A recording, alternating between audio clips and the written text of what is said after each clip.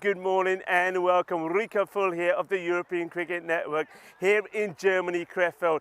This Bayer Cricket Ground has been a fantastic venue for the last 2 weeks, where we saw an explosive European Cricket Series come to an end yesterday with the Bayer Boosters were the team that everybody thought was going to go all the way and win, but they were blown away by the Dusseldorf Black Caps, who were crowned the champions yesterday. And if you thought that that was the end of the cricket here, well, you were mistaken, because we've got a frenzy of action coming up this weekend. It is international style, where we've got the likes of the host Germany taking on Belgium and the Netherlands. You're watching the European Cricket International Series here in Germany, Krefeld, and the action starts right here, right now.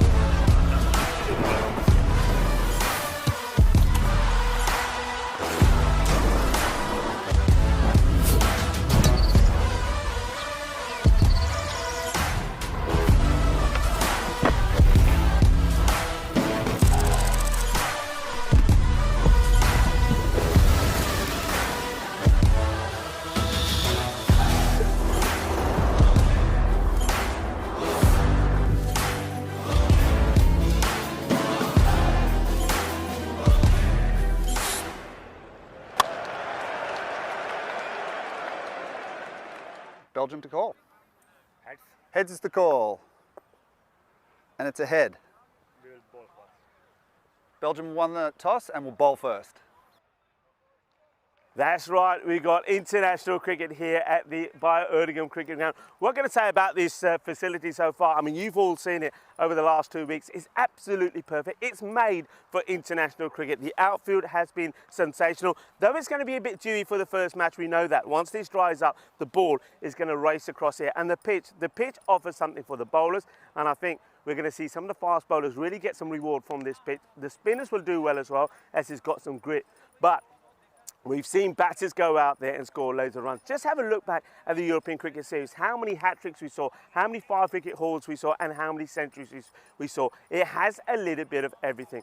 Excited because I think Germany, we've seen some of their players already in action in Dresden and here in Krefeld, and there's some stars there. And some of the players that we've seen playing here, like the experienced Vasi Karan, he'll be playing. Watch out for him. He's in incredible form at the moment. And also an opportunity maybe for one of the youngsters as well, the 19-year-old Ace Pruss, who certainly has entertained us as well. We know about the Belgians. They're all about going out there and hitting big balls, hitting big sixes. They're a team, one strategy in mind: go out there, hit 26s and win the game. And then, of course, the Netherlands. The Netherlands are the reigning champions of the European Cricket Championships, aren't they? They are the winners of the Euros last time round. Okay, they're going to have a few changes in their side, but they'll still be well led by Sebastian Bratt. Look out for the likes of Musa and also Boris Gordy. We're going to see some real action here. We're going to see loads and loads of runs. That is for sure. The first match is going to be Germany taking on Belgium. Let's join the two captains and the tournament referee. The Sheriff is in town. Charles Croucher is there for the all-important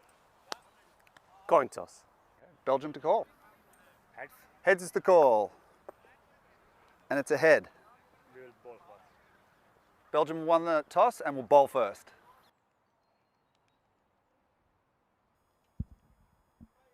Hello and good morning to all the cricket lovers who are tuning in to catch this excellent cricketing action from the Bayer Cricket Ground here in Krefeld, Germany. This is Utwal Gadaraju from the ECN, and I cannot wait to bring all of these actions straight to your homes. The Belgian team, of course, known for their notorious ability to hit massive sixes. They won the toss. It was the captain, Ali Raza, who said they'd like to put the German team into bat first.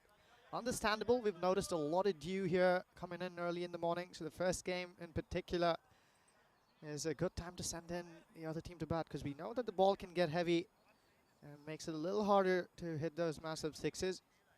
The German team bolstered with the return of Wasikaran at the top of the order.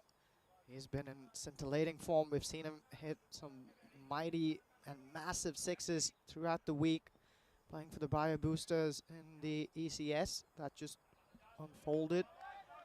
And he's joined by Johnpreet Singh, who's on strike right now. This gentleman has grown through the German cricketing scenes over the years, played for the under-19s, and is known to be a very good 50-over cricketer, but has also added a few layers to his cricketing skills and has earned a reputation as a destructive batter in the recent past. He's going to face Ahmed Zai here first up. There's a bit of a false run up there. He'll have to go back and do that again. There's a slip in place. They're looking to make some early inroads, the Belgians here. There's some protection deep in the offside. Sweeper cover in place. It's interesting to see that they've gone with a wide third man. Johnpreet Singh here. Well, some early shape and bite off that pitch. Looks to smash that away into the leg side. Just a little early into that shot. But a good sign there as he's seeing the ball and picking the length up quickly. Johnpreet Singh likes those short balls. Early inside there is also that Ahmed Zai can trouble the speed gun.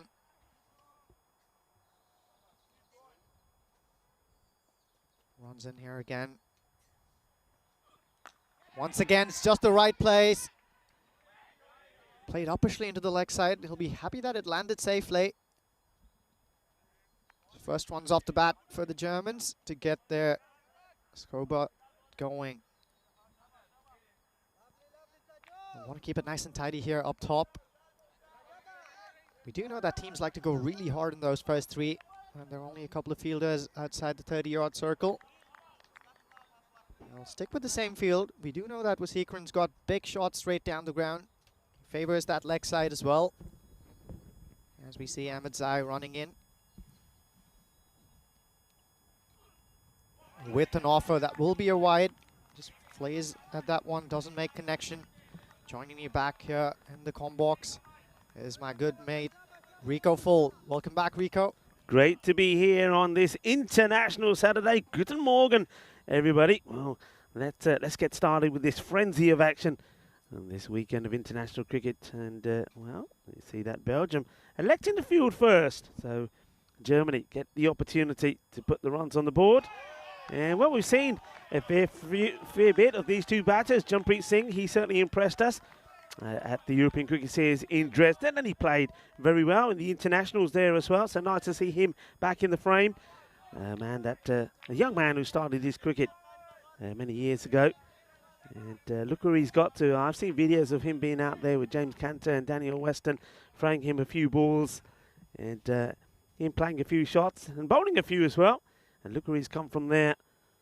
And he's become a good player. Wasikaran, we know he's a good player. We saw him do fantastic things in the European Cricket Series here in Crefeld. He was just sensational. And he actually went on and scored 447 runs in that series. So he's a good guy to have in your team. But at the moment, some good bowling here from Sajid Ahmed Zai. He's getting the ball to move around. Yeah, he's also a little quick. I think a faster bowler than the others we've seen so far this last week. And he seems to be beating Wasi by pace here. And this one flies away, and well, is an acrobatic effort from the man who's down there at third. He certainly throws himself at this. That's Adnan Raza, but it's a really good ball. Look at the shape on this one. He's swinging in. I think the batter, Wasikaran, does really well to get a bit of bat on this. And great effort there from Adnan Raza. Yeah, a bit of a biz-away landing there from him, but he couldn't stop it. He's going to get out all nice and wet, you know. Yeah, Ahmed Zai brought that ball back in, didn't he? Seems to have a few tricks up his sleeve. Wasikaran, though, good enough to get some bat on that one. Squirts it away. It's the first boundary here for Germany. More movement away after pitching, but that one will be another wide here. Yeah, he's, I suppose he's going for that area, isn't he? Going for that corridor of uncertainty, if you like, just outside the off. But because of the movement he's getting early on here, he's really getting that Grizzly to move and swing away. He's just catching that line a bit. But I'd say stick with it. Okay, 7 to come off the over, probably because of that the 4 that really it wasn't aimed to go in that direction from Vasikaran. So he's going to stick to this. And that's a much better shot, and this will go all the way. Balle. Here's the first 6 of this international weekend, and it comes from a batter that we've seen do this plenty of time. Vasikaran gets the first 6 of the day. First of many, and we can remind you that 16 days now to go to the Euros of Cricket. This is coming up so fast that I can't believe it. And, of course, we're talking about all the action that will continue in Cartama in Spain. Well, if you like international cricket, if you like what you're going to see here over the weekend, you're going to love what we do at Cartama. 4 weeks of international cricket, 31 nations coming together. And you know what? They're all going to be trying to do one thing, and that is to beat the reigning champions. Who are they? Netherlands. When are you going to see them next? In the very next match. The Netherlands are going to be here. So looking forward to the action. This is going to be such a good series, Ujwal. Yeah, can't wait to see all of these teams in action. First change over here as a spinner has been brought on. It's nice lit up there, didn't it? Johnpreet goes for it. They scamper across for a single. 13 of the first over, so steady and good start in terms of in the context of the T10 game. Yeah, Murid Akrami coming to bowl. We've seen this guy, haven't we? I've mentioned 16 days to Cardamom. This guy's been there, and he's done good stuff as well. So interesting that they go for a bit of spin early on. So let's see how this tactic works for Belgium. Well, he's smashed that one straight down the ground. We've seen that throughout this week, haven't we, Rico? We've seen it plenty of time. Batters have gone big. There hasn't been really any mercy for any delivery that hasn't been on the ball, if you like. If it's been too short, if it's been short of a length, if it's been down the leg side, it has been taken apart. And bowlers, well, they paid the price for it. And Akamurami will find that out here as well, especially against the likes of Vasikaran, who, out of the two, is the more aggressive. I think Johnpreet is one who will prod it around. He'll put the bad ball away, but he hasn't really got the same sort of aggression as we know Vasikaran has. This one will get stopped on the 45. Beautiful sunny day here again. You probably saw from the introduction. As we know here in Crefeld, first thing in the morning, there's always that little bit of dew around, but a bit of hazy sunshine. It's certainly not as bright as what we've seen some of the mornings. We can actually see out there today, but I think the little bit of cloud that we got here, the haziness will burn away. I think the dew will certainly burn away by the end of this match, and then, well, I think we're going to have glorious conditions for cricket. That's a lovely looking shot. Cut this away. That's going to be 4 carreras. Ginna Sona Joka Lagya. Yeah, dangerous signs here early on in this innings. Vasikaran's looking really dangerous here. A couple of big ones, and that one was cut away beautifully. It's set up nicely for him to hit through the line. Erring on the side of the length here, Akrami. Look, no beating around the bush. This guy, Aritharan Vasikaran, yesterday, once the final was over, of course, he played for the Bio Boosters. They got beaten by the Düsseldorf Black Caps. I mean, he was emotional. He was upset. There was tears because he's a passionate guy. Yeah, he plays his cricket hard, and when he's playing for his club, you know, he gives it everything. What a proud moment this is for him. Now he's representing his country, and he's the sort of guy you want wearing the jersey. He's the sort of guy you want out there representing your country because he will give it 110%. Why? Because it matters to him. He's passionate, and you can say that about a lot of these guys. And that's why I think this series, these next 2 days, are going to be absolutely sensational. And it really will be. Akrami here, nice riposte after being hit for that boundary. That's full again, and he launches into that. Add that to his tally now. That's 6, number 3 for Aritharan. It goes all the way. Of course, that means his balle.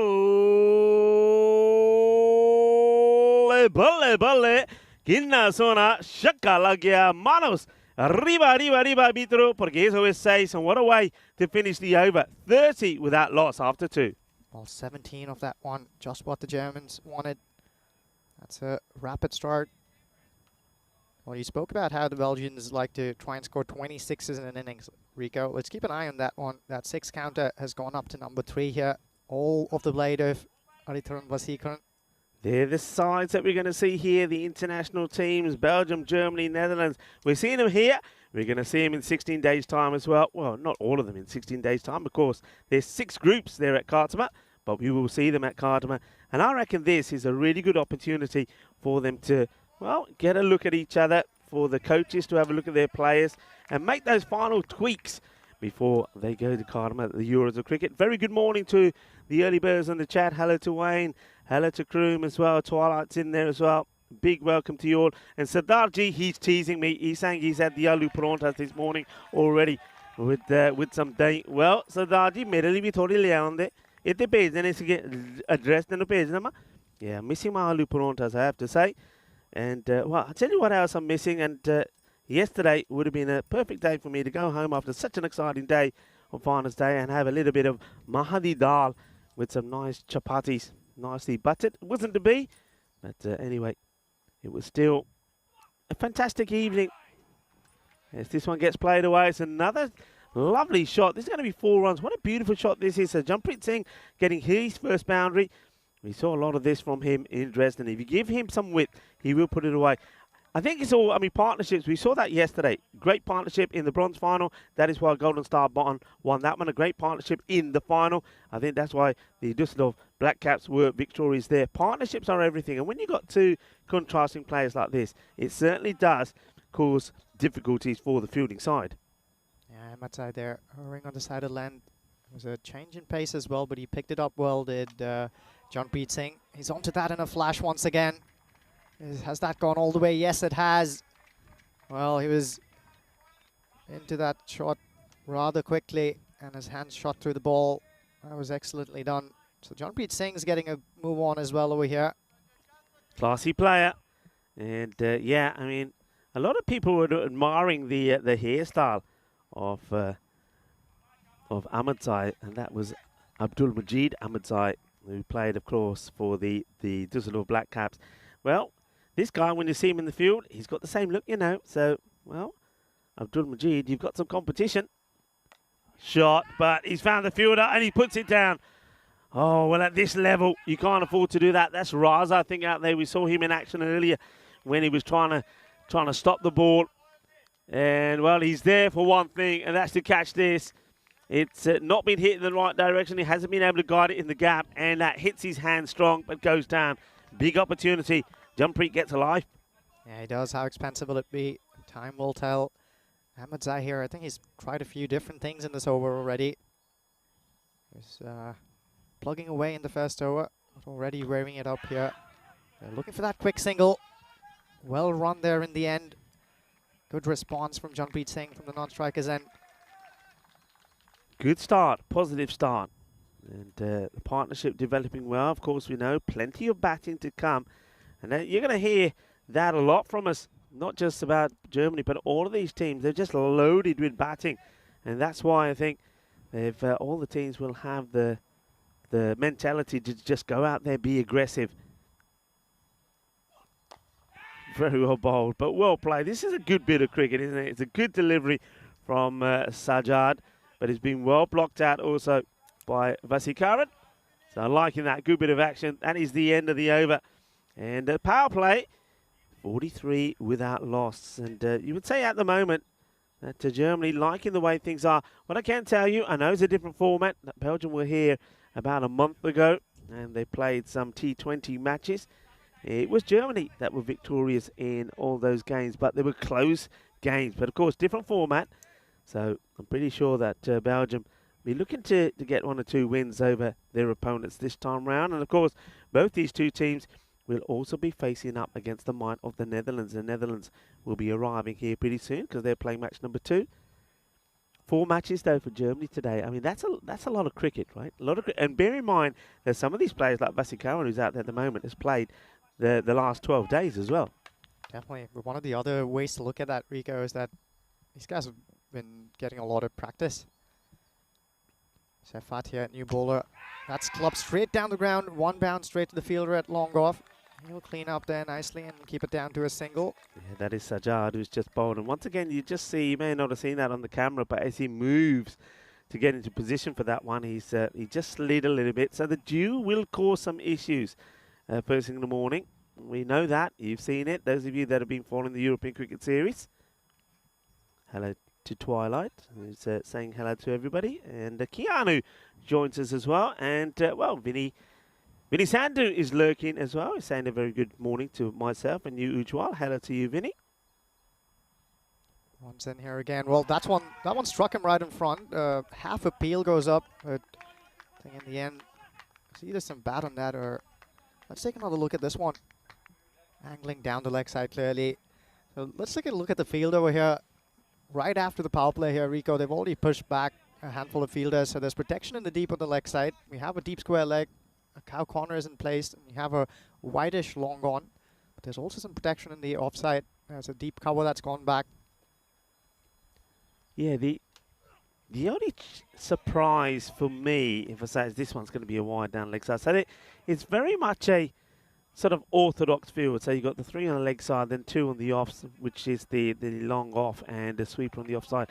But the pace that's been bowled here by Safat, once again, I think if anything gets nicked, he's going to go into that area of third. And with third man now being up in the ring, it's a bit of a risk, really. You can see they're not going to stop swinging. So I just feel maybe that could be an area where the batters will try and go for. This is going to be another wide. There's an acrobatic take there from the keeper. You know, what a take this is from Ali Raza, the captain. And, of course, he's behind the stumps. Have a look at this. This is almost like taking the ball and then doing a forward roll. Look at that. Classic bit of action from Raza. Yeah, seems to be nimble there behind the wickets. I want to get his line right here, Safat. Seekaran likes it on his pads too, and as you said, not a lot of protection behind square, just that man at 45 inside the circle. If we beat him, it's a boundary for sure. Feel that long off is relatively straight as well. They do know Seekaran likes to play the ball down here. Well, nice bit of shape there, but does a little too much in the end. Another wide here. Yeah, he's just slightly struggling, Safat, here with his line, and at least I suppose he's got this going outside the off, so he's getting a little bit of praise there from the keeper, Ali Raza, saying, yeah, that's better, keep it outside there. He's got a bit of pace, he certainly has, but he's got to get the line right. Yeah, Germany on top in this early little phase here. Opportunity. Yeah, chance, and taken. And that was an important catch, wasn't it? Because Vasikaran tries to go, and over the boundary on the offside. He hits it pretty well and just doesn't get quite the elevation. That is a really good catch. Look at the shadows there. That shadows means that the sun is right in his face. He does extremely well. The first wicket goes down. That partnership was worth 47. That's the end of Vasikaran. But he made a very healthy 27 of just 12 deliveries as he departs. But a nice catch taken under pressure as well. Not easy, Ujwal. No, well done there in the end. After having spilled one chance here, Belgium, they managed to cling on to this other one. Big wicket of Vasikaran. But he'll feel like he did his job there from the standpoint of the team. Got him off to a good start here. The man who walks in here is also standing tall on a building reputation. This is Shahid Afridi. If he plays half as well as the very famous Boom Boom Shahid Afridi from Pakistan, he'll do himself very proud. Well, you know, Afridi is called the Mini Boom Boom, and that's what he'll be looking to do here. But yeah, good catch there from Khalid Ahmadzai, which removes Vasikaran. So he's a good man to send back in the shed because we know that he can go big. Of course, he has scored a century in that European Cricket Series here in Crefeld. So well done to him, and a good start from him wearing the German jersey. So Afridi faces first. Stick with the same field here. And a deep cover came into play right away. Let's see if Safat will encourage Afridi to go that way again.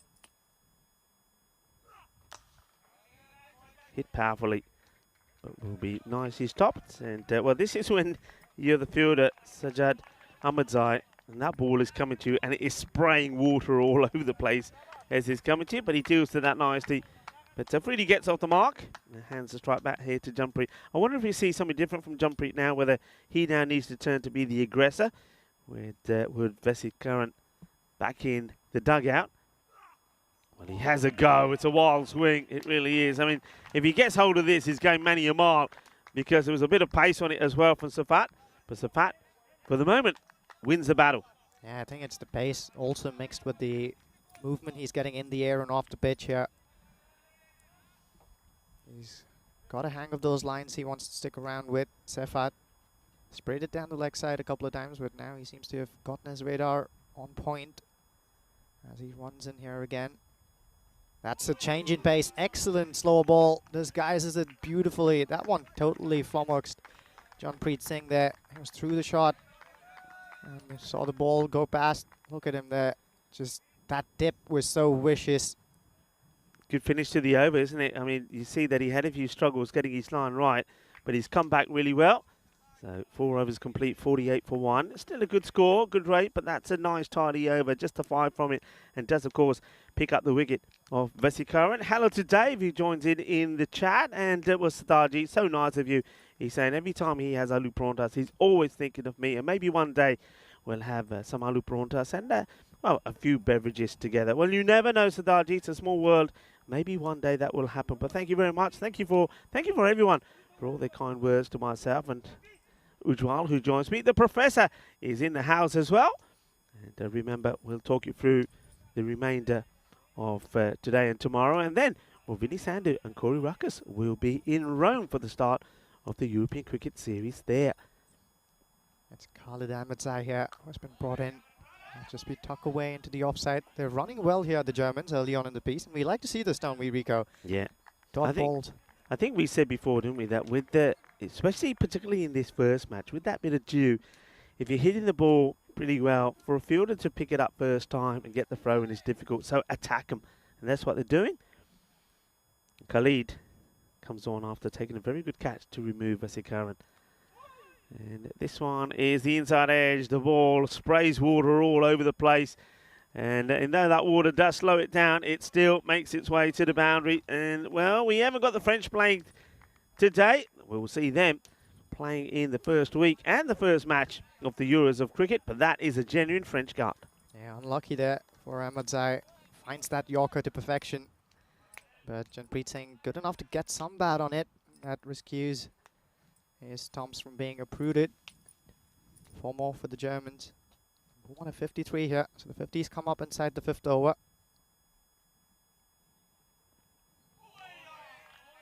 As for the shorter one, it doesn't come up as much as Janpreet Singh was hoping for. See, he gets into position to play the pull shot, but it doesn't really come up.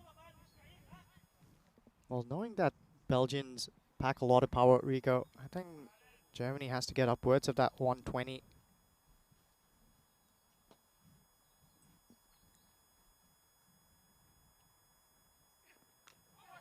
Well bowled again, and this is going to be 4 more. You know, it's not quite where Janpreet wanted this to go. I suppose that's the danger. You and I know, you know, when you're bowling pretty quick and you're going at the stumps, you're always going to get this. We saw the French cut, and this one as well is not quite where Janpreet wants this to go. But I suppose that's the danger of going at the stumps, that if the batter does get a little bit of something on it, it's to lose the stumps and it's going to go behind to the boundary. We've said this already with the field the way it is. It's very orthodox, isn't it? But there's nobody behind, no fine leg, no third. So that's a corridor where runs are going to come freely. Goes for it again, doesn't he? Janpreet Singh, I think he's really trying to pursue that big shot. Every ball he's facing, inside edge into the offside. Another single here.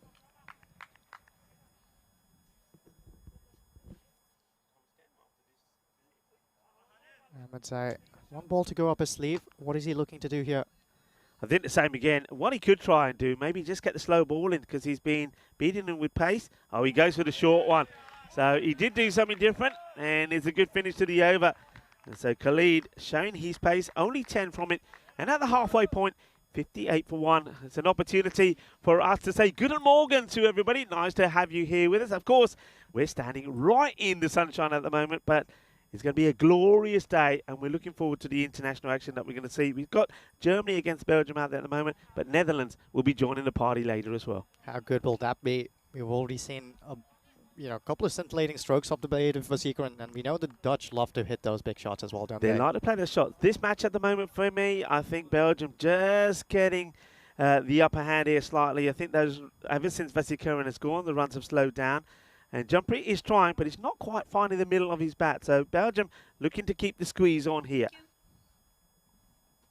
Adnan Raza comes into the attack, and he will get attacked because this will go all the way. Manos, arriba, arriba, arriba, arbitro, porque eso es 6 carreras.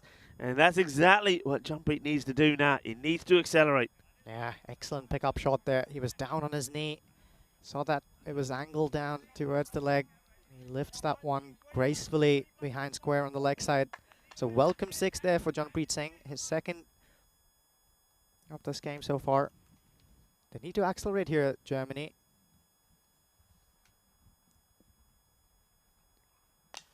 And it's a bit of a full toss. This would go all the way as well, you know. So back-to-back 6s as Adnan Raza comes in, and he's just not getting his line right. A really nice shot here from Jumpreet. You can see there, he waits for it. It doesn't get too excited, doesn't get tempted to go across the line. And then at the last moment, he presses the turbo button and he goes, oomph, as that one goes all the way for 6. Yeah, just Jumpreet Singh here, accelerating just at the right time, just when you thought he was eating up a few deliveries. A couple of biggies there. Goes for another one. This one's a Skya. Fielder circling underneath that one. He'll pouch it safely. So 6-6 and out here for Jumpreet Singh. But again, another batter doing his bit. 36 of 18 it will be. A welcome wicket though for the Belgians. Yeah, it is. I mean, after you've been hit for 2 6s, and Jumpreet, this time he loses his shape. Remember what I said about the ball before, how he kept his shape? This time he loses it. And as a result of that, the ball goes up in the air. No mistakes there from Zakil. Looking forward to seeing Sabah Zakil as well. What I remember, he's a guy that we know has had some issues with his shoulder, had a bit of an operation on it. And last time we saw him, he was literally batting sort of one-handed. There was a lot of shots he wasn't able to play. But now, I've been spoken to him. He says he's fit, that the injury is being sorted. So I'm looking forward to seeing him 100% out there. Looking forward to seeing this man as well. He's got number 1 on his back because he has been for a long time the number 1 batter, many believe, here in Germany. Rohit Singh, the captain, comes out. Yeah, he can hit them as well. Them a long way. To make it exciting, a big score here from Germany is just what the doctor would have ordered. Goes for it straight away. That's the way Rohit plays. He doesn't hang around. First ball, 4 runs, and yet they're getting the acceleration in here. I mean, even though there's been that 1 wicket, Raza has gone now for 20, so he's gone for 16 with 2 balls to go. So 16 off the over as Rohit starts with a boundary. So are we going to see the first magical over here? The first international magical over. 2 more balls up his sleeve here for Razak as he runs in again. He's asking the question, maybe just drifting down the leg side, but it's a good response though, isn't it? He gets the ball full, but unfortunately not quite straight enough. But yeah, that's missing by a long way, but it's a good comeback. Excellent Yorker there. Hey, what do you think of these kids? Don't you like them? I'm loving the colours. I know that because of the way the sun is at the moment, we don't get to appreciate them, or you at home don't get to appreciate them really well. Well, you probably don't get to appreciate this effort very well either because of some of the trees we have around the ground. But that's a superb effort from the fielder. He tries to stop this, but once again, even with the wet outfield, he just can't get there, can he? It's a tremendous effort from the fielder, but it's going to be 4 runs. Yeah, another one well put away into the offside there from Rohit Singh. Moves on to 8, a couple of boundaries to his name. The first one is a little streaky, but nothing streaky about that second one. Powerfully struck through the offside. That is the magical over as well. So 20 come off that one. And, well, we're talking a lot to Sadarji. He's also been a member for 1 month. So well done to you. Yeah, what's often challenging for teams is to accelerate and keep that going all the way to the end. Germany's doing it well here. They're going at 13 and over. Let's wait and see if they can end up at that 130 mark. Yeah, that over there was crucial. All right, there was the wicket of Jumpreet there, but they got the acceleration in. I wonder, worth looking at this side on. So that certainly will be one for the over. Does he keep it under the lid? Yeah, he does. Good, fast delivery. Only thing with this one, when you bowl it first up, that's it, you've done it. There's no more surprises. So, Khalid, he's used that short ball early. Yeah, Freedy here. He's faced 4 balls. Gotten away a couple of singles. Nice looking shot, and this is going to be 4 more into the area where the fielder already, Sajjad Ahmadzai, has had a battle trying to stop it. Well, there's no point even trying to stop this one. That is a delightful shot. And, well, Shahad Afridi, the mini boom boom, he gets his first boundary. And that is an exquisite stroke. It really is, and you can see how he opened the face of the blade just at that point of contact to find that gap, beating the fielder in the deep to his left. Excellent piece of cricket there from Boom Boom Afridi. Gets played out, doesn't quite get the timing on it. Fielders will come in from the deep just to keep it to 1. So rotation off the strike is pretty key as well. I know we both talk a lot about that. It's great to have one batter being dominant, but you don't want swinging and missing. So if you get a good ball, respect it, take the single, and hand the strike over to your partner. So Rohit Singh, the captain, now on strike. This one is pulled away. It'll be a single. It'll be interesting to see the height on this. Remember, he has bowled the one short one already, and that one, yeah, that's okay. It's under the shoulder. Can't go over the shoulder. So those of you that are watching, when we say 1 for the over, is when it's between the shoulder and the head. It goes over the shoulder and the head. If it goes completely over the head, then it's called a wide ball, but it also counts for the 1 for the over. Into the pads, and this is a good single taken. Very good backing up there from Rohit. Gets there. Yeah, Tidy spell that is from Ahmadzai. yeah, really good. And we haven't seen the Germans play out a lot of dot balls, which is really good. They're running for most of these. What's aiding that, though, is the Belgians are right on the circle, aren't they? Yeah. And there are 2 schools of thought with that, Rico, especially in the shortest format. A lot of people do like to have those fielders right on the circle, and some others want them closer in. Which side do you fall on? Well, let's see this one, and this time there's going to be no run. Me, I think I've said voices a lot of times. I think sometimes you can get too defensive. By getting too defensive means that when you have an opportunity to take wickets, example, a miscue, you're not going to get it. So I'd still like to have a short mid-wicket and one of my men short in the covers there for the single, because I'm just going by my own mindset. And when I was captaining and when I was bowling, I'm not there to give any free runs away. If you want any runs, work for them. So yeah, I can understand that you get to a point if you got runs on the board and you're defending a big total and all you've got to do is concentrate on stopping boundaries. Okay, fair enough, I get that. But in this situation, I'd still have 2 men in catching positions on both sides. We just had a very quick look at some of the other teams that are coming up, and or some of the squads really. We know that we've seen that Germany and Belgium in action here. And this one is going to be a wide, and it's going to go all the way. You know, that's going to be a minimal. It does a little bit too much for Ali Raza. He can't get hold of it, and it goes all the way down to the boundary, so that'll hurt you. So not the best of starts this from Niaz. This is Burnham. Niaz gives 5 wides away. So that's 5 from nothing. Yeah, that also hurts all the good work that was done in the last over, doesn't it? Only 7 of that last one. So maybe a little bit of bat on this. Afridi struggling a little bit here. Hasn't found his IN yet. Yeah, we had this graphic up. And of course, Netherlands still to come. Sebastian Bratt, and Musa Ahmed, Oliver Allen Bass, and even Boris Gullit, some really top players there. And Gertz Klein there as well. And of course, 2 of the Zulfikar brothers as well as 1 or 2 newer players that we haven't seen. So looking forward to seeing them. And I think we're going to see a lot of these as well. That's another beautiful stroke from Afridi. And he certainly is targeting the offside. Once again, it's a slower ball, but too much width. And that has been put away beautifully for 4. Excellent there. So those 2 boundaries we've seen off the bat of Afridi tell us exactly why he's batting up so high. All class. That's to give us an idea to appreciate this kit a little bit more. I'm loving the splash of colour. I'm liking the black. And maybe just have a look at the wicketkeeper who's coming up here now. We get a bit more look at these shirts. I just like the detail. It's got the colour. Hey, I tell you what, I could have one of those for Peacock Friday. I reckon I could. You reckon they'll give me one? I'll wear it for Peacock Friday. I'm just liking it. It's got that splash of colour. It's almost like got that, it's a sort of military feel to it, but with Peacock Friday colours. Of course, all of those colours resembling the flag. Better delivery, better length, goes fuller and gets a good reward, and almost a mistake in the field.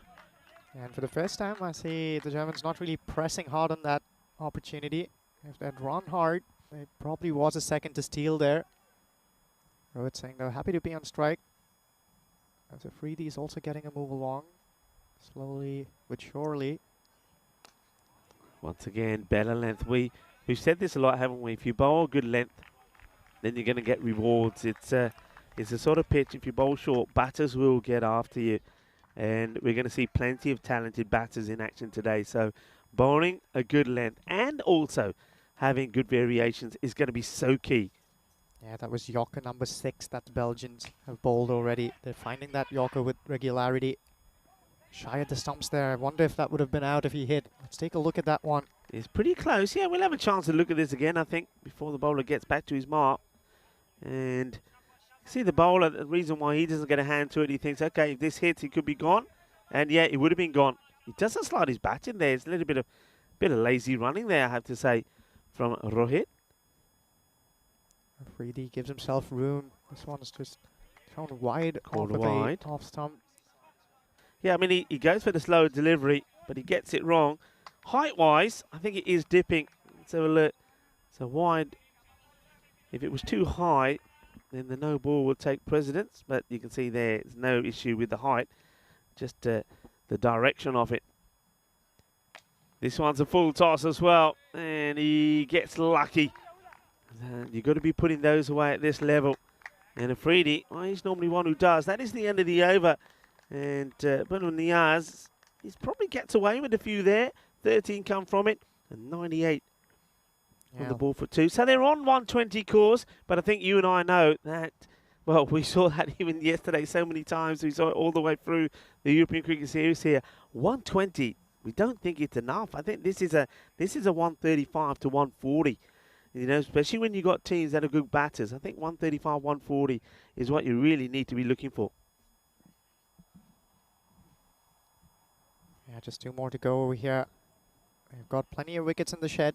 So I'm pretty certain that Afridi and Rohit Singh here will just go for it. Hell for leather.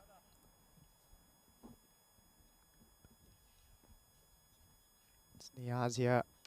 Full toss. Just struck straight down the ground. I think he's found the gap there. Yes, he has. Brilliantly struck. Great timing on that one again.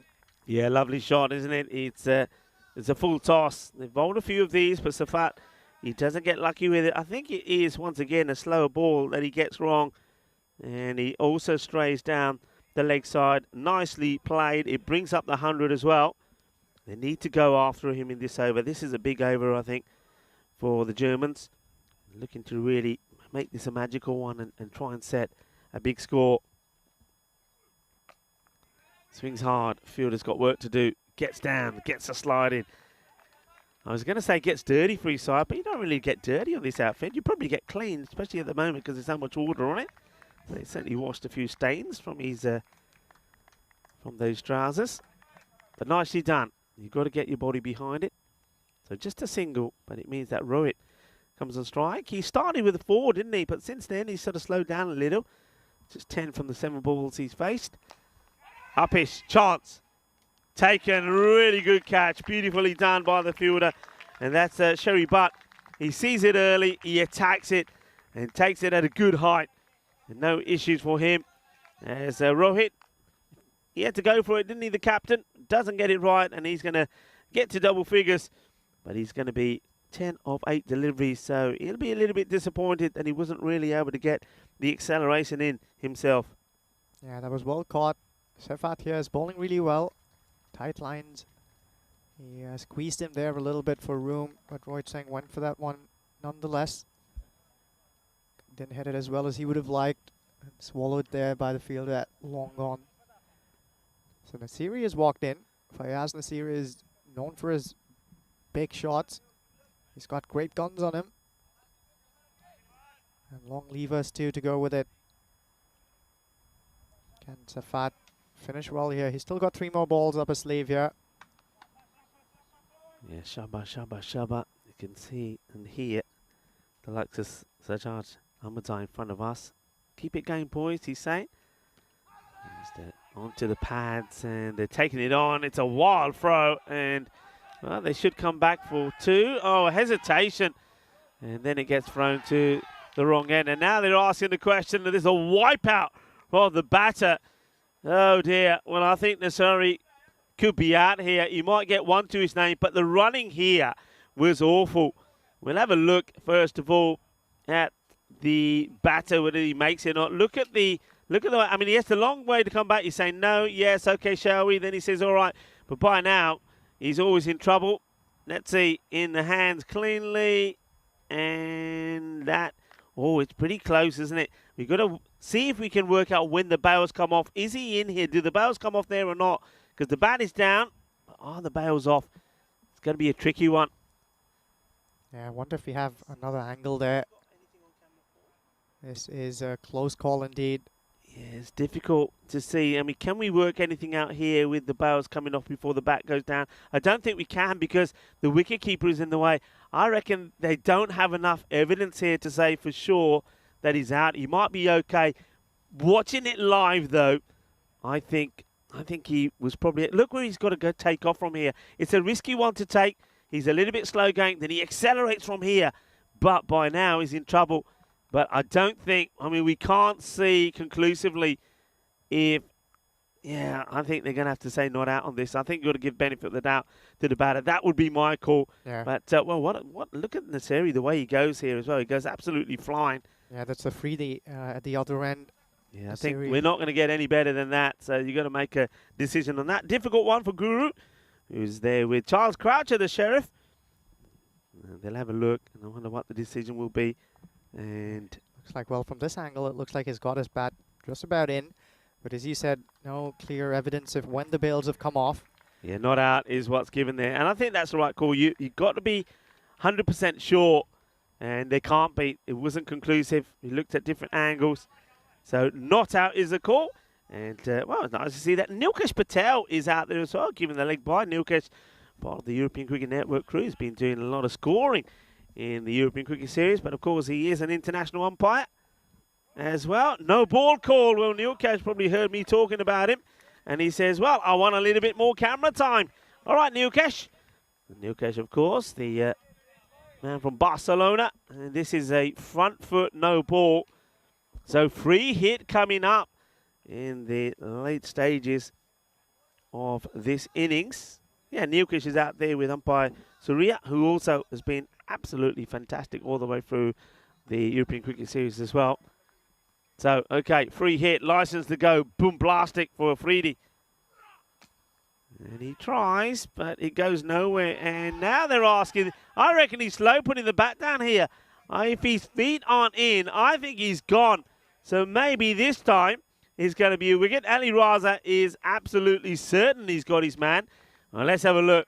This time, it looks like he's out. I think he's too slow. Let's wait and see. So keep an eye on the bat. Oh, I think he's gone. I think he's gone because the bails there are already off. Yeah, watch. Bails come off here. Excellent work from our girls in the production room for Spring Productions. And, of course, we've got Elvira, who's in there. Elvira and Maria. And Ballantyne's up in the tower. Spring Productions on the ball. That is out. Good work from Ali Raza. Well, really well done here by the keeper. See how he got his glove off in a flash. And that meant he had all the right ingredients in making sure he hit those stumps. So against the run and play, a few interesting things happening. A lot of drama out there in the middle. Another wicket here. I would say that's run out, right? It looked like he was setting off for a run and coming back. I don't think it will probably go down as run out as opposed to stump. It's one that the scorers will need to work out. But yeah, it looks like he does set off for a run and tries to get back. So that will go down, I think, for me, run out. I'm just going to have a check what it goes down as in the scorecard. And I think it's interesting to see that it's Muslim Yar Ashraf who's run out there into the middle. Yeah, run out. It's down the leg side there from Sefat. He's trying to find that Yorker, isn't he, Sefat? He's bowled an excellent spell here. He's only gone for 12. Picked up those 2 vital wickets as well. He's pulling things back here for the Belgian side, right here towards the end.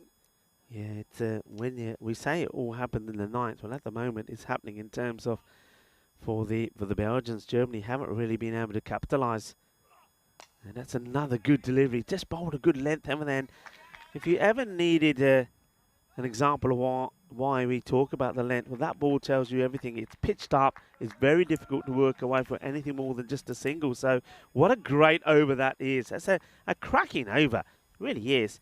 You're bowling the 9th. There's wickets in hands, and you're sort of under the cosh a little bit, and he bowls that. Only 11 runs come off it, and the score is 109 for 4 after 9.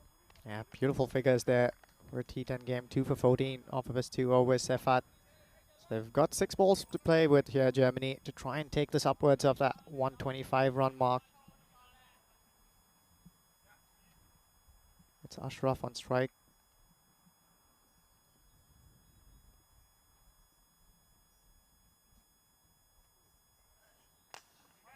Nicely played, and will just be a single though for Ashraf, who gets Nasari back. Yeah, I mean, you were talking about Ashraf.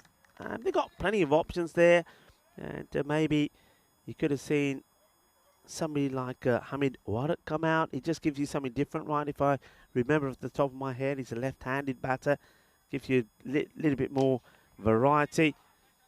And oh, bit of a slip up here. Will they take on the overthrows? No, they won't. It's well tidied up. Good bit of team fielding.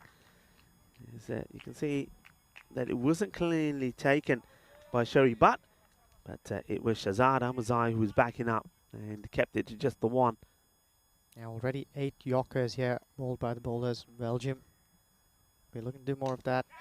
It's a nice looking shot, and this is going to be 4 runs.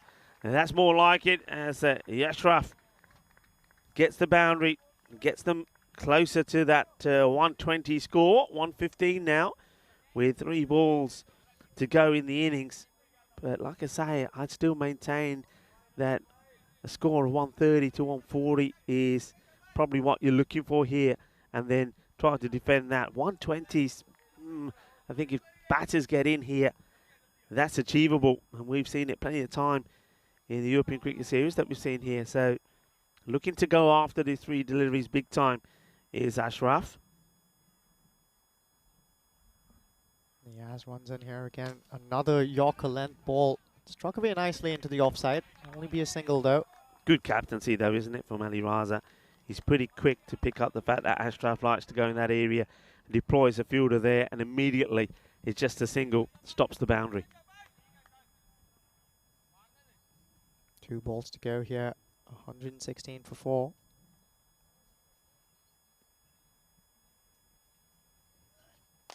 Goes for it, and he's going to get it. Balle, balle, balle. Inna zona. Shakala. Well, this is a beautiful shot.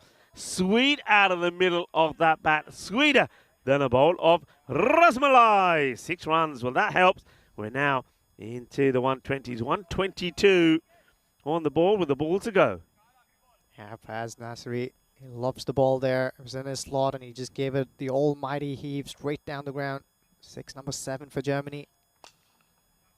Nicely hit, and it's going to be 4 runs, so they're going to finish with a little bit of flurry there towards the end. They don't quite get to the 130 score, but 126, so they do well. So that last over ends up being pretty productive, as it will go for 17 runs. So you'd have to say it's above what we would be saying the par score here, which has been around about 115. It certainly gives a very strong, a very tight German unit something to defend. But Belgium, man, they'll have a go at this for sure. They definitely will. They started off well in the field. A streakish boundary there for Wasikaran to get going. But then he struck a couple of big blows. You're seeing it well right until this opportunity was put down. But they did swallow the next one that came their way to Belgium. The bowlers were looking to bowl a lot of Yorkers. That was very notable. 8 is what I counted in all. Accurate for the most part, but Janpreet Singh got going as well. Took a little bit to find his range, but once he did, he brought those big shots out until he was holed out in the offside over here, going for another big one, looking to accelerate. The skipper walked in, Rohit Singh, put that first ball away streakishly, but then this was another beautifully struck shot through the offside. It was time for the long levers to come out. Shahid Afridi, a couple of good shots, and they were scampering through here for runs with the Germans out there in the middle. A close shave here, a better angle, you never know, but in the end, just surviving that one, Shahid Afridi. They ran well for the most part, the Germans, until Afridi got run out there trying to sneak another one. Ambles outside his crease, the keeper was onto it in a flash, skipper Ali Raza. What we didn't see there was Fayaz Nasiri towards the end. Finished really well for them, a really good 6, and then a boundary of the last ball. So that quick fire 12 of 5 balls would mean that the Germans end up on a respectable total of 126. They only lost 4 wickets through the course of that innings. Waseekran and Junpreet Singh giving them a really good start there at the top, and useful contributions all the way down. So they'll be reasonably happy with what they have on the board. Runs on the board, as we always say, is something that a team can play with. Good bowling here from Sefat Shangarai, picking up 2 for 14. That is gold dust in this format, but ample support from the rest of the bowlers as well. Khalid Ahmadzai, bowled 2 for 16, unlucky not to pick up a wicket. We also saw a chance go down earlier on. So Belgium need 127 runs. They're more than capable of seeing this one through. We do know that their currency is in dealing with 6s. They'll tell themselves, well, if we can get 10 to 12 big ones here, we're in the game and we're going to run away with it. The Germans will have other stories to tell, though. Don't go away. We'll bring back live action straight to your homes. Let's see how Belgium goes about this business.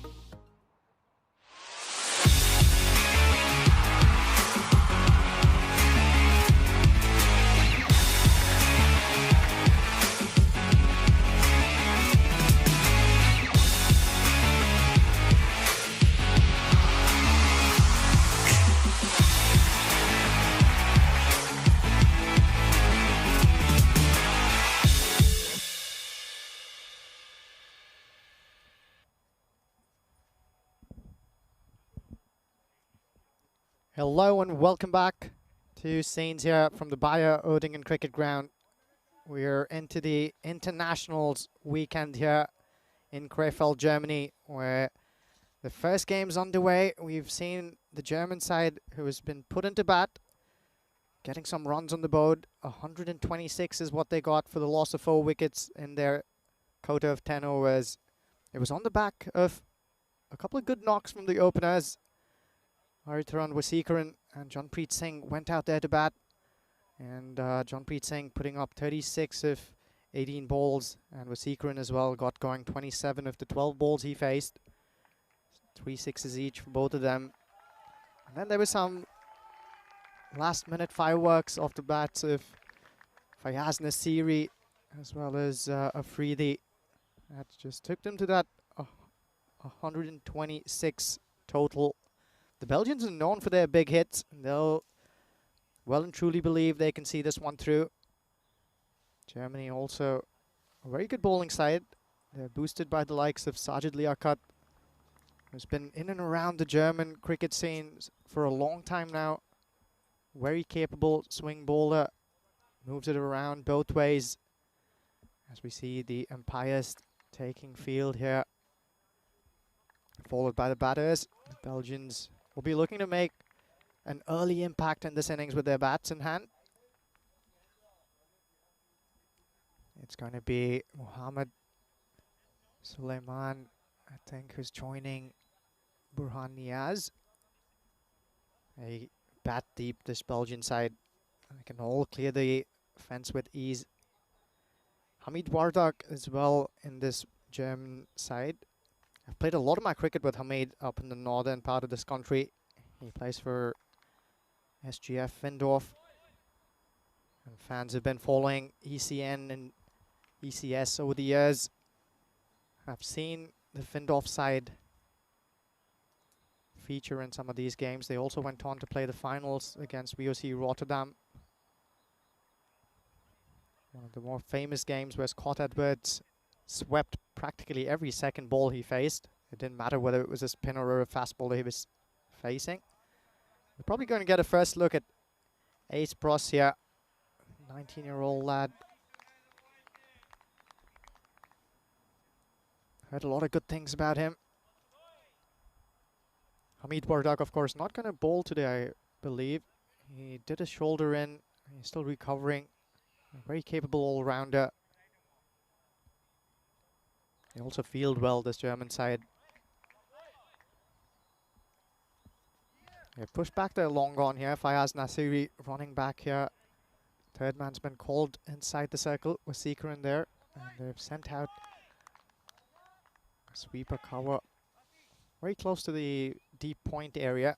So he's probably going to hold this one outside of off stump. As Niaz takes strike, it's going to be Walter Bear with the ball first up. Gets it on the first bounce here, straight to that fielder at deep point. Nicely backed up. So the Belgians are on the board right away. Cuts that one nicely, Niaz. Luckily for him, doesn't carry all the way to the fielder in the deep. So on the bounce, Walter Bear, Ace Pros, Sajid Liaquat. A few good names there. They've been doing well for Germany over the recent few series that they've played in. We see that the Dutch team has also arrived and they're warming up in the background. Walter Bear. Well, that one's been smoked into the leg side. It's gone all the way from what I can see. Well, apparently just a bounce before it gets across the fence, so the umpire signals for. In the end, doesn't hit that as well as I thought he did. But the first boundary on the board already for Belgium. 5 for no loss, just 2 balls bowled. Suleiman off the mark with that very first ball. He was onto it in a flash. Bear runs in here again. Use of feet, but fails to make connection. You saw that ball shaping away ever so slightly. He danced down the track there, Suleiman. We see this a few times here. Batters at the top of the lineup often tend to use their feet to try and defeat that swing. Well and truly beaten with that movement in the air. Nice riposte from the bowler. Trudges back to his mark. This one struck straight to Rohit Singh. That was hit beautifully, but very well caught. It hurts him there in the process, but he won't mind that too much. Important breakthrough right at the top there. That was really gathering some heat. Let's take another look at this one. He waits for that one to shape away, hits it beautifully right off the middle of the mat. Rohit Singh, though, is on the edge of the circle, gets his hands up there, catches it just behind himself. He managed to get both hands to it. Important breakthrough right there at the top. Suleiman could be a dangerous batter, but they'll keep coming at you, these Belgians. It's the skipper, Ali Raza, who'll walk in now. Also a dangerous batter. So Germans will be looking for early inroads here. They've got one already, but if they can get a few here within the first few overs, they'll put some pressure on these big hitters. They'll keep coming at you. Sharp chance taken there. That's what you want to do as a bowling side, support your bowlers. Nice bit of shape again, but this one's clipped beautifully into the leg side. Ali Raza, quick hands there through the ball. Another welcome boundary for the Belgians, so almost unaffected by that wicket. As I say, Rico Fall joining me back here in the comm box. It's a nice early breakthrough there for Germany, but good repose from the skipper there. Yeah, Walter Bear gets the breakthrough. Very good catch, a sharp catch taken there by Rohit Singh. But this is a guy that I love watching batting, Ali Raza. He's put in many fantastic knocks over recent years. And he's been right up there as one of the top batters in the Belgian side. Starts with the 4. Goes for it again. That one hurried onto him, didn't it? Yeah, good finish, wasn't it? A bit of extra pace there from the big, strong, fast bowler. And you can see, just look where that one is taken by the wicketkeeper, Aga. Very well bowled indeed. End of the first over.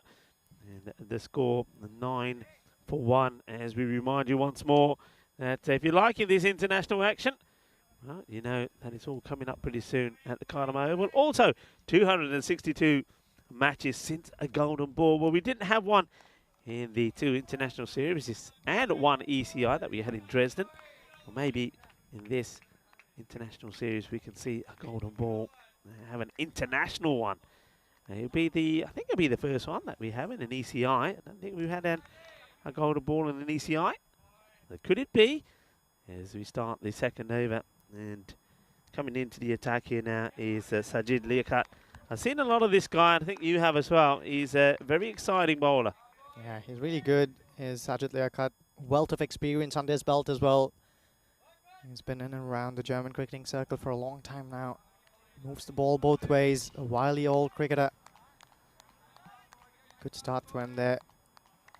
There's a bit of Morny Morkel about Walter Bear, isn't there? Looking at him bowl reminds me of a young Morny Morkel. Yeah.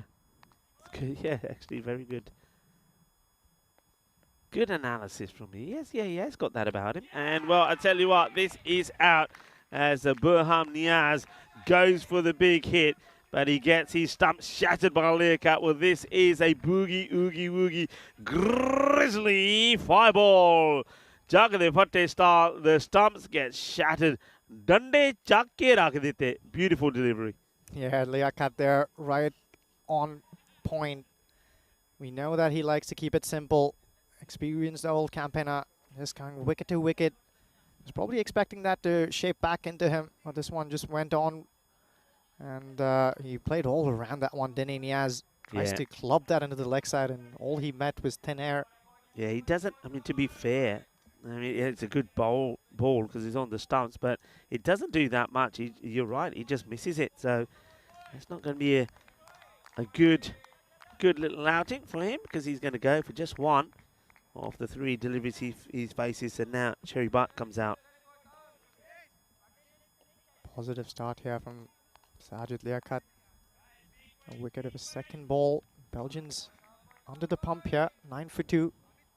Yeah, but they, as you said, when that first wicket went, they won't stop. They're going to be out there to hit these boundaries. So defensively played, pushed out. They'll take the single. Good running. You see, it was Walter that came charging in. Good to see that a fast bowler is not afraid to throw himself around as well. It used to be a thing, didn't it? If you're a fast bowler, You didn't run hard in the field, you didn't slide, you didn't go down. Well, the game has changed a lot since then.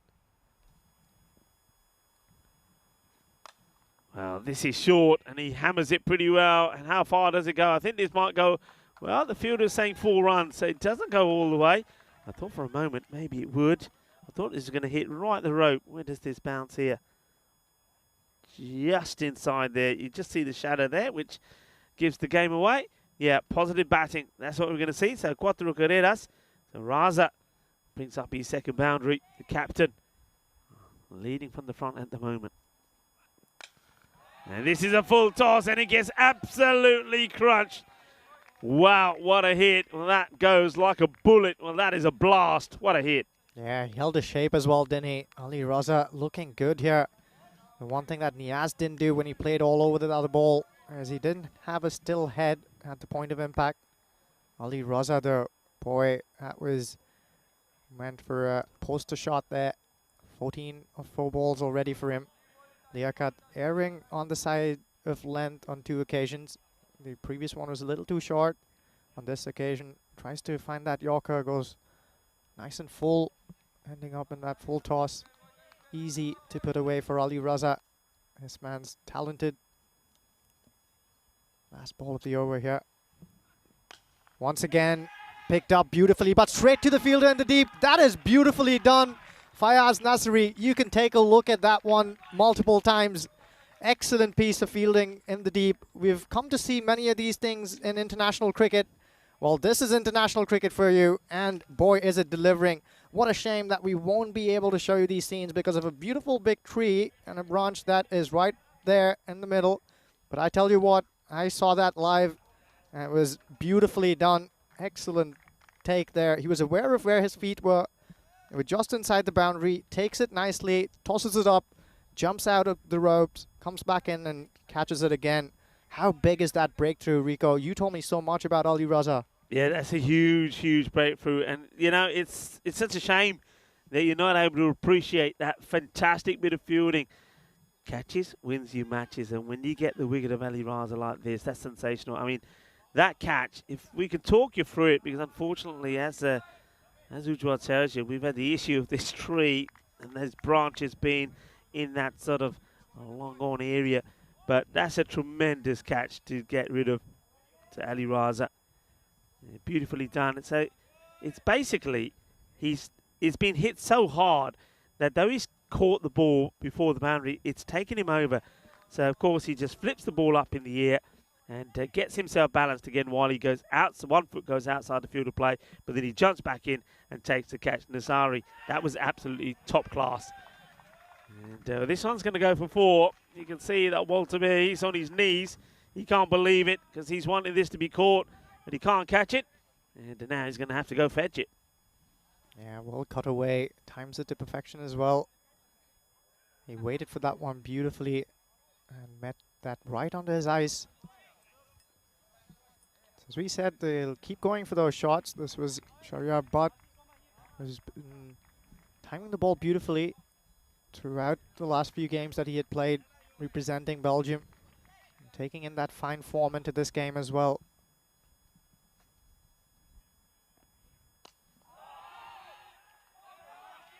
Oh, well, this is the catch put down.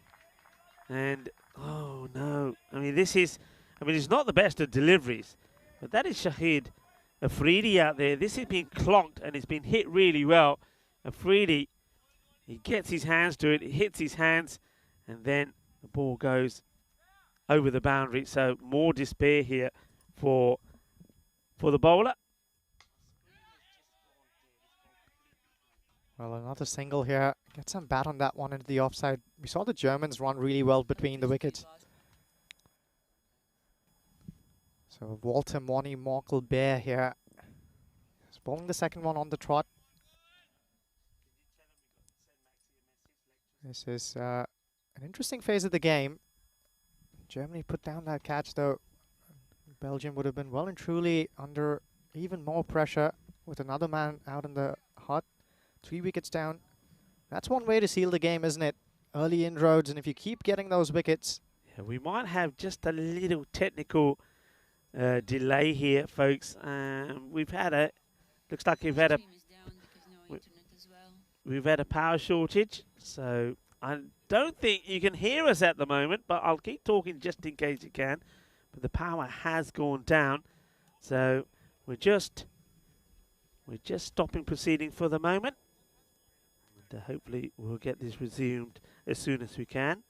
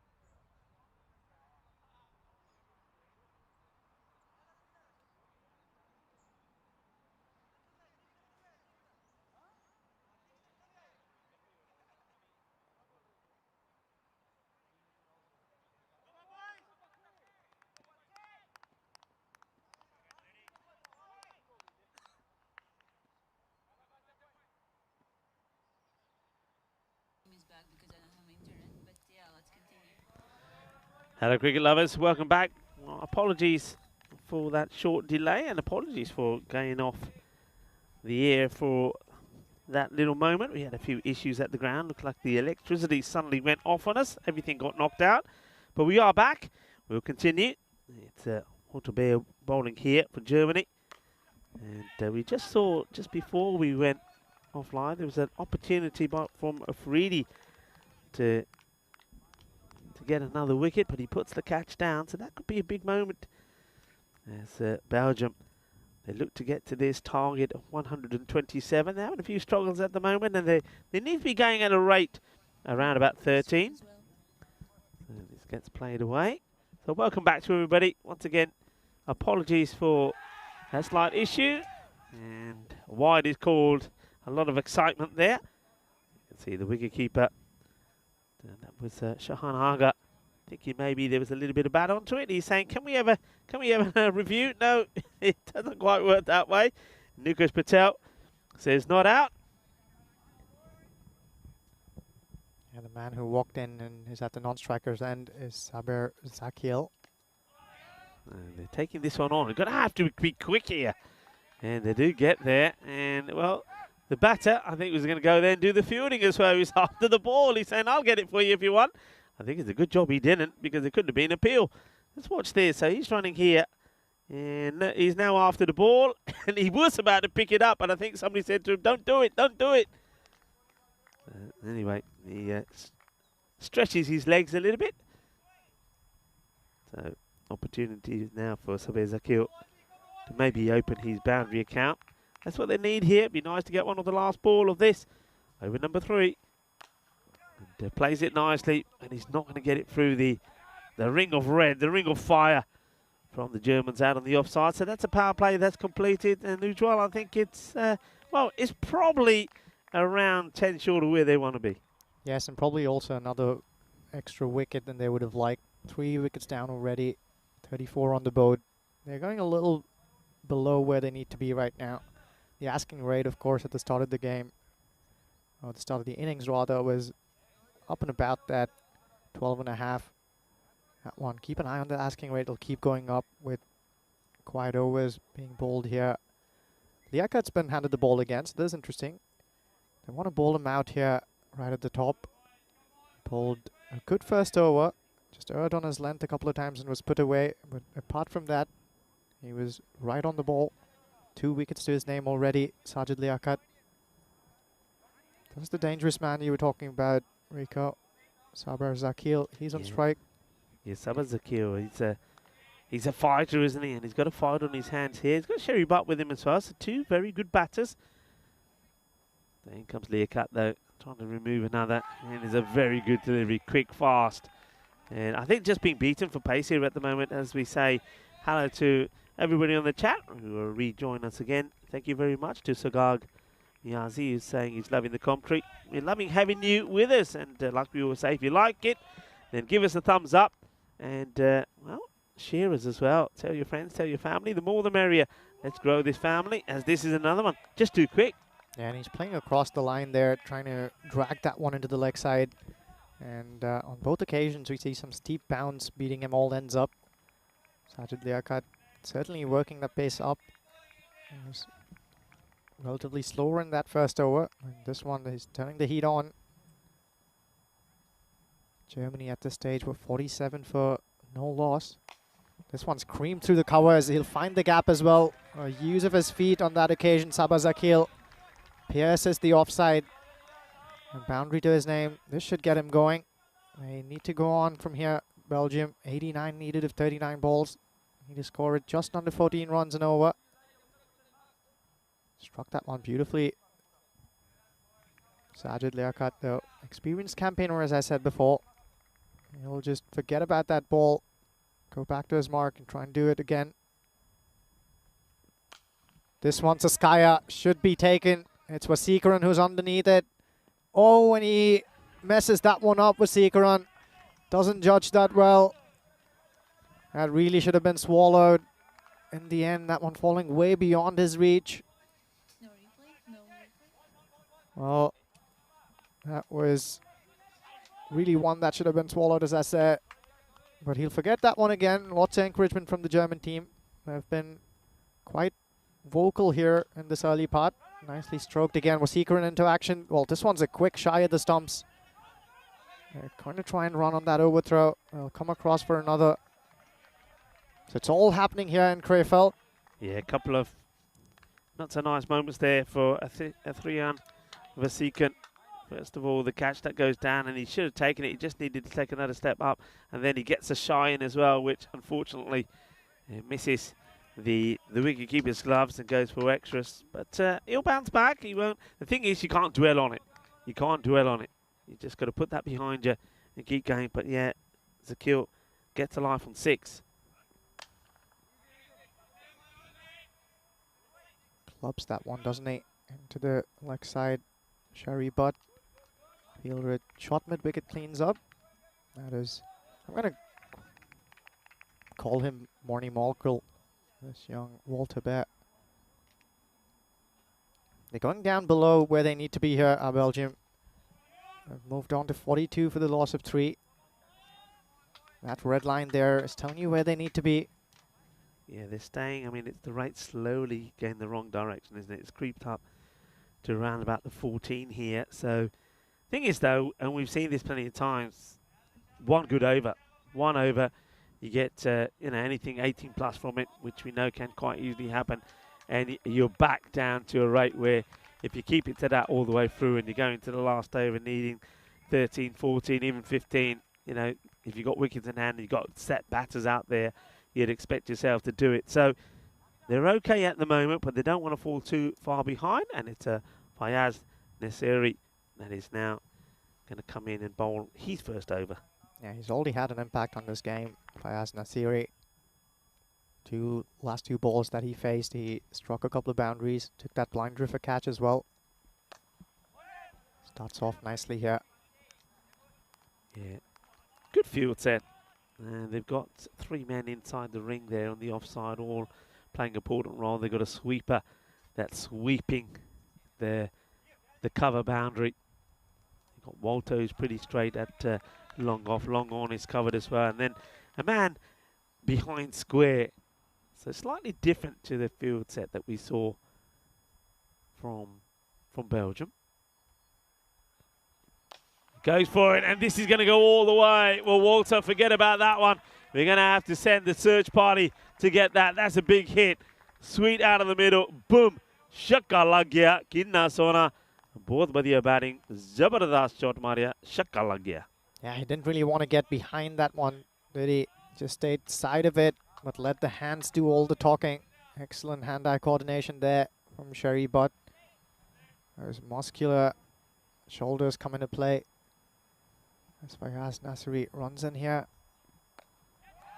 Shot, and that's going to be 4 more. He tries to go a little bit wider and quicker. The thing is, though, as quick as it comes out the hand, it goes even quicker off the bat. That is beautifully played. He's in full control of this, and he plays it to the vacant boundary behind point. Yeah, look at how he waits for it to come onto him. Meets the ball right underneath his eyes. This is what international cricket is all about. See these skills coming to the fore. It's not just blind shots all around the park, but finesse that is there to be seen. Waited for that one beautifully. Nasiri under pressure here.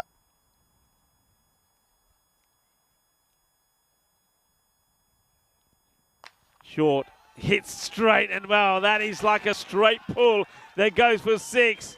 What a shot. And like I was saying, folks, before the start of this over, they're nowhere near out of this. One good over, and they're right back in it, back in the driving seat.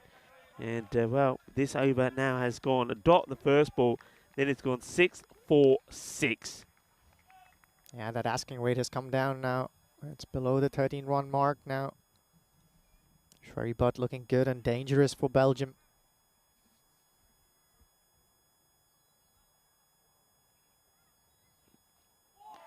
Oh, well, this one goes through him. It's a little bit quicker, a little bit closer to him. Doesn't give him as much width, but you can see the intent here. Sherry Butt is now feeling, okay, now that I've found the middle of my bat, now that I'm seeing the ball pretty well, I'm gonna throw myself at these. He's got a man in the deep behind square. I wonder if he's going to try and bowl that short ball now. He's got 1 ball to go here in this over. Surprise the batter with a quick short one. It's a really good delivery, and he's got the wicket. The batter doesn't look happy about it, but the finger goes up from the umpire, so he's going to have to go. So after hitting the bowler for 2 6s and a 4, it's going to be Nasiri. He has the final say. This is a quick delivery. Let's see if we catch anything on this. Yeah, I think there definitely is. He doesn't want to go, but you can see that the umpire, Nilkesh Patel, says, yep, you got to go. There's a little bit of something on that. That's quality umpiring. Good work from the bowler, the wicketkeeper. No hassles at all for Aga. So another one goes 58 for 4 at the 5 over mark. Yeah, once again, don't we see here at the halfway stage, the team is loitering midway through the chase. That steep bounce again, we've seen that so many times here in Krefeld. And Fayaz Nasiri, after having gone for a few runs, extracts that steep bounce to see the back of Shari Butt, who was going great guns. Yeah, to have a quick look at some of the upcoming events, of course, once we're done here in Krefeld. 2 more days to go.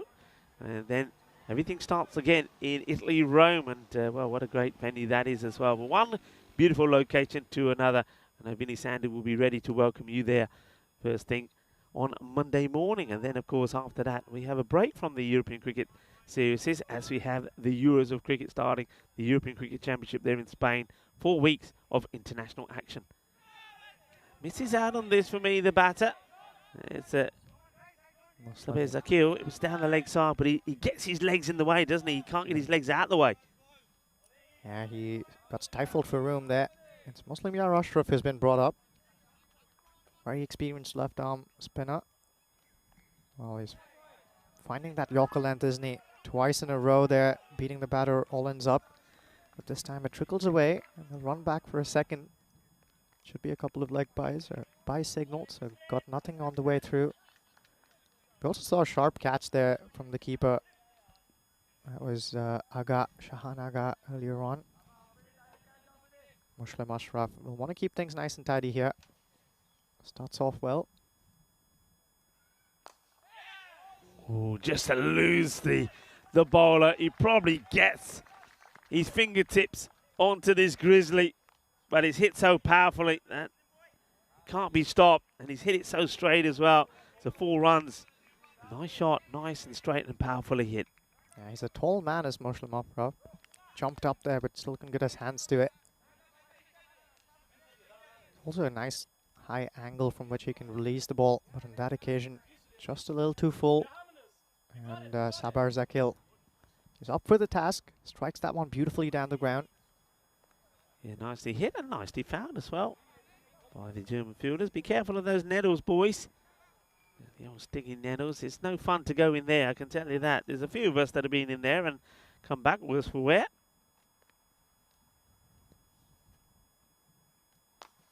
Teasing delivery. He wants him to go for it. He does go for it, and he pings it big. That is out of the middle. It goes a long way. 6 more.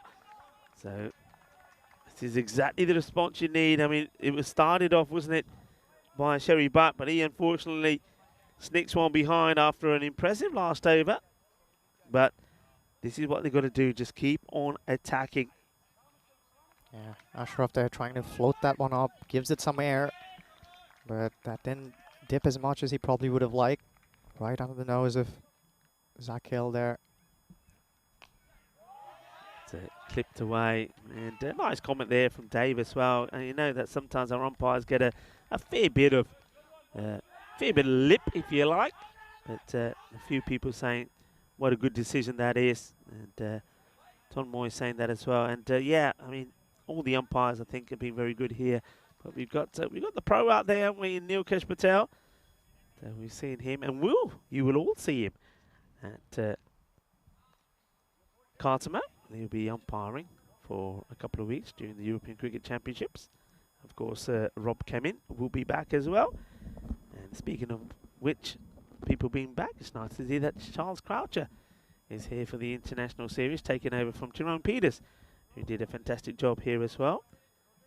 Discussion here about something. Not sure what's going on here. I think there was an appeal that went up, and the discussions whether the ball was dead before the run out was affected.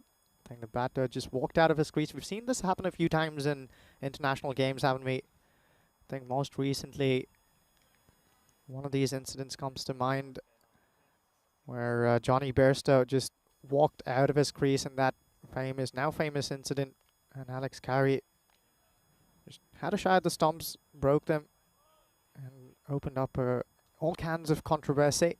Yeah, Nilkesh Patel, the umpire that everyone's talking about, just having a conversation there with the wicketkeeper Shahan Aga, probably explaining a few things, maybe explaining the dead ball policy as well. So it's Zakil and Rahimi who are at the crease. Rahimi now just about to face his first ball once we get underway. Muslim Ashraf has gone for a couple of big ones. You want to finish neatly here. You saw him change his trajectory right away after being struck for that big 6. Gave that one a lot of air. And Sabar Zakil, his eyes lit up. He went for it, sent it all the way. And immediately after that, we saw Muslim Ashraf crack the next one shorter, much flatter. They're having a bit of a discussion here to see what exactly transpired over there. The Belgians are still 56 runs adrift of this chase. They've got only 25 balls to play around with. They need to get going upwards of 13 runs and over here. So a big shot is probably coming up right now. 4 more overs to go after this. They can't fall behind in this chase. Yes, big shot comes up and he executes it to perfection. Finds that gap behind square on the leg side. Goes all the way. Ashraf doesn't finish well here. And Belgium seems to be just about on track. Yeah, they don't finish well. It's not a good delivery. It's down the leg side.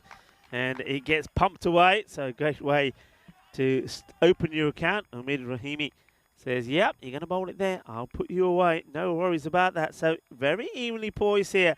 77 at the end of the 6 over. And I can give you an update on the rate required. So they have brought it down a tad, haven't they? They needed to go at just about 12.5 and over. And if they can maintain this, I think they'll have a good crack at this towards the end. So Germany still know, and they'll know this all the way through. They've just got to keep picking up these wickets because there's going to be no let up at all from the Belgians. And they've got 2 good batters out there. Sabar Zakil is the sort of guy who can pace himself quite nicely. We've seen him do that on a number of occasions. And well, Rahimi, you bowl a bad ball to him, he'll put it away. It's time for Afridi to come into the attack. Yeah, he'll want to do well here, Afridi. He dropped that vital catch earlier on. They could have so quickly been 4 down right at the get-go. Another tall and lanky lad showing up here for Germany. He's going to run in here to bowl to Zakil. And this one will be out. It's too quick and too spicy. And well, boom, boom, Afridi. Well, he does a bit of boom, boom with the ball because, well, he bowls a bomb. And it's too hot and spicy for Zakil. So he goes for it, doesn't he? You know he's going and not going to shy away from it. He gets a little bit of something on this. And unfortunately for him, it's an easy catch for the keeper. So once again, Belgium, just when they start to get into the driving seat, something happens, they lose a wicket, and they have to start all over again. And how big is that one? Sabar Zakil. They would have been pinning their hopes on him, Belgium. Shahid Afridi, excellent first ball. That one really just snaked up towards him. A lot of heat on that too. We did notice a lot of extra bounce from tall bowlers who would hit the deck hard here through the course of this week. And another example there. Now this task is getting a little steeper here for the Belgians. Only 23 balls to play with. They still have a way to go. Afridi runs in again. Goes for it, and fielder can't get there. They haven't got anybody back at square. So they've left that area vacant, long on, and mid-wicket is out. So, yeah, it was an opportunity, you got to say, if they went for what we would call like the standard field, 2 men out, but they're keeping, the reason that there isn't a man out there, they're keeping the third back and wide, and that's purely because of the pace that Afridi is bowling at. He knows that batters are going to have a swing at him, and there's an opportunity perhaps for a catch on the boundary. Oh, that is really quick. That is a quick delivery. So Shahid Afridi really bending his back, and he's getting the ball to zip through, isn't he? Yeah, it definitely is. I would actually get my third man a little finer, considering how quickly he's setting these Grizzlies down at Rahimi. I think any bit of an edge would probably carry a little fine right next to the keeper. But Hamid Wardak at third man's fairly wide now. Well, was there some bat on that one? I heard something as it went through, but probably just something in my microphone. Afridi's off to a brilliant start here. He's really hurling these Grizzlies down at the batters and beating them with pace. Yeah, beating with pace. And I think the batters here, maybe they're just better off getting in line and trying to guide this ball in the gaps, because with the amount of pace that's on the ball, you probably try to use the pace against the bowler freely.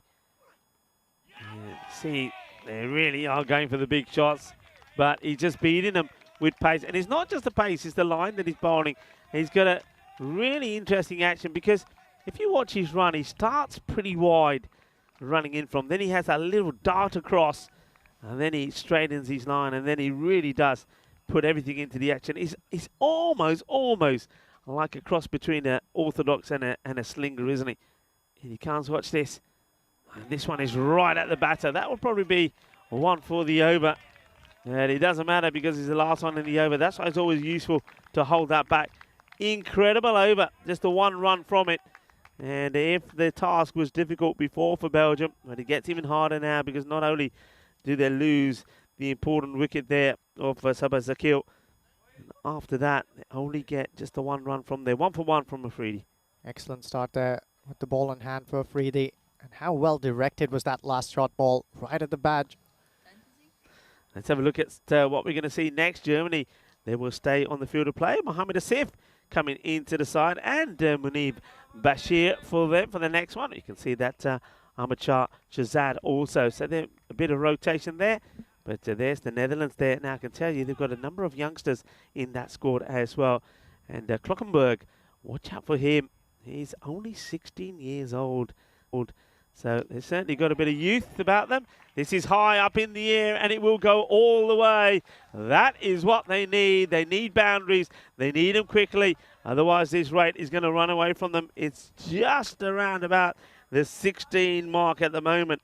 Get a good over in here and bring it back down and keep it realistic. But the thing is, don't let it go high. I've said this before, 15, 16 off the last. If you got the good batters that are set, it's on. Yeah, interesting choice as well, going back to Muslim Ashraf. It was expensive in his first over. This one on the first bounce to the fielder in the deep. There's Camper across for a single. Do you remember Ashraf went for 17 in his first? Yeah. Well, Germany using 5 bowlers so far, but we do know that they have multiple all-rounders. Skipper himself can turn his arm around. Ashraf, he's going to get tonked, and this is going to go all the way. It's going to be a biggie. Manos arriba from the arbitro. 6 carreras.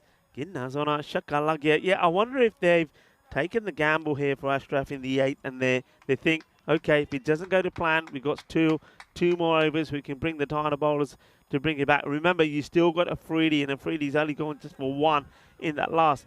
But if batters get in here, if this goes for a big over, the rate becomes a little bit more manageable, and they can be a little bit more tentative when they play Afridi. Yeah, especially because we've seen, and there was evidence in that last over, that Rahimi was struggling against the faster bowling. Well, he cleans him up, just as I say that, Rico. Walks right into a trap for himself. Yokes himself there, does Rahimi. He was doing well when he was sitting back and smoking them under the leg side, but on that occasion, he charged down the track, yoked himself there. Yeah, he does. You're right. He yokes himself. It wasn't the right shot to play. Once again, maybe just getting a little bit excited. He didn't have to do this, and he does york himself. If he stays where he was, I think he's got a much better chance to be hitting this in the gap between a Walter and the fielder that is there on the offside boundary. But, well, it's another wicket. And once again, you have to say it's Belgium playing a few shots, getting themselves sort of back in contention, and then they lose a wicket. The other thing with that is, it's not that you're losing the wicket, but it's also a dot ball. So new batter that comes out was a guy that bowled really well, Safat. Let's see what he's able to do with the bat. Yeah, so the skipper's faith in Muslim Yar Ashraf comes good. Rohit Singh, the captain, going back to him, and he delivers. Went for a couple of biggies, but then the all-important wicket again. 6 down for Belgium. Yeah, I mean, if we look for like, I mean, we'll go back to that maybe. Let's see this delivery first as the batter is taking guard, Safat. And, we can touch on it now. He's not quite ready. At the end of the 8th, Germany were 98 for 2. So you can see that there's not a lot in it. Problem is the wickets. A lot of early movement. Straight to the fielder, wants it, and I think should have had it. I reckon that this is not good from Khalid Ahmadzai. He needs to be going there. You need to take whatever runs available to you. It wasn't taken cleanly either. Into the pads. This time they will make the single. It does mean it's the end of the over. So Ashraf, despite going for a couple of boundaries, also picks up a wicket. And the leg by there means that the new batter, Safat, will be on strike for the start of the night. Yeah, nice bit of drift there from Ashraf. An important wicket in that over. The asking rate's going up though. It's upwards of 17 now. So plenty to do here in the last 2 overs. It won't be easy. Both these bowlers, Fayaz Nasri and the man who's going to come back into the attack now, Shahid Afridi, have done really well for Germany. Afridi's bowled brilliantly, just the one run. And he's bowled so quick and so fast. It's going to be interesting to see how Shagari Safat deals with him. He's only just faced the one delivery and not got off the mark yet, as that was padded as a leg by. But yeah, Afridi's bowled with some pace. One thing he's not done so far, he hasn't given batters anything to hit down the ground. He hasn't pitched the ball up. He's bowled with quick, pacey, short deliveries. And there you go again. It's quickly short and it's defensively played, isn't it? But Safat, but at least what he does do, he gets the more recognised batter in Khalid Ahmadzai back on strike. Yeah, this is not going to be easy. Shahid Afridi is just hurling bombs out there at these batters. He's got his bearings right. There's Afridi with the ball in hand. 34 more needed. The equation can be thought and looked upon as being rather simple when you don't consider all kinds of factors. 4 big ones here, and Belgium will tell themselves they can see this through. Well, that could be one of them. Is a lovely shot, and that's why it's so important for Safat to get that single, to get Ahmadzai back on strike. Now then, can he deliver? We've seen other batters get there. They played a couple of shots on the run and then got out. Is he able to stay there? Is he their last hope? Yeah, he did that well, didn't he? Ahmadzai waited for that one to take shape. It was angled into him, and he picked that up beautifully into the leg side. Times it to perfection, gets the distance needed. Oh, he just what's happening here? Is he coming to have a chat with his non-striker, or are they? Oh well, they're switching bats here. We don't normally. That's a bit of a naughty. That's one thing that we don't normally like to see on the network, when he just walks right over there and says, "Oh wait, give me your bat." I don't know why he wants to change it after hitting the ball for 6. Probably wants to send it longer. Tries to do that. That's going to be the one for the over. He likes bowling these short balls, doesn't he, Afridi? Wants to keep those batters back in the crease. Yeah, he was questioning this from the umpire, but, well, Afridi, when you go back and look at this, you'll see that our man in black was spot on. So that's the one for the over. Yeah, the umpiring has been excellent.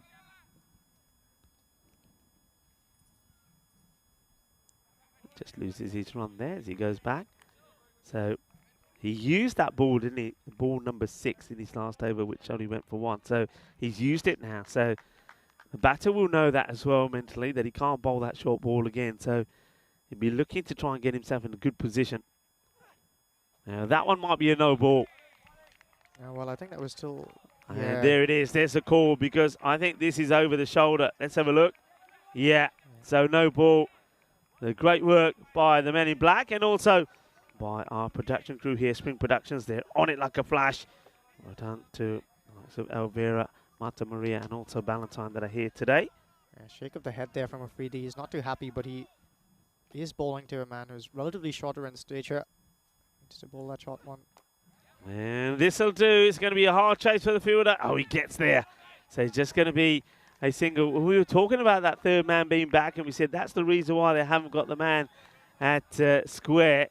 And he comes into play, doesn't he? He's got a bit of an area to cover, but he gets there. He does really well. So, okay, they take the single. Probably not the result that Ahmadzai wanted. That means that Safat has to once again try to fend off Afridi. So 26 required of 8 deliveries. Got to try and get something on this.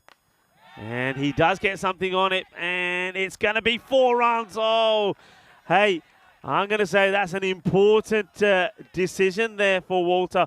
Walter goes for the catch, and if it's me, I've got to be honest, I'm thinking of just stopping the ball and not let it go to the boundary, because 4 runs, I mean, saving the 4 probably at the moment in this run chase maybe could have been key.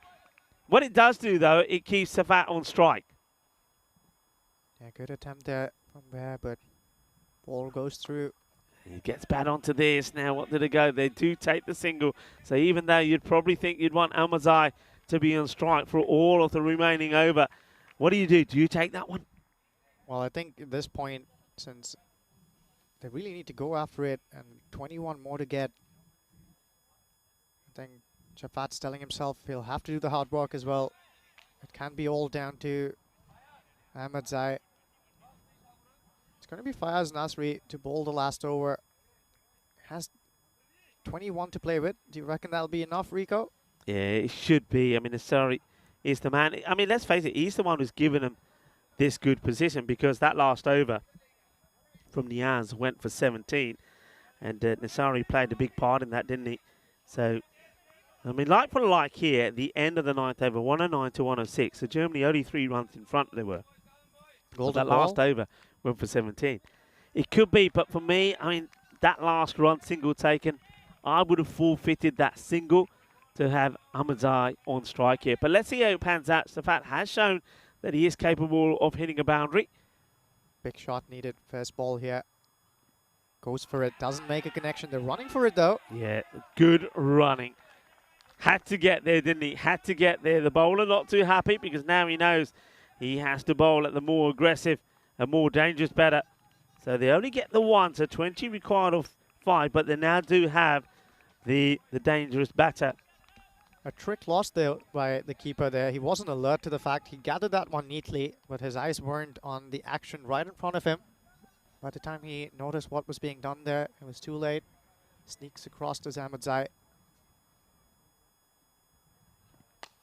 Hits hard, but straight to the fielder. It gets dropped. Do they run? They do.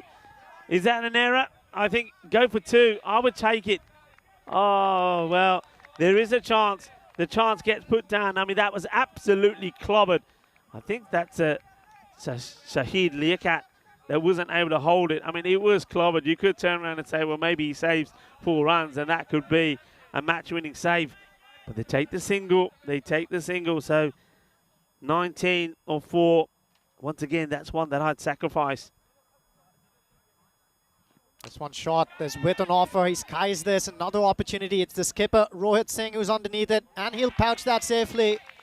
Excellent bit of fielding there. You'll never see him drop many there, Rico. Very good hands. And against the run of play, the Belgians, well, they have to go after it. They need a few big ones here if they want to see this through. Yeah, Safat, he will go 6 runs off 7. And once again, great catching from Rohit. I mean, that's a difficult one because the ball is away from his body. Nasri has picked up the wicket. So new batter coming in, knowing that he's got to try and do the impossible here. And what he can do, though, what he can do is hit 3 sixes from the remaining 3 balls and give us a golden ball. That'd be something. Yeah, that'd be something. Asiri here, unlucky with the drop off of his bowling in the previous delivery. But on that occasion, Rohit Singh doing the necessary. Runs in here. New man, Ahmadzai. And it's going to be run out. It's going to be an easy run out. So Ahmadzai, that is Sajid Ahmadzai, is going to go for a golden. It's going to be the first duck of the day, the first duck of this international series. And unfortunately, it's going to be Sajid Ahmadzai.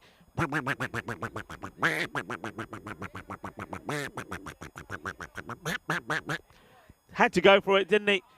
And it looks like now, especially with that one not going to the boundary, there's another wicket that goes down, and another batter will go out there to face. Is going to be Murid Agrami. So Germany, hold on. Had their chances, haven't they, Belgium? You've got to say, they had their chances plenty of times. They got themselves into a position where they could go on and win this match. They kept the rate more or less there, but just fell away the last few overs. And I think you've got to say that over from Afridi, where only 1 came from it, was the decisive one. Asking the question here, the umpire says not out. So get to the final ball of this match, and it looks like the home side, Germany, are going to be victorious in the first match of this ECI And they're going to get a victory up against Belgium. Yeah, they're looking a good unit here. Germany, many of these players playing together for the first time. But they look like a well-gelled unit. And well, that's a good one to get out of the slot. It's going to be 6 runs. Manos arriba from the Albitro. So it will be a good finish, but it's not going to be enough. They're going to finish on 114 for 8 down. It means that they're going to fall short by some 12 runs. It was a valiant effort, but I did say all the way along, if they could have kept it to around about that 15 or 16 required, they would be in with a shout. But the last over, they needed 21 off it. And once again, just some singles maybe taken when you probably could have made the call to say, no, keep the set better on strike. It didn't work that way. But it was a good start from Germany. And it was a man that you mentioned, doesn't drop too many catches, Rohit Singh, that took the catch first up. Yeah, and Sajid Liaquat was really good with the ball in hand. A couple of important wickets in that first over.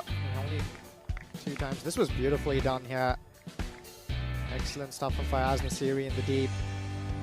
Jumping in and out of the boundary ropes to send that man back. And the runs kept coming. They went straight down the ground on plenty of occasions. But this one was an excellent steepler. Well caught too by the keeper behind the wicket. Muslim Ashraf came in. He went for a few in his first over. 17 runs coming off his very first. But we'll see later that the skipper kept his faith with him, brought him back. And this over was the turning point, as you said, Rico. Just going for a single and that important wicket too. Yeah, that was a really good over from Afridi. And then there was this one as well, wasn't it? We were maybe a little bit surprised that Ashraf came back onto bowl and he was bowling that 8th over. And after going for a couple of boundaries, though, he did sneak in, get the wicket. That could have been a big moment. Walter going for the catch, not getting there, and in the end the ball going for 4. That was Safat. But then that little period there between Safat and also Khalid, I just reckon Khalid Ahmadzai maybe just needed to control that better and retain the strike more. And then, well, the unfortunate golden duck there for Sajjad. As Sajjad Ahmadzai goes for a golden, trying to just, well, make something happen for his side. It wasn't to be. It was a brave effort from Belgium. They had their moments, and there were times when maybe they were in top on this one. But Germany always found a way to pick up the important wicket. They really did, didn't they? That's the story out there of that innings. They kept finding an inroad, making inroads, finding some breakthroughs. There were runs throughout that Belgian batting order, but just not enough in the end. Ahmadzai left stranded with 22 of 10 to his name. But a wicket apiece for everyone here who turned their arm around for Germany. But the pick of the bowlers for me was Shahid Afridi. No doubt there whatsoever. Just goes for 15, picks up that important wicket. So that's the story from out there in the middle. The very first game between Germany and Belgium goes down to the last ball. Not quite for the Belgians though. Well, they were beat by 12 runs. They would have been hoping that they could see this through the line, but just falling short. 12 runs, a bit too many for them.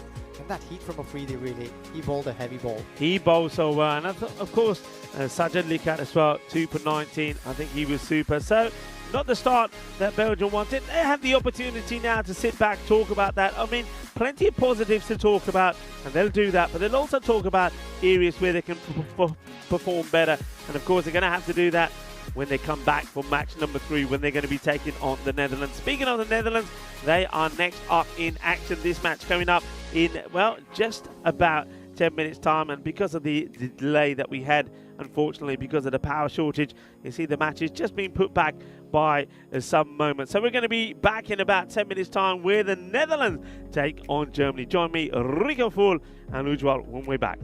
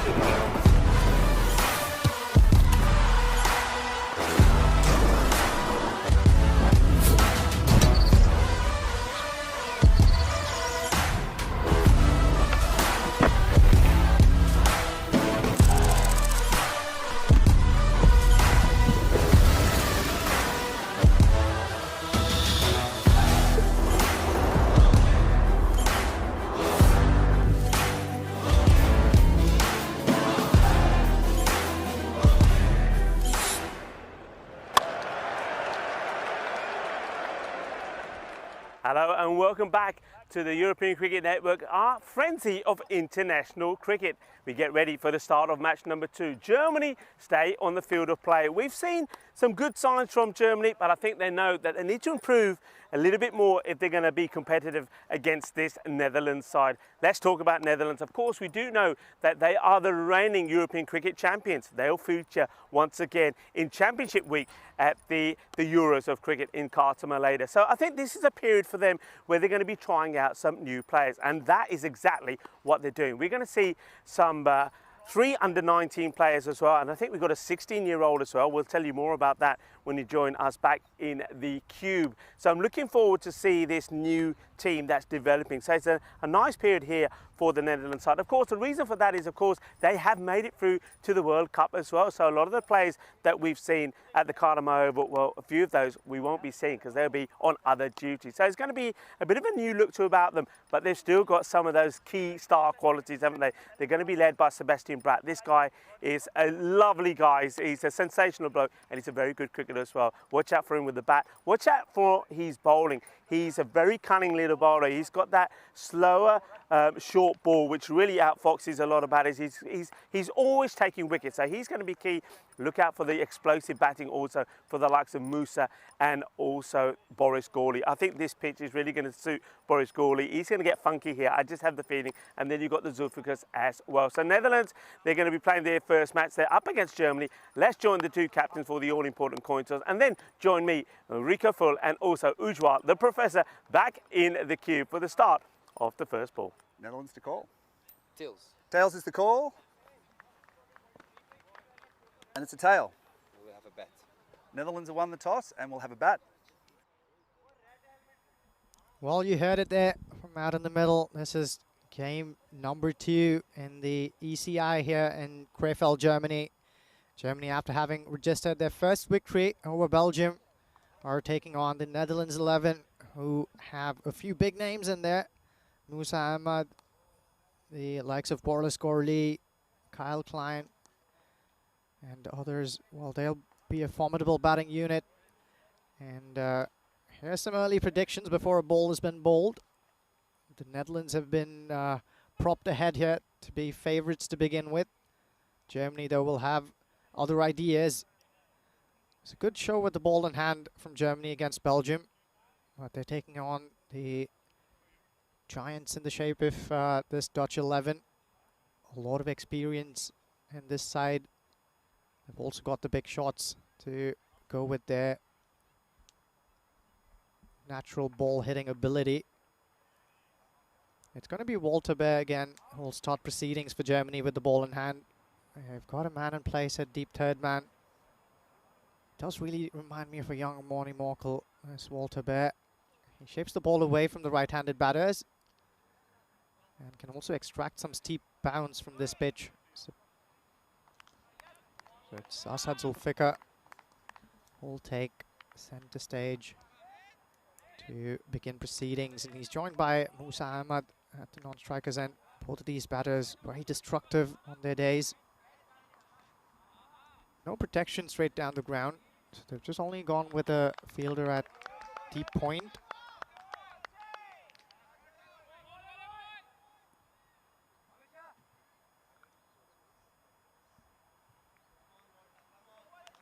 Walter Bear runs in here. Well, he goes for it from the very first ball. Excellent shape and great length right there. Good first ball here from Walter Bear. Will land the first punch here. Good start to his spell. Do you know that Rohit Singh likes to use Walter Bear right there at the top to make some early inroads. Once back in here. Well, that's some bat on it. There's the field end play here. Goes to him on first bounce. Nice throwback, but they're really quick between the wickets, these Dutch batters. Let's camper across for a second there. Uppishly played through the offside. That was Ace Prost there. Fielding in the deep. Ran across to his right and couldn't keep it down. So they will come back for that second. They're on the board of the Dutch 11. Walter Bear. Well, this one's hit sweetly or so it would seem, right until you see this man appear on your camera. For a second there, I thought he timed that one well. Not to be, I think he got that a little higher up on his bat. If you're not used to batting on this Greyfeld pitch, it might take a little while to get used to that steep bounce from a good length. Didn't get that one as well as I thought he had. In the end, an easy one for Fayaz Nasri. He's a heck of a fielder. You'll never see him drop those. So early inroads again from Walter Bear. Important wicket here. We do know that if the Dutch batters can get their eye in here on this Greyfeld pitch, they'll quickly come to terms. Musa Ahmed there at the non-striker's end. So 2 for 1 already for Walter Bear. He's in amongst the wickets. Most impressive bowler for Germany in the last game was Shahid Afridi. Also ended up winning the Man of the Match award. He'll be looking to make an impact on this game again. But for now, it's going to be Boris Gorley who'll join him.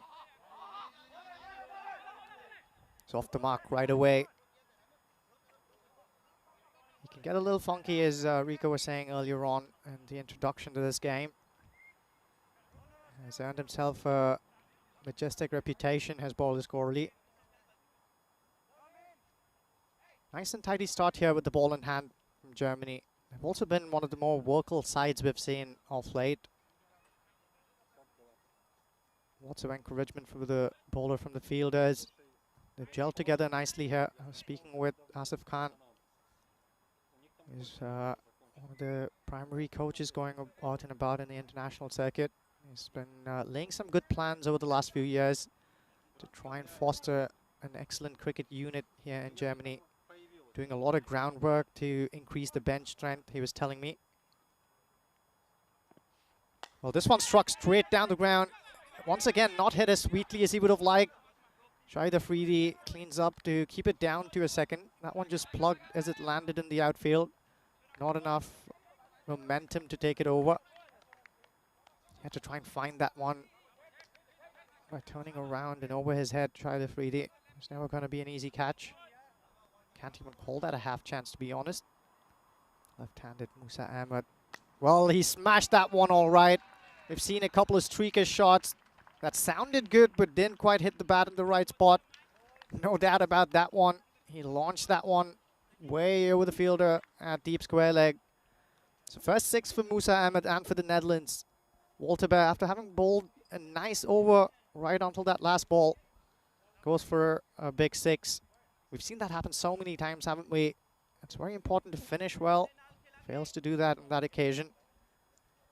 The man who's been handed the ball now to bowl the second over is going to be Sajid Liaquat. Sajid was effective in that last game against Belgium. Got a wicket of his in his very first over. Ended up with 2 big scalps. Be looking to get an early move on. Well, the Netherlands 11. Rohit Singh maneuvering his troops around the ground. He has a man now who's deep behind square on the leg side, and one who's almost directly opposite him in the offside. He walks across. This one's going high and deep into that play field, way beyond the boundaries. That's exactly what we would expect from Boris Gorley and from Musa Ahmed. These two can be a handful when they're out there at the crease. So first big 6 for Boris Gorley. I was behind the wicket there, behind the square. They're on the board now and they're up and running. Both these batters, a 6 to each one of them. Sajid Liaquat. He tries to do that just again. There was some noise on the way through. The umpire guru says, well, there's just some pad on it. Joining me back here in the comm box is Rico Full. Good to be back, and yeah, exciting to look at these two batting. And they got that early wicket, the wicket of Asad Zulfikar. And once again, it's Walter Bear that's been in good form. But we know that these two batters, if they get going, that can really hurt you, and that's what they're looking to do here. It's great to see the Netherlands out there. So wearing their traditional colours. And, well, it's a wicket. And what a good catch this is. That's fantastically well held. So we see another wicket go down, and Boris Gawley wants to get, I know he's a player that likes to get funky, he likes to play his shots, but he's going to lose his wicket. And Germany here at the moment, they're up and about, so it just doesn't get this right. It just goes a long way up in the air. I think it's a slower delivery. What a good catch this is. Look, eyes on the ball all the time, and takes a really good catch. That's fantastically done. Brilliant catch from Walter. Yeah, how important is that breakthrough? We do know how dangerous Boris Gawley can be. Excellent piece of fielding. Walter Bear. He was fielding here at long off earlier on in the game against Belgium. But skipper there moving him into that mid-wicket region.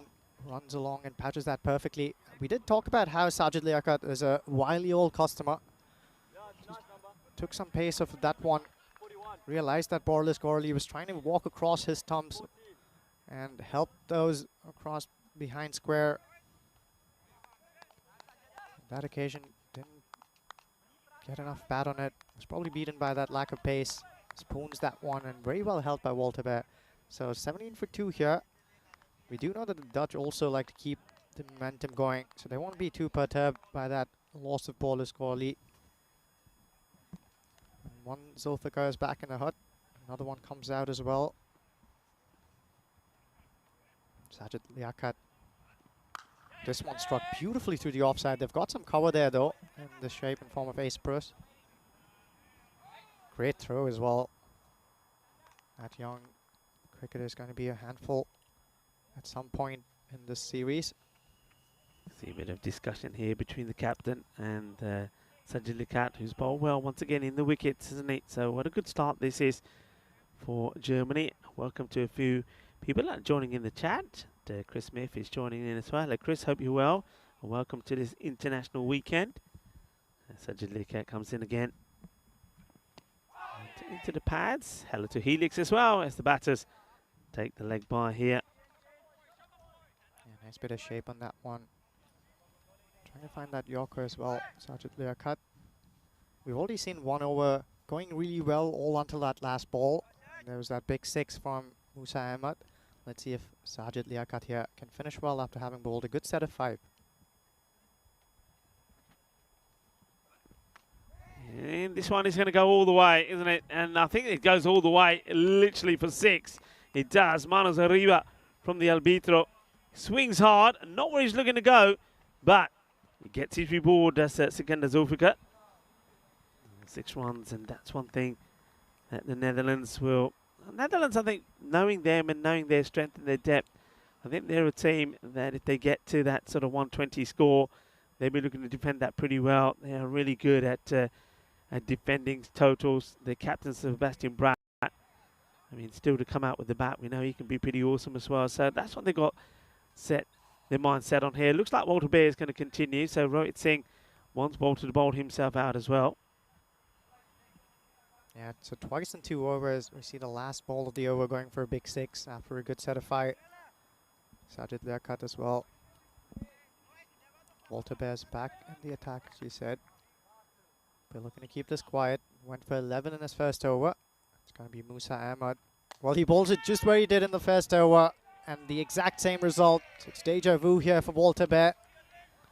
Another 6 here. Yeah, Moose is this. You don't bowl there to him. He's, I've seen this guy bat so many times. He's a fantastic player. He's a lovely lad as well. If you bowl badly to him, he punishes you, and it's a little bit too short. He's not going to shy away from the challenge, that's for sure. I mean, if you bowl short to him, he's not going to shy away from it. He's not going to duck it. He's going to go and play it. Good comeback. The Yorker length delivery. They'll take the single. Yeah, Ahmed there onto that in a flash. You're signaling to the fielder at mid-off there.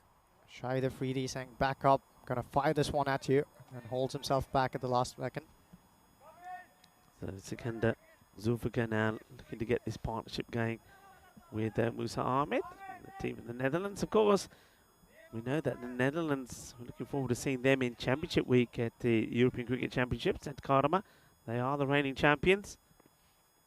And up in the air again, and once again, nobody in that cordon off the ground. So they're leaving that third man and backward point boundary uncovered. But that's the second time that these batters have exposed that area. So maybe Rohit Singh might start to think about deploying somebody out there. Yeah, really good use of his wrist there, opening the face of the blade in the very last second at the point of impact, finding that gap in the offside. They're finding ways to keep the boundaries coming. It's a streakishly played shot, outside edge, unlucky there for Walter Bear, but the Dutch will take them any way they come. It's important to keep that gas pedal hooked and pressed. 4 more runs here for Zulfikar. Yeah, nice runs, and they're getting things going here, aren't they, the Netherlands? As I'll say, well, I know that Chris Smith was in the chat now. Chris Nitzel, of course, that name will stick. Chris, hello to you as well, sir. Hope you're well. This is, they'll take on the single. It's practically hit straight to the fielder, but the Netherlands have got a good understanding, haven't they? If it's there, they're going to go for it, and they take on Shahid Afridi. Looking forward to seeing him back with the ball. I think he bowled really, really well.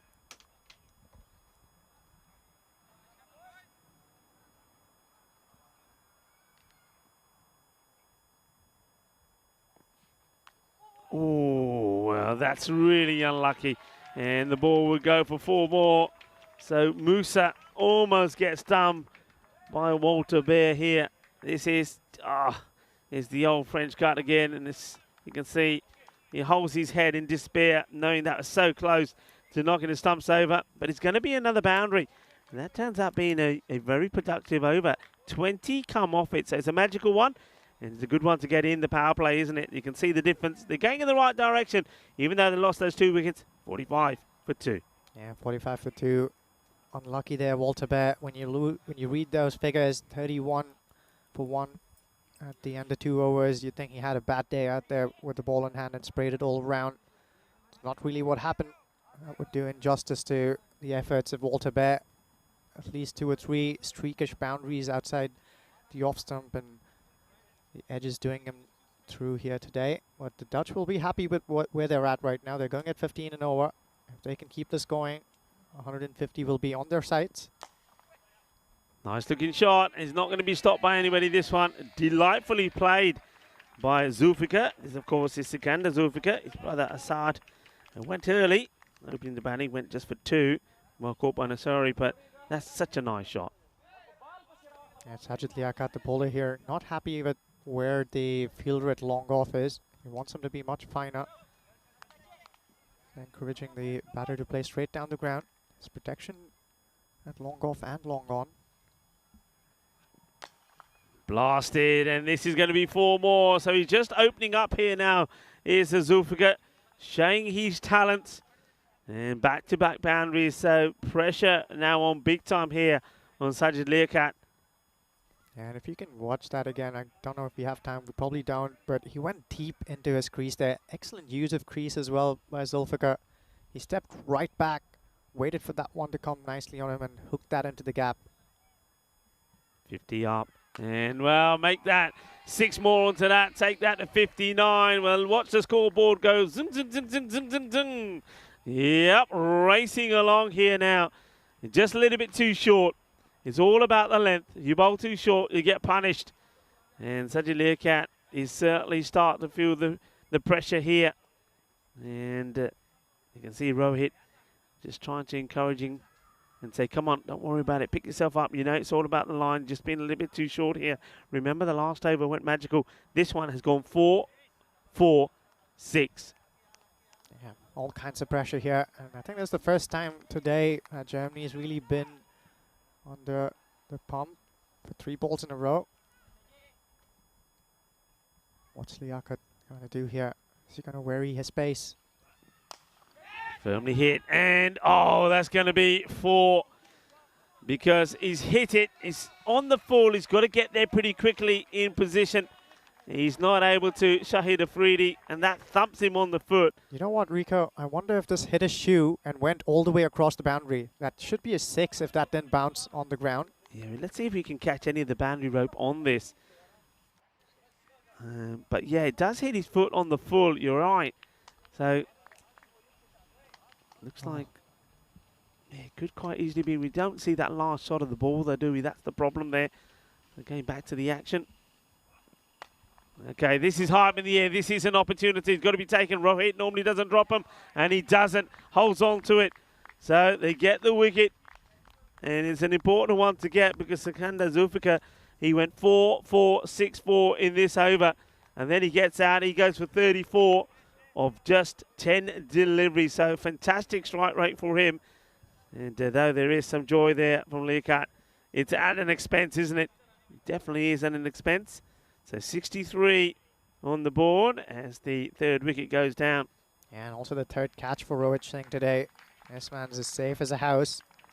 You can put all your money in the bank and consider that to be a safely held one when it's Rohit Singh underneath the ball. Important partnership as well there for the Netherlands. They were off in a flash, 46 of 13 balls there. Right until that wicket fell. Sikandar Zulfikar, 34 of 10. There's also change in personnel.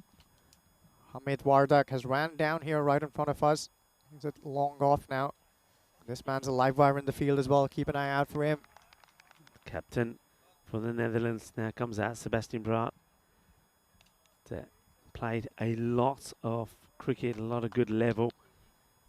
They're leading a mixed team here with some experienced players and a lot of youth as well. He want to get a good knock in here himself. And he goes out the offside. Could be going first ball. He will go first ball. It's going to be a first baller from the captain of the Netherlands. What a great catch that is. And you know who that is, a man that has been outstanding in the series out here in the field. Ace Pruss has taken a sensational catch. What a start for him in the international scene. That is a tremendous catch. And he gets the wicket off the captain. He's going to go for a golden. We get him before he disappears.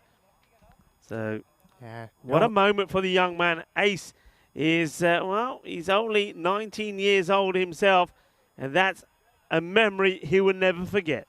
Definitely not. And no hesitation there, right? With some of those balls that sort of drop down and die on you, usually fielders in the deep tend to approach it with a little bit of hesitation and apprehension. And then you can often get caught in between, trying to catch it and trying to save the boundary. None of that there from the young gun. Ace Pruss goes for it, gets his hands underneath it. Excellently done. So tiny bit of pressure here for the Netherlands. Although they're up and running, they're going at nearly 16 and over here. But 4 of their batters are back in the hut. Kloppenberg now joins Musa Ahmed out there in the middle. Ahmed, of course, on strike. That was the last ball of the over. So Sajid Liaquat once again effective with the wickets column. 2 more to his name. Good piece of ground fielding here. Catching on to them well as well from Germany. But this man who is the impact player with the ball in hand is into the attack. Shahid Afridi to Musa Ahmed. Beats him all ends up. Once again, I think it's the pace that has done him in. He did well there, the keeper, to get a hand to it. Let's see if we can get a look at that again. Fired that one again. Yorker length. Excellent dive from the keeper. Munib Mubashir. Gets a glove to it and keeps it down to a single. Now this guy, you wouldn't believe it. I'm told that he's only 16 years old. Kloppenberg. Looks like a unit, doesn't he? So, about to face his first delivery from Afridi. And well, this has been absolutely smashed. Well, what a start on the international scene for the youngster. As, well, Kloppenberg just smashes the first ball for a big 6. That is humongous. What a hit. And how good a position did he get into? He was in total control there, was Kloppenberg. Shahid Afridi, is he going to go short here? No, he goes full, tries to find that Yorker, loses his radar a little bit. It will be a wide down the leg side. It's this beautiful ebb and flow of who's feeling the pressure here in this game so far. The German side has managed to make a few inroads, but as we predicted, the Dutch keep coming at you. Kloppenberg again. Tries to pull that one. It was onto him rather quickly, so only manages to get some bat on that, and it'll go down to the fielder and the offside. Hamid Wardak hairs behind that one again. Shahid Afridi surprised quite a few batters here with his nip and bounce and quick pace off the wicket. Musa Ahmed, how's he going to deal with it? We've already seen him pull a few into the leg side. If Shahid Afridi goes short, it'll be a good little test this between Afridi and Musa. And well, Musa, he gets done by a full delivery. And I don't know if this is the slower full toss that's been bowled here by Afridi, but it totally throws Musa. So it's another big wicket to get. So all the top 5 being bowled, I think it is a slower delivery. Yeah, he does it with the slow ball. Cleverly done from Afridi. So Musa gets moosed. And Afridi gets the breakthrough. Wickets are starting to tumble here. And that's another good one to get. We know Musa is a quality player, but that's a quality delivery from Afridi to get him. He'll go for 20 off just 8 deliveries. Yeah, that yelp of delight when he saw the ball hitting timber tells you all about it. They're playing with their hearts on their sleeves. Or all of the cricketers who are taking field today. None more so than Shahid Afridi. 5 wickets down for the Netherlands. Half the team's out in the hut. But they're still scoring at a very good clip. Almost 15.5 to an over. They want to keep that run rate going. We do know that they boast a good bowling side, but nothing can keep you more relaxed and confident than a giant total to support your bowlers when they get going. Shahid Afridi, 2 more balls up his sleeve in this over. Over Dykes walked out to the middle.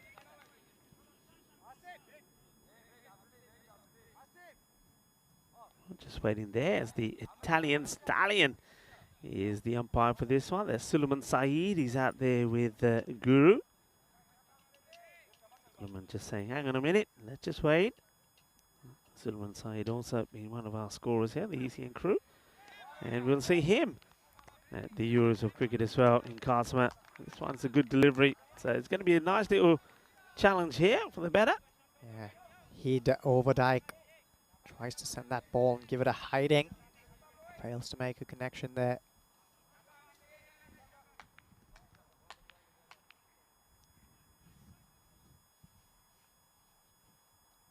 Breathy again. Another short ball. He's onto that in a flash. Shot of the day for me, this one. Beautifully struck. And that goes many a mile. Well, Overdyke goes into overdrive as he absolutely thumps this. It's a short one. They wanted to test him, didn't they? Let's test him out. Well, you got your answer. And the answer is, don't bowl short because they're going to put you away. That's a thunderous shot. And beautifully played away. Opportunity for us to welcome you all wherever you're tuning in from around the world. It's good to have you with us. It's a lovely sunny day here. It's a beautiful Saturday, and we're doing it international style here. We've got international fever here at the Bayer-Oerdinghem Cricket Ground when Germany, Belgium, and the Netherlands will entertain you for the next 2 days. And well, we've already seen the victory for Germany in match 1 against Belgium. What you're watching here now is them up against the Netherlands. I have to say, pretty even at the moment. Netherlands could do with one big partnership, but a man that I'm excited to see is coming on the bowl here now, Ace Pruss. What a start he's had when he took the catch to remove the captain of the Netherlands. Excellent piece of fielding there. He'll want to do that with the ball as well. Put his hand up and make it count. This is good cricket all around, as you said. The Netherlands keep going despite the early inroads. 5 wickets down, but they won't stop. First look at Ace Pruss with the ball in hand. High up in the air. He could get a wicket of his first delivery as well. And he will. Well, what? No, he won't. He's been put down. Oh, dear. What a dream start it could have been for the ace. His first touch of the ball was probably the catch. The first ball he bowls should have been a wicket. I can't believe he's put this down. He's got all the time, hasn't he? He gets underneath it. And at that moment, I think he's taken it. It's only when we see him go down, it looks like that comes out of you-know-where. Oh, dear. And then this one is going to be blasted away. So, good little battle here. This is Kloppenberg, who is, I'm told he's just 16 years old when I was having a chat with the captain, Sebastian Bratt. He certainly doesn't look like he's 16 years old, and he certainly isn't hitting the ball like a 16-year-old. So, we've got 2 youngsters, 2 under-19s doing battle here. One from Germany and one from the Netherlands. Isn't the future looking bright for European cricket with these youngsters on show here? 100% Rico. 100%. This is just breathtaking cricket, bringing us all to the edge of our seats. Ace Pross, does he have another punched back here? Well, another opportunity. This one's taken. Very well caught. Let's take another look at this one. That's the live wire in the field, Fayaz Nasiri. What he did exceptionally well over here was once he caught that, he also made sure that he didn't land on his elbows. That would have spilled the ball. Let's take a close look at this one. Nicely floated up there again. Kloppenberg goes for it. Very well caught. And look at how he makes sure the elbow doesn't hit the ground. Very good work there. What an athlete, Fayaz Nasiri. Nasiri is turning it on, isn't he, today on the international scene? And at the moment he's doing it with bat, ball and in the field. What a great catch, but what a moment this is also for the youngster. 19 years of age. And of course he's come all the way from South Africa, I believe, the need to come and play here. He is a German passport holder, gets his opportunity to play for Germany. We saw him playing in the European Cricket Series here earlier, and he was, well, he was outstanding with bat and with ball. And here he is, well, you thought it was going to start back. It could have been a dream start if he could have taken a wicket at the very first ball of Kloppenberg, but he gets his man in the end. Kloppenberg, well, a great start from him as well, the youngster. He made 15 of just 5 deliveries. Look forward to seeing more of him. 86 for 6 as Alan Bass comes out to bat. It's played out into the offside. They'll get the single. Yeah, I'm interested to see the variations that Ace Pross has up his sleeve. We saw him float a couple up quite nicely, and he's also getting some bite of the pitch. You saw a couple turn sharply. If anything, he's been a little too short in those first 2 deliveries. But he's finding his radar now. Oh, that just clonked him on the heel of his foot. So they'll take the single. Yeah, that one got him right at the base of... Oh no, he stuck his hand out there. So good work. Nice reflexes there from Ace Pross. Was that his hand? Yeah, he put his hand down just in time.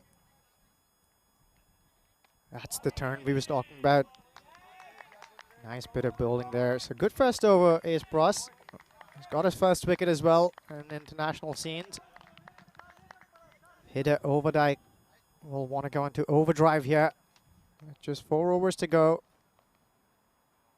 Pretty certain that they bat all the way down here in this Dutch 11. What do you think they'll be looking for from here, Rico? 4 overs to go. I think they still have their eyes set on 120. I believe that's the score they've got in mind. I think they'll believe with the multitude of bowlers, variations that they've got in the attack, they can defend that. So yeah, 120 is going to be on their mind. So yeah, you said it, they've got 4 overs here. So they can, I mean, projected score from here is 147. So, I mean, I think still, and that's based on the current rate that they're going at. They'll do well to get there, bearing in mind that they have lost some of the key hard hitters. But Alan Bass, we know all about Alan Bass. He can bat very well. Overdyke's already shown what he's capable of doing. They're going to be up against some good bowlers as well. As, well, the man, Fayaz Nasiri, who hasn't been able to do anything wrong at the moment, comes back into the attack. Yeah, how good has he been? Another chance for him to shine with the ball.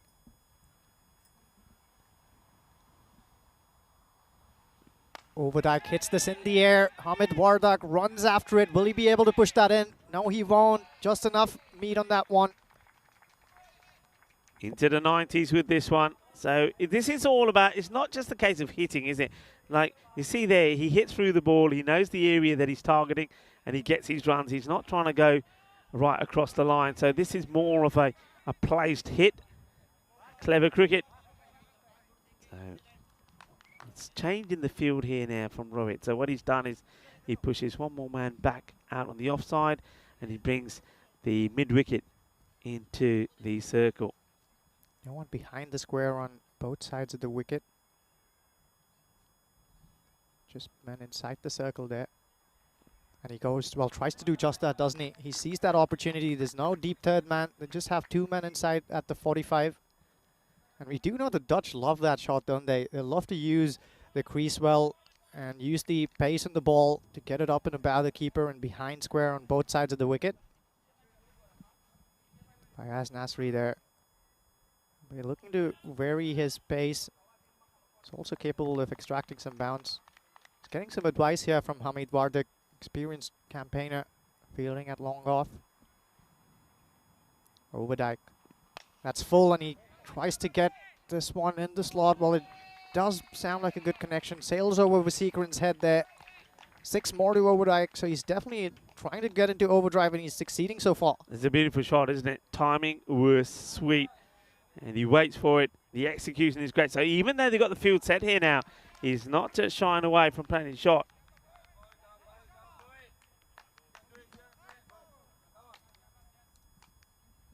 Once again, encouragement from the fielders for Fayaz Nasri as he runs in. Overdyke so still at the crease. He digs that one out. Will he have a shot at the stumps? He will, but I think the batter was safely in. It was Ellen Bass who took off as soon as he saw that there was a single on offer. Makes it safely through. His eyes are peeled like a hawk there, like umpire Guru. Had the opportunity of playing some cricket with him in Dresden many years ago, 2011, with the likes of Sivaraman Subramaniam, who's now the assistant coach of the national team, or was in that role a little while ago. Not sure if that landscape has changed recently. Ellen Bass on strike now.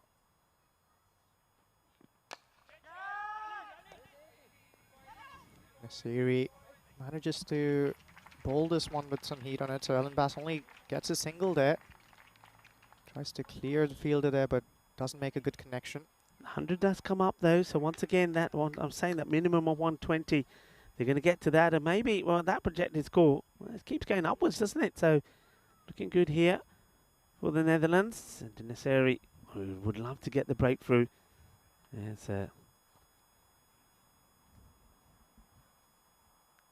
in once more. Well, he's gone for this shot a few times, but he hasn't been able to get it right, has he? As you can see, a little bit of disappointment there from the batter as he sees out a dot ball there. So score stays on 100, 100 for 6, 18 balls to go in the innings, and they'd love to be able to go around 2 ball here.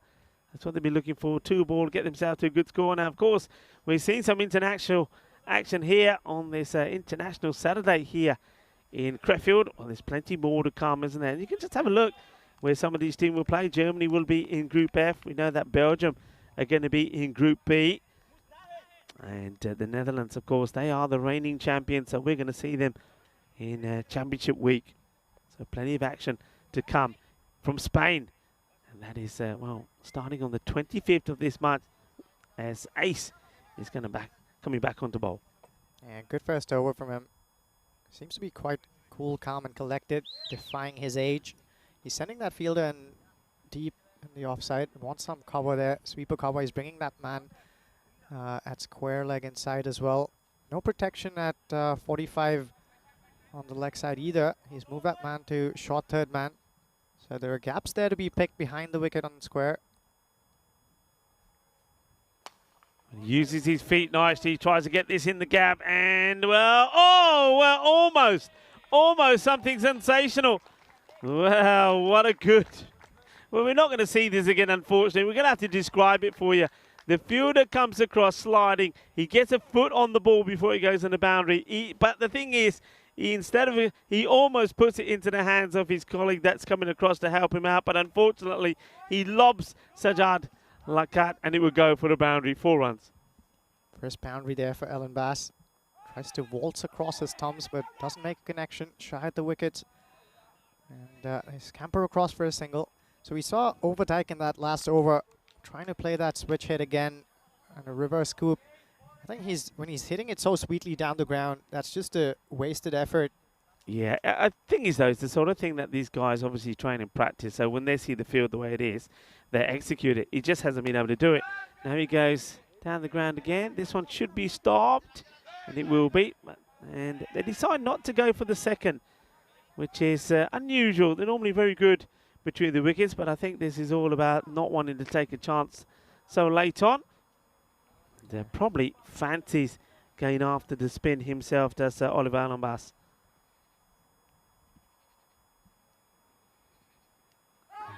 Oh, this one goes all the way through. So chase is on. Iba, but he can't get there. Oh, yeah, well. We see a little bit of everything. I'm telling you, these guys are athletes. This is a bit of crick athletics. And you think our boys are good at doing the hurdles? I reckon they are. That's nicely done. Well, I was asking about the variations that Ace Pros probably is hiding up its sleeves. Pulls one out there. That was the one, the Dusra, or the wrong one as you'd call it. That one turned back into the batter, beat him all ends up. This is nicely floated up as well. He's bowling really well as Ace Pros. I'm quite impressed with what I see here. He is bowling really, really well indeed. I think sometimes when we saw him playing for the Akan Rising Stars, he bowled well there as well, but he didn't have a lot of luck, did he? There was a lot of catches that were being put down from him. I think here at this level with the sport of the fielders, even though he's been let down once, he should do well, but it's been a very tidy spell with the ball to go. Just 20 have come from it. He's picked up a wicket as well, and this could be a second. It goes a long way up, and oh, he's missed it. And oh, I hope this hasn't caught any of him, because as soon as it gets past him, it looks like he's just touching the side of his head. That's his catch a little bit off him. It's a big opportunity though, but it goes a long way up in the air. And just make sure that he's okay here. Yeah, I'm really surprised to see that Fayaz Nasiri didn't swallow that one. And I put all my money in him taking that. He was up in the air for so long, and he had a lot of time to get underneath that one, but spills it in the end. Good show with the ball though. Ace Pros is just coming here in front of us, fielding it long off. Looks like a man who's got a bright cricketing future in front of him. Yeah, I mean, I said that when I first saw him, and I said, watch out for this young man because he's going to do wonders. He's picked up, a wicket there, hasn't he, for 21, but quite easily it could have been 3. Yeah, it could have been 3, and it wouldn't have been 21 because some of those balls obviously wouldn't have been runs, and there was a boundary there, a couple of boundaries that shouldn't have gone to the boundary. So, yeah, he's bowled really well. So is this man, Afridi. Comes in with a bit of pace, but that is a delightful shot. Well, this is a sensational hook. And, well, that's Max By, who's going to have to chase after that. One of the ECN crew. What a lovely shot. Yeah, you tell you what, I don't know if it's the heat out there, but Shahid Afridi was definitely clocking more speed on the speed gun a little while ago. This one, not enough heat on it, so sat up beautifully for Overdyke to stand up tall and help its way over square leg there. Yeah, nice looking shot. Here comes Afridi again. I think he's got to go full, isn't he? He's got to get a Yorker. He does go full, but he offers a little bit of width, and this will go all the way as well. Back-to-back boundaries. Balle. Ginna Sona. Shakal again. Just like that. They're eyeing up the 120 already, so maybe they are, well, 124 on the board. Maybe they are looking for the 150 after all. Yeah, certainly on course to do that with these big hits that are coming off the blade of Overdyke. Definitely have their crosshairs at that 150 mark. Here's Afridi again. That's a nice bit of bowling. Finds that Yorker, cramps him for room. Will be a dot ball. Yeah, much better delivery. You get that full. This is where it needs to be when you got batters in at this stage of the innings, especially like Overdyke. He's in, he's set. You're going to get that ball pitched right up to him. I mean, he might even go for that slow delivery, the one that he got Musa with. It's well struck. And goes to Nasiri, who, unfortunately, no damage done when he puts that catch down. But yeah, I was surprised. I mean, difficult catch. It goes a long way up. But the way he's been today, I was sure that he was going to take it, but he doesn't. So Alan Bass did get a life. Let's see how many he can make from it. He added 1 to it when the catch went down. It was dropped on 10. Full again. He's finding that Yorker, isn't he? Almost at will. Excellent bowling from Afridi. It's really good bowling, and it's well played as well by Alan Bass. Makes you wonder why he keeps going for that short one, though.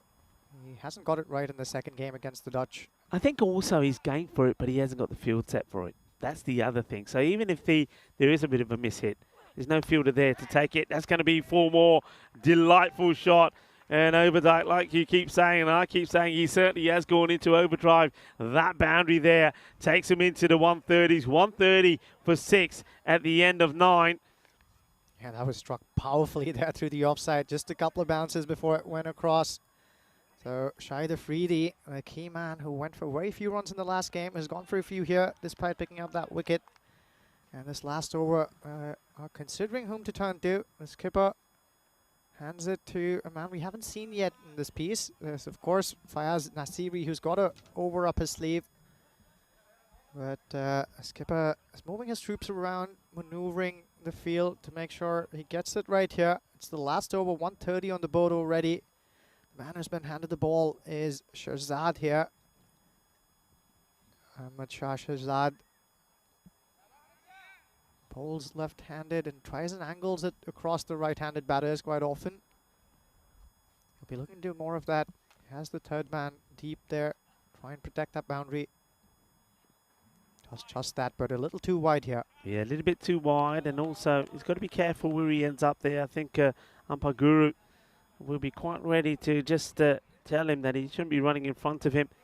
This guy, he bowled really well in the series, and I'm not surprised to see him playing for the national side. Let's see how he performs there. And of course, being a left-hander as well. It's nicely played. You can see that the batter anticipates where this one is going to go. And Alan Bass does really well, because what he does is he gets Overnight back on strike. Yeah. And that's who you want facing now here. I really like what I saw there in that delivery, Rico. Great cricket all around. The batter up to the task. Alan Bass understanding that Amateur is going to angle this across the off stump. Waltzes across. Amateur as well. Keeps it just right. And, it's well bowled. Gets the length right. There's a little bit of an inside edge on there, so he's not able to get the boundaries going here. So they'll take the single. So they're not shying away from it. Overnight quite more than happy to hand the strike back to Alan Bass. You know what? They're trying to hit him into the leg side. With that angle, it's always going to be a difficult ask. He'd be much better off trying to play him through the offside here. Does that now. Does he find the gap? Yes, he will. Exactly what he should be doing. Finds the boundary there. Important 4 runs. Yeah, I mean, you said that, but he should be trying to hit in the offside. You're absolutely right. And I think the other thing here is what the captain needs to see. I think he's got his lines wrong here. I think he needs to be a lot straighter inside the circle, and then he needs to put the likes of H+ wider. What he's actually done now, he's just pushed himself back, so he's brought up. Looks like who's he brought up here now? They ain't got too many back, have they? They brought up. The third has come up. So, dicey. Alan Bass looking good here. Goes across, tries to get that behind square. Ran out on. Oh, this is the wildest throw that you'll ever see from the wicketkeeper. And this one, well, he could have quite easily. I think he probably had time to go for his end. He doesn't take the glove off. Just watch this. So he gets it here. You can see them running. He could have gone for his end. He decides not to. I don't know who he's passing this to. I have no idea. Well, he points at the bowler there, but clearly been done off because he didn't get that mid off, didn't he? Let's see how expensive that could be. Well, this could be a reward. It will be. Ace takes his second catch. No mistakes for him. We've seen him taking catches in front of us here all through the last 2 weeks in the European Cricket Series. Well done to Ace. What a great debut this has been from the young man, the 19-year-old. He took a superb catch to remove Sebastian Bratt. Very first ball. Takes another catch here. He was, well, amazing with the ball as well. In fact, very unlucky. He picked up 1 wicket for 21. He could have had 2 or 3. That's going to be the end of Overnight. But he's batted really well, hasn't he? It's been a super knock from him. 38 of 17. 4 sixes and 2 fours. And, well, he's helped his team to, well, what the Netherlands will believe should be a match-winning total if they bowl well. 138 with the ball to go. Yeah, within striking distance of that 140 odd that we spoke about earlier as well. A big hit here. We'll see them cross that 140 mark. Already, one would reckon, a very competitive total on the board. The German team will have to bat out of their skins to get there. Let's see what Shahzad does. He's bowled an excellent last over here. Yeah, Carl Klein. And most of you will know Ryan Klein. Well, this is his brother, the younger brother. And he hits this well, and it's going to be dropped by Ace, who loses it, and he's going to go for 4. Oh, that's so disappointing. The guy that has been so good. It's going to be 4 runs, 4 carreras. And that is what we're going to end the innings with. So another battle of the young man. And I think Klein is under 19 as he hits this well. But you see, Ace, he loses this. So almost has a 100% record with his catching. Hits his hands hard. Unfortunately, couldn't hold on to it. And it ends up being runs right at the end there. So 4 runs. Could have been 2 in 2 at the end, but they finish. They get past the 140 mark. I was saying before that teams will be looking to get score between 130 and 140. And the Netherlands, 142 for 7. As we have a look at the start here. And it was a good start, wasn't it? With Asad Zulfikar going for just 2. Yeah, and good batting there from Musa Ahmed at the top of the order. Anything short, he put that away.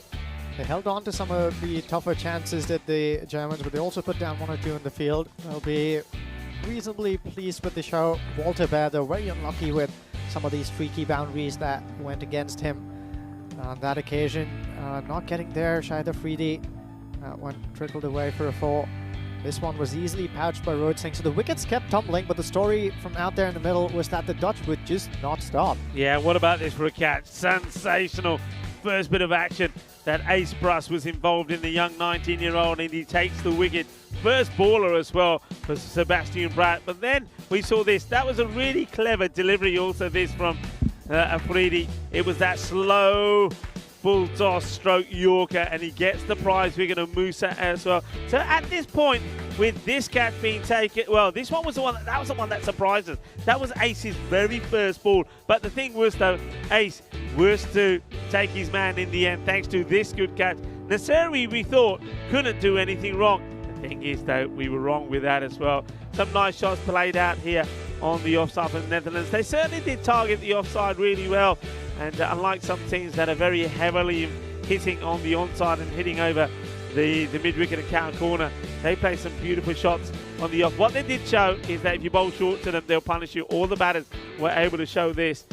And this one down the ground, but in comes the fielder, and Ace takes the catch. We know he's very good with the catching, but there was a few surprises because the man who we thought would take all the catches necessarily put one down, and then Ace himself put one down as well. He could have ended up with 3 catches himself. So when we look at the scorecard, we'll see that the Netherlands 11 do get to a score of 142 for 7. Little contributions all the way through there. Musa Ahmed 20 before he got done by Afridi.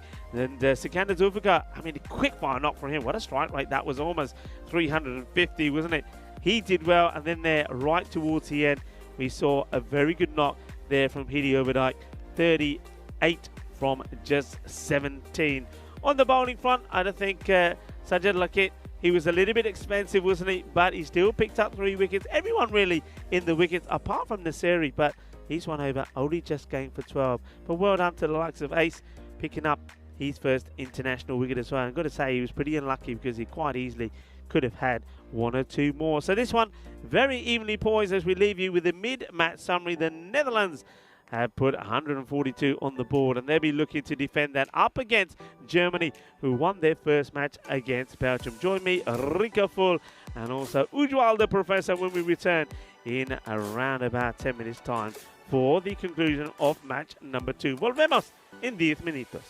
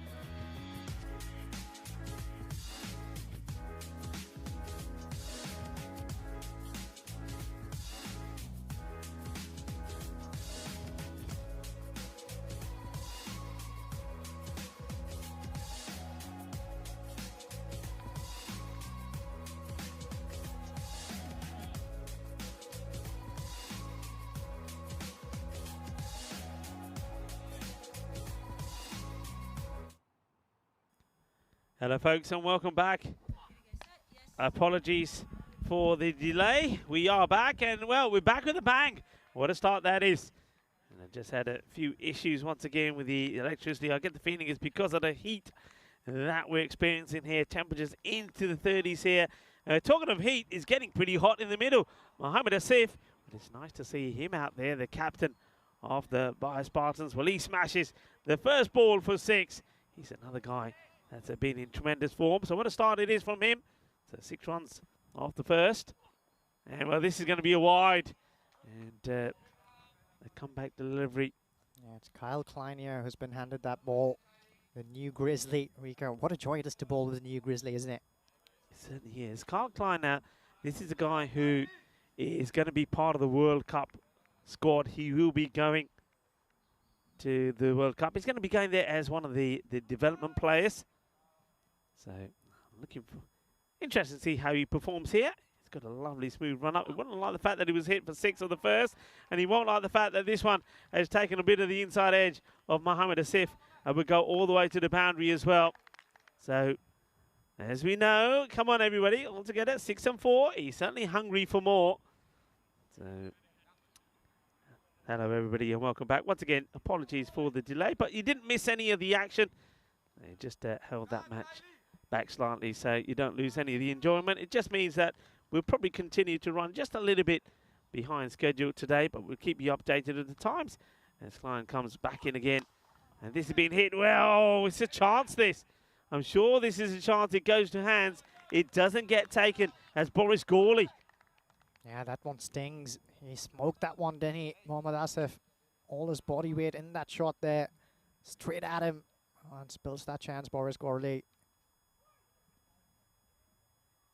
Asif, not a man to drop. Like, he's there in the power play to do one thing, and that's to give them a good start. And that's well bowled. Good areas, good length. I think Klein now has sussed out that Asif, there's probably not going to be too much foot movement from him. And that's why he gets that one slightly wider off the pegs and a bit fuller as well. And Asif is nowhere near it. They have got third man back on the boundary, rather wide. The other man that's out at the moment is at square on the boundary. So that's your field set. And a nice tight ring around as the players start to walk in. And this one is played short. I think the idea may be worse to get the fielder who comes across and does the fielding out there. It's the captain who makes a stop to get him into play. Maybe go for that the short ball. But that's nicely being fielded there. Yeah, first look here at Vasikaran. Destructive opening batter here to accompany another one in Mohammad Asif. Last ball of this first over. Oh, shot. What a beauty this is. Straight down the ground. And this is going to be 6 runs. Manos. Arriba, arriba, arriba, Bitro as Vasikaran. Down the ground. 6 runs. It's the end of the over as well. And the first over from Kyle Klein goes for 18. Well, I called one of these Kloppenberg pull shots, the shot of the day a little while ago. That one has just been trumped by this from Vasikaran, in my opinion. Smoked that one straight down the ground. Beautiful balance as well at the point of contact. Yeah, wonderful shot. Just a nice shot there off the ground. And also a bit of a split screen there, telling us that it's 263 matches since that golden ball. It's going to be Ellen Bass with the ball in hand here. As the one who's going to share that new ball. This is interesting already. Germany going at a reasonably good clip. If they're up and around that mark, they will walk the stairs down. Mohammad Asif, as you rightly said, Rico, not known for his footwork, but for his great hand-eye coordination. And this one's played away nicely as well. And talking about hand-eye coordination, well, this is good coordination from Asif. And just look the way he just gets the wrist involved in that. So that's nicely played. Yeah, scoops that one in up over the infield there. Nicely done, Asif. Moves on to 15 of only 6 deliveries. Just getting a move on here. That's a great start. It's Oliver Bass comes in again, and now he goes for the short one. It's going to be a wide. It will be called a wide. With this one, just hits the deck and slows right up. I suppose there's a little bit of getting used to this pitch for the bowlers, isn't it? And how it responds to certain deliveries. And I think Oliver Bass has learnt there that if you bang the ball in that short, it's going to loop over the batter's head, and it doesn't necessarily go through that quickly. Okay, high up in the air. It is a chance if the fielder can get there. And he will get there, and he'll hold on to it as well. That's nicely done. And that is the captain, Sebastian Pratt. We've seen this guy take probably one of the best catches that we've seen on the European Cricket Network at the Cardiff Oval. So he doesn't drop them, and he makes that look easy. Nicely taken. And that is going to be the end of Mohammad Asif. But he makes a quick-fire contribution, 15 of 7 balls before he departs. Yeah, if they do that all through the lineup, they'll be in good stead. He got more height on that than distance did. Mohammad Asif hit that one uppishly. Not enough room to free his arms. That's what he likes to do. Man who walks in now at the fall of that wicket.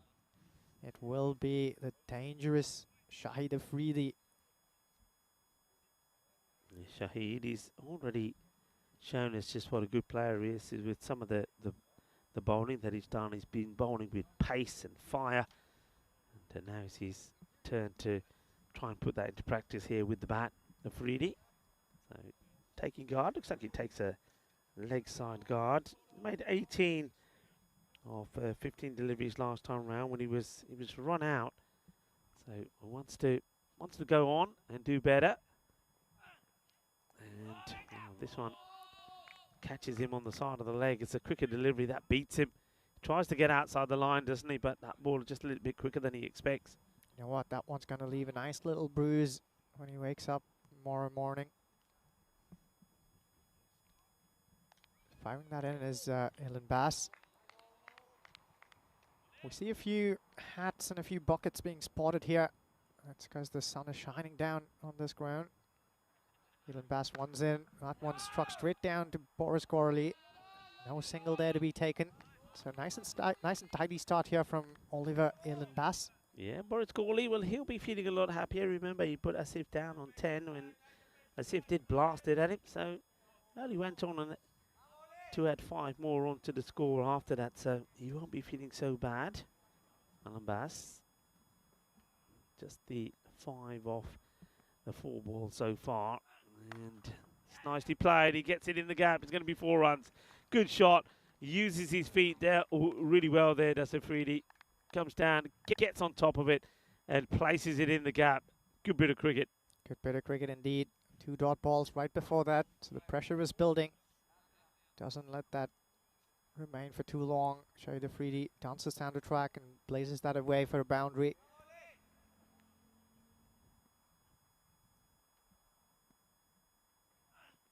And now he might be out here because Sebastian Pratt is onto it, and he takes it 2 in 2 for Pratt, and that is going to be the end of Afridi. It wasn't quite on for this shot. I think he would have been better off trying to work this in the sort of behind square area. But the captain, he makes no mistakes, and Ilan Bass ends up taking 2 wickets. And at the end of 2 overs, Germany, after a good start in the first, where 18 came off that over from line, they've lost 2 wickets in this one. Ilan Bass have put them right in front here. Right on top indeed. 2 big wickets there for Germany. Sequence still out there, and he will be joined by skipper Rohit Singh, who's walking out.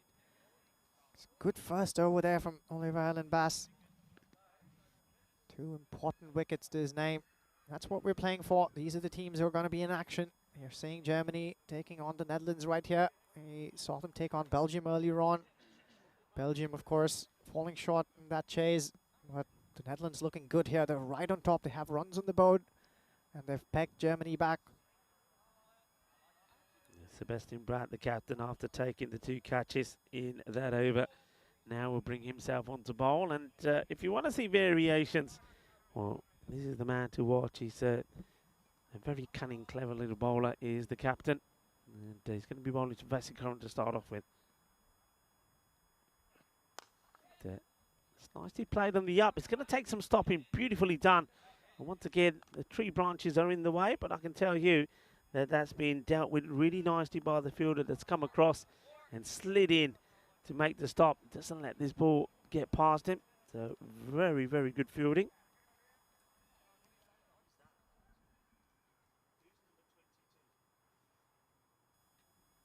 That's Rohit Singh there first up. Strokes that to the field at long on again. He's really wide there at long on. It's a clever field placing as well. Sebastian Brad, he's got his thinking cap on. He's got his field just where he wants it. It's almost at a cow corner area, Rico. Yeah, I mean, they played so much cricket, haven't they? And they've become very familiar with this format as well. I saw them play at the Centurion Cricket Ground as well. This is a lovely shot. That will go all the way.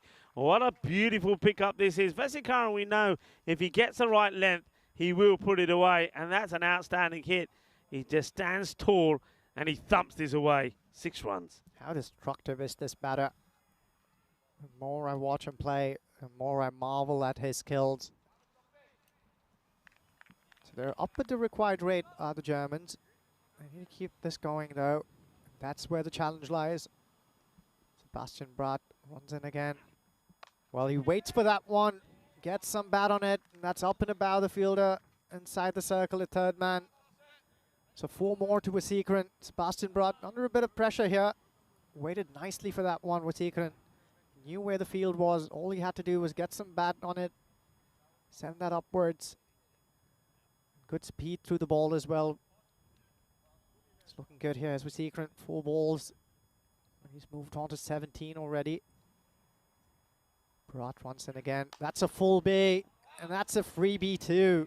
It's coming our way here. Rico bends down to field that one. Excellently stroked, and that's what I've observed about Wasi. He doesn't try to hit the ball too hard. He times it to perfection. Plays to the merit of the ball as well. While he's at the crease and going great guns, it bodes well for this German team. Last ball coming up of this over. Another full toss. Waits for that one again. I think that was a change in pace. Slower ball there. He picked that one, Waseekaran, but doesn't connect sweetly. So dot ball brings the third over to the end. 43 runs on the board. I've got 2 wickets down though. Game's nicely poised. The required run rate is up and about the 14-run mark.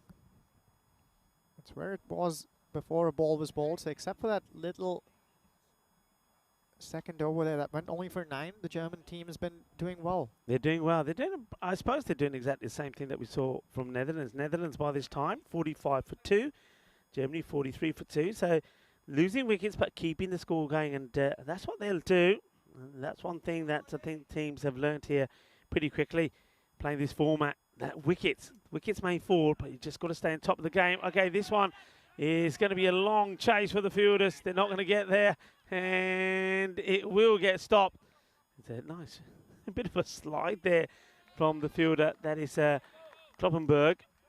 He slides in. I think he's sliding here, thinking that maybe if he'll be able to try and pluck the ball before it hits the ground, if he gets lucky, but he does stop the ball from going over the boundary. So Alan Bass, who comes back into the attack after a pretty successful first over, almost gets another wicket there. Rohit Singh. And that's nicely played. He just goes down the leg side, doesn't he? Drifts away. And Rohit waits for this and plays this nicely. The lovely clip off the pads. 4 more. Yeah, great timing there. He rolled his fingers across that ball. Oliver Allen Bass tried to bowl it as a leg cutter a little bit. And eventually too far down the leg side. Helps it on its way, Rohit Singh. So he's up and running as well. A boundary to his name. We spoke about how important it is for them to keep going.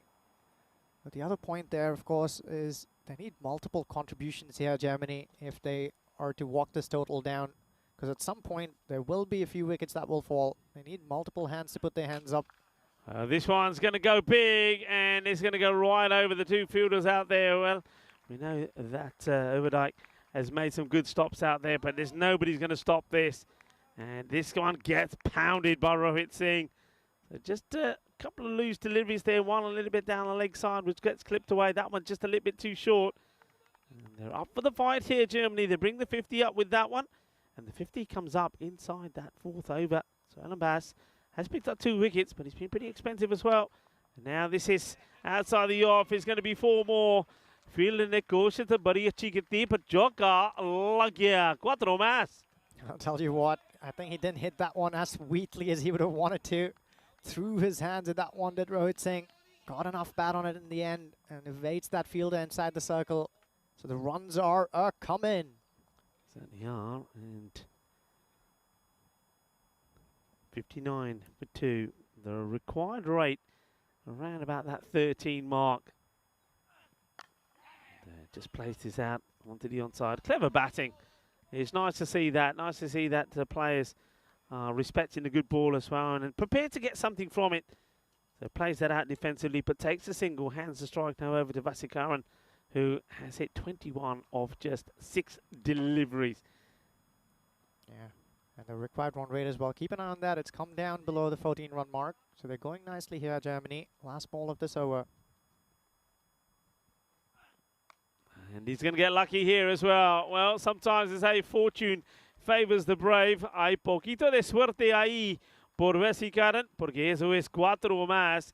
And with that boundary coming, they're just staying, well, they're staying in a good stead, aren't they, in this chase. The rate will be around about that 13 mark. Then, well, a little bit like we were saying before, really, with the Team Belgium when they had that chase on against Germany in the first match. If you can keep it at that, you should get there. And you can see there at the moment, they're right where they want to be, and that is above that red line. Yeah, absolutely. The asking rate when they got started was in and around the 14-run mark. They're scoring at 16 here. So they're going at a great clip here, Germany. Rohit Singh looking ripe there with 18 of 6 balls, and with Vasikaran even better. He's on 25 of 7. So Ilan Bass, I think he tried to go too short in that second over of his. Too many short balls that were just angling into the batter. Easy to put away. On the last occasion, though, slightly unlucky. A top edge carrying it over the boundary there. Yeah, and 21 coming off the over as well. So it's a magical one. That's why they have well, almost got this to just below the 13 over mark. Here comes Zulfikar to bowl. And Zulfikar, better areas. He just angles this in, doesn't he? He goes a little bit wider, angles it in. He keeps it away from the pads. A few people on the chat saying sensible batting. Yeah, has been. A lot of people interested in this one. And a few people are mixed in their views as who will win, who won't win. Nice to see that Vinny Sandhu's been in the chat. There's been a bit of Corey talk as well. Don't forget, Corey and Vinny will be on your screens on Monday. This is wild. Oh, this is a really shocking delivery from Sikander Zulfikar. He gets this completely wrong. And it's it could be a wide on 2 accounts. One, because of how wide it was. One, the other, because of how high. And you can just see the shot there of the keeper, Asad Zulfikar. Well, we've seen this a few times, haven't we? Bowlers who haven't bowled on this pitch have taken a couple of minutes to get a hang of the radar. This one, though, had nothing to do with the pitch because he just got that one brutally wrong, did Sikander Zulfikar. Yeah, you can see the brother, Asad Zulfikar, कहता है मेरे पर आके कर रहा इन्नी wide bowling करे. What is that all about now? Just sure what's going on here. Sounds like Vasikaran is asking for something. No, is he? No, I think it's. No, hang on a minute. I think it's the keeper. I think it might have been Asad Zulfikar who was probably asking for a change of pads. And now, well, everything's happening there at the moment. You can see Suleiman saying, "Okay, fine, leave it. If it's not happening, it's not happening." And the players, or the 12th man there for Germany, looked like they were going to run on with some water, but there's not going to be a change of pads there from the keeper in the end. I think he was thinking of getting the, you know, the ones that you can put in underneath the trousers. Maybe he felt, mind you, I don't think he had any way he could have got to that last delivery. Okay, Sikander Zulfikar needs to get it back right again, and he won't. He goes down the leg side, but he's very lucky here. This is one that's been missed out by Rohit Singh. He has played one lovely little shot off his pads earlier, but this one he lets it hit his pads. It could have been a wide, so just having a few issues getting his line settled here, Zulfikar. Yeah, angling that down. So the Netherlands just about ahead in terms of runs at this stage. They were on 71, but they lost those 2 extra wickets. Germany on 69 here. Shot ball smashed away into the leg side. Doesn't need a second invitation. Rohit Singh is on at 24 now. Yeah, I mean, It's too short. That just holds up for Rohit. Rohit's not going to miss out on these. Both of these batters are very strong on the short delivery. So it's got to say, a bit of a gundy ball there from Sikander Zulfikar. And he gets put away. So Germany right on top here at the moment, I'm going to say. I mean, they have lost those 2 wickets, similarly to what Netherlands did. But it's going to be another wide. And I think this is, again, he sees Rohit coming. So he wants to push this one just inside that line, but he goes too wide again. I really like this from Rohit Singh, though. That aggression, walking down the track, tells the bowler that he's looking for more runs here. He's under a lot of pressure here is Sikander Zulfikar. Rohit Singh again. This one's a little wide, too wide indeed. He's not too happy as the bowler, but when he goes back and takes a look at it, he'll know that it's well wide of the batter. Yeah, nothing wrong with this. I think there's no movement in that area at all from Rohit, and this has gone clearly over the line. So, yeah, I think when he looks back at this, he'll know that the umps, the man from Italy, the Italian stallion, Suleiman, has got this completely correct. Suleiman Saeed, and the match officials, of course, have been brilliant. Suleiman Saeed and Guru are the umpires for this one.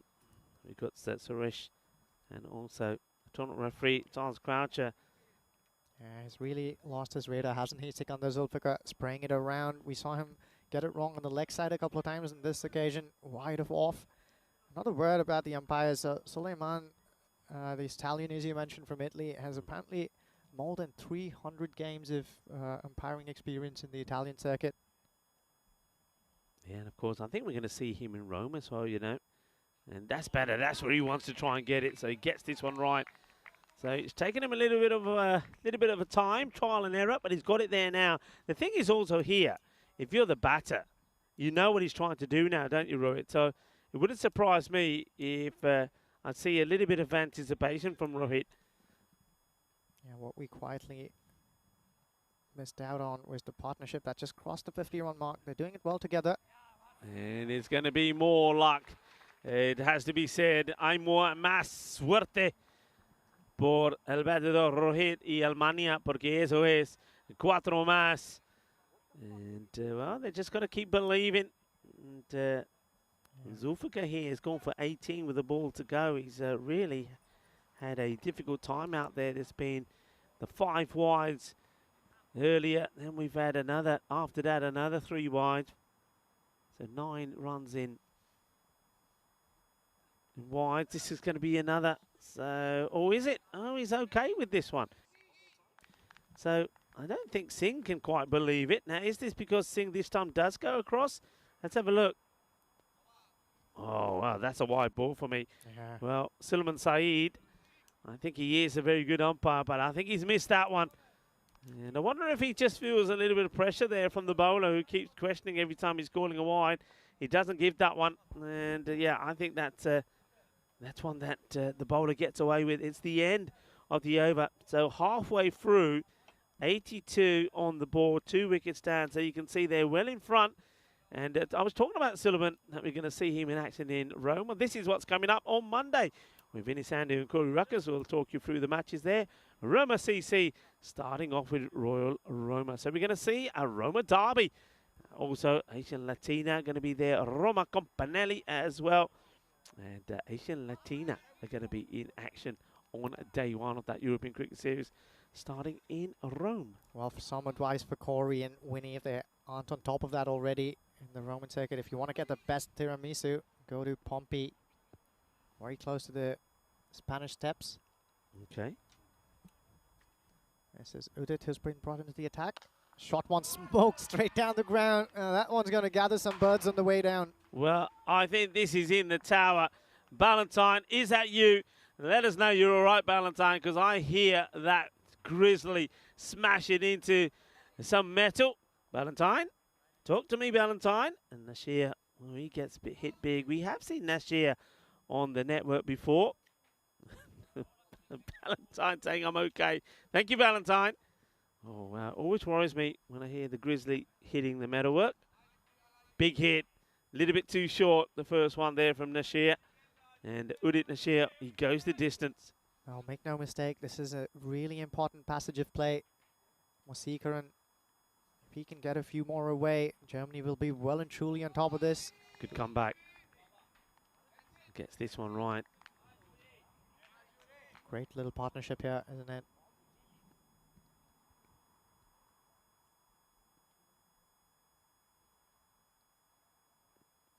Smashed. Oh, that is awesome. That is brutal. As this is going to be 6 more. And isn't it so good to see Arithran Vasikurin out there? I mean, it's I suppose he's taken a bit of time to get into the framework here in the German side, but he's in the squad. He's a wonderful person, wonderful personality, plays hard for his club. He would have been very disappointed yesterday when the Bio Boosters lost out in the final, but he's put that behind him now and he's focused on the day here as he moves into the 30s. 37 for him. Remember, he scored a very fine turned 27 in the first match against Belgium. This one will go as well. You cannot bowl there to this guy. This one crashes into the fence there. Too short. And this is just easy hitting for Vasikurin. Well, Wasi can do no wrong. This is just murderous from him. He's channeling his inner gladiator, isn't he? He certainly is. 100 comes up. And only 43 required in 26 deliveries. So there needs to be a huge turnaround here, doesn't it? So. Oh, I love this aggression from the Germans. They're just going after it, aren't they? Not trying to pace themselves. If it's there to be hit, Vasikurin's all over it. And this is another one, and you can see what Udith is trying to do here. He's trying to push one wider. He's hoping that Vasikurin will come out of his crease. Well, he does come out of his crease, but the problem is he doesn't miss. He smashes another one big. This over has gone 6.66. Oh, it's awesome. And, well, might as well add one more to that as well. So 4 6s in the over with a ball to go. It's already gone magical. Well, tries to make that 5. This will just trickle away to the boundary, though. Will he? Well, the die win is a good one. I wonder if he managed to do that cleanly. We'll have to take another look at that one.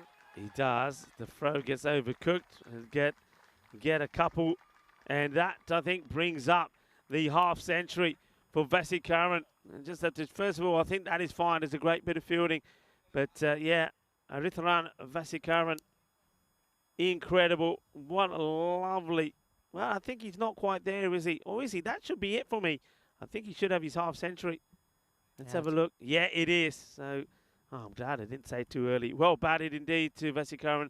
51 off just 13 deliveries. Well, he makes his name and takes his place in the international scene. And what a day it's been for him. Like I said, 27 in the first match of the win against Belgium. Now they're looking to get a win here against the Netherlands. 108 for 2. Something has to happen. Something has to give. And Vasikurin, well batted. Take a bow. Yeah, well, with this man at the helm of the affairs, the top of the order in German national cricket, I think there'll be a lot of positives that'll come their way. Excellent batting there. Such a level head. He treats every ball on its merit. If it's there to be hit, he obliges with glee. Rohit Singh at the other end is no quiet cricketer himself. He's moved on to 28 of 12. They're doing it easily here at this point, Germany. Yeah, I mean, what's the required rate? It's not quite run a ball. It's needing just under 9. But it's one of those, isn't it? A wicket can change everything, and that's what they're trying to do. Still plenty of batting, as we know, to come from Germany. But get one wicket here, break this partnership, get a couple of good overs in, get that rate back up to around about 12 or 13, and then we're going to have a tight finish here. But they need to break through. They need it quickly. It's beautifully hit, and that's going to be 4 runs. What a lovely shot this is. The new bowler comes in, but it makes no difference. It's now going to be 4 from Rohit Singh. Again, a delightful shot. Yeah, great timing as well. He hit that one beautifully through the offside. One bounce over the fence there for boundary. Messman Phillip makes a little bit of a mess there with that over-pitch delivery. Can he clean up here? Changing the field as they plug that gap.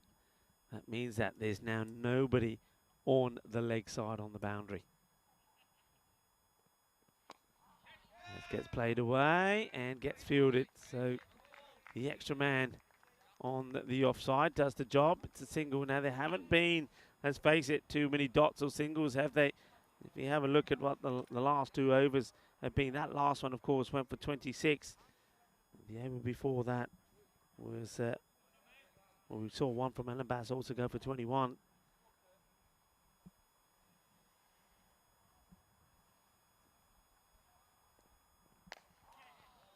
Nicely played.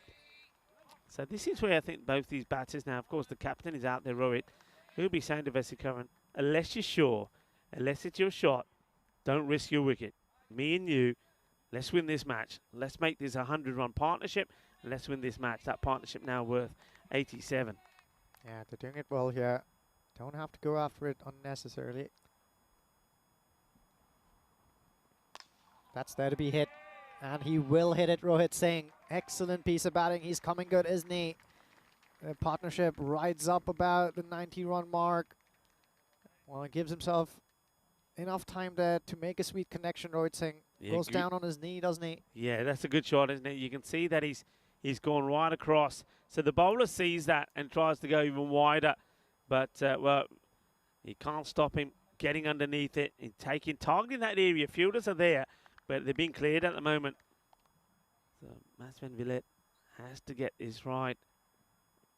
Oh, Rohit, bit of an inside edge on this. The wicketkeeper does ever so well. Gets a glove on it, does Asad Zulfikar, just a single. A 120 on the board now, and it's theirs to lose. Let's put it that way. This is theirs to lose, and what a good start this will be for Germany. Remember, Germany were victorious back at the RC Dresden ground. We're up against the likes of the Czech Republic and also Norway. They were the victors in that ECI on net run rate over Norway. And it's an edge, and it's been taken. A really good catch. And it's well held. So they get the breakthrough, this partnership worth 94. What a knock this has been from Wasekaran. Is this too little too late from the Netherlands? Only time will tell. But he'll go back to a raucous round of applause from his team. Brilliant show there from Wasekaran. Very well held there in the deeper third man. Welcome wicket for the Netherlands. Mies van Vliet will register his first scalp in this series. Not a long way to go from here, but plenty to think about for Sebastian Braat. And we'll see them take on the Belgian side up next. Plenty to look forward to. The Dutch are up against it here, though. They have been truly put under the pump with these German batters. What a good partnership that was. We were wondering whether they'd inch on to that 100-run mark and go beyond. Not to be. Nice riposte there from Mies van Vliet. He went away for 13 runs of that first over, but finishes that with a wicket. And we see there's some thinking to do here for the Dutch skipper. He's wondering whom to turn to. He's going to hand the ball to the experienced campaigner, Musa Ahmed. They're not protecting a lot of runs here. They can only play with 23 more, and the 3 overs to go. So just over a runner ball needed. Should be easy to do from here for Germany, one would think. It should be easy. You're absolutely right. I mean, that rate, again, it's just above the runner ball, and I think until you get it lower than that, there's always a chance. There's always that window of opportunity to get back into it. Musa starts with a bit of a full toss, and he gets a little bit lucky. And we'll have a look at this side on. I think it is dipping, but the umpires will still probably want to have a look. And, well, you have a look at that. I think it is on the way down, but it's still, yeah, we're okay with that. Musa continues, and he's going to go up in the air. And I think this is a wide ball because there's no bat on this at all. It actually comes off the gloves of the keeper. Once again here, not a bat, off the keeper, and flies to the man in that catching position. Okay, up in the air is a miscue. Big moment. Fielder gets underneath it. And Boris Gawley takes the catch. So another wicket goes. And Nisari, unfortunately for him, is going to go first ball. That's going to be a golden duck because the ball before that was a wide ball, which wouldn't have counted. This one would have been a wide as well. He chases it and gets out. I tell you what made him play that shot. There's no protection there behind that fielder inside the circle. They just had the only man who was out there in the deep was almost square of the wicket. So his eyes lit up when he saw that with an offer. but tried to get too far underneath that one and only managed to sky that. Easy taking there for Boris Gorgi. He's not happy, but Derek's happy. Golden Derek is going to follow him off. Second time that we've seen Golden Derek here on this international Saturday. And that's disappointment for Nasuri. He will go. So it goes first ball. Boris Gorgi takes the catch. So that now brings Waddock out. Now this guy, I think we were a little bit, well, miffed to see him not come out in the last match. Hamid Waddock, I saw him a little bit off him at Dresden, and he's a good little batter. So it's a good opportunity for him to get a little partnership going here with the captain, Rohit Singh. Yeah, there's nothing little about some of the big shots that he can play. Let's see if he'll bring those out here. He almost reminds me of the low stance of Nicholas Purin. He has the same sort of a base and build about him. Likes to go nice and low down and launch from that strong base. There's Hamid Waddock. Seen him do that to many a bowling attack up north. Played a lot of my cricket up against them. One of the better sides, and we always love facing them. SGF Findorf is the team he plays for. Rohit Singh back on strike. He's doing it nicely here. Captain's knock is what he'll want to call if he can see that through. Yeah, I mean, this is, I mean, just think about it. More on that after this delivery, which will be another wide. So, been toying around with this line, but I mean, think about what's happening here. I mean, this is Germany playing the Netherlands, and they're looking to get this win here. I mean, this is huge. So, as the captain out there, yeah, he's going to be focused on making sure they get this win. And what a shot that is! That's an absolute sizzler, isn't it, from Rohit? It's a thunderous shot. It's 4 runs. That is class. And what a knock it's been from him. 45 he moves on to of 18. A ball to go in this one from Musa. And you can see the equation there. Just needed 14 runs of 13 deliveries. Yeah, we thought Waseekran was in a murderous mood. But Rohit Singh saying he's up for it too. He's doing it really responsibly as well. Good cricketing shots.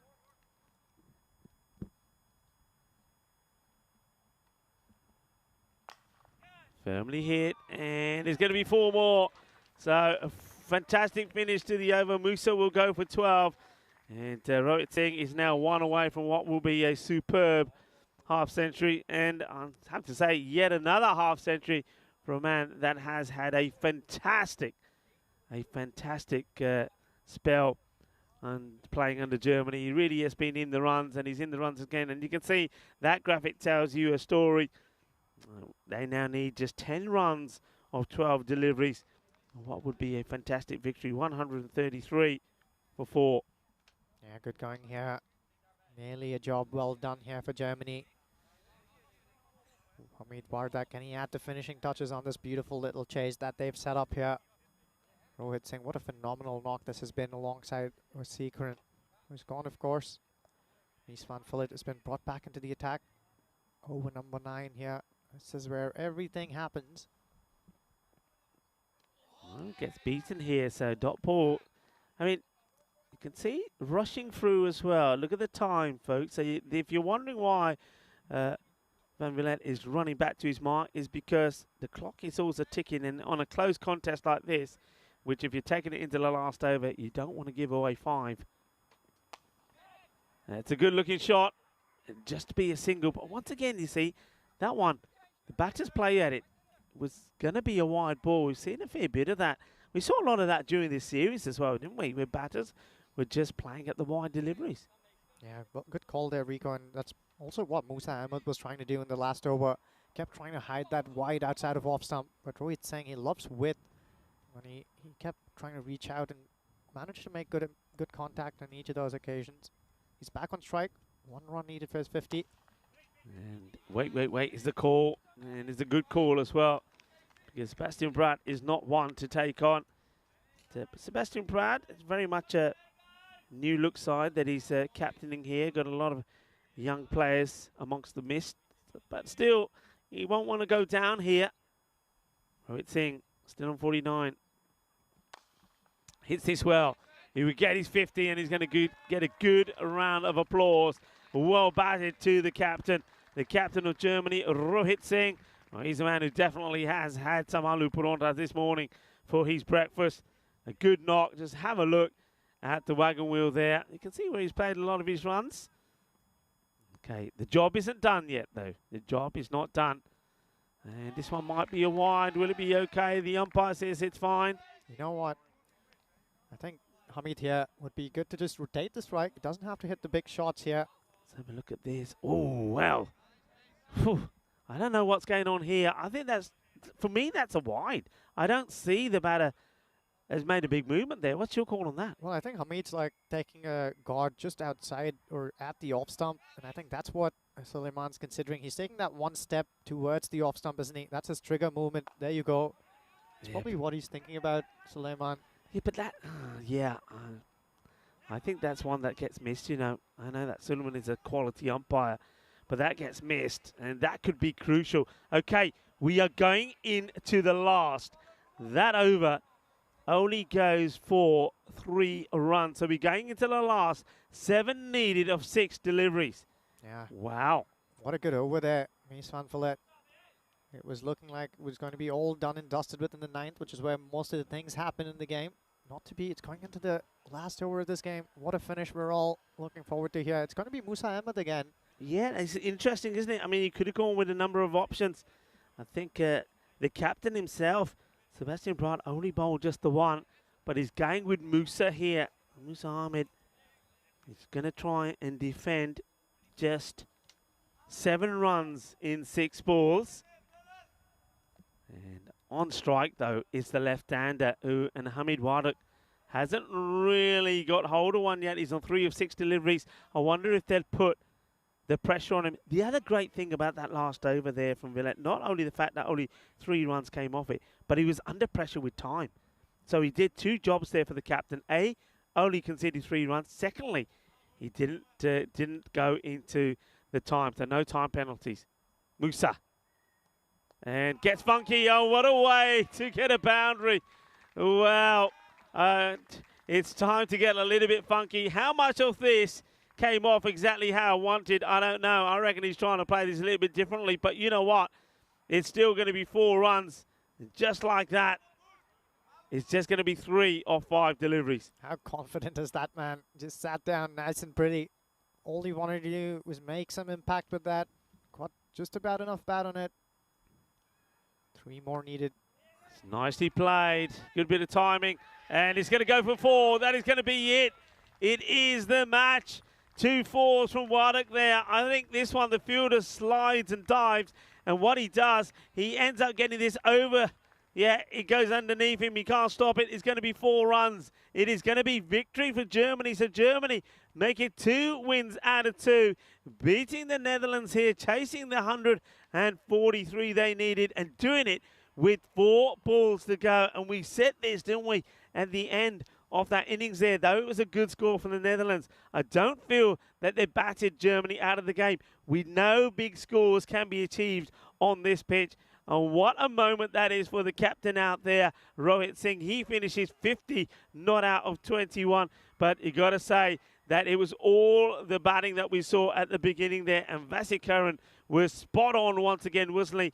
Hit the ball well, 52 of 15. And you've got to say, it was given a good start there by some good hits by Mohamed Asif as well. Yeah, excellent cricket throughout that game there. We saw that Germany was up for that task at the halfway mark. I thought it was an uphill task, but look at all the games that are also to follow this one. Belgium's going to take on the Netherlands next. The Netherlands will be hungry for a win here after falling short in that game with Germany.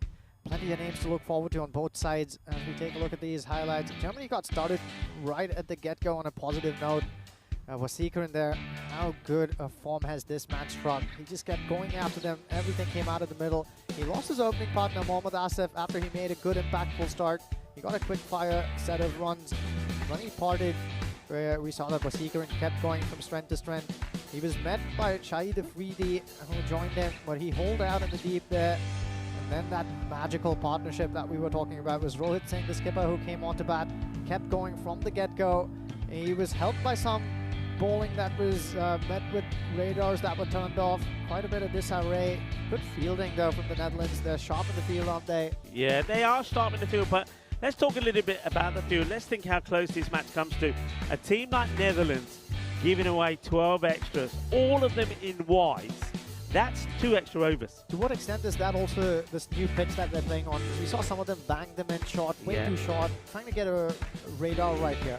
Yeah, but I mean, for a team like Netherlands, you're giving away two extra overs, 12 runs.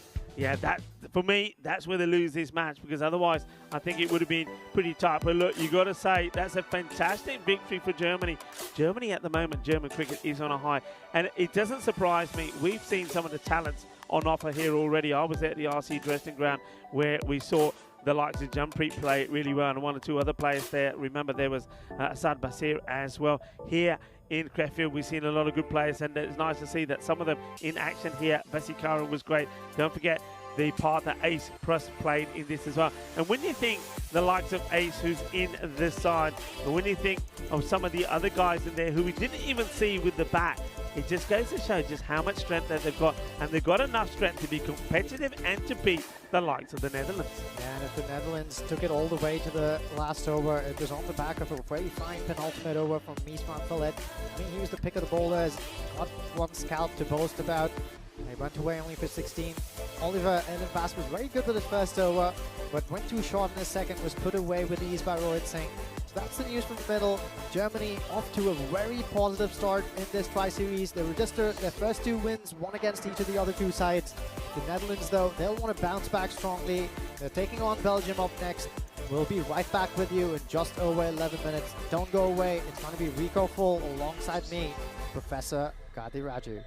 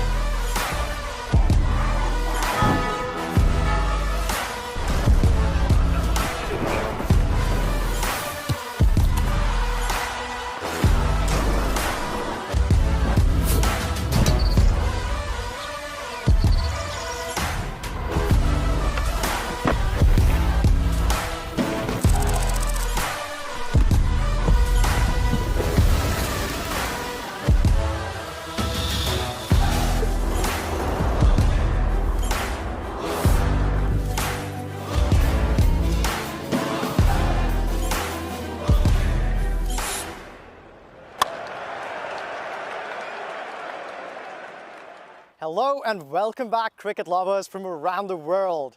We're back here at the Bayer Oerdingen cricket ground here in Krefeld, Germany.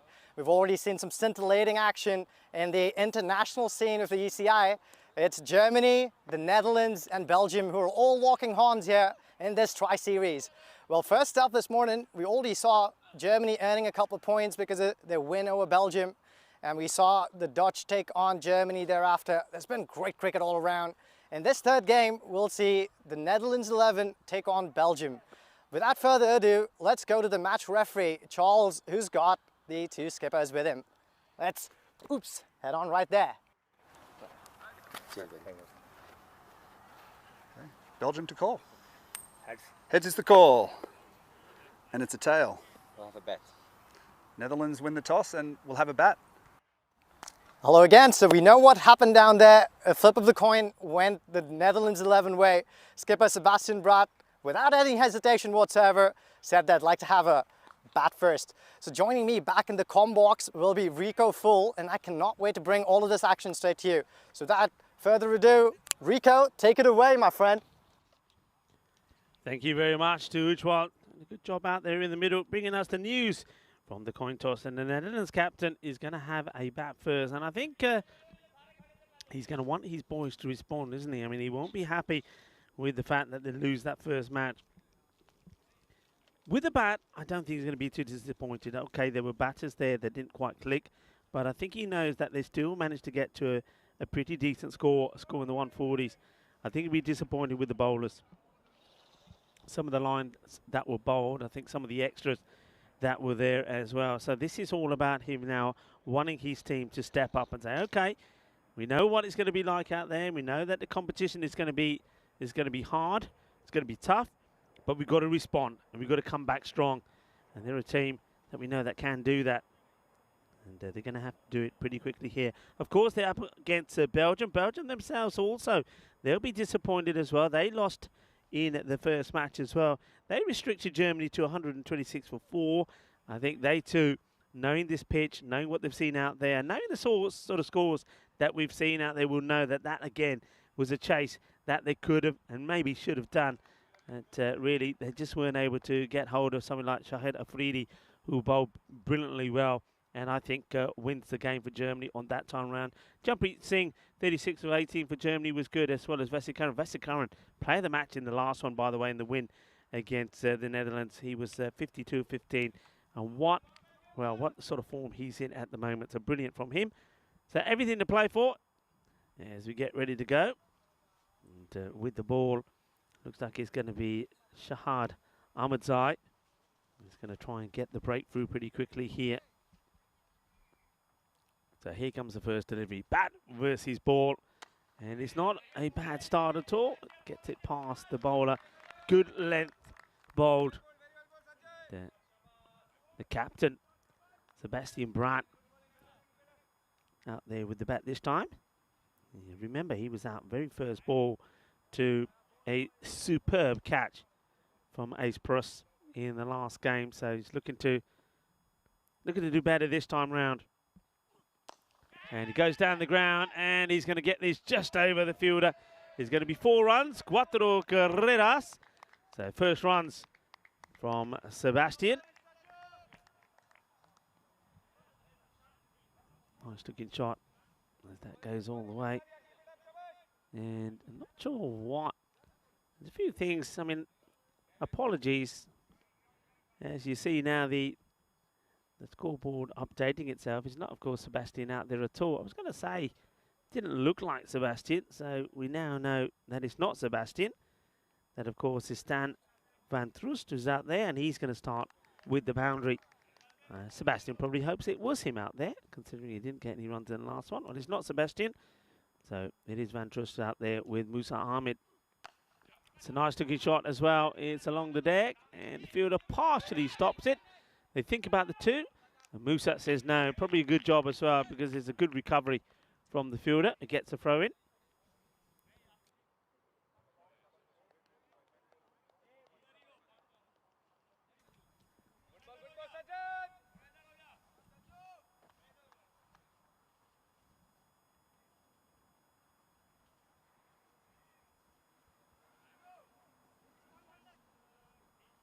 Just making a change to the field here as Musa gets ready to get going. He stuck around for a while, didn't he, last one? Got to... Oh, well, he may not stuck around too long this time. The keeper is after it, and he, well, throws himself at this one. It would have been an amazing catch from Ali Raza, but he's not able to get there, and that's a bit of a lifeline for Musa. You can see he's nowhere near this. He has no idea where this is gone, and Raza, he just can't get to it, can he? He just can't get to it. So Musa gets a life.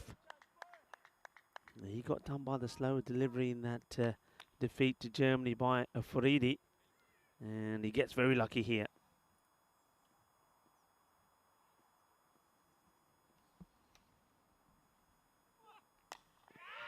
Says catch it, but doesn't quite carry. But they make the stop. So that was hit pretty hard at Khalid Ahmadzai.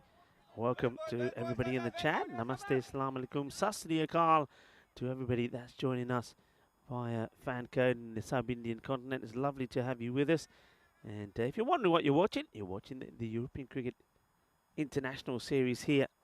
That's a great delivery, Yorker length, but it's been well played as well by Musa. Great bit of cricket this. It really is a top-class delivery from Sajjad Ahmadzai. Look at the way this comes back into the left-hander. But Musa, he does so well to play this out. It's a good over, isn't it, to start off with. And we had 8 on the board. 8 without loss, so nicely bowled. And 16 days to go to the Euros of cricket, starting there in Cartagena, of course, in Spain. The wonderful province of Andalusia will be in Malaga, and the Costa del Sol will be there once again to our hotel partner, Sunset Beach Club. I'm looking forward to being there. Stunning views of the Costa del Sol from there in Ben Al Medina, and of course about half an hour away from the splendid Cartagena Oval, starting on the 25th of September. Safat, who bowled well against Germany, and this is high up in the air. It will go all the way. Balle, balle, balle, kinna sona, shaka, lagya. Lovely shot. Beautifully played. Rika Full here, and well, Professor Ujwa will be joining me pretty soon. Having a spot of lunch at the moment. We'll probably take it in turns. It's because of some issues with the electricity, we're just running a little bit behind time, so we'll be trying to make that up for you as well. Short is an easy hit, really. The fielder comes across and makes a mess of it. That's the only way to describe it. That's not the best bit of fielding. It wasn't the best of balls, but that's Ravi out there, Ravi Tapilyal, and he gets it all wrong. He almost trips over his own feet. Back-to-back boundaries here. Safat, he's not going to be happy about that. It shouldn't have been. And, well, Ravi will just need to sort that out there for a moment. I don't know whether he doesn't pick it, but once he gets to it, he's just all over the place. Not the best of deliveries. It's a full toss that Musa has missed out on. And oh, that would have been close. Leg by signal. Musa really had to run hard. Let's have a look here. He's on the back foot. Is a good pickup. Is a good throw. And I reckon that by the time this throw comes in, yeah, I think he would have been struggling, you know. Really good throw. I think he would have struggled. I think that would have been out. Great work once again from the girls in our Indian room. Spring Productions. It's Elvira in there along with Mata Maria. Ventrust back on strike. Showing all his stumps. And misses out on this one. Doesn't quite get across enough, does he? So needed to take that little hop across and play that shot. So it doesn't get in line with the ball.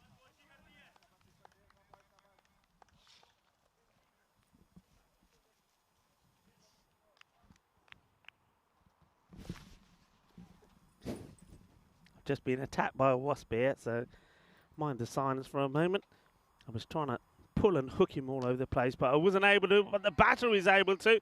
And that's a thunderous shot. That is going to go a long way. Well, that's in the car park. And if anybody has part there, well, there's going to be a crash, bang, boom, because, well, that's done some damage. There's a lovely shot from Troost. So he gets his opportunity in this match, doesn't he? They've got a good squad and they're keen to try all of them.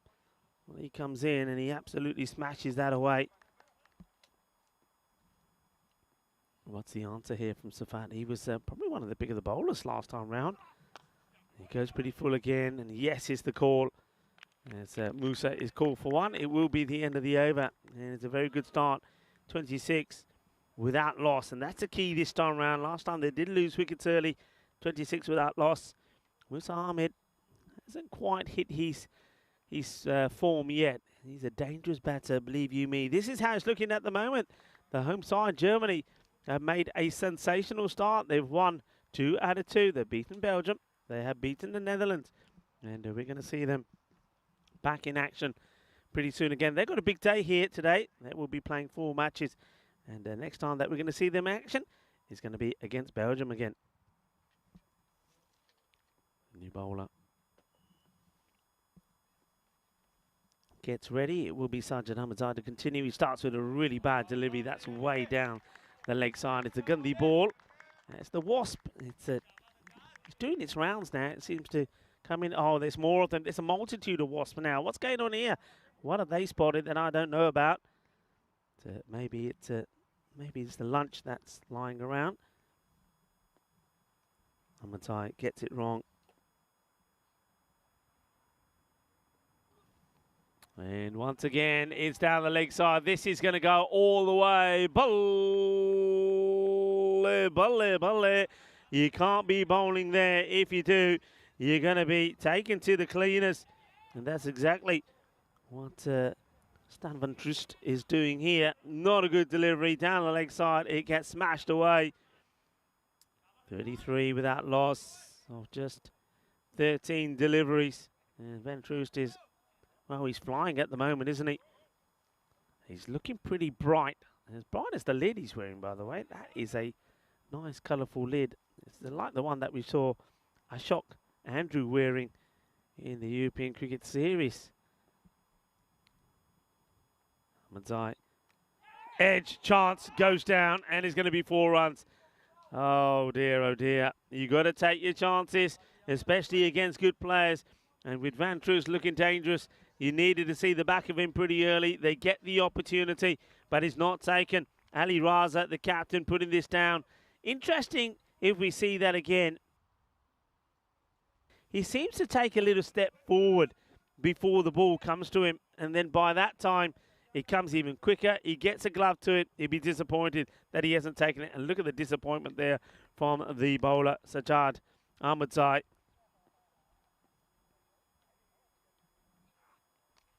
Okay, this is gone high, but it will go all the way. It's going to be 6 more. And he's taken him to the sword this time around. Maybe there's a little bit of luck involved in this one. Not quite where he was wanting to go, but it sails over the boundary.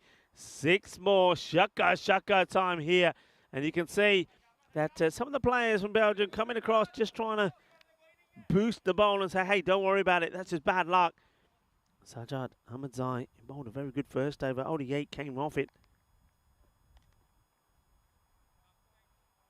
This one is in danger of going magical. 17 of it already. And this one is, well, I suppose Ali Raza saves 4 here for me. They'll get 1. That's buys. It goes through the batter, but it's a swing that Sajid gets here, and that ends up being a really good stop. Just gets a glove on there. That's well, after dropping the catch, which wasn't so good. That's a little bit of world-class keeping as he stops this one going to the boundary.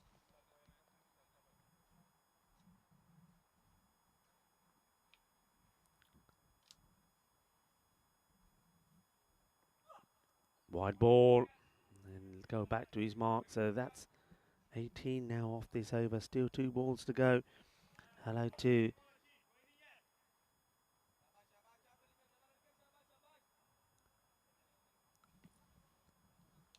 and we've got Chris Nitzel, who's coming in and saying that swung and missed again.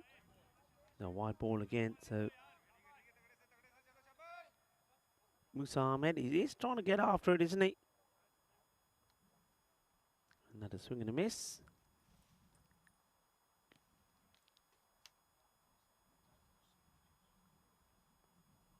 And we've just got somebody who's coming in and saying they believe that Musa Ahmed's name is spelled incorrectly. They think it's spelled A-H-M-A-D. Oh, thanks for that, Chris. I think the players, they do get they fill out the form, the sheets, which are then handed into the crew here. So I will raise that with our operations manager to see, just in case we have got it spelled incorrectly. But off the top of my head, I seem to always remember it spelled this way. But I will check for you. Thanks for bringing that up for us. Oh, that's even Gandhi. He's just having all sorts of problems with his control here. Just can't get it right. So the over goes magical here. It's a long one. This is going to put a bit of pressure on them as well with time. You see a number of players coming across and trying to help out. And James Stewart is appreciating Ujwal out there, the professor. He's saying the professor getting into the swing of things with the presentations there. It's not the first time that Ujwal's done those. He's done a few series with me here in Crefeld. We've done some T20Is together as well. So more than capable, and it's nice to see Ujwal out there as well. It gives me a break sometimes.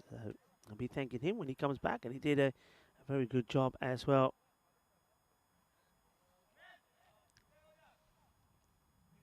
That was the end of the power play, and that over, as I suspected, did go magical. 21 came off it. The score at the end of 3 is 47 without loss. I think they're round about the same sort of score where they were last time round. The only difference this time is that they haven't lost all those wickets. So much better start. 45 for 2 they were last time here. 47 without loss.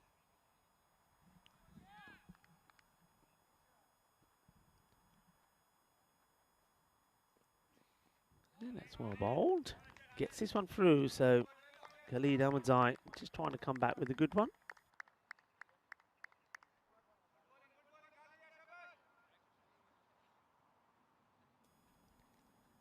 So good start. It's a good time to welcome back into the cube to Ujwal. Ujwal, how was your lunch? Let me just say, Rico, that there was a little left to be desired. It wasn't your cup of tea? I saw there was a bit of green stuff there. It was a bit of a salad. You're not a salad person. Oh no, every now and again I do like my salads. So no complaints there. Nicely hit. And they're getting along well here, aren't they? The Netherlands. They made a good... can you imagine? I'm getting... I mean, they didn't have too much time, did they, between that match, that loss to Germany and this one. So I reckon there would have been a few stern words said. I know that Piers Fletcher is, of course, in the setup there. And Piers is a very knowledgeable cricketer. And, of course, played a lot of cricket. We've seen him play for the Netherlands. We've seen him play, of course, for VOC Rotterdam as well. Remember them, the champions of ECO 19. So he's using all of his experience and expertise and bringing that into this squad. So he would have talked to a lot of the guys there, as well as Sebastian Brandt, and probably have just said, look, guys, what we saw there was not good enough. We need to see better, and they're looking to do better here. And that one has been launched to the moon. Well, we know that India recently sent something up to the moon. Well, Musa Ahmed is sending something up there as well. Well, now there's a grizzly up there. What a hit that is. That is, well, maybe that's your HCL shot of the day already. Well, he timed the bones out of that one, did Musa Ahmed. There's also a change in the personnel at the top of the order for the Netherlands. They're doing a few things differently here, and they're working really well. The 50's up inside the fourth over. Going at a great clip here. Another short ball. This one's got enough bat on it. It's going to sail away towards the boundary. I think that is just about across the rope there. As we take another look at this. He's onto it quickly. Didn't quite middle it, but just about enough bat to help it sail over. Well, he wants to test him out with a short ball. And I think I said this before. Musa, he does like the short stuff.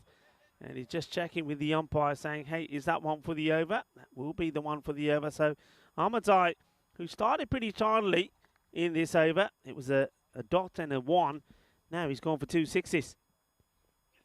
Make that 3 because you can't be bowling full tosses. And, well, has he taken a one-handed catch there, our 12th man? I think he has, you know. But the 12th man, he's got a bottle of freeze spray in one hand and a bottle of water. But he says, you know what, it don't matter. If the left one is free, I'll take it in the left. Well, how about that? Well, that I think that's Murid Akrami. Well, that's a sensational catch, isn't it, from the 12th? Well, that's as good a left hand as you'll see in the game. Musa Ahmad is on to 30 here. It's only face 10, so it's going really nice and well here. He ducked that one out. There's a shy of the stumps. I think he's a goner here if he hit. But, oh, God, fails to hit. And what makes Matt... Oh, wait, did he actually get the bails off there on that throw? Let's take another look at this one. Well, 4 is being signalled. Let's have a look what happens here. In comes the Hit throw. the stumps here. And he's just in. And it does, yeah, it hits the stumps, goes all the way to the boundary, but he's not going to be out. I mean, there he goes. There's a pickup, gets the throw in, and he goes all the way to the boundary. So, well, sometimes it doesn't rain, it pours, and it's pouring down at the moment because that's 7 overs in, and the score here is 71 without loss. Well, Ujwal, I think I'm gonna have a look at the lunch situation now. I'm gonna leave you to hold the fort for a while, but I'll be back. Thank you, Rico. Go enjoy that lunch for you. All those waps were hunting it down. It's about time you give them a good wrap. Yeah, they're climbing, aren't they, the Netherlands? At a run rate is shooting upwards of 17 at the moment. The Belgians have to try and pull this back here. And they'll want to do this through the hands of Niaz. Burhan Niaz has a few variations up his sleeve. We saw him try and vary his pace and length in the last game against Germany. This field is spread wide here. Lots of fielders in the deep on the leg side. But that doesn't really matter because when this man, Musa Ahmed, gets going, he'll clear many a field across the world. This one's another big 6. Sails about the fielder's head there. They're only dealing in boundaries here are Musa Ahmed and Van Troost. Really under the pump here, Belgium, early on in this piece. Long way to go from here. Projected scores at the bottom of your screens. Look at that. If they keep going at the rate they're currently on, Belgium will be looking up at a mountain to hunt down. Burhan Niaz, spirit hot for this man. He's just walked into the spell with Musa Ahmad going great guns. That's another one that's attempted to be... Well, he didn't middle that one, did he? He wanted to find that gap between the two fielders in the deep.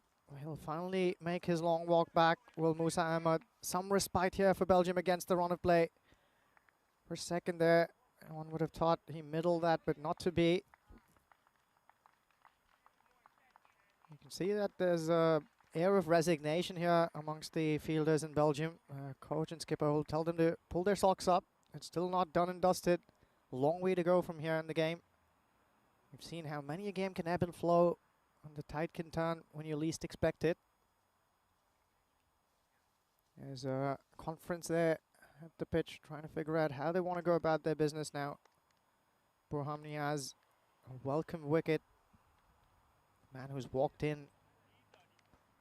He's got a fair bit of a reputation about his game, does Borlus Gorley.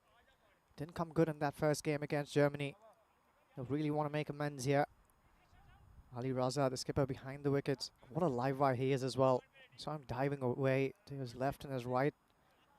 He'd be upset that he put down an early chance that came his way. In games like these and in tight contests, you see all these 3 teams in this competition quite equally balanced, and anyone can win this on a good day. Chances become so vital to cling on to in such contests. Here's Goli. Well, he goes for the reverse coup, doesn't he? Very first ball. Fails to make connection. We've seen that happen a few times already with this Dutch 11.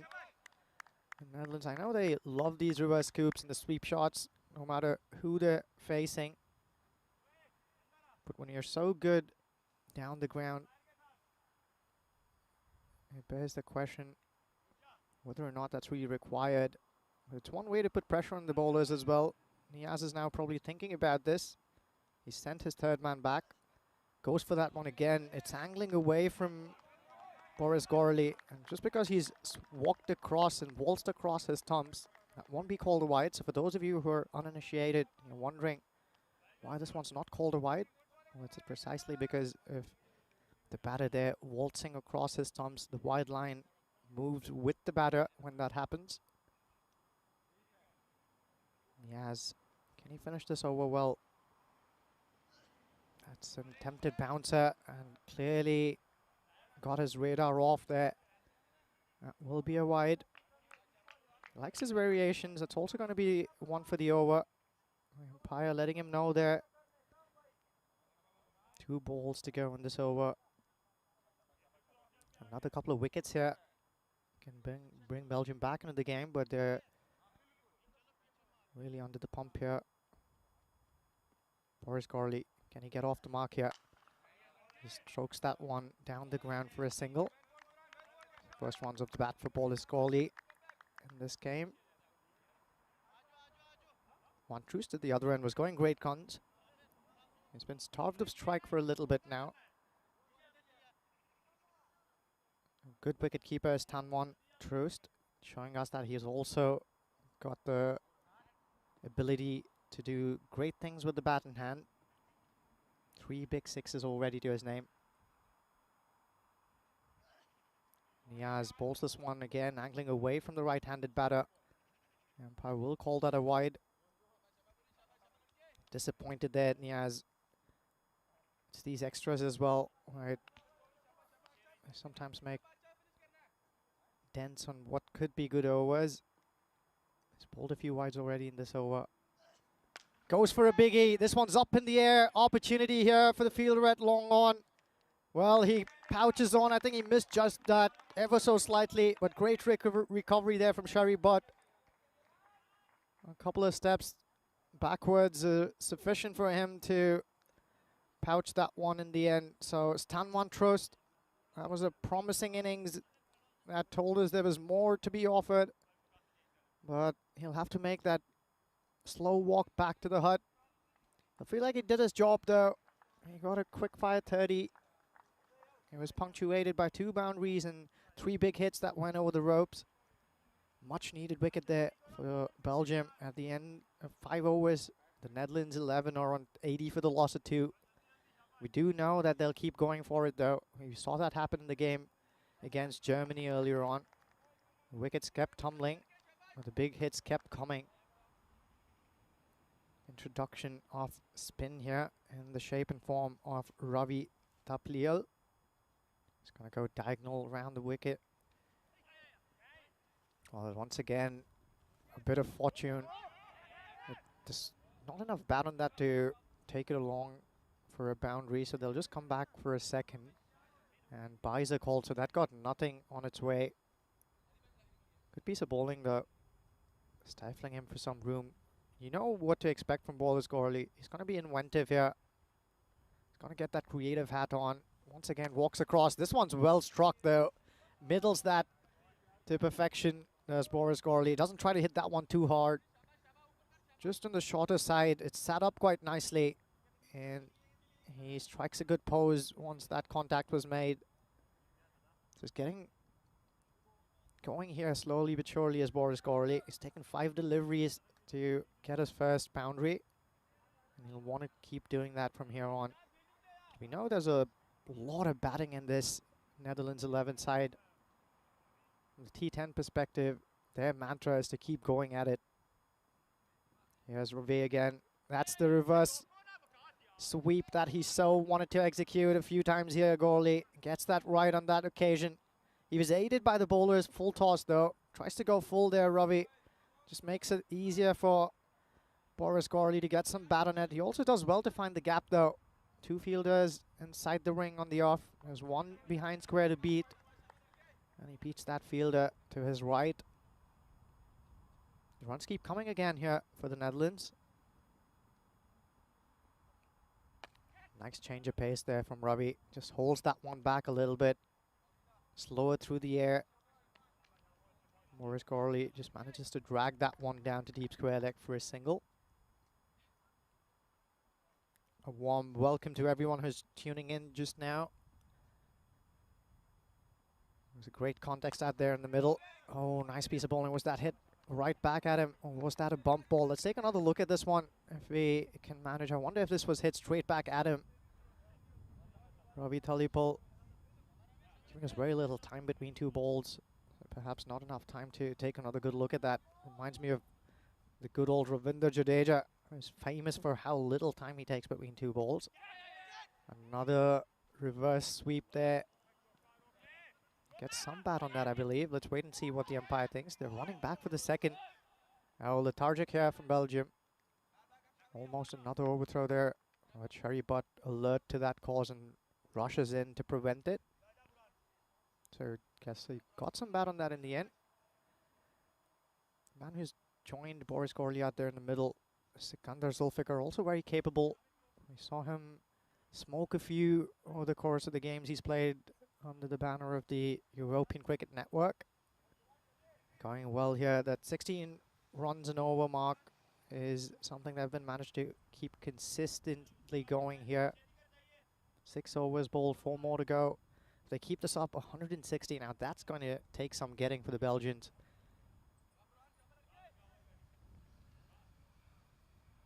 Niaz is back. He has been excellent for Belgium. 2 wickets to his name. He's got both the scalps that are back in the hut. Again, that's what he's been trying to do consistently, hasn't he? Shaping that one away from the right-handed batter. Once again, though, just a little too far wide. He lets that one go just about on the right line, but because of that consistent shape he's getting away from the batter, it passes him right across the line. That is there to guide the umpires. This one struck straight down the ground. He's been tidy for the most part, has Niaz. I think he's been on the wrong side of the extras, or his figures would read way more respectably. He's gone for 11. 5 more balls to go in this over.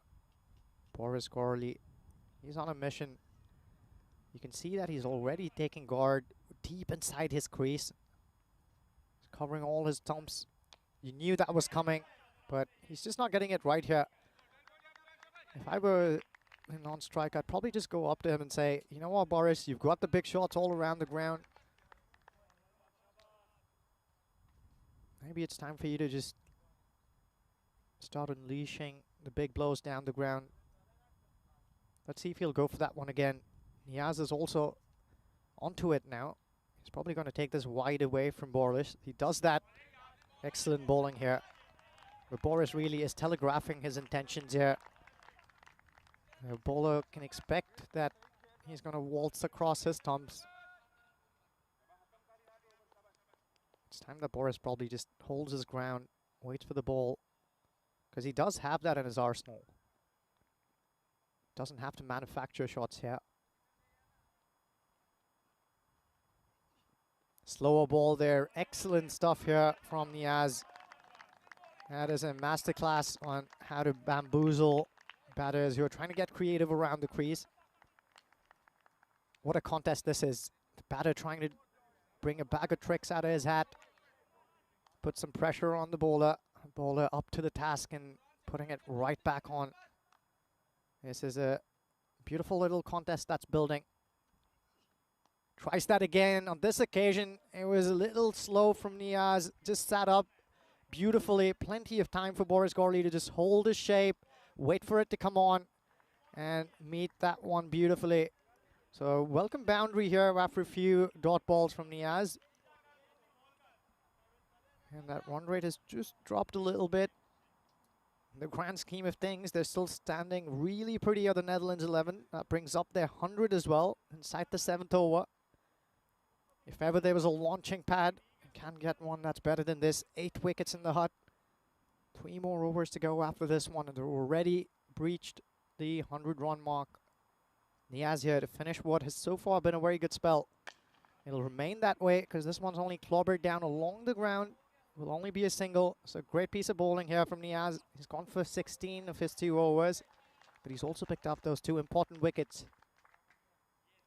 With a wealth of batting that remains in the hut, the Netherlands will really look to accelerate from here. There's all the cricket that's been coming down through your homes this last few months. We've been to Portugal, Cyprus, Italy, Austria, and most recently we also caught action in Germany, in Dresden, Switzerland, and the Czech Republic. And there's plenty to come as well as Italy. And after a bit of a break with ECC, which is going to be scintillating again, there will be more in Croatia and Malta. Another bowling change here, so they're trying to rotate them around, the Belgians. It's going to be Wakas Raja with the ball.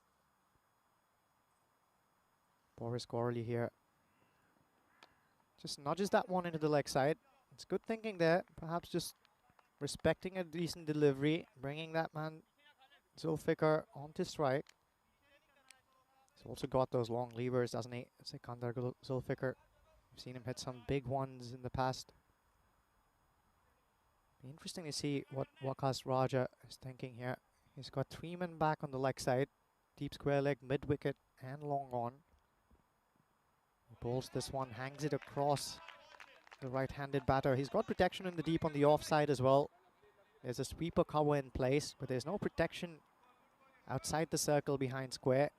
So you wouldn't want to stray away in his line and length. It would be easy pickings otherwise. Zulfikar, well, he gets some bat on that one, and just as I was saying, he strays in line. Wouldn't have mattered because that one's gone all the way. Good timing on that one from Zulfikar. Was angling into his pads. He clips that one beautifully, and the perfect timing ensures that it sails over the ropes. Good cricket here from the Netherlands. One way or another, finding their straps here. Another good shot. That one's going to sail way over production crew over there. The men in blue, Maxi, I think, was running after that one. So Zulfikar is on song here. He's already hit a couple of big ones. And Wakas Raja under pressure early on in his spell. He's got to finish well here. They've got to stack up those good overs, and he has bowled a very good one. Well, there's a top edge on this one, and that's the risk when you go and try and bowl those short balls and you don't have men behind the wicket. Well, really, again, wouldn't have mattered. These bats are so good these days. That was another top edge that just sailed way behind the ropes. To tell us more about this, just walking back after what I wonder whether or not was a good lunch, is Rico Full. Rico, how was that? Good to be back. Well, that was not out. That was 4 runs. The lunch was okay as well. A bit of salad. Don't mind it on a hot day like this. Bit of chicken salad. And the sarni's there if anybody wants the sarni. And, well, after hitting another boundary, we see another. This is a nice looking shot. Holding his shape. So he is coming down the wicket. But the good thing about it is, with Sikandar Zulfikar, he stays nice and upright, doesn't he? And you said he's got those long levers. And once he gets there, he hits right through the ball. And he gets 4 runs. Beautifully played. And welcome to everybody that's on the chat as well. A lot of people tuning in over the weekend. Hope you're enjoying your weekend. It is a Saturday. And, of course, we got a frenzy of international cricket for you here today. And the Netherlands are looking to bounce back after, well, some people would say, a bit of a surprise defeat. They got 140 plus on the board, didn't they? And they didn't expect to go down to Germany. 142 they got, but Germany got there with 4 balls to go. So looking to come back strong here. And at the end of 8 overs, 126 for 2. And I get the feeling here that this time around they'll be eyeing up a 150 plus score here. They've got 2 set batters out there. Yeah, Gorley walks across again. He does that so consistently, does Gorley. I think Khalid Ahmedzai, the new bowler, has been brought back after an expensive first over, is also onto it. I think they're going to try and stifle him for room if he keeps waltzing across the stumps that way. Yeah, it's the way he plays. I think I mentioned to you yesterday, I said watch out for Boris. I think on this pitch, once he gets used to it, because he's got that bit of bounce, he'll be pretty successful with it. Hasn't quite clicked off with it yet. We did see him play one, though, nicely. But, yeah, he will go out to the off. And I think basically what a bowler needs to do here is I think we're seeing we're seeing a retirement here, are we? So it looks like Boris Gawley is being retired out here. So he will go for 21 of the 15 balls that he faces. So he's going to make way for another batter. So that's an interesting move from Sebastian Bratt, just basically saying to Boris, okay, you come back, and the captain himself comes out. So a bit of tactics here from Team Netherlands. That one gets played out on the off. So, well, I made the error earlier of saying that Sebastian Bratt was opening the batting. We just had a bit of a mix-up with the scorers there. But now Sebastian Bratt is out there. Remember, he's, well, coming out to bat after getting a first ball golden duck. So let's see how he faces. But he's there to do one thing, and that's to accelerate. And he's backing himself to do it quicker than what Boris Gawley was going at. Yeah, let's see whether the Netherlands can get up and about the 150 mark for the first time in this tournament. Well, that's not the start he wanted. It's a big swing and a miss. And this is where the likes of Boris Gawley, he's probably saying, see, Skip, it ain't that easy. It ain't that easy. Yeah, I think Khalid Ahmadzai as well. I think this is what he's going to try and consistently do. Take that away from the right-handed batter. He's got that shape on most of the balls that he's delivered so far. He's also capable of bringing it back in. This bat on the ball here. It would just be a single, though, so it's a good start so far here from Ahmadzai. You're right, he was very expensive in the first over. This is better from him. He went for 24, didn't he, in over number 4. Yeah, I think it was Musa Ahmed, wasn't it, who climbed into a couple of short balls and dispatched them deep into these trees. Well, that's sometimes you've got to take one for your team. And I think that's exactly what Sabir Zakil does here, because this one, it was powerfully struck, and he just had to get something behind it. He does, because I don't think the man who was sweeping out there, and that's Wakas Raja, probably would have got to that. It's a good stop. Yeah, 150 on the cards here. Another big shot coming up. It's beautifully played. The timing of this, exquisite. That's the only way to describe it. That's a lovely shot. But we saw Rohit Singh play one of these earlier. With that is just as good. Lovely shot, 4 runs. And thing is, though, it's the pretty tiny over. They do get a boundary there, but it's the only boundary that comes off that over. It goes 1-1.114. So it doesn't quite happen in the 9th the way the Netherlands would have liked. 134. So they're looking for, well, I think they want 16 off this over to get that 150 on the board. Yeah, to try and make that as hard as possible. It's going to be Shagharai Sefat, I believe. He bowled a decent first over, although he got hit for a couple of balls. It's going to be Zulfikar on strike. He's going well here. This one's clipped away on the leg side. Strays in his line. That's the problem with Sefat. In his first over as well, he bowled a few good balls, but they were punctuated with bad ones, and that can hurt you. Yeah, you're absolutely right. I mean, that's what happened to him when he bowled. I think he bowled over number 2, and he was pretty tidy to start off with. Well, he got a couple of boundaries, then he got it right again, and then he lost his way, and that's why that over from him, the first one, went for 26. So coming back here, he's under pressure already, and when the first one gets hit to the boundary, and it wasn't a particularly good ball, he's going to be feeling hot under the collar here. This one has been absolutely munched on. That is a big hit. It's been mullered. It goes for 6. Manos Arriba from the Albitro. 6 más. And what a hit. 10 on the first 2 balls. So, well, we said they want the 16 to get the 150 on the board. Oh, the way this is going at the moment, they got intention to go way past that. Well, that ball's gone all the way to Schemenegen. If you're wondering what that is, I'll tell you what it is in just a little bit. That one's another attempted smite across the line. I think he got a bit of bat on that one. Seems to be walking off his Zulfikar. It's a good piece of bowling here. As we take another look at it, I think he just got a bit of a smidgen of feather's edge on that one. Yes, not a big appeal at all. But Zulfikar, he knows he touches it. He doesn't wait for the umpire to give him. So he goes. So Zulfikar, there's a bit of an impact innings from him. 36.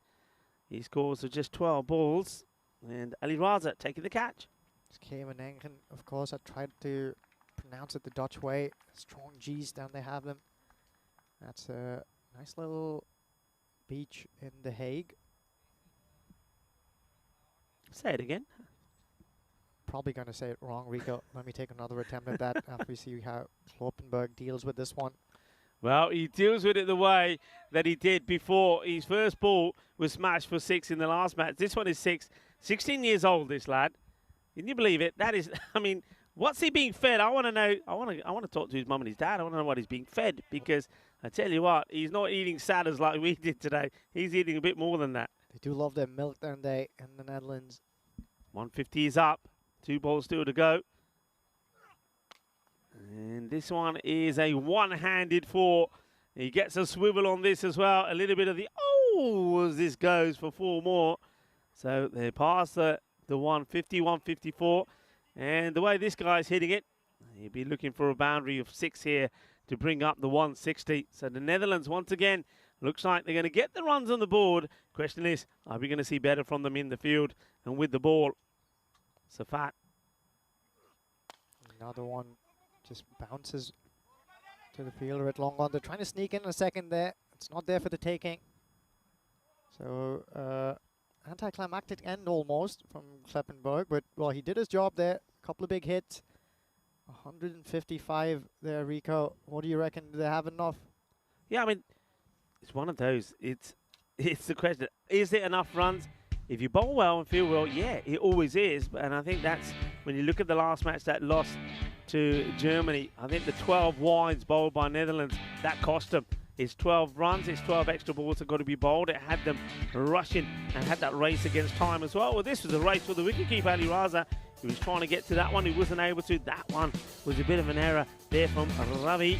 He went to the boundary. This one, I think he would have been out if there was a direct hit. So they had their opportunities, Belgium, early on. But I've got to say, I was very impressed with Stan van Troost at the beginning. He played some good shots. I think they needed the extra oomph in the power play, didn't they? And they got that. They got to a good score of 47 without loss after the first 3. Well, the 12th man there, that's a highlight we're going to see again. He's got a 3 spray, the magic spray, and some water in one hand. And then he gets the grizzly in the other. And Musa was hitting well. He got to a very quick fire, 41 of just 13 deliveries before he departed. And this one is a well-judged catch in the end from the fielder out there, Sherry Butt. He took, that was a good catch, and that was a lovely stroke, wasn't it? So we did see some good hitting. And Boris Gawley, he gets to 21 before. He was retired out as Sebastian Bratt came in to take his place. The thing was, though, that Sebastian, he only got 3 balls himself and got to 5, but it was the likes of Sikandar Zulfikar who made a quick fire 36 or 12 before he sneaked one out, or sneaked one behind from Safat to Ali Raja. And then, well, it was Ton Kloppenberg who came out and scored a quick fire 11 of just 3 deliveries of 1-6 and 1-4. And well, this 16-year-old is somebody that you got to keep your eye on, because he's going to be something sensational. 155 for 4, and yeah, you heard Ujwal ask me the question, is it enough runs? It should be, but it all depends how you bowl. It's only the first half of the match. And Belgium, the same way that Netherlands are very keen to get their first point on the board as well. And we know what Belgium are all about. They're about attack. They're going to go out there and they're going to do the same thing that we saw there from the Netherlands. From the word go, they're going to be attacking. So it's going to be, well, I think it's going to be, once again, as I think all these matches will be, there'll be exciting run chases. 2 wickets there from Burhan and Niaz. I think he bowled really well, 2 for 16. And nicely done from him. And we saw a wicket there from Safat right there towards the end, though he was a little bit expensive this time round. We saw good over there from Ravi as well, just going for 14. So that is how it's looking. The mid-match summary there, Musa Ahmed, 41 of 13. Still haven't seen the best of him. Sikandar Zulfikar, 36 of 12. And Stan van Troost, I liked him at the top of the order, 30 of 14.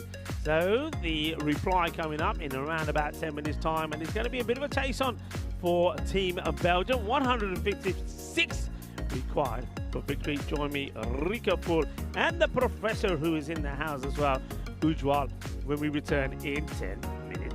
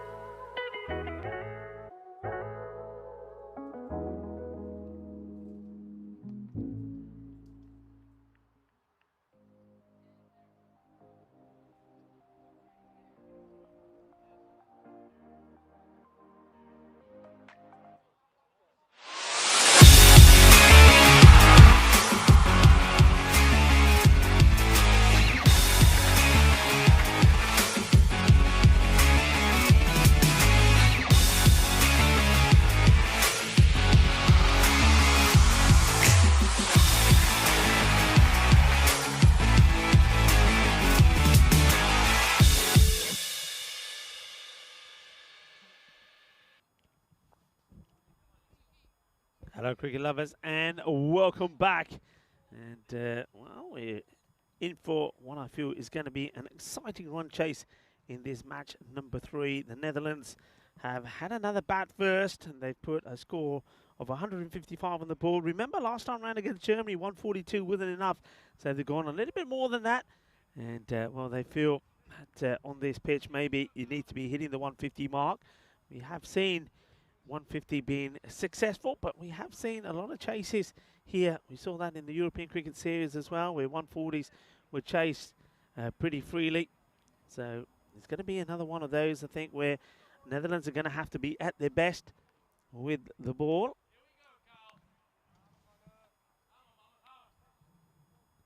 So it's going to be Kyle Klein to start.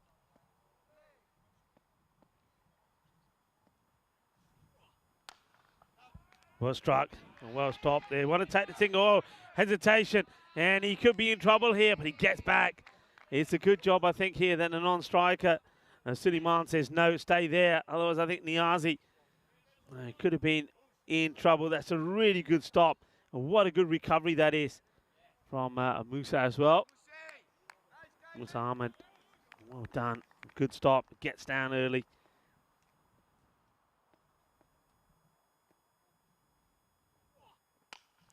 Well hit, he gets up and under. This one I think will just be, well, it's just going to be a 6.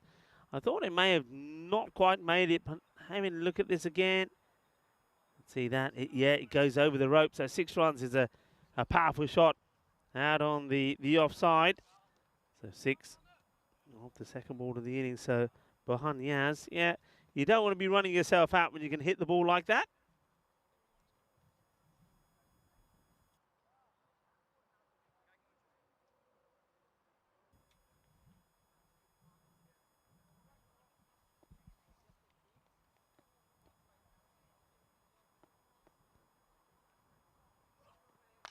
Goes for it, but I don't think he gets all of this, you know, and Sebastian Bratt takes a very comfortable catch.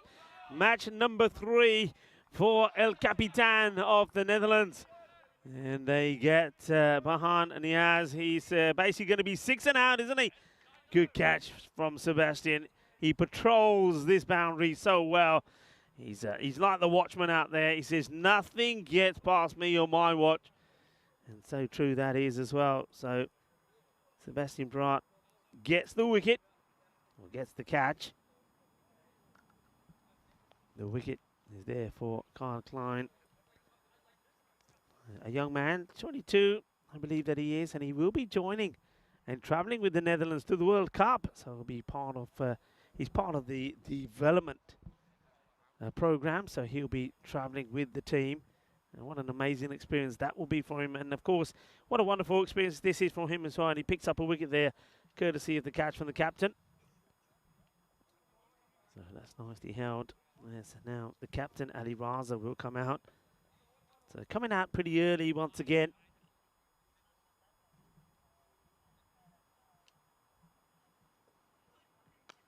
It's short, and it's being clobbered away. That's a lovely shot from the captain. So Ali Raza will respond straight away to that first wicket going down. He gets a short delivery, he gets a swivel on this, and he puts it away. It's a 10 off the over. They have lost that wicket, but they've got to keep up with this pace, haven't they? They're needing around 15. So a good response from Raza.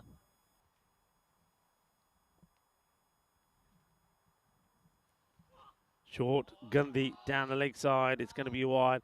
Could have been called a wide on 2 accounts. The height, or even that has been spread wild down the leg side. So it's also given 1 for the over as well because of the height. Correctly as well by the umpire. The bowler not happy about it. Klein, he's having a bit of a moan. But, well, the rules are the rules. The regs are the regs. Back to his mark.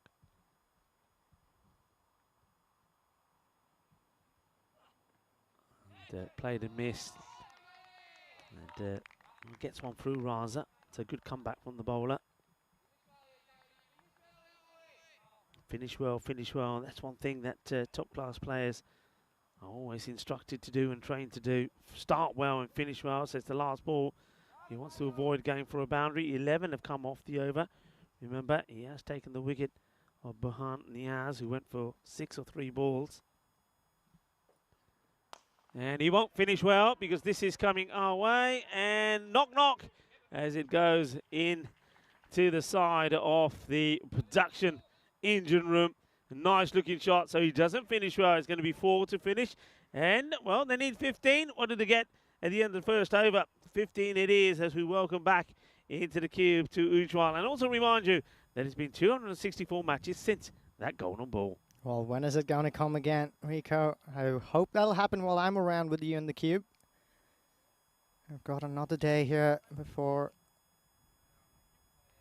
I head off. So good first over there. That wicket was important for the Netherlands. They do have a lot of runs to play with here. They have runs to play with, and I was wondering whether they might try maybe spin again like they did first time round, maybe a little bit of spin, but it looks like they've gone away from that idea. I think they're probably, I'm guessing, will go with the more traditional route of getting your seamers through the first 3 overs and then maybe go to somebody like Musa perhaps in that 4th over. I think it all depends on what happens in this over. If they get ahead, then they might use the spin more freely. Alan Bass is going to bowl the next. It's going to be hit out into the leg side. They've got mid-wicket and long on back on the boundary, so nobody inside. The only man inside on the leg side is the man next to the square leg umpire, who now looks like he's going to be dropped back. So a slight change in the field when Raza is batting. So now the fielder that was on the boundary at mid-wicket comes inside, and that's and square gets pushed back, and the reason for that is they believe that Raza will go for this. This catches Raza on the side. This one again, it's sort of that, I don't think it is an out and out fast ball. We think he holds his back slightly, so it's that slower, because there was a bit of a grunt there as well, so he rolls his fingers over this. Mind you, tell Ali Raza it was a slower ball because it clonked him pretty well on his rib cage. And Bass, it's another one that is a little bit down the leg side. Raza, get the feeling here, Ujwal, that he's trying to go for power rather than just getting bad on the ball. Gets bad onto this, even if it's a little tickle. It's going for 4. You don't have to try and hit the ball hard.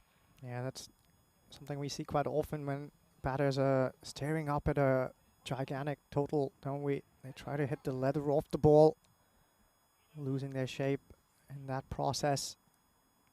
Oliver's bowling well here. Good start to his spell. Once again, it's into that leg side area, and this time the batter, Raza, he does get a bit of bat to it, but he goes straight to the fielder who makes the stop. So the field working so far. So there he is inside the circle. Not getting past me, he says. Nicely done there by Kloppenberg.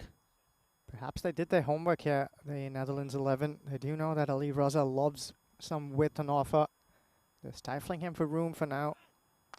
There's that width.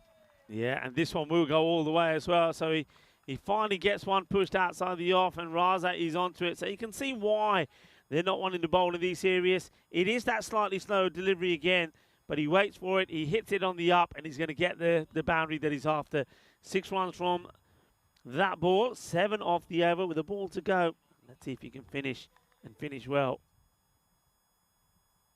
The all-important last ball of the over here. Alan Bass keeps it there at that hard length again. Steep bounce.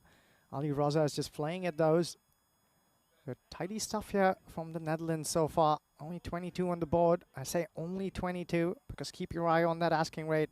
It's shooting closer towards that 17-run mark. Yeah, it certainly is. And this is the way things are looking at the moment. So you can see both these two teams desperate to get a win under their belt here. You don't really want to go 0-2, do you? And one of them will. The other one will put themselves 2 points behind Germany. The next match that's going to be played here is going to be Germany taking on Belgium. So Belgium, they don't want to be going into that fixture without any points to the board. The Netherlands keen to pick up a win here before they go head-to-head with Germany in the final fixture of day 1 of this European Cricket International. So here's the 3rd over, and it will be bowled by Sikander Zulfikar. Suleiman goes for it. That's a skyer. That's gone many a mile in the air. He's not going to get there. No chance. Not going to get there. I mean, this goes so high. You can see that the wicketkeeper, he goes back. That's Stan Ventrust, who's behind the stumps this time. And look at him. He's saying, where is it? Kadirgay, oi. Kadirgay. Yep, doesn't get there. That could have gone up to the top of the Eiffel Tower and come back down. It really could have. That goes so high. And the poor wicketkeeper just can't get anywhere near it.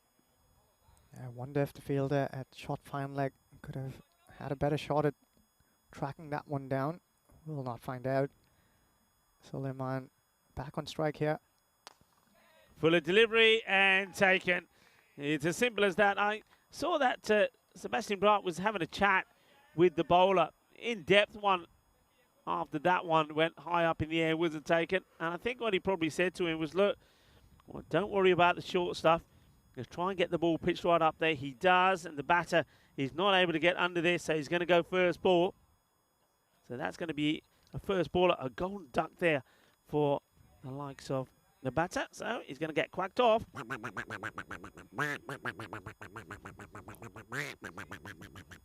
Golden duck. Well, we've seen a few golden derricks, haven't we? I get the feeling that all the derricks that we've seen have all been golden. Yeah, there were 3 of them today already. And the skipper, Sebastian Bright, is also notching up a bunch of catches here. That was number 3 for him today. Good start here. Sikandar Zulfikar has already got no wicket. He's a hard man to put away, is Sikandar Zulfikar, especially when he hits his traps and when he's in a fine rhythm. He has a good control over his line and length. He'll try to stifle Sherry Butt here. He's also an excellent batter. That's been nicely played away. That will go all the way for 6 runs. What a wonderful shot that is. And I don't think we're getting too keen with our ducks. I mean, we've given Sherry Butt out for a goal. And, of course, it wasn't Sherry Butt that was on strike at all, was it? It was Mohammed Suleiman who went for 3. So we're going to have to take that one back.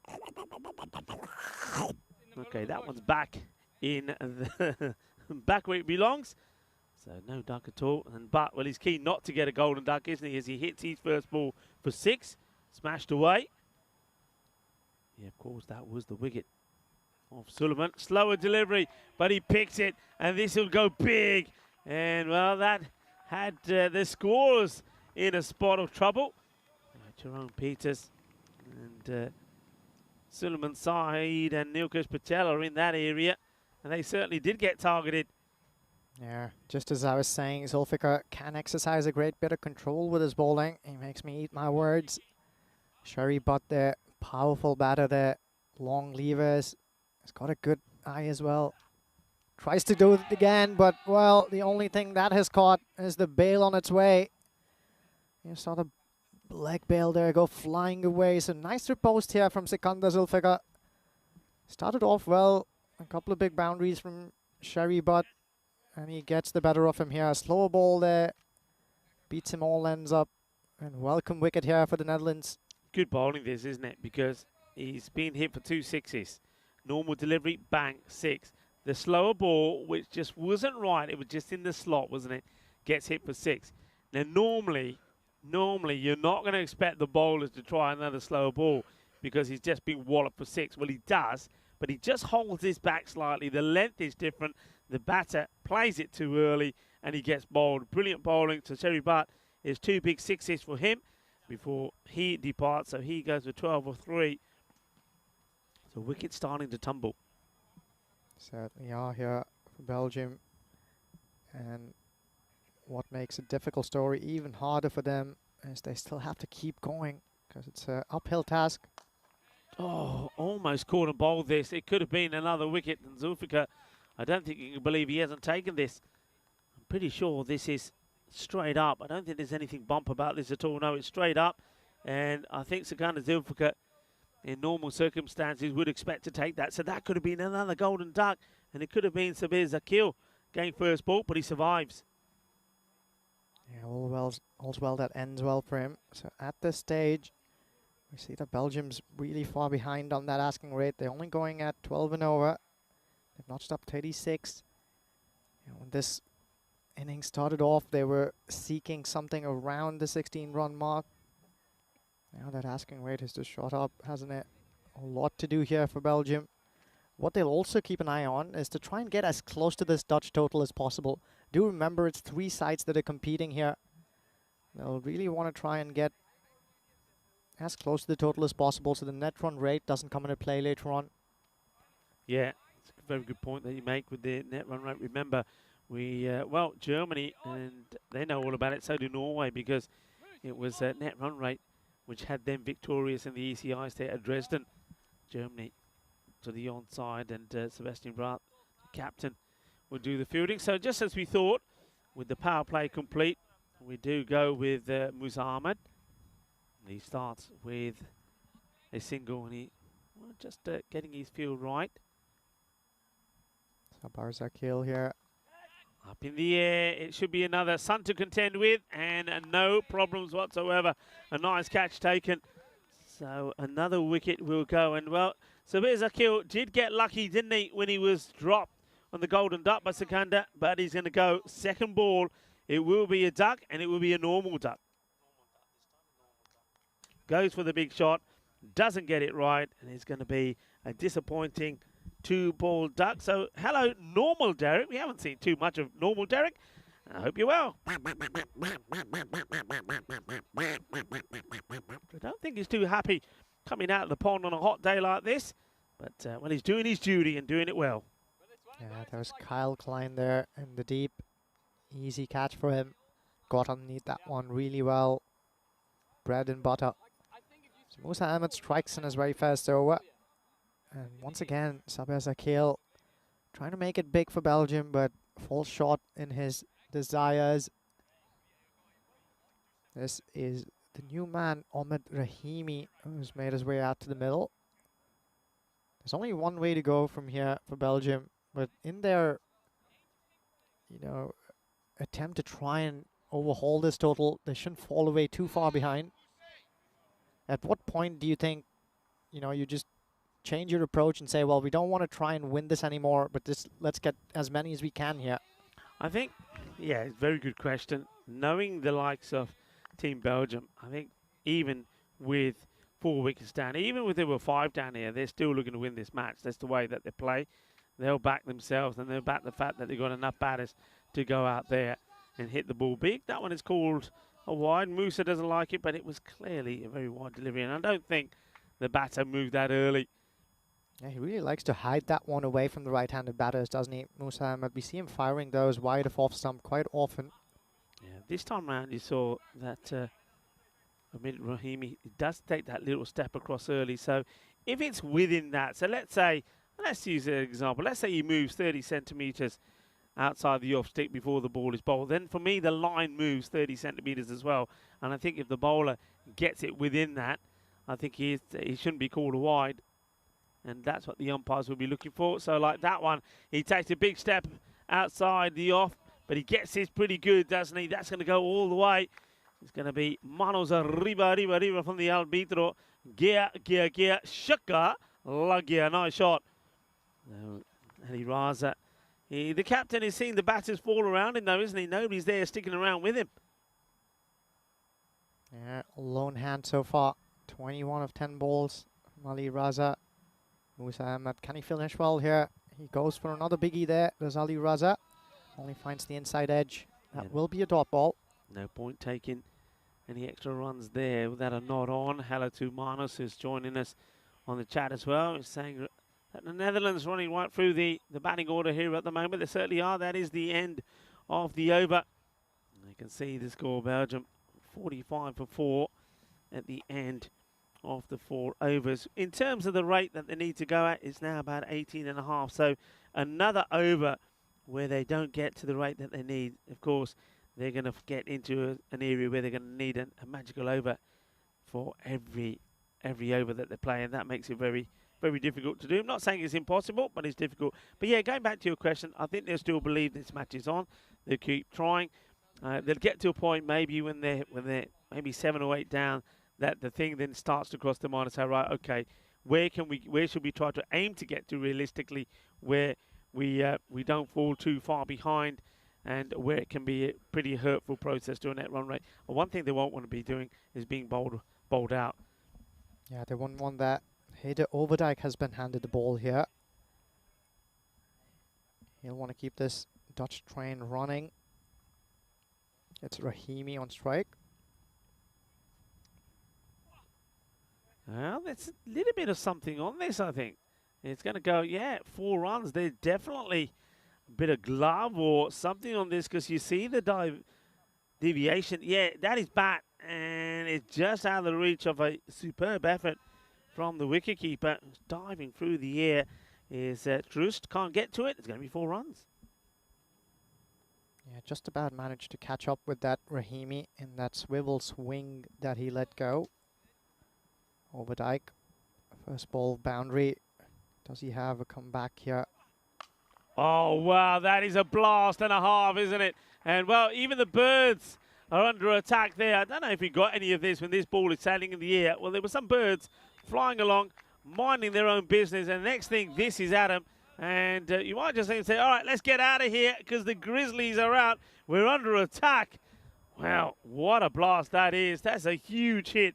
And just like that, Omid Rahimi signals, well, he's returned to form. Big hit. Yeah, well, they really play like they want to bring that adage of fortune favours the brave to life here at Belgium. Interesting. A big blast outside the off, down the leg side. And now a fielder goes back on the offside and they bring square leg up. And this is up in the air. It should be gone. It will be gone. He's all over the place finding this one. Sikander Zulfikar. Have a look at this again when he goes up in the air. He is, well, he resembles, remember the old the cartoon Bambi? Well, he's a bit like Bambi. He's all over the place. Eventually, he does get there, and he's fortunate. He knows it as well. He gets his hands to it just before the ball hits the deck. One man who's not fortunate is going to be Umidi. It was quite interesting, that little play, isn't that? You don't see, no other team I don't think would have done that. So he just blasted the big ball for 6 on the leg side. And the next thing that the captain does is bring the square leg in from the leg side, push a man back on the offside. He basically turns around and says to the bowler Overdijk, okay, you know you can't bowl it there. I want it outside the off stump. I've given you an extra man on the offside. I mean, that's the way to do it, right? And the next ball gets a wicket. Yeah, absolutely. Especially when you know you have those deliveries up your arsenal. Overdijk knew exactly what he needed to do. Didn't want to play to the strengths of Rahimi. He went full and wide and widened that swipe down the line. He got that one, and Rahimi's back in the hutch. So nicely played, and we haven't seen too much of this probably from Belgium. We know that they can hit the ball pretty well. I suppose the reputation that they have is all about them smashing the ball for 6, but you can still play shots like that, and quite often if you get the timing right and you get the placement right, that'll give you a boundary as well. You don't have to try and smack every ball to the boundary. Exactly 100 to get from here for Belgium. Easier said than done. Goes for it. This one's the almighty 6. Straight back behind the bowler's head. Hede Overdijk fails to hide this one away from his reach. And, well, he's going to pay the price for that. The one man who's been ticking away continues to do so. Ali Raza, 27 to his name now. Can he pull out something? And none of us here can even begin to expect. Oh, that's a good delivery. It's a good comeback. Pushes it right up there. Sort of like a Yorker length delivery, but outside the off stump, which is a ball I think in this this format, and we've seen it used a lot in T20.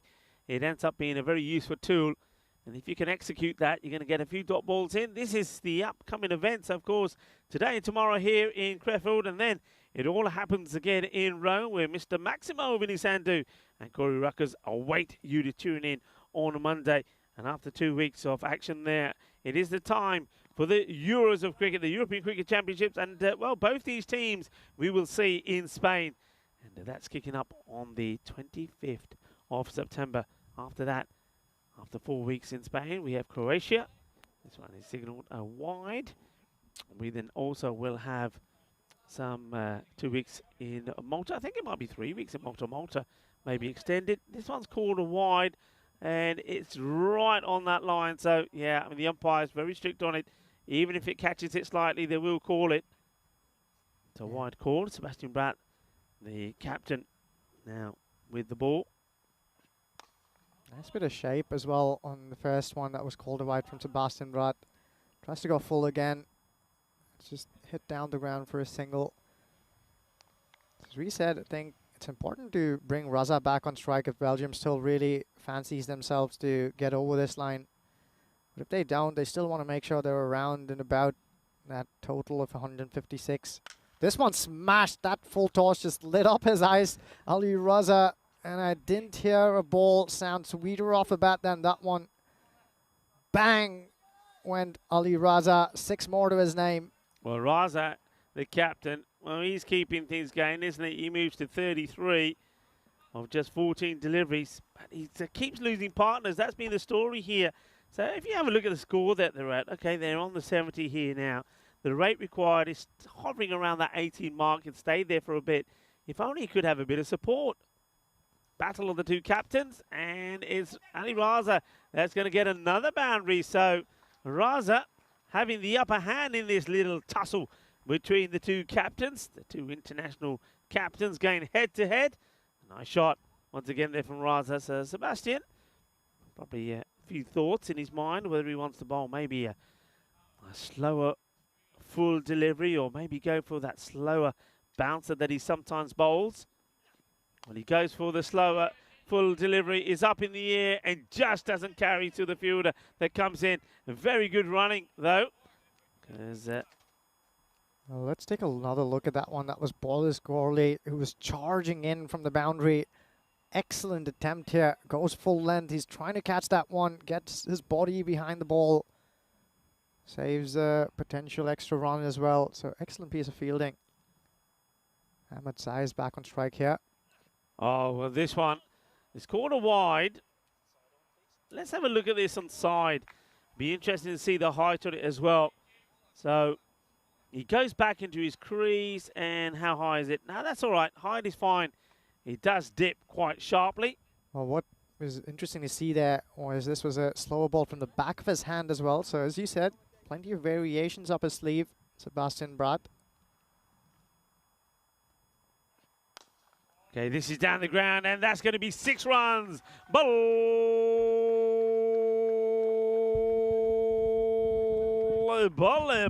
kinna zona.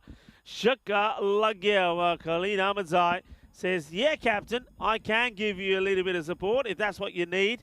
And that's a lovely strike. So Sebastian Bratt here has gone magical as the captain. 20 has come off the over. Does he have a last punch in this over? Well, he does try to get that. Does he have enough on it? Zulfikar circles under that one and he'll pouch it. Excellent catch there. Judges that to perfection. Much needed wicket for Sebastian Bratt after having gone for 20 in that over. It's a really good catch. And if you wanted to know the difference, let's just say if you wanted to know the difference between where some teams are internationally and where others are, why the likes of Netherlands are right up there. That really sums it up. That catch there, that little bit of play. Sebastian Bratt is already gone for 20, but he knows what he's doing. He's not shying away from keeping the pace off. He knows he'll get his man, and then a quality catch on the boundary. And that's the difference between sometimes the teams that are not quite there and the teams like Netherlands that are there. That's a great catch, and it removes another batter who gets going, tries to give a bit of support to his captain. But Khalid Ahmedzai, after hitting 1 big 6, goes for 8 off 4 deliveries. Yeah, the skipper still standing tall there. Look at that batting chart on your screens. 38 of 16 for him, but not much else to support him around in that lineup so far. But can Vakas Raja, the new man who's walked in here, play an able second hand here to support his skipper? Can they pull off the unimaginable at this stage? 4 more overs to go. They need to go great guns to get to that total of 156. Musa Ahmed's been brought back into the attack. And Vakas Raja, we'll see the first of him. Yeah, Musa only went for 9 in his first over, so yeah, you go back to him.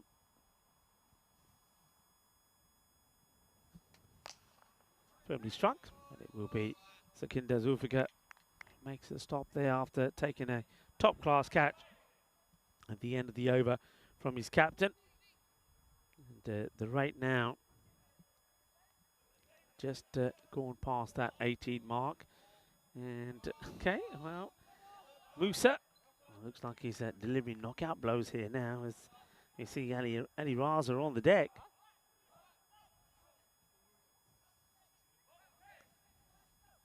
.39 of 18, Raza. And it's going to be a wide. Well, as we see this contest happening, we know that Germany's going to be back in action soon. Can you repeat that, please?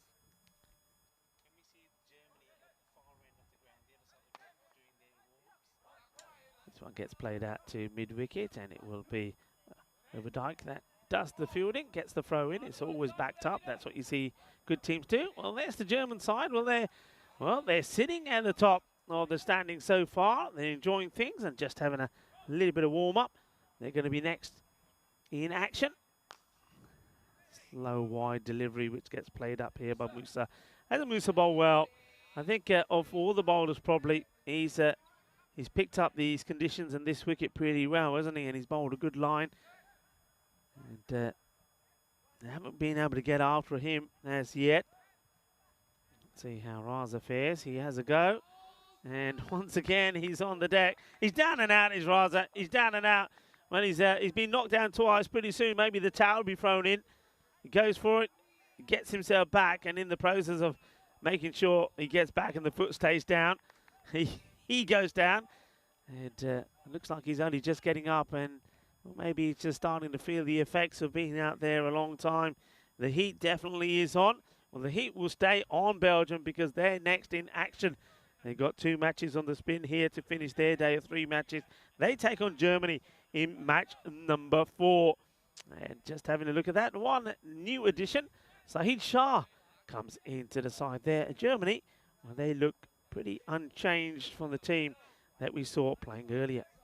Yeah, that's going to be another good contest, isn't it? Belgium will want to jump back and deliver a knockout blow on Germany on this occasion. Ali Raza, I think, was just cramping up there a little bit. Got some assistance there from the team's physio. He's looking like he can carry on here. 3 more overs to go here. So if they can get somewhat close to this target, they'll narrow down that margin of the net run rate. But they're probably even thinking about the victory here. And, well, he shows his hand very early, doesn't he, the batter here, does Raja.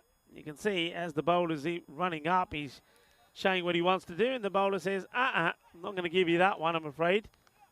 Yeah, first look at Town Laya here. Yeah, it's been brought into the attack. Runs in here to Raja. That's a nice looking shot, a bit of an uppercut that will go all the way. So it's time to put him up in the air once again from the umpires.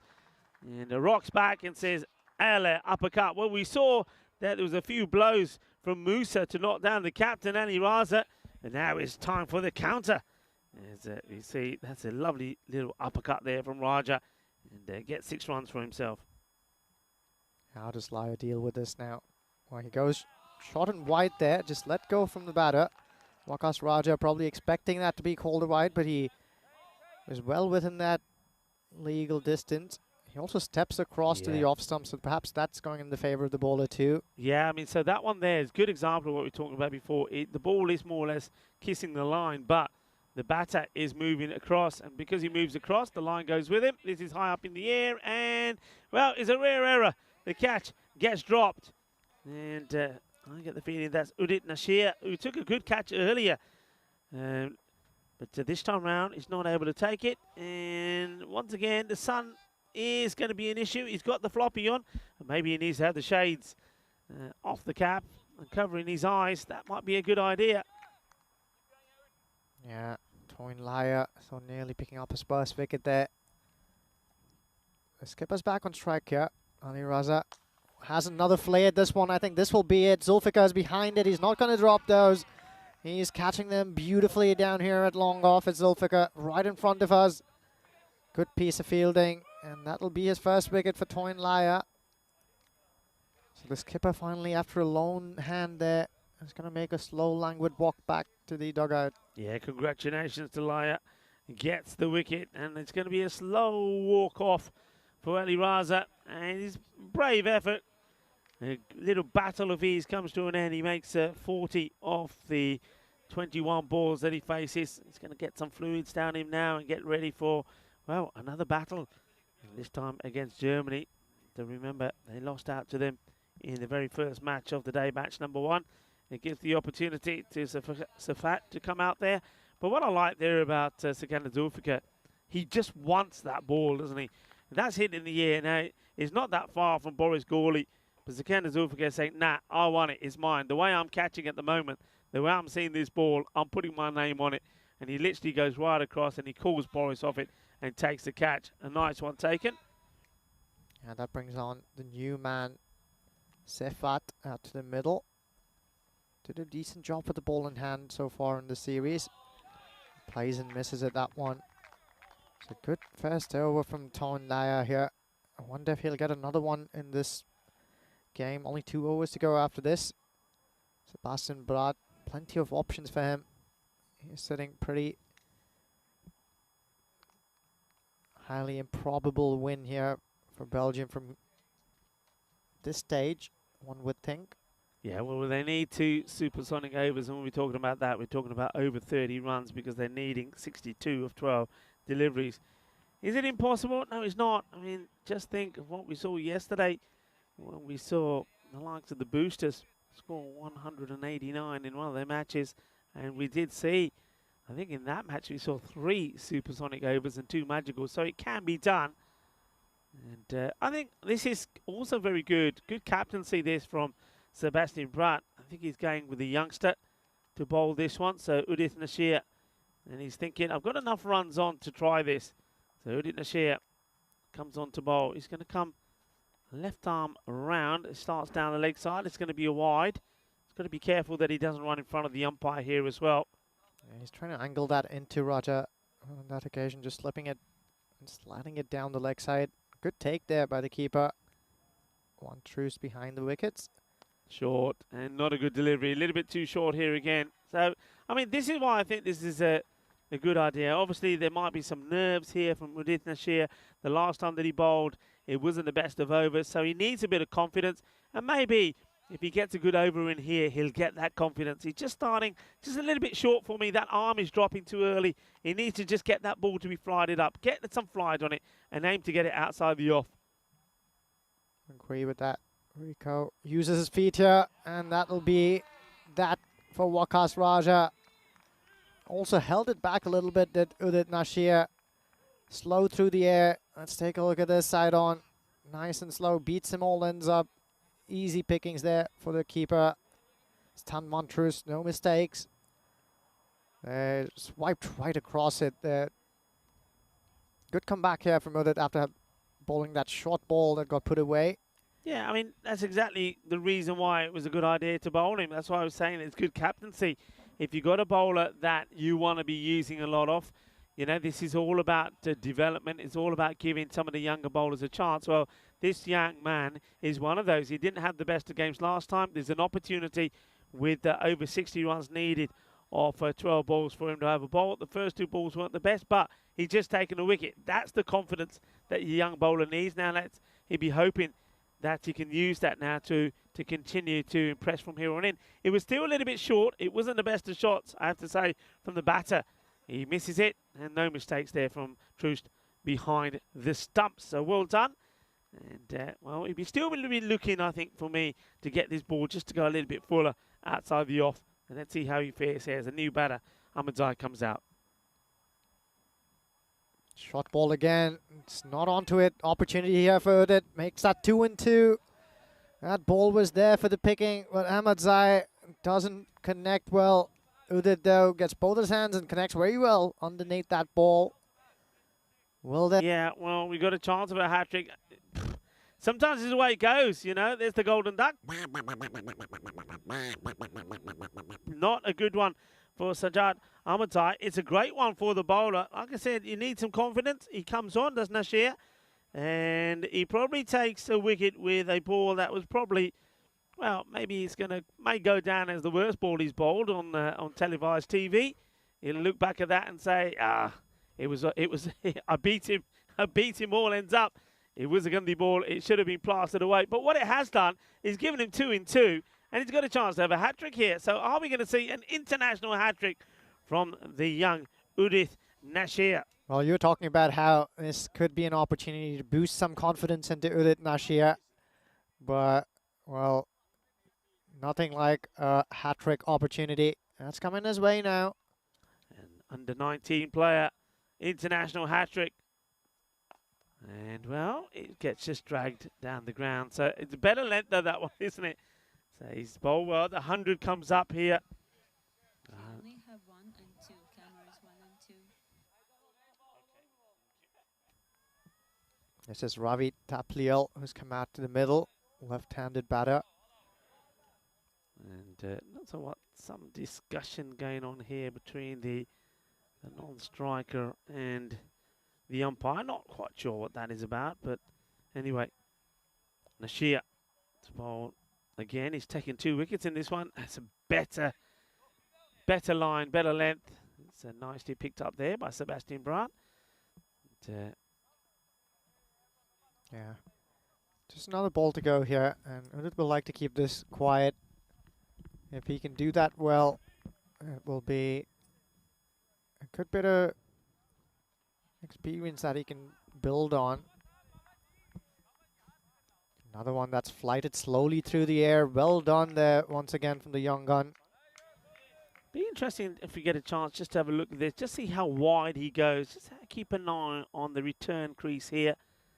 So yeah, that's okay. So you can see he's making and taking full advantage of the space that he gets. He goes a little bit wider, angles this across. I like the way that he finished. It was a much better over. Got a good line in there. So see what I mean? By getting that over in, he's just taken 2 wickets. He almost had a hat-trick. So 2 for 6. His confidence is back. Well done to the captain, and well done to the young bowler as well, Udit Nashir, as we now go into the last over. And it's going to be bowled here. Toyn Lyer's come back. Yeah, Lyer comes back. And, well, it's going to be a big blast. This will go all the way. 6 runs right out of the middle. So there's still some fire left out there from the Team Belgium. Ravi hits a good ball, but once again, they're going to fall well short here, aren't they? Yeah, they're going to fall short, but they want to make that margin as small as possible here. We did talk about that net run rate that's going to come into play at a later stage of this series. Toyn Lyer, does he have a riposte here? Well, he definitely tries to do something there, helped along. So Ravi's got a calm head on his shoulders there. Waits for that one nicely. And just strikes that one uppishly through the offside. No fielder there. So 4 more for the Belgian team. They're 110 here. Last wicket to take for the Netherlands. What's going to happen here? Will they keep that last wicket intact and get a few runs here? Or are we going to see the Netherlands clean up the Belgian tail, rather? Well, that's way down the leg side. It's that slower delivery, isn't it? Whereas you see the batter starting to come out to it. Whereas, you know, if he had just stayed put, he would have got the wide. But you see, he takes his legs all the way down to where the ball was, gets strapped on the legs. So they'll take the leg by, but he spalls a wide there, really. So maybe an opportunity here for Lyer. There's Sifat, who's had a couple of deliveries yet to get off the mark. Will be going on strike. 111 for 9. This is where we stand on one leg, isn't it? Oh, that definitely is. Yeah, it was David Shepherd who started it off.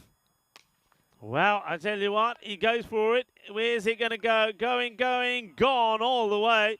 Manos, arriba, arbitro. Is the batter. Well, Shagaraya Safat says, I'm not going without putting any runs on my board. And, well, he is Belgium. And to prove it, he hits a 6. Well, no effect of the Nelson on Sefat there. Smacks a 6. As long as it's in the slot, he's just going to keep going for it. 2 more balls here. Can he make another dent here on that score? Not just yet. It's a wild swing, isn't it? I mean, even in this innings, we've seen 12 sixes. And I think about 6 4s. So they do very much deal in 6s. So even when they're off the ball slightly, the 6s do come. Of course, most of those did come off the bat of Ali Raza, who hit 4 of them. And, well, that's another one. And that's the way we play. It's the way we bat. We just go out there, no matter what number we come in, and we'll hit the ball hard. They're going to finish on a respectable 123 in the end. And, well, Ujwal, you asked me a question at one point. When do they turn around and say, you know, we'll just try and be sensible? Well, they just don't. I mean, even there's always a risk of being bowled out, but they don't hold back. They thump it big. The margin of defeat will be 32 runs, but it could have been a lot worse. They finished on 123 for 9. So the Netherlands, after the defeat against Germany, we expected them to come back strong, and they did. What we can tell you is, well, Germany, that have made it 2 wins out of 2, they're up against Belgium. Belgium now, well, they have lost 2 from 2. This is a match that they desperately need to win. That's coming up in probably around about 15 minutes' time. Let's take a look at the highlights. They were on the point with from the get-go, weren't they, the Netherlands? And they struck early and they struck frequently. They were great in the field as well. They're throwing themselves around and clinging on to difficult chances. Ali Raza got going. He was seeing the ball like a hawk, but the same can't be said about his colleagues and mates who were joining him at the crease. It was all around. That one was the keeper on Troost. This was hit straight down the throat of Sebastian Brad. He's already taken a few catches. Sikander Zulfikar was excellent with the ball. A couple of slower balls. Despite getting hit for big ones, he kept his head where it needed to be. Picked up some important scalps through the process. Another good catch here. This was Klein deep there at the ball on the boundary. Lucky boundary here. Caught up with that Ahmadzai. Sends it along past the keeper. Not until Zulfikar had something to do with it. Another one of those good catches in the deep. Ali Raza kept going from strength to strength. Absolutely smoked that one. This was a great attempt from Boris Gorley as he charged towards that ball trying to catch it. Zulfikar safe as a house in that spot. He's making it his own. Another one went up. On this occasion was Udit, who failed to track it. As Riga was saying on comms, those shades that he had should have been on his eyes and not at the back of his head. Zulfikar, how often and how familiar has that sight become? A high ball. He's been like a ball magnet, hasn't he, Zulfikar? And, well, that was a lovely moment, wasn't it, for the young man, under 19-year-old, who did. And, he's not had the best of starts here, has Nasir. But then, well, you see there, he ate 2 from 2. A big smile on his face because he knows that's probably not the best ball that it ever bowled. What I did like about it, of course you don't see that on the highlight, is that the way he came back and the way he finished that over. So after being just a little bit short, he got the ball fuller. And well, you can see already that if he gets the ball in the right areas, he can be a very valuable spinner for them. That's your scorecard. Ali Raza really the only man who gets going. The other thing worth noting in terms of extras this time around, only just the 6 wides on 1 leg by from the Netherlands. So a vast improvement to what they did in that defeat to Germany. And they also spread around with the bowling, right? The skipper, Sebastian Brad, looked far and wide on his side, wanted to make sure everyone had a chance to roll their arm over. 1, 2, 3, 4, 5, 6, 7, all of 8 bowling options being used here by Sebastian Brad. Well, the pick of the bowlers, of course, right at the end, it was Udit who kept a nice and cool head despite going for a big boundary. Sikander Zulfikar picked up those 2 vital wickets, went away for 14, but he was also really good in the field. For me, that man stood out in the field. Sikander Zulfikar, 3 excellent catches and 2 wickets to his name. Belgium, in the end, they were just too many runs to get on the board. So Netherlands doing it well here, nearly a clinical show with them. Yeah, very much so. And I mean, you mentioned Sikander Zulfikar, just his efforts there in the field. Don't forget that with the bat, he also put 36 on the board. And as a result of that good all-round performance from him, he's the player of the match in that one. So well played by him, well played by the Netherlands. As we'd expect them to do, they did come back strong. And I think they're getting a feel for this pitch pretty quickly as well. And I get the feeling that the last match of the day, match number 5, when Germany take on Netherlands again, having beaten them first time round, I think that's going to be an absolute corker. It really is. But before that, we've got this one coming up. Germany taking on Belgium. Remember, Germany beat Belgium in the very first match. And they did it quite easily in the end. They put 126 on the board. And Belgium finished on 114 for 8. thanks to a great player of the match performance from Shahid Afridi, 1 for 15 with the ball, and he was well useful with the bat as well. So join me and Ujwal when we return in, well, just under 10 minutes time for the start of match number 4 of this ECI here in Germany in Krefeld.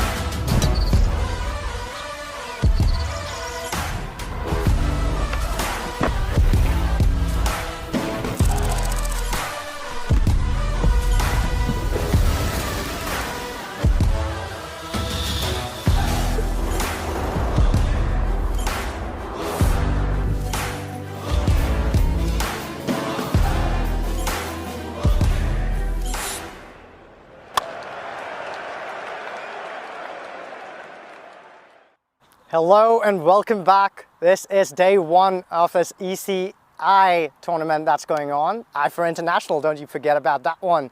It's Germany that's taking on Belgium as well as the Netherlands. So these three teams, they're locking horns and there's been quite a contest already. We've seen Germany beat both teams, Belgium and the Netherlands. And the Netherlands, well, they fought back, put up a really big score against Belgium when they took them on. What's happening up next, you're wondering? Well, it's Germany that's going to take on Belgium again. It's going to be another contest for them. See whether Belgium can come up trumps this time. But first up, let's go to the match referee today. It's going to be Charles Croucher, who's got both the captains with him. Okay, your call. Heads. Heads is the call, and it's a tail. We'll back first. Belgium have won the toss and will bat first. Now that's what happens when you come and catch cricket in Krefeld. This ball's been absolutely smashed all around the park. Well, it's Belgium who's won the toss out there in the middle, and they're gonna bat first. They'll be hoping to do just the same. But to bring you all these scenes, it's my good mate, Rico Full. Take it away. Thank you very much, Ujwal. Well, you're right. There's a few balls that have looked worse for wear here. They've been absolutely clobbered all over the park. Well, that's one. At least that's one that's been found. And speaking of finding balls, I know that Tyrone Peters, he's got the broom and he's going into the jungle to try and find a few others. I think we might be running just a little bit low. So, well, I think we just have to say to Jeffrey, send us a few more Grizzlies down. This is the two teams for this one. So we're going to see Saeed Shah making an appearance in this one. No change there from Germany. My question is going to be about the question. The question will be the fitness of Ali Raza. He certainly did look a little bit tired and, well, the effects of those long games being out there in the sun took its toll. Germany 68% to 32% from Belgium here in the question of who will win. And that is something that, well, the old computer is coming out with, but it's only, well, it's only a thought process. Anything can change, and if you keep an eye on that, it changes quite drastically the way the game goes on. But percentage-wise, there's always a few people saying who will win. Well, that's what the computer is predicting. So a good, comfortable win for Germany. What I do like, though, in this time around, as you saw in the middle, that Belgium, they win the toss, and their captain this time, Ali Raza, saying that they want to have a bat first. I don't mind that. I mean, the two times that we've seen them being defeated, they've been chasing. Maybe getting the runs on the board is going to be the way forward for them. Maybe that's going to be how they're going to get this victory. They need one here.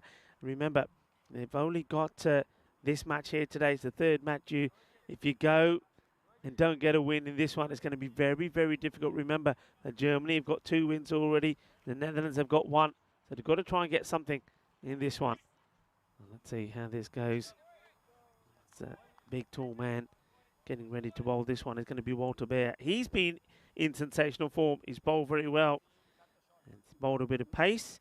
And he's bowled intelligently as well.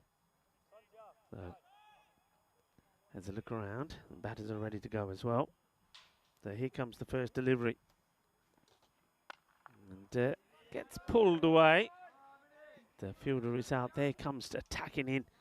It doesn't allow them to get more. Well, that's been way overthrown, well over the wicketkeeper, who just sees his sail over his head. Ali Raza gets off the mark. So, yeah, as I was saying just a moment ago, Ali Raza did look a little worse for wear when he was out there. Don't forget, after this knock, he's going to be behind the stumps as well. So it's going to be a long afternoon for him and a long day. Great delivery. Super delivery. Angles it into the batter and then gets that movement away. And Mohammed Suleiman didn't know too much about that one. I suppose he's lucky that he leaves it alone.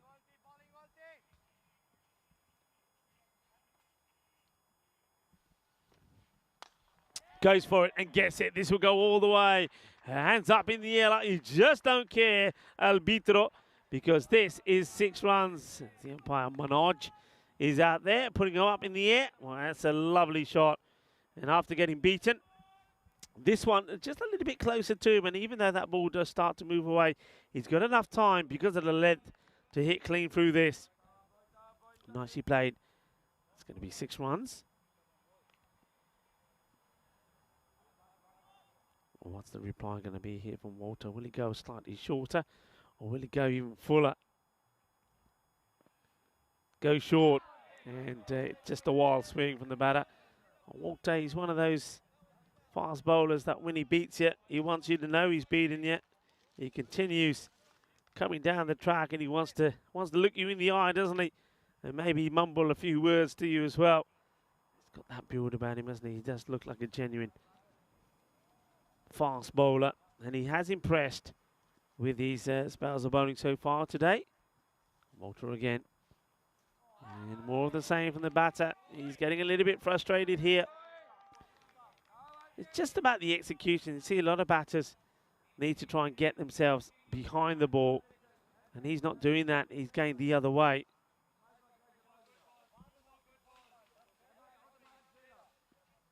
You can see that good support for the bowler. Okay, this one, he doesn't get anything from it, and he's going to be out. It's going to say a little bit of a miserable innings there from Suleiman. He plays one nice shot, fair play, but they've tucked him up. He doesn't get any power in this one. He gets the wrong contact, the top of the bat. He offers an easy catch, and he wastes a lot of deliveries there as well. So that over will go for 7.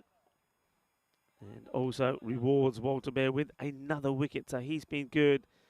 As Suleiman makes a, well, sort of rather depressing looking walk back, as it's going to be 5 balls for 6 and out for him, as he offers a very simple catch. Then rewards Walter with a wicket. New batter making his way out there now is Omid Rahimi, who played some nice shots earlier, so I think he gets elevated slightly up the order to see if somebody can just give the captain, Raza, a little bit of support. Ali Raza will be on strike here now.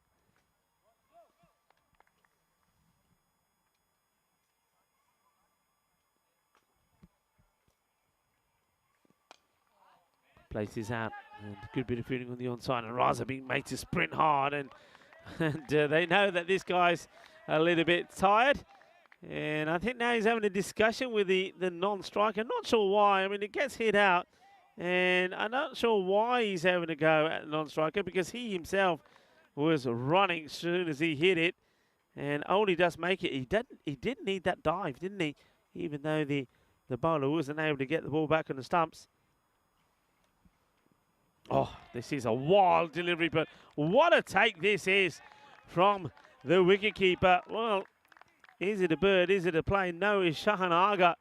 That is a fantastic one-handed take. Superb. Well, have a look at this again. This is brilliant.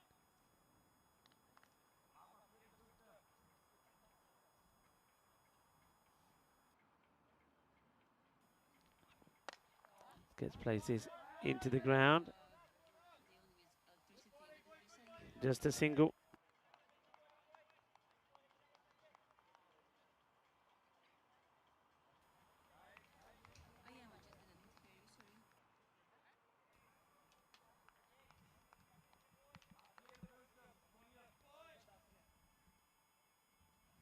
A good stop. So here comes the cat once again, and it's that heavy length that he's bowling outside the off that gets another dot ball in there. We've mentioned how well that Walter Bear's bowled here today, and this guy is bowled exceptionally well as well. I know Ujwal will join us back in a little while. We're saying the same thing. He expects Sajjad Liaquat to bowl very well. He's shown his talents many a time. This one is high up in the air, but this one will go all the way. And I think this one is into the tree, and it lands right in front of us, and just under the camera. I can hear the ruffling off the leaves as this one goes into it. It's a nice looking shot. And Sajjad just goes for the stumps, and sometimes that's the problem, isn't it? You go for the stumps and the batters are waiting for it. How the game has changed, I always remember saying to bowlers, well, go for the stumps, pitch it up on the stumps, on the money. These days, it seems like you put it on the money and it gets bashed straight back over your head. Edge, but it flies away. That's going to be 4 runs. He's a little bit unlucky here. is the cut. But 6 and 4, everyone all together, hungry for more. That's what you have to be. And Ali Raza, well, he is hungry for more. The question is, can he get another batter wearing that Belgium jersey, feeling as hungry as him? And at the moment, he's doing all the work. Marnus saying the same, that Belgium, they will not stop swinging. It's the way that they play. They won't go down without swinging, and that's what they're going to be doing here as well. And hello to Ricky Adams, who's saying hi to me and the professor. Great calls today, guys. And thank you very much. Thank you for tuning in. Thank you for everyone for tuning in. So that over comes to an end. We can remind you, this is how the standings are looking. Germany have won both their matches today. They've beaten both Belgium and the Netherlands. So this is a sort of a rematch of match number 1 in the day. Netherlands got a good win in the last one against Belgium as well, 155 to 123. Certainly seen plenty of scores, high scores today, and I expect in this and the last match it to be the same as Walter Bear comes in again. And this one has been put away. He hits this well, the fielder. He's not going to get to this. From the moment it strikes the bat, he makes good, clean contact. He gets the swivel in as well. Oh, and it's a nice shot. Amid Rahimi, he does like to play this shot. It goes all the way. But he's got to stay there. He's got to stay there. He's got to make a contribution. Nice shot there once again. And that's edge, and he's going to go. Oh, disappointment. And just look at the reaction there from Ali Raza. I don't know if he can pick this up at all, but as soon as that one is edge behind, Ali Raza in disappointment sort of flicks his bat up in the air. Keep an eye on. Yeah, look, he's just saying, oh, not again. What are you guys doing to me? Yeah, wicket goes down. Ali Raza takes on some liquid because I think he's feeling the heat. And one man who's also feeling the heat here in the cube, because it is pretty hot, joins me back is Ujwal. Ujwal disappointing again as Umari hits a 6, and then it's literally 6 and out. Yeah, absolutely so, Rico. And I wonder whether it's going to be another case of a lone wolf here. Ali Raza stranded at the other end, 12 of 6, losing a couple of partners. That's becoming all too familiar today. They've gotten a few boundaries away, though, have the Belgians. They're 26 for 2. Walter Bear strikes again. He's been in and among the wickets, hasn't he? Walter Bear at the top of the order. Voldy likened him to Morny Markle. Do weigh in and let us know if you're tuning in from all across the globe, if you see what I'm seeing here. It's a nice digging shot, but there's a fielder placed out there. They've got the field right as well. That's one thing I find. I said that about the Netherlands, how they were pretty good and instrumental with the field placing. And the Germany here as well, you know, it's almost like Rohit Singh. He knows the line that's going to be bowled here. There's got a good ring on the offside. He moves one back here now as Raza goes. So he knows where Raza's going to be hitting the ball. So he moves the point back. He's just got one man at point, one man at on the square leg boundary. And then Raza goes down the ground. This is a really good shot. Just look at this. Just look at the way he gets behind this, and you'll see he's got the one leg in the air as he strikes this. Look at that. Gets the perfect balance. Gets the weight going into the shot. And he smashes this over where long off would be. So just a difficult man to set a field to in the power play, Raza. Yeah, he's quite flamboyant, isn't he? Walter Bear, does he have a reply here? Well, he tucks him up. That hurried him in. That's definitely going to, yeah, make a little bruise there for him when he wakes up and checks it out. He's been in the wars, hasn't he? This one hurts him. I mean, there's no protection there, I can tell you that. So that's going to be a nasty bruise. Yeah, he smashed that onto himself. In fact, a bit of bat onto that. Just about where you'd have a tie guard. So this last bit of conversation reminded me, well, there's some bat on that one, and I'll get back to that after this. It will run away for 4. Unlucky there. Well, Walter Bear has probably been the most unlucky bowler today on display. A number of edges to both sides of the keeper. This one, it goes right about his head on that occasion. Aga Khan leaps up about, but can't get a mid to it. So 37 for 2 at the end of 3. I was just about to say, Rico, that Vince Lombardi's great words come to mind. the famous NFL coach in the US, he once said, well, a lot of people say practice makes perfect. I disagree. It's good practice that makes perfect. And that's something that we can see around when we look at this German national side. There's been, a change in regime as well. Lots of good professionals coming into the scenes. And they're laying out some important groundwork that can facilitate such good practices. Yeah, you're absolutely right. That's as this one has been absolutely walloped. Well, okay, we've seen a lot of this. Remember I said in the last match that even though they sort of were struggling to get to the score they needed to, they still hit, I think, something like 13 or 14 sixes. That's what they do. But, Ali Raza, he's always been the Lone Ranger, hasn't he? Somebody needs to stay there with him. Sherry Butler just blasted this one. That is huge. But the thing is, hitting 1 or 2 sixes is not enough. You still need to try and build a bit of an innings. Maybe this could be a partnership. Well, Ali Raza certainly is hoping so, because I think if he goes and gets himself out cheaply as well, I think Ali Raza would just drop to the ground.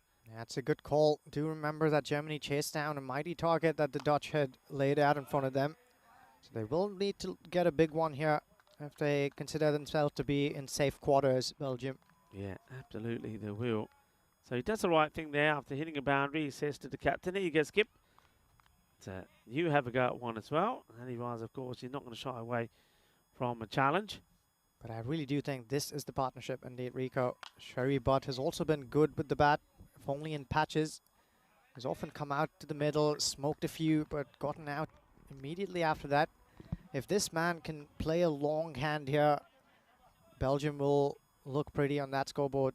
Yeah, they will. And of course, don't forget, we did have the pleasure yesterday of having Atik Uzman, who was chatting to us. He's the national team coach for Germany. A lovely guy. He talked to us about the cricket that he's played. Obviously played Test cricket, played for Pakistan, and he talked to us about how he got into the cricket scene there in England and how he started his coaching. And I think it was very useful as we see this, another beautiful shot. Now, this one may go all the way as well. Yeah, it does. You can see there from the umpire, he gives it the signal, hands up in the air. It's going to be 6 more. What a cracking shot that is. So that's Valentine. We're just trying to sort out some of the electrical issues that we have with some of the cameras. Yeah, hopefully we get those amended. So, yeah, but one thing he said to me, he said obviously he'd done all of his coaching courses and got his coaching degrees, diplomas, etc. But he said that what he did learn when he was doing the coaching, that he felt that there was a need to learn more. There was need to understand more. Maybe understanding about communication with players and understanding players and getting the best out of players. So he went about and did some more courses. Went out and got some more qualifications under his belt to support his coaching skills. And now he's applying all of those here. And has to be said that in the short time that he's been in charge, and if you've seen it more than maybe I have, because you obviously know a lot about cricket here in Germany, but he seems to be effective, and the players that he seems to be picking seem to be performing.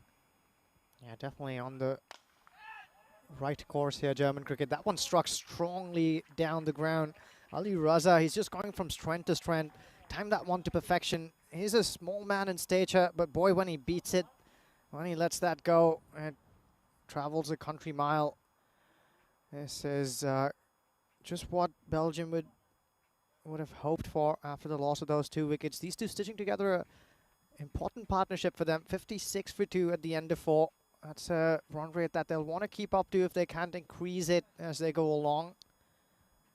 Yeah, Sajid going for 32 in his 2 overs compared to 24 from Walter Bear, and Walter Bear also picking up the 2 wickets as well. So certainly the more successful bowler is Walter, and as you said, he's been a bit unlucky as well. Now, at this point, I would favour spin. At this point, the power play is complete. You've had the pace attack. So, all right, I know that Naseri will give you something different, and you also have the likes of Afridi as well. But it's all pace. I'd go for a bit of spin. Just see what spin does. Just see if that's enough to maybe get the breakthrough here. Yeah, Sherry Butt here will smoke that one behind point. He loves it there, doesn't he, Sherry Butt? With an offer, those muscular hands go through that ball in a flash. Watch him wait for that nicely. Meets it underneath his eye. Excellent execution there. The wonderful shot. Yeah, it is. A little bit of width and smashes away. And so, yeah, this is another reason. Once you get your eye in on pace, all right, the bowler might be slightly different, maybe a little bit quicker, a little bit slower, maybe a bit shorter, but you get used to pace. And I just get the feeling here there's a good opportunity just to change it up a little bit.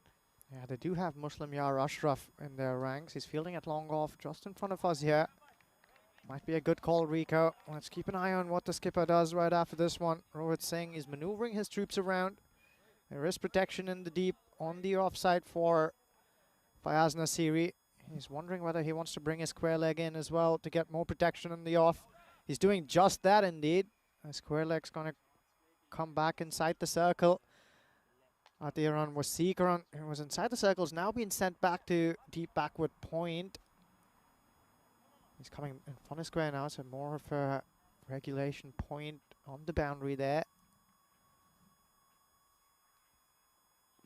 This one smoked straight down the ground. That's exactly why I've been saying if Sherry Butt sticks around at the crease for any longer, this will spell all kinds of problems for Germany.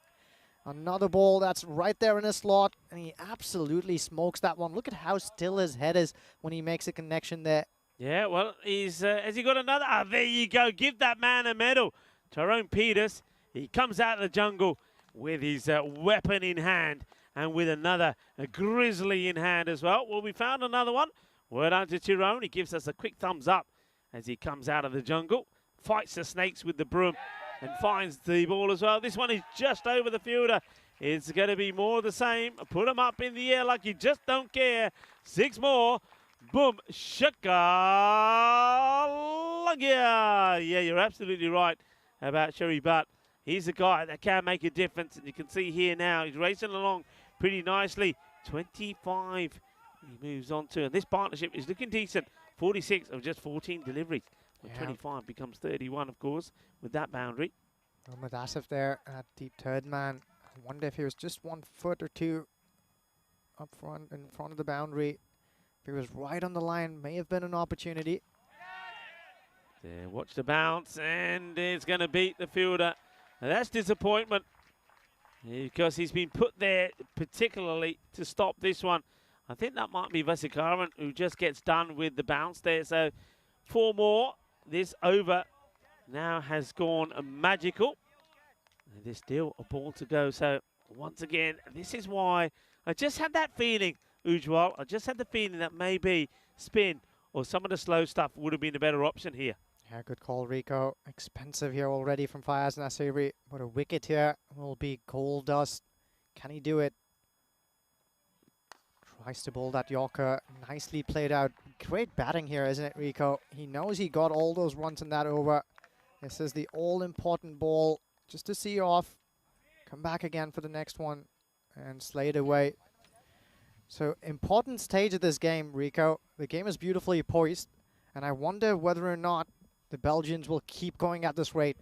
Yeah, they need to. What was good about that was, okay, they took full advantage of the pace on, so Nasiri goes magical. But also what was key was that for the first time, I think, in the innings that we've seen from Belgium, in all of the innings, including this one, the captain himself, Eli Raza, has been able to stand at the other end and see somebody else do the work. That'll make him feel a lot better. He'll always also get a bit of rest because, of course, he's feeling pretty lethargic now. We've seen a few times that water's been brought out to him, so he's feeling the heat. He's going to have to keep wicket as well. So I think that this innings here from Sherry Butt is exactly what he needed at the moment in time.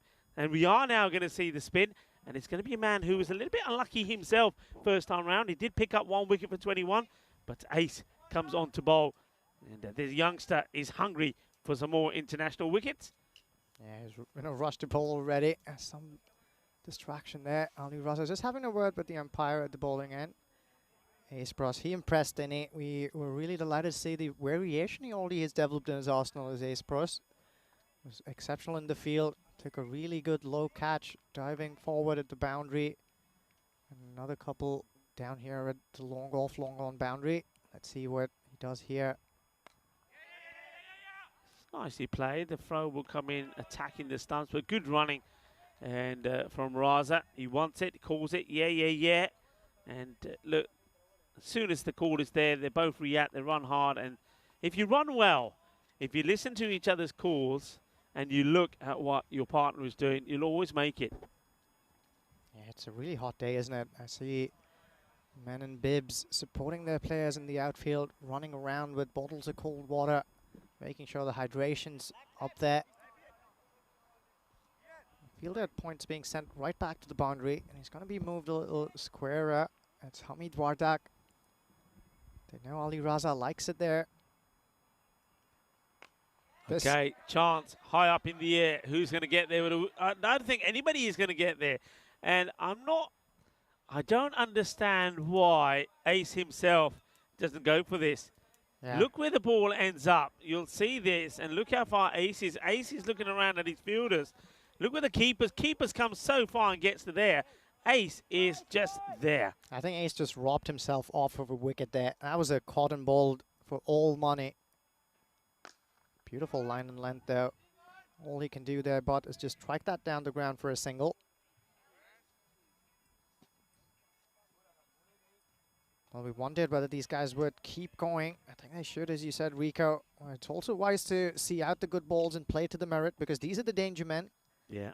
We've seen the others fall like a pack of potatoes. Well bowled. Lovely bit of flight there. Liking that from the young man. He's not afraid to flight it up.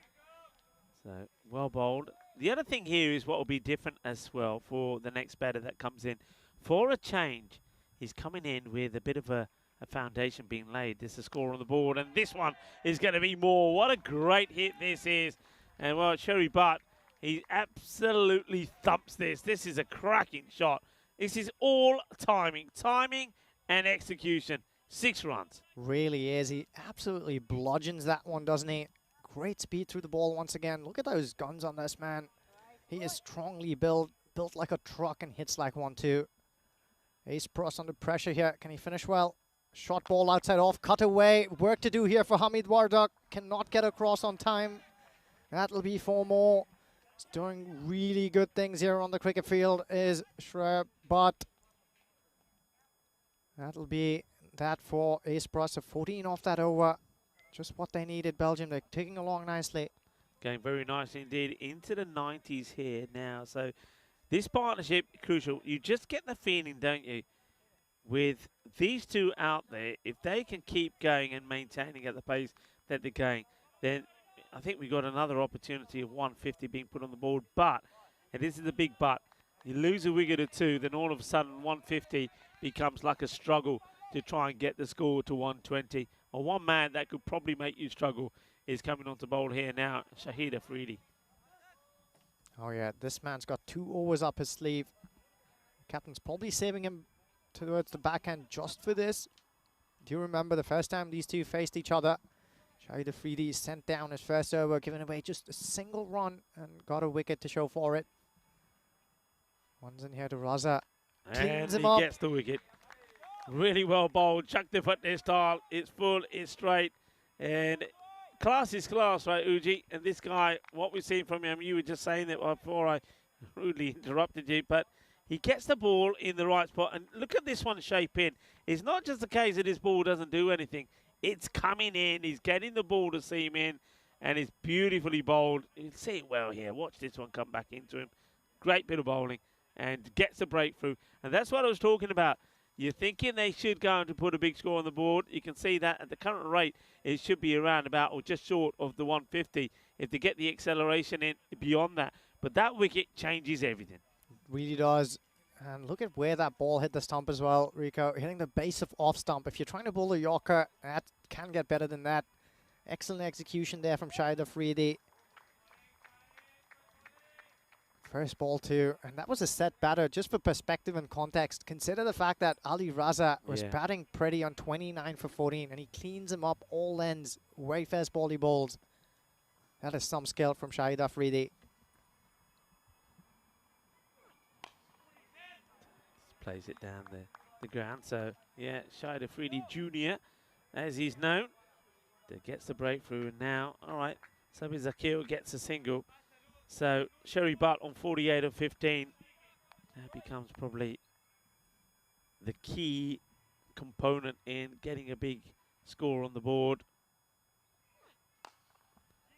It's a similar delivery, gets this swinging into the batter. So he's bowling a really good line, isn't he?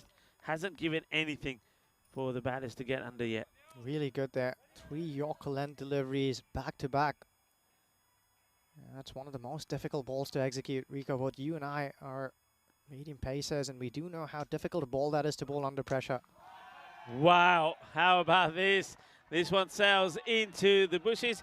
Tyrone, where are you, Tyrone? Get your broom, off you go. Come on, buddy. Let's go again. And I tell you what, Tyrone, by the time he finishes today, if he's going, I mean, he's wearing his shorts today, Tyrone, and he's going into these nettles, his legs are going to be sore. Well, Tyrone's running the other way.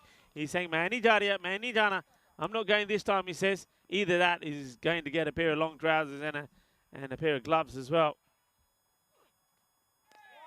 It's a good comeback from Afridi. It's truly exceptional, Rico. I think it's the first time today that I've seen a bowler send down almost 5 Yorker length deliveries. He strayed just a little bit, not with length again. Mind you, that 6 that Zakil hit was excellently clobbered through the offside, but he had a little bit of width on that. That's what allowed him to free those arms. Yeah. The length has been spot on this over. It has been. You just seen Rohit there. I could pick up what Rohit said there. He said, keep it close to him. Don't give him the width. And that just touches on what you just said. Don't want to be giving Zakil any width. Oh, well, if this hits the pads, I think he's gone. If this hits pad, I think he's gone. Let's see what the signal is from the umpire. But he's not giving it out anyway. What's the signal here from the umpire? No signal. That is why it's not out. Because if it wasn't bat, he's a goner. And let's have a look at this. And, well, it's given us runs. I don't see any bat on this myself.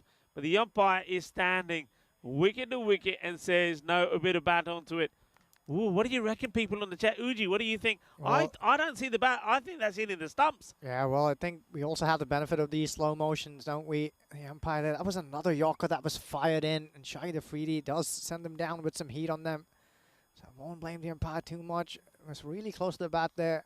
I reckon that was going on to hit, but, well, there is room for human error in this game, and that's what makes it beautiful as well. You don't want to eliminate that human equation from this beautiful game. Here's Ace Pross. Played neatly down the ground. Just a single ace. Went 14 off his first. Hello to Kitty. Kitty, I hope you're well. Hope you're having a wonderful weekend. And great that you can join us on this International Saturday. ECIs here at the Bio-Uruguay Cricket Ground in Crefeld. And 2 days of action. This is match number 4 in progress. No, that's the old wrong one, isn't it? That's the one he...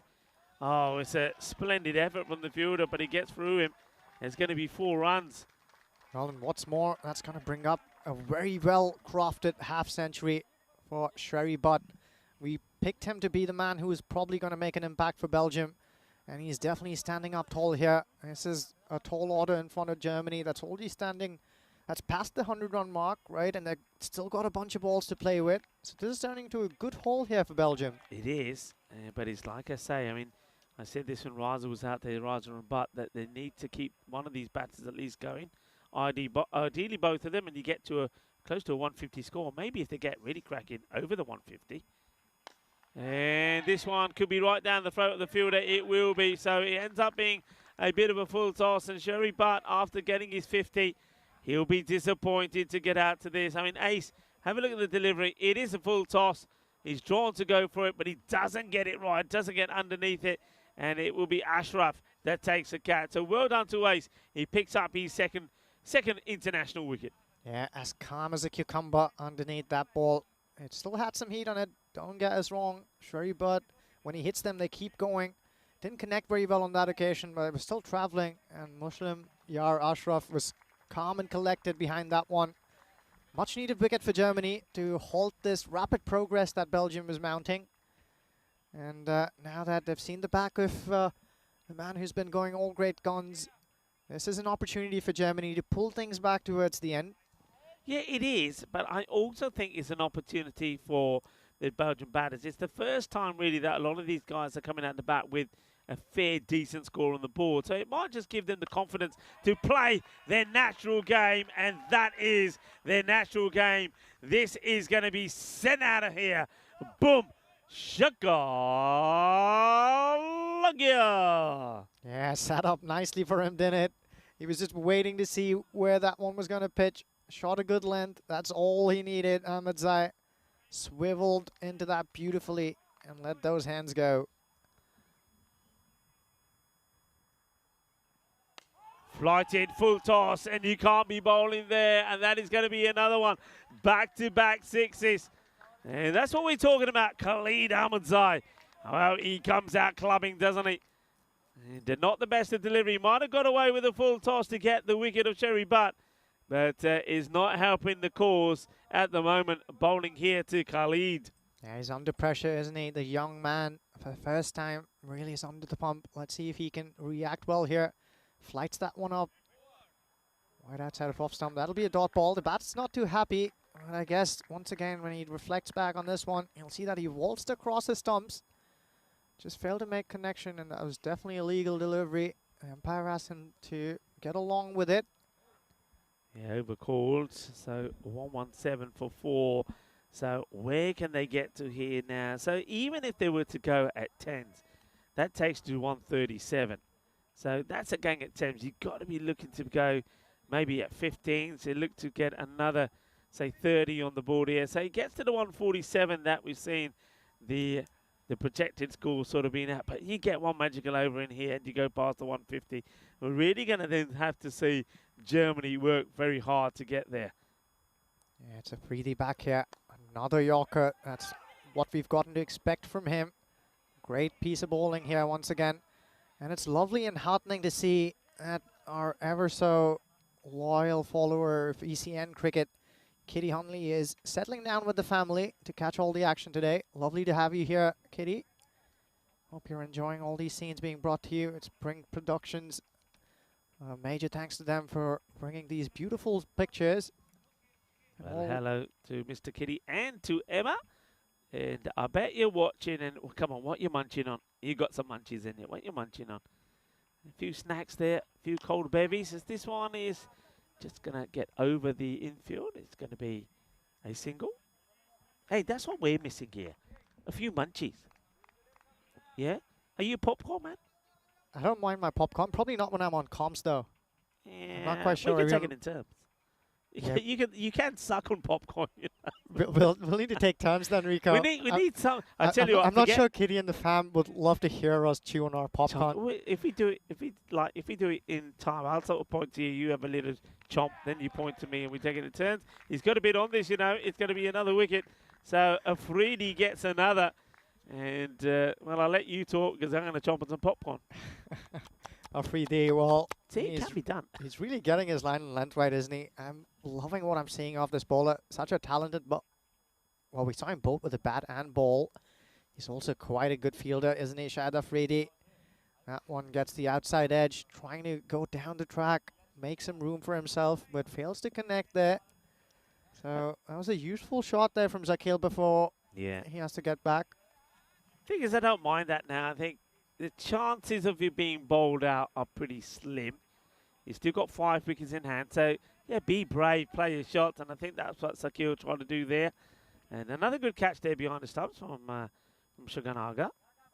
Oh, that ball there just slipped out of his hand as he tried to approach the bowling crease. Shahid Afridi Jr. He'll have to go back and do that again. Yeah, Watch this. Oh, well. He says, oh, kidhar gayi? Bhaj gayi.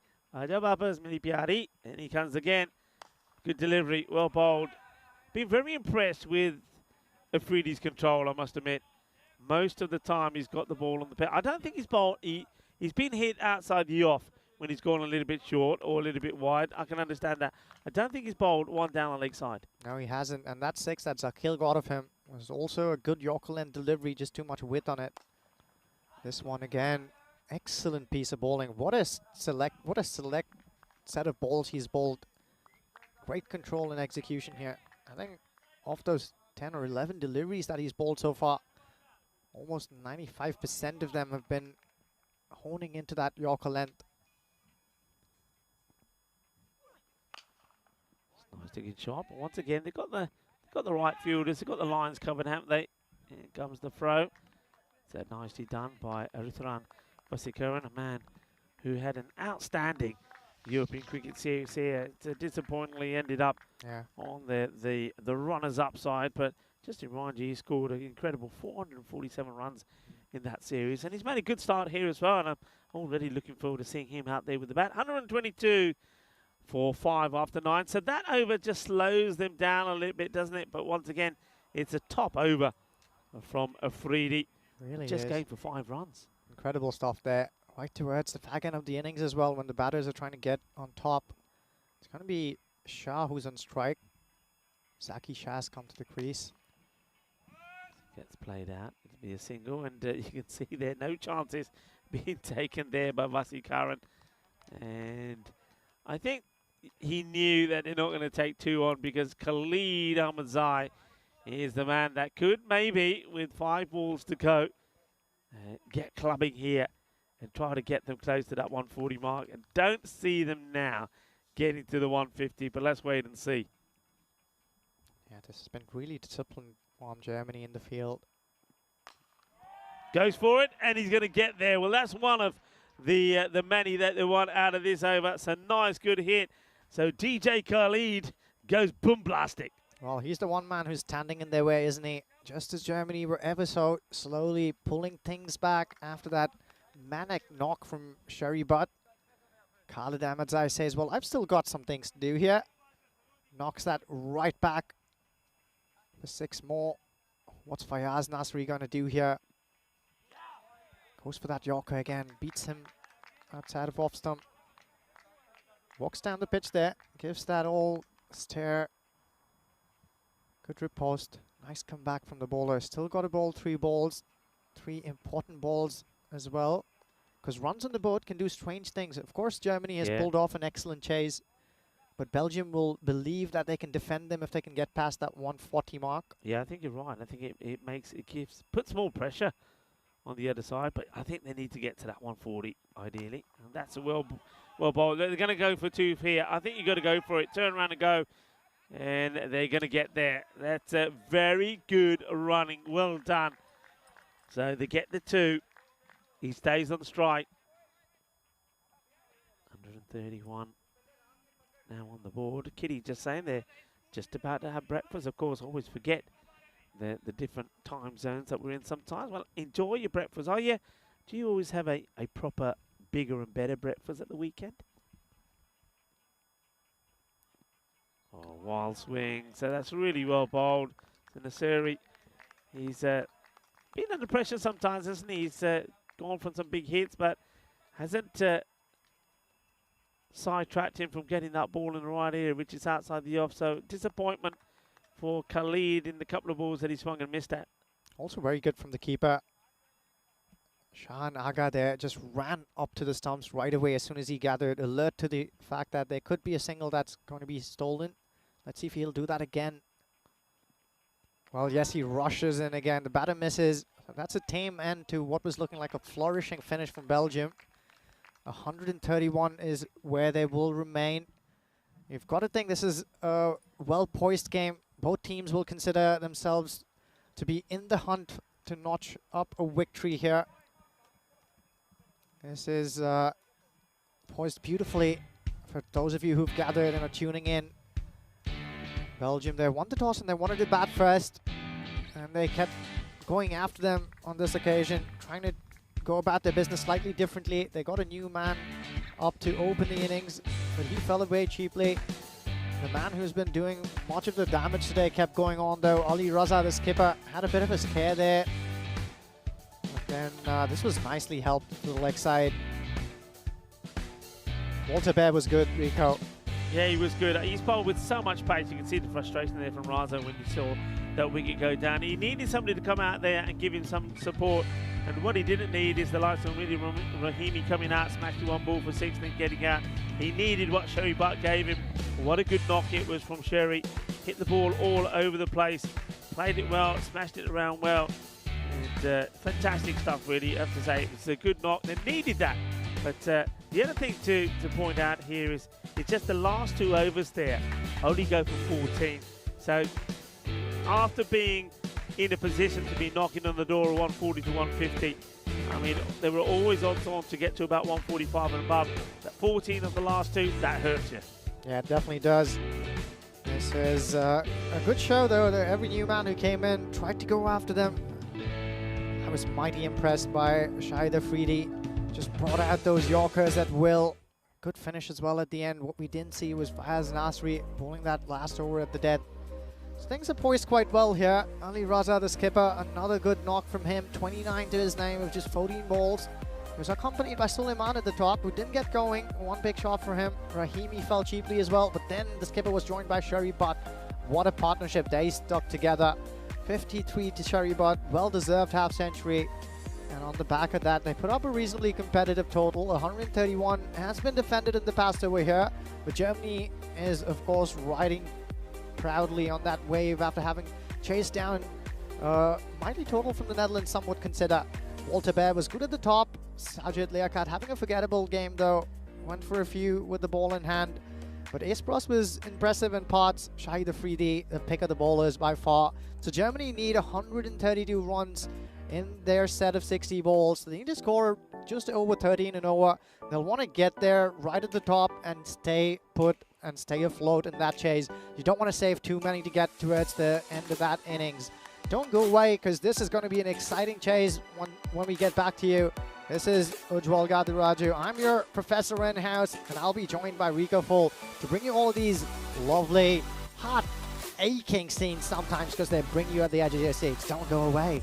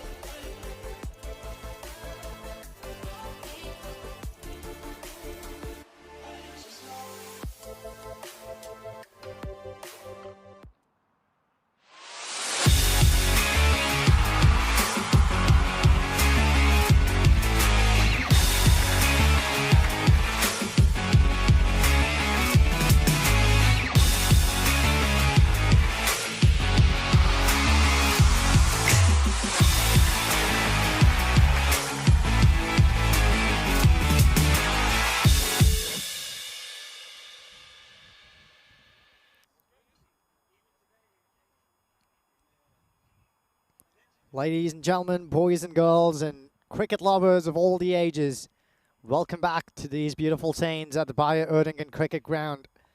I'm Ujwal Gadiraja, bringing you this live action on behalf of ECN.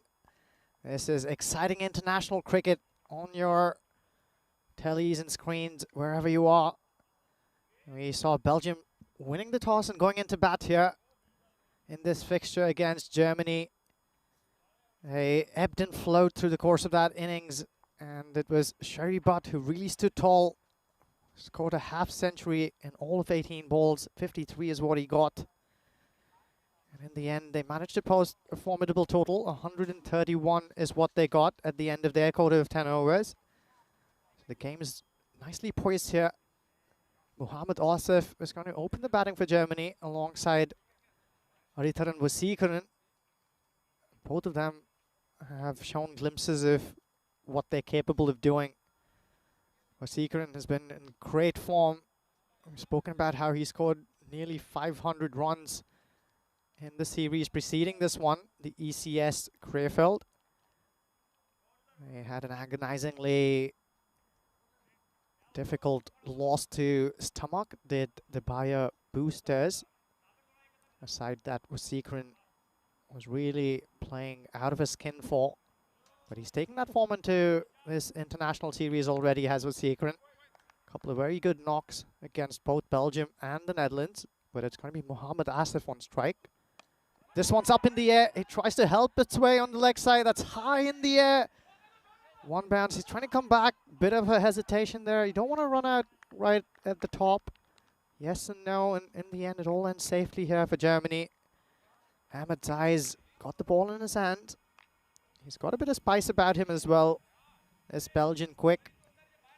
Joining me back in the comm box, it's Rico Full. Rico, excellently poised game here. Anybody's right here at the start of this innings. Yeah, I think the way that Germany finished, Odi allowing just 14 off the last 2 overs and restricting that score to 131 keeps them in it.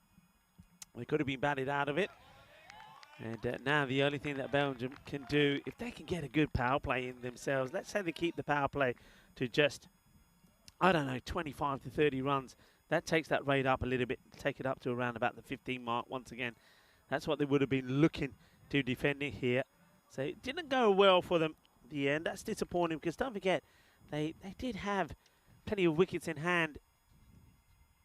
Yeah, they had the opportunity, didn't they? Especially when Ali Raza and Shari Butt were going. I think that was a vital breakthrough. From there, they just fell away a little bit. I mean, take nothing away from the bowling. Afridi once again bowled a fantastic over number 9. Only 5 runs came off that. Then Nasari did pretty well. But it was the little bit of the swinging and missing that we saw there from Khalid towards the end. I think that's the disappointment when you're getting dot balls and nothing from them. And that ain't going to be a dot because that's going to go sailing over a backward point. In fact, it will go all the way. There's Manos Arriba from the fielder saying, hey, umps, this is 6. When the umpires want to check this. And, well, that goes a little bit too quick for us to see. Oh, he's given that a 6 there. 6 is given. But that's what the fielder was signaling. Hey, Germany, 67% to 33. Let's have a look. Yep, okay. 6 is the call. Fielder calls it straight away. Let's see one more time here. I don't see a 6 there, to be honest.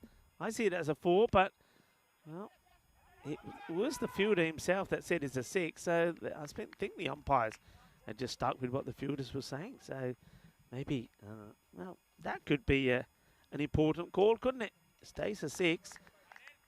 As Ahmedzai goes back to his mark. So other than that boundary, it's been pretty good. Yeah, how often has Waseekaran opened his tally with a 6 though? He's done that plenty of times this week. Oh, Gandhi, no ball. This is going to be 5. That's 5 runs. And that is such a shame. What is it that you always say? Finish well. And this is finishing badly. So it's a no ball that gets clonked. A full toss that gets clonked for 4. That's 5. And now the free hit coming up. Yeah, he was surprised there for a second. Mohammad Asif on that close up. You can see his eyes light up. And he was almost trying to protect himself. But he did well to get some bat on it and maximize what he could squeeze out of that ball. And it's going to be wide, so he's not going to be able to sneak this in. So that last ball now counts as a 6 because, well, it's another wide. It also means that it's still a free hit in place. I like what he was thinking, though. A slower ball, trying to angle that away from the batter. Just a little too wide, though. Yeah, he wants to change the field. Of course, he's not allowed to because it's the same batter on strike. Goes for it, and it's going to be another boundary. So that one bad ball has cost 10 runs. And that's game-changing. So just think about that. If you could have sneaked it in, it would have been, even if you took a single from it, it would have been 8 of the over. Instead of 8 of the over, it goes for 18. So 18 off the first. So Germany, right where they want to be. 265 matches since the golden ball. Are we going to see one here in Crefeld? If we are, it means it's going to be an international one. Oh, that would be beautiful, wouldn't it? I would love to see one before the end of tomorrow. Can we get one out of this one here? For those of you who are wondering what happens when there is a golden ball, let the man who's seen many a golden ball walk us through what would happen. Rico, what would happen when there was a golden ball? What would happen with the golden ball? I think everybody would get absolutely delighted because he ain't seen one in a long time. Golden ball is when the scores are tied. And when those scores are tied, I'll tell you after this delivery from Safat, who just loses his run there for a moment. But he continues to go with it. The chase is on. And the fielder, well, we have no idea because I think he goes for 4. He does try. Fielder ne both puri achhi effort mari hai Sharibat ne. But choka lag gaya, 4 runs. Yeah, so if there is a tie, what it comes down to is that the team that's batting stays batting. Any batter that is not out can face that one ball. It's one ball. Any bowler can bowl it. 2 required. You get 2, you win. You don't get 2, you lose. It's as simple as that. There you go. For all of you who are wondering how that would work, Wasikran's back on strike here. It's Sefat playing a miss here. He's bowled well in patches, Sefat. That's sort of been the story of these Belgian bowlers for the most part. All of them seem to be capable of hitting those right lines and lengths, but we've never really seen a consistent show. I think perhaps Shahid Afridi is the best example of bowler putting it in the right place time in and time again. Seeker in again, shaping away in the air. They take this quick single. They commit it early, and they'll make it through safely. Yeah, good running. They go on the hit, don't they? And the fielder probably thinks about having a shy. But you can see there, Shagaria, Safat saying, no, hold on to it. Don't throw it away. Yeah, some of the fans here pleading, saying Belgium should at least notch a victory today. Well, maybe they will here. And maybe they won't because some of this hitting is crisp and clean. That's another one that is right out of the middle of the bat of Mohamed Asif, the captain of the Bayer Spartans. Of course, the Spartans were the victors here in the European Cricket Series last year. They were the reigning champions coming into this series. But, well, they didn't even make it through into finals day. They had a disappointing finish on the Friday, on the Thursday, I should say. And as a result of that, well, Asif, well, at least I suppose he's had a rest day, hasn't he? And he's able to focus on national duty. He scored 15 in the first match. And he's going to go beyond that in this one. This goes a long way up in the air. And that is going to be 6 more. What a lovely shot this is. He does hit the ball so well. Look at that. He holds the pose as well. And he says, Ale, shakkamara many photo wicket take it there photo kitchen. Smile, please. Click, click, click. Lovely shot. Well, format like this one creates a lot of room for players with amazing hand-eye coordination. Mohamed Asif, 21 of 5. Not a lot of footwork in his game, but boy, is there hand-eye coordination to talk about. Beats him there with that shape away from him again. So nice finish. That's what Safat is capable of. It's just the lack of consistency in producing that delivery. Yeah, you're right. Consistency is everything, and I think you touched on the fact that that's one thing maybe that the German bowlers have been able to do better than what Belgium have done so far. Netherlands learned their lesson very quickly, didn't they? They were guilty of not being consistent with the bowling. Too many extras, too many wides in that first match against Germany, but they got it right second time round against Belgium. So they get their first win. Belgium, though, you can see from that graphic, still searching for a victory. Yeah, and you were saying, Rico, earlier on in the piece, that Belgium would be hoping to keep Germany to 25 in the first 3. Well, they're way past that now. 35 for no loss. This is the third over. Oh, and from bad to worse here.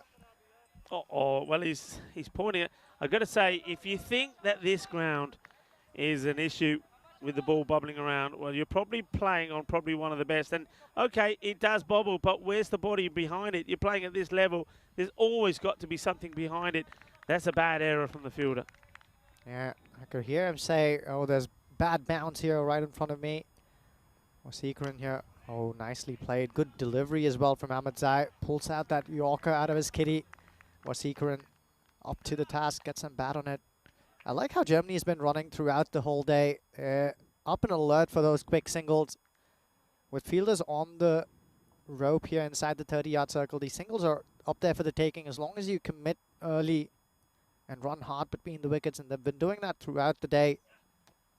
Oh, that was honing in for the wickets. If there was no bat, Rico, he was gone for all money. Yeah, but this is we've been talking about all the way along. Yeah, Germany, what you're saying is absolutely correct. One thing they, for me, definitely have worked on is the energy when they're out there, even in the field, but with the bat as well. The energy is there. I think one thing that Atik has really got them doing is working hard. They're running between the wickets. He's basically saying it's not just all about hitting the boundaries. Sometimes when the boundaries aren't coming, rotate the strike, run hard, get the singles, put the pressure on, turn ones into twos. And they've been doing that pretty well. This time, oh, this great bit of work. Does he have the bat down? This is going to be close. This is going to be really, really close. Vesikaran, well, his hands are tied with this one. Does he get the bat down in time? He's diving in. Oh, let's wait and see here. He's, for me, going to be gone. That's out. I think the bails are off. If we go backwards, by the time the ball is hitting here, the bat is only on the line. I reckon it has to be past the line. Oh, I think I'm seeing it slightly differently there, Rico. I think it's just about across the line there. The bails are off, of course. I think he's probably going to be saved by a frame here. Just here, the ball is contacting. Yeah. So I think as you go the frame back. I think he's going to be saved by a frame here, Rico. Well, he gets away with this. Oh, well, I reckon there's a frame there that we can't have, and in that frame, I reckon he's on it and not past it. He gets lucky for me, Vesikaran. Yeah, what's he gonna do with this one? Smashes that straight back down. I've loved to see him unleash that straight drive, Rico. He isn't just clobbering it. He's waiting to see the ball, playing it to its merit. What a strike. One of the shots of the day, this. It really is. One of the shots of the day. You don't hit it cleaner or crisper than that all the way along the deck. What a delightful shot. I've really enjoyed watching Wasikran bat throughout these last few days, Rico. What a batter to have at the top of your order. So good against spin. Equally compelling to watch when he's facing fast bowling, isn't he? Well bowled, well blocked out, and he says, okay, you're not going to play this one for a boundary for 4, are you? End of the over. Once again, we've seen a little bit of up and down bowling. It's only 10 from that over, so it'll help the rate to creep up slightly because they need to be going at around about 12.5. So not a bad over there from Khalid. Yeah, they're on to 45 here inside 3, going at a great clip. That'll just bring the asking rate down. They started off needing around the 13-run mark. That's slightly fallen below now. It's less than 12.5. If they keep going at this rate, they'll finish this with plenty to spare, will Germany. But to prevent that from happening, the skipper's handed the ball to Zaki Shah. Gonna see him for the first time, I believe, today. Asif covering all of his stumps there. Oh, you could hear that hit the guard there, Rico. That must sting. That is right off the box. Well, he's moving around bright and breezy. Well, he's obviously got a proper reinforced one. Yeah, almost no reaction. I thought he was going to go down like a sack of crushed ice. Well, that is right in his guard, and we heard it. Oh, it's a proper strong one. And then that's a slower delivery. Yeah, it's good variations here from Shah. So once again, a good start. But you see what's happened here is, so once again, Asif maybe not able to get to it. Maybe not finding that line there of Shah to his liking. So he's taken a single. Vesikaran now comes on to strike. They've always managed to find a way to rotate. That's correct, Rico. Good strike rotation here. Short, hammered runs. And that's what they've done well. And you touching on it, the way they've run their singles, they've run hard. So it's sometimes, you know, when batters are there, you're thinking, nah, I don't fancy this guy. He's got me number. I don't fancy him. You know what I'll do? I'll take the single and I'll let Vasi deal with him. And that's what they've done. And look at the score. Like, both the batters are on almost 23, 24 apiece. And that's the benefit of rotating the strike, isn't it? Because sometimes you'll notice that there's one batter who just gets off the mark and the other one gets starved off strike. That's another massive hit into the leg side. Wasikaran loves it there. This man's making the most of his purple patch.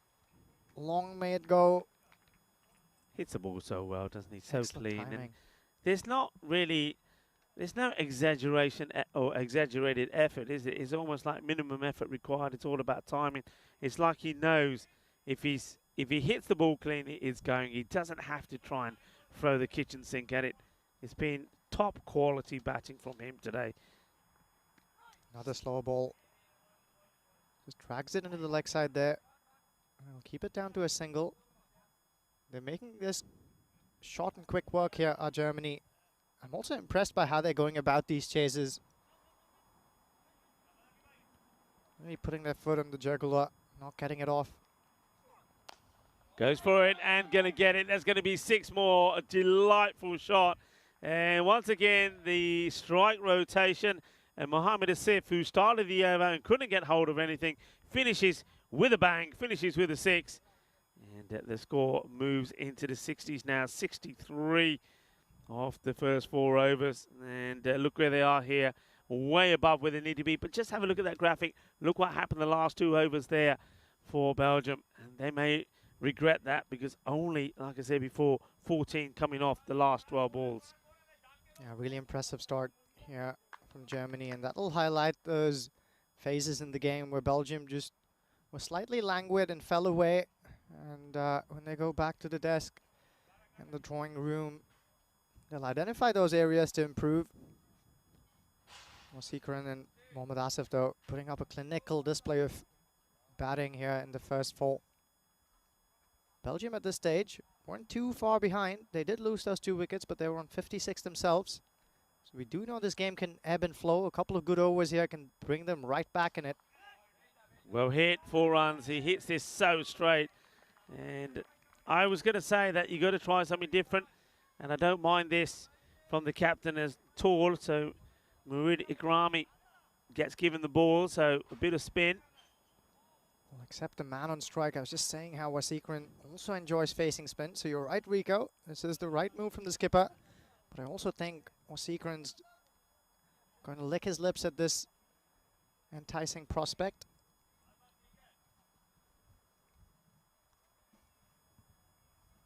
Ikrami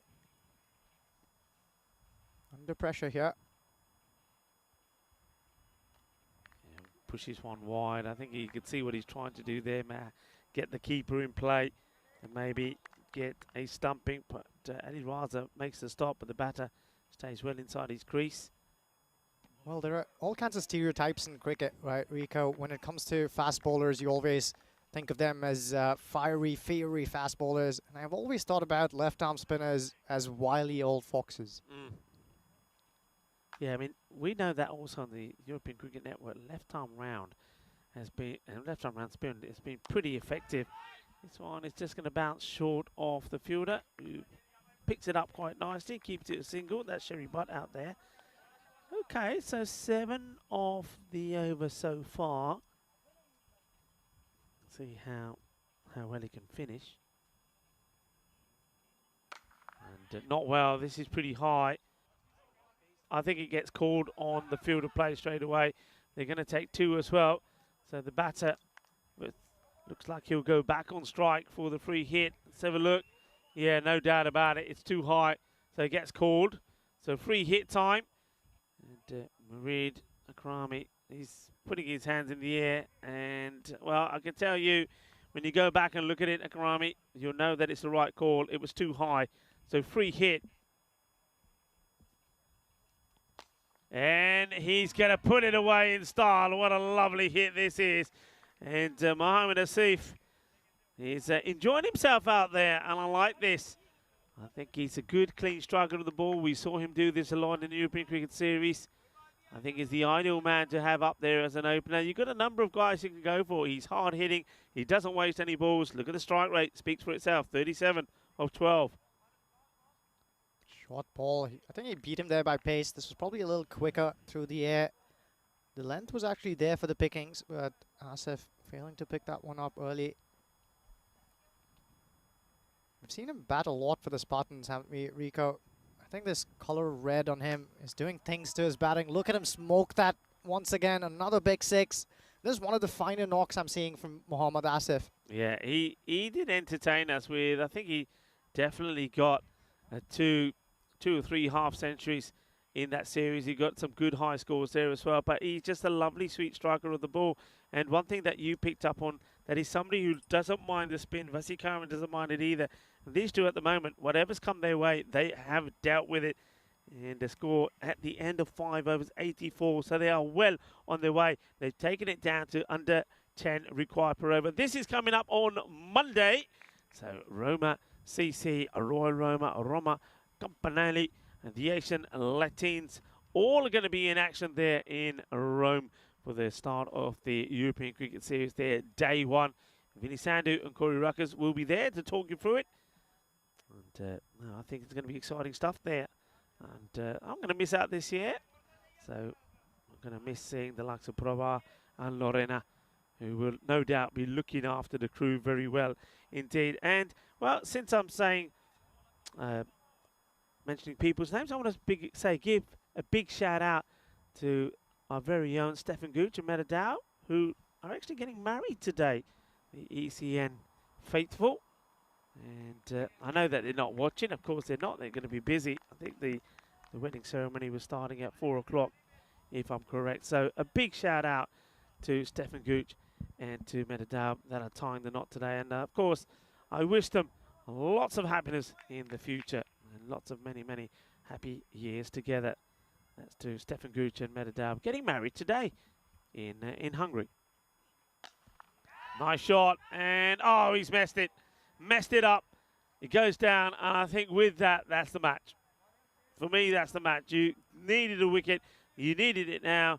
It's gone straight through the hands of the fielder. He's, you can see he's a fair way off from the boundary, so he has time to adjust. He's going to go for 6 runs, is it? And well, that hurts you, doesn't it? Yeah. Well, it goes for 4 in the end. And now this one, well, he says, all right, if you want a 6, I can give you a 6 as well. And that is just what he does. Vasikaran is just on song here. What more can you say about this guy? Sensational in the European Cricket Series, 447 runs. He was just superb. The only time that he didn't really perform was the time in the final. And I know he was very upset and very emotional about losing out. They were the runners-up. They got their silver medals to show for it as well. But he hasn't let that take the shine off. His international debut here has been sensational. And he's going to get another 50. Yeah, he is. He's going to get lucky. He's going to get the edge. Well, good things happen to good people, and he is a wonderful person. He's looked after us well here. He's provided us with lunches, with water.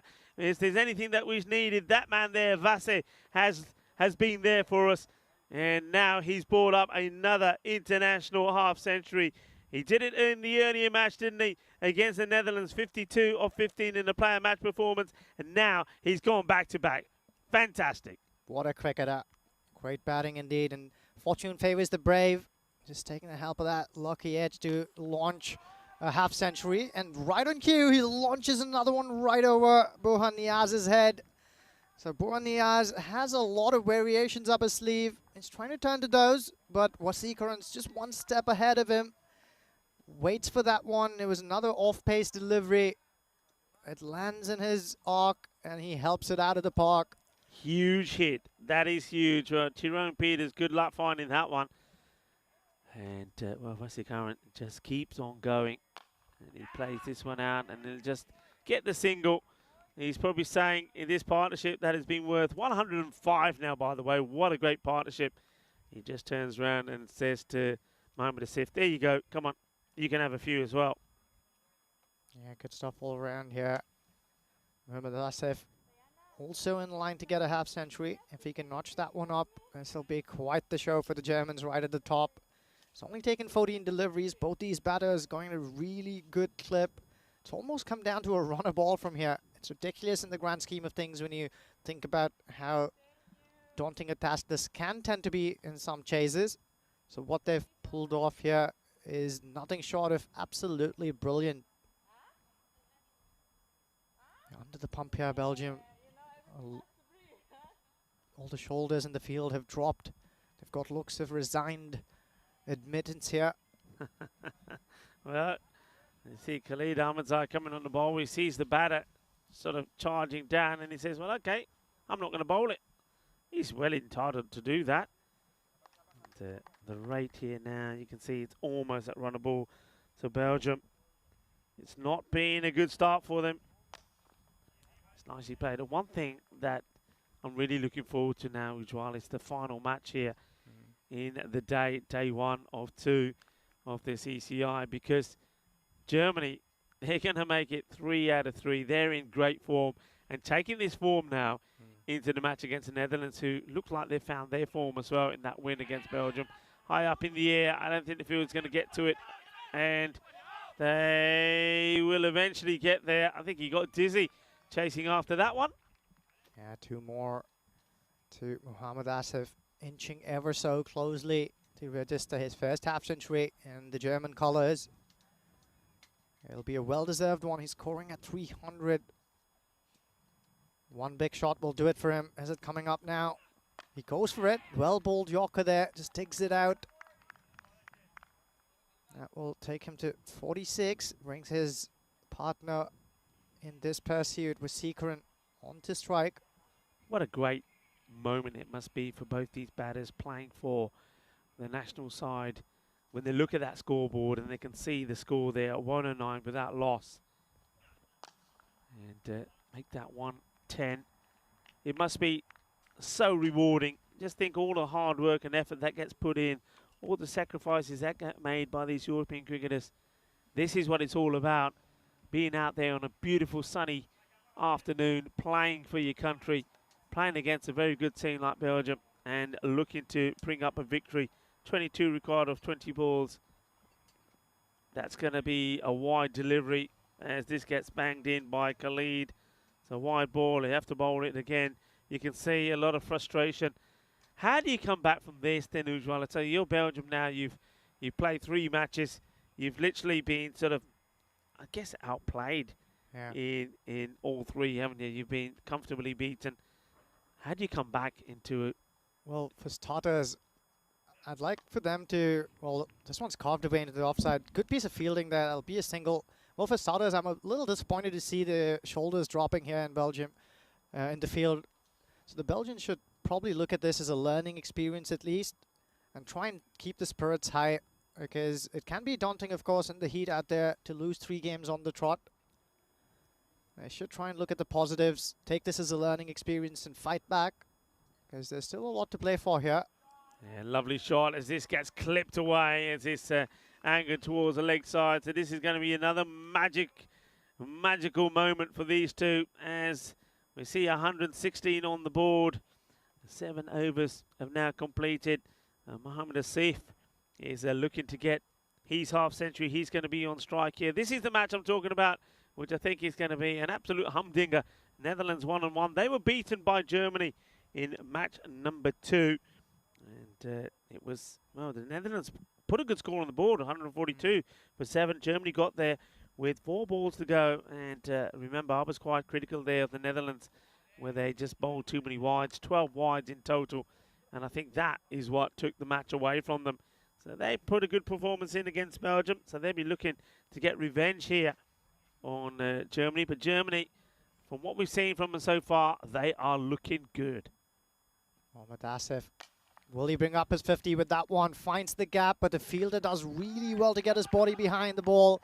Excellent piece of running once again. Full stretch dive there from who must be a tired man, Seekeren. He brings out that dive.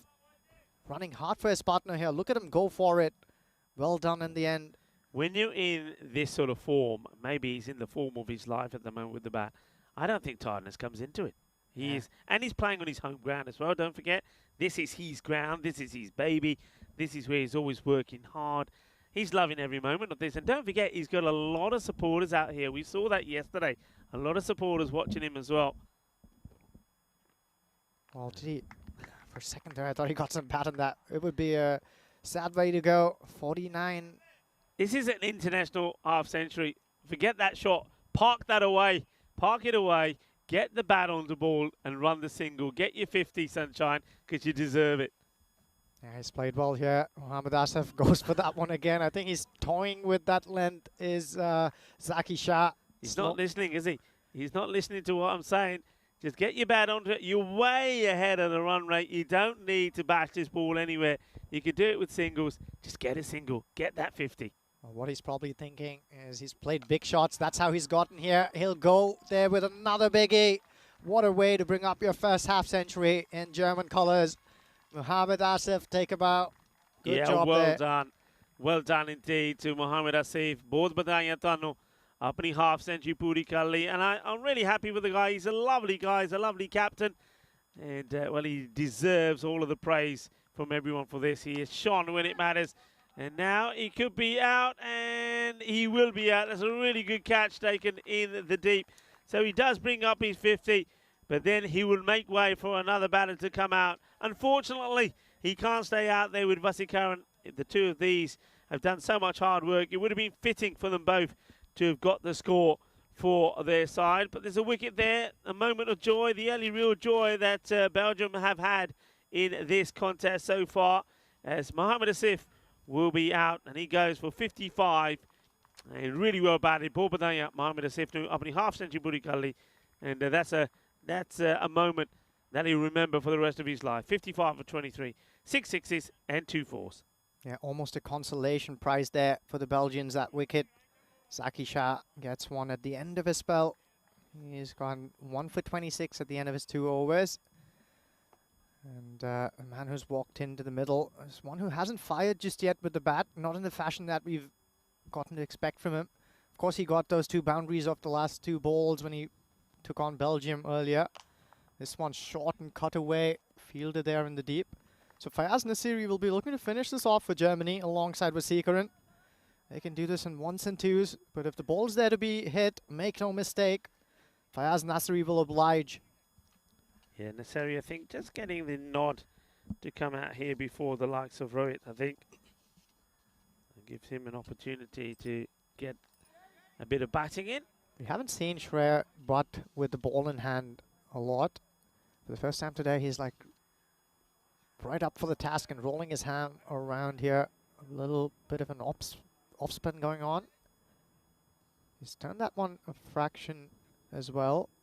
Likes to where he has space, and a slip has come in. That's interesting.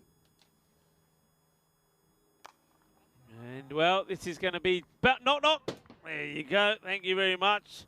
It's right onto the side of the production room. Hope you're okay in there. Hope that didn't unsettle you too much. It must be a bit eerie because they know when this ball is hitting this direction, it's coming their way. Yeah, Helena will be happy she's not inside on that one. Yeah. So we've got to give him a quick knock to let him know it's coming. Slow off spin there. He's trying to tempt him, isn't he? Tempting Fayaz Nasiri to go after that one. Scores tied. Any run will do it here now. It has been another very good run chase. Once again, that's why we were talking 150 is the score you've got to be looking for. That might have been a wide, but it's going to be finished with 6 runs, and that is it. It is done and dusted. 3 wins out of 3 here for the German side. They do it with a 6, and Fayaz Nasiri smashes this one away. Well done to Germany, and what a way to do it. They win this one by 9 wickets. Ethran Vasikaran, 64 not out of 28 deliveries. A great knock from him, and don't forget he put a fantastic partnership together there with the likes of Mohammad Asif, who got his 50 as well, 55 of 23. A partnership that was worth 124. This is what's coming up next. Germany, can they make it a perfect 4 out of 4? Remember, they are now 3-0 against Netherlands, who are 1-1. That match coming up in, well, around about, we've got a bit of extra time. We've caught up with time thanks to that finish. We've got 35 minutes before the start of this match.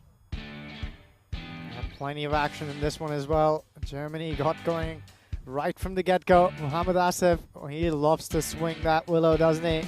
And he made sweet connection on more occasion than once. Wasikaran continuing from where he left off. He is in fine form. Unfortunate bounce there for the fielder in the deep. But they kept going from centre strength. The introduction of spin couldn't slow them down either. That was Ekrami going for a few big ones. Runs kept coming at regular interval. That was the only chance that was created, but also went begging. Wasikaran did not need a second invitation to make use of that one. Notched up a half century. Soon after him, it was his partner, Mohammad Asif, who brought one up too. That was an excellent catch right in front of us here, Rico. And Fayaz Nasiri adding those finishing touches with two gigantic, monstrous hits behind us. Yeah, what a way that was finished. And it was a statement really made there by Germany. 12 sixes and 10 fours in that innings. Mohammad Asif hit 6 sixes and 2 fours. And, well, Wasikaran was undefeated in the end. 4 sixes and 8 fours. And then Nasari just came out and blasted 2 sixes to win the match. And they do it in style. They do it with, well, like good teams do, with an over to go, with 7 balls to go. So congratulations, there's the scorecard. We've already mentioned the top batters there, Asif, sensational, as well as Wasikaran. The number of bowlers used, but has to be said, just never really executed their lines well, did they? We saw good bowling, but we saw it in little shifts. We never saw a bowler go out there and bowl 6 good deliveries. There were 3, there were 4 sometimes, but there were always those couple of bad deliveries, and that allowed the batters to put the ball away. So we are going to have one more match coming up today. Match number 5 coming up in around about 35 minutes time. So you finally got a chance to get a little bit of break, get the kettle on, make a cuppa, and then come right back because the action continues in 35 minutes time.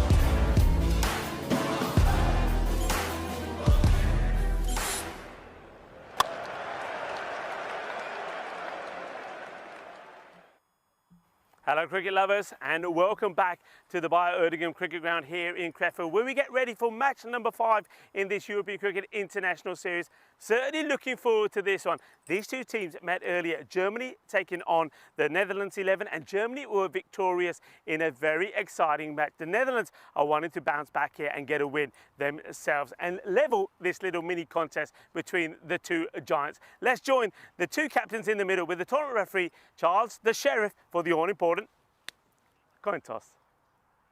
Germany to call. Heads. Heads is the call. And it's a head. We're going to bowl first. Germany win the toss and will bowl first. So Germany winning the toss there, and Rohit Singh, well, he's got no hesitation saying that he wants to put the Netherlands into bat first. A bit of a risky move here maybe, because it's a beautiful, glorious sunny day. And I tell you what, if I'm being given a choice of what to do out here, I want to have a bat first and put the runs on the board. The Netherlands, if we look back at their players at the moment, I think Musa Ahmed, I just got the feeling that he's going to go big here. And maybe Boris Gawley trying to play some of those snazzy shots and playing a little bit of sexy cricket is going to come good in the sunshine as well. But one man that has really led the way so far, he's been brilliant with the batting, great bowling, been sensational in the field as well. I think Sikander Zulfikar is going to be key as well for the Netherlands. What about the German side? Rohit Singh himself, the captain, made a fine half century. Vesikaran has come into form in the European Cricket Series, playing for the Boosters, and he's bringing that form in the middle here as well, playing for Germany. He certainly is one to watch as well. And watch out for the pace once more of Afridi. It's going to be a great finish to the day. I know one man who's excited, one man who's ready for a little bit of sexy cricket is the professor himself. Well, Ujwal, over to you for the start of the first ball. Thank you, Rico. What a tantalizing contest this will be. Germany, of course, winning the toss and putting in the Netherlands 11 to bat. Look at those names on that list. They're getting quite a bit of fan following as well over a period of time. Vasikaran is on fine song here. But it's the Netherlands 11 who will have to bat first. Sebastian Braat will be looking to come good today. Openers out there will be looking to have more impact. Have fallen away cheaply after some bright starts. Musa Ahmed has been quite effective though, as has Asad Zulfikar, Sikander Zulfikar as well. Excellent all-round show from him in the last game. Man with the ball, we've gotten used to seeing Walter Bear with that new Grizzly in his hands. He'll open the proceedings for the German side as well. This is going to be a tantalizing contest. I'll be looking forward to putting pressure right there onto Walter Bear. All the Dutch openers. That bright yellow helmet there.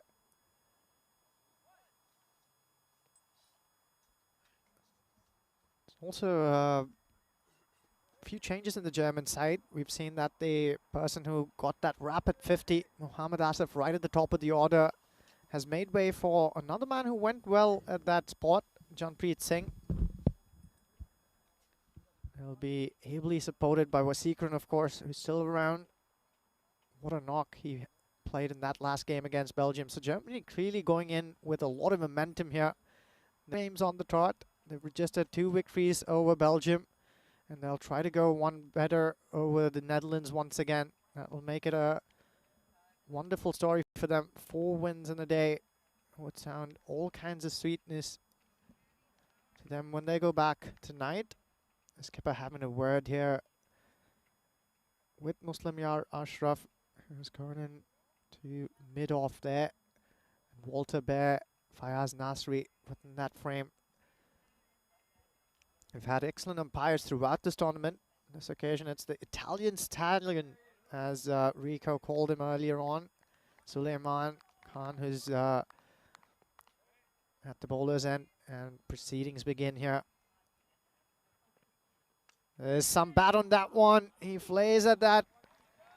It'll only be an outside edge, but it'll carry on towards the boundary there. It was right at the edge of that bat. Van Troost it is. Stan van Troost. Gets some bat on that one. Evades the keeper, who's also come in, Munir Mubashir. They're shuffling those two keepers, the German team.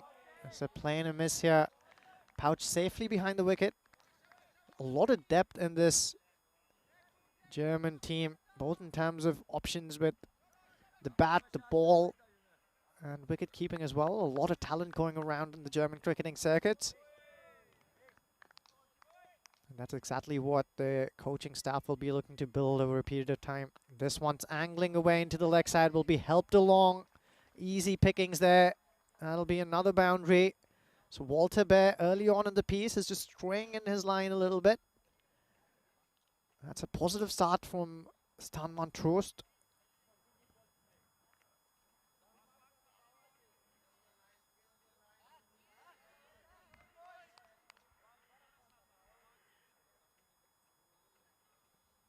He has a man at deep third man.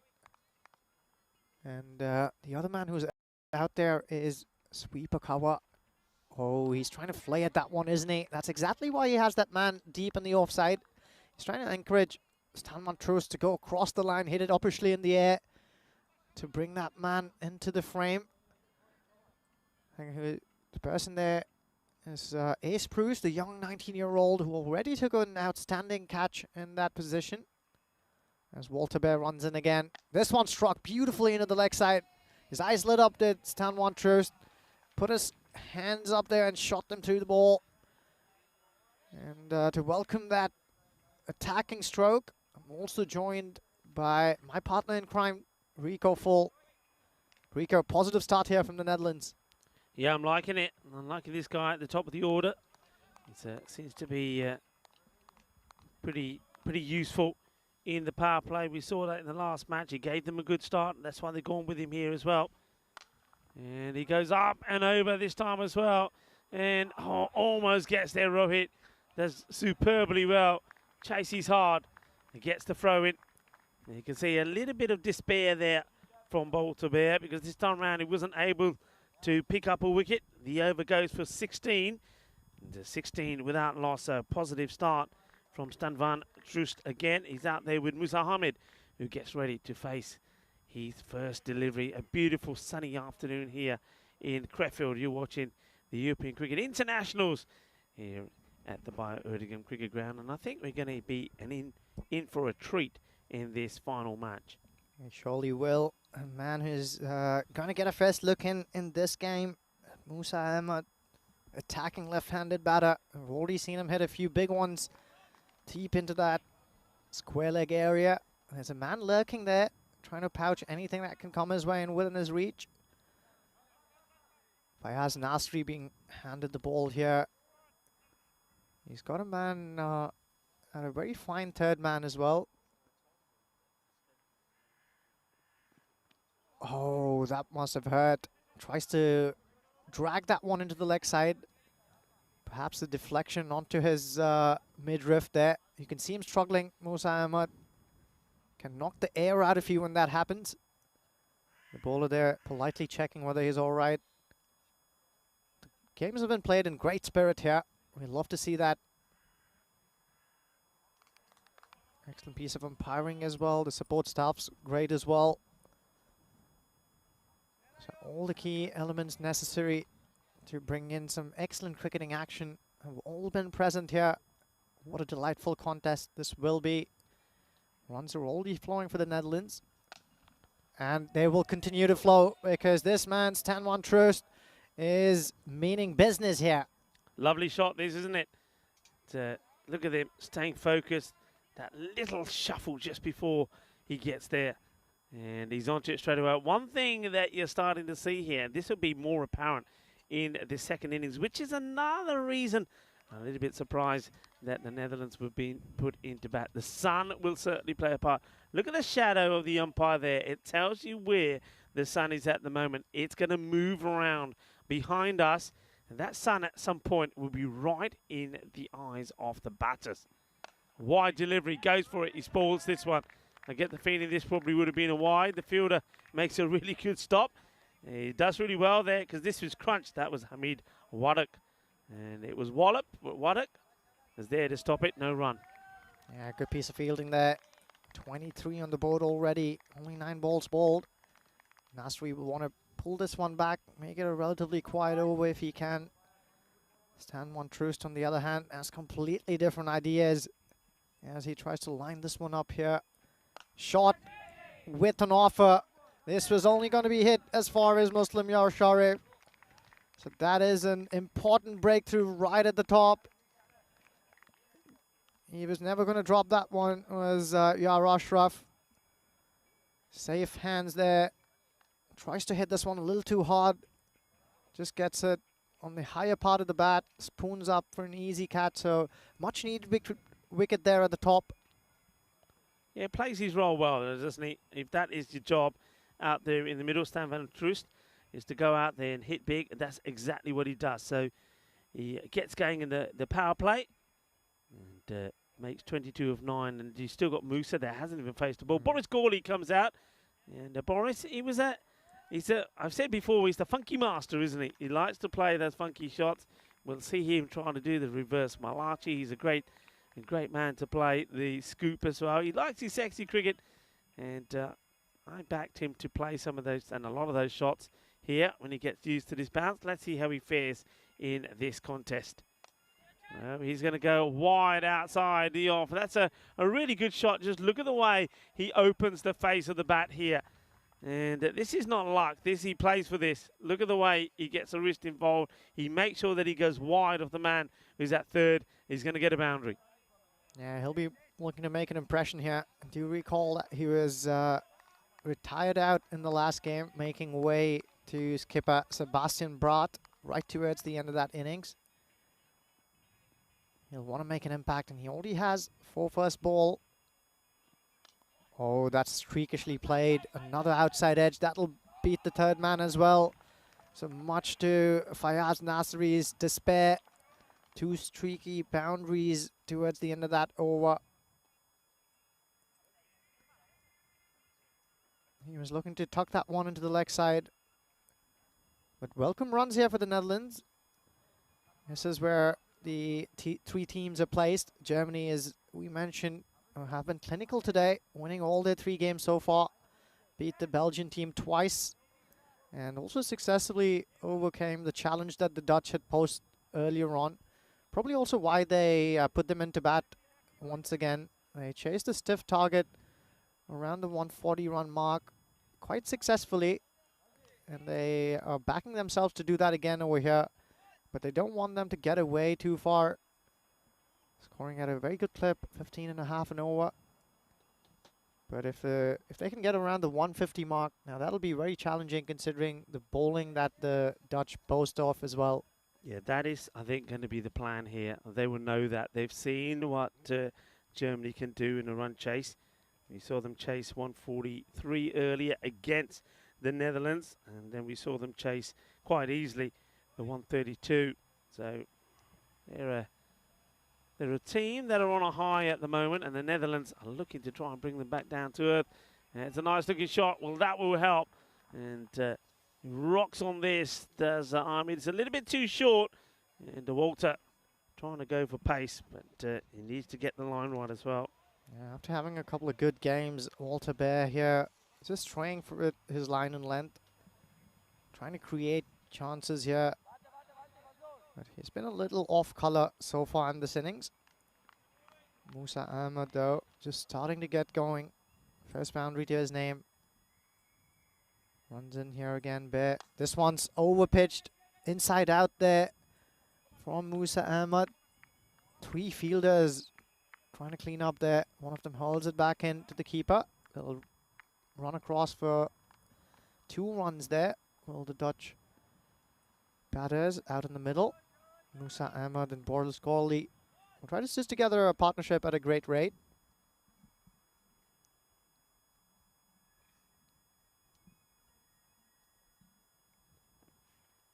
Goes for it, and this will go all the way as well. Balle. Inna zona. Shaka lagya. You're right, Walter. Just starting to bowl that little bit shorter, isn't he? And whether that's because it's been a long day, maybe just getting a little bit tired. Remember, it's not just the fact that they're playing this their 4th match, which is, I mean, that's a lot. It's also the heat as well. It's a nice shot. And there's the other factor of this top start situation, right? When there are 4 separate games, you need to warm up, get started, stop again, start again, and that can take a toll. You might be thinking, well, a tall fast bowler like that should be able to bowl 8 overs at full tilt in a day. And it's a completely different story if you're doing it in a stop-start manner. Yeah, you're absolutely right. That's one thing that I think a lot of people don't quite understand, is this one is played and missed as well. I think he just plays this one a little bit too casually. He doesn't really get outside the off stump. He's just checking his guard there now, you see. He's thinking, how did I miss out on that? And 2 of them as well. So interesting if Walter goes for the same delivery. I wonder if he try maybe just something different, a slower delivery maybe. And no, he goes for the same area. And Musa Ahmed, he will get this right. He gets moose, doesn't he? Over it goes, and the Italian stallion, Sulaiman Saeed, puts him up in the air like he just don't care. And that means that Walter in this spell will go for 34. And in the power play, they're almost at the 50 mark. 49 for 1. Well, they've gotten off that track real quickly here. Have the Netherlands 11 scoring at over 16 and over. And one would think that Musa Ahmed 50 is never too far away. If he can come good here, the Dutch will be looking upwards of the 150 mark. They're already on course to get there. The question's always been, can they keep going at the same rate? There's a bowling change here, and for the first time today, Ahmad Shah Shahzad has been introduced early on in the game. We saw him finish up with the last over that he bowled, and he did that really well. Plays with the angles, and I love that about him. Likes to take that across the batter. And who better than a Boris Gorley, who loves to waltz across his stumps as well. Yeah, I think this is going to be a good matchup. I think Shahzad, if he gets his line right, can be useful. I like him being in the side. I like the change. You've got a left armer as well. Just adds a bit of value, and there he goes. Sexy cricket time for Boris Gorley. Manos arriba, arriba, arriba, arbitro, que guay, que genial. 6 carreras. Yeah, we saw that coming from a mile, didn't we? We called it here at Rico and I in the com box. Boris Gorley going down on his knees almost, waiting for that one to come back. See how far deep he's standing in his crease. Excellent camera work there from the spring productions. He's asking for it. I don't think it was struck right in front. I think it was struck outside of off. Big appeal, though. It's a good comeback, I suppose. And bowler, look at Gorley there. He's a bit arched over here.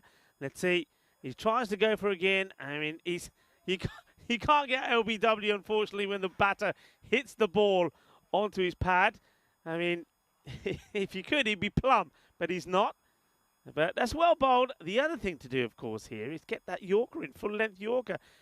Say, all right, if you're moving there, I'm going to get you Yorked. Yeah.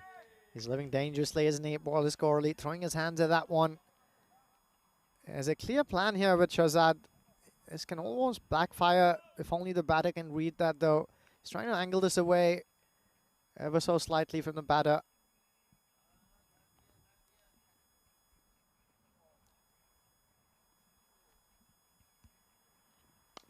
Shot, and that's what he tries to do here.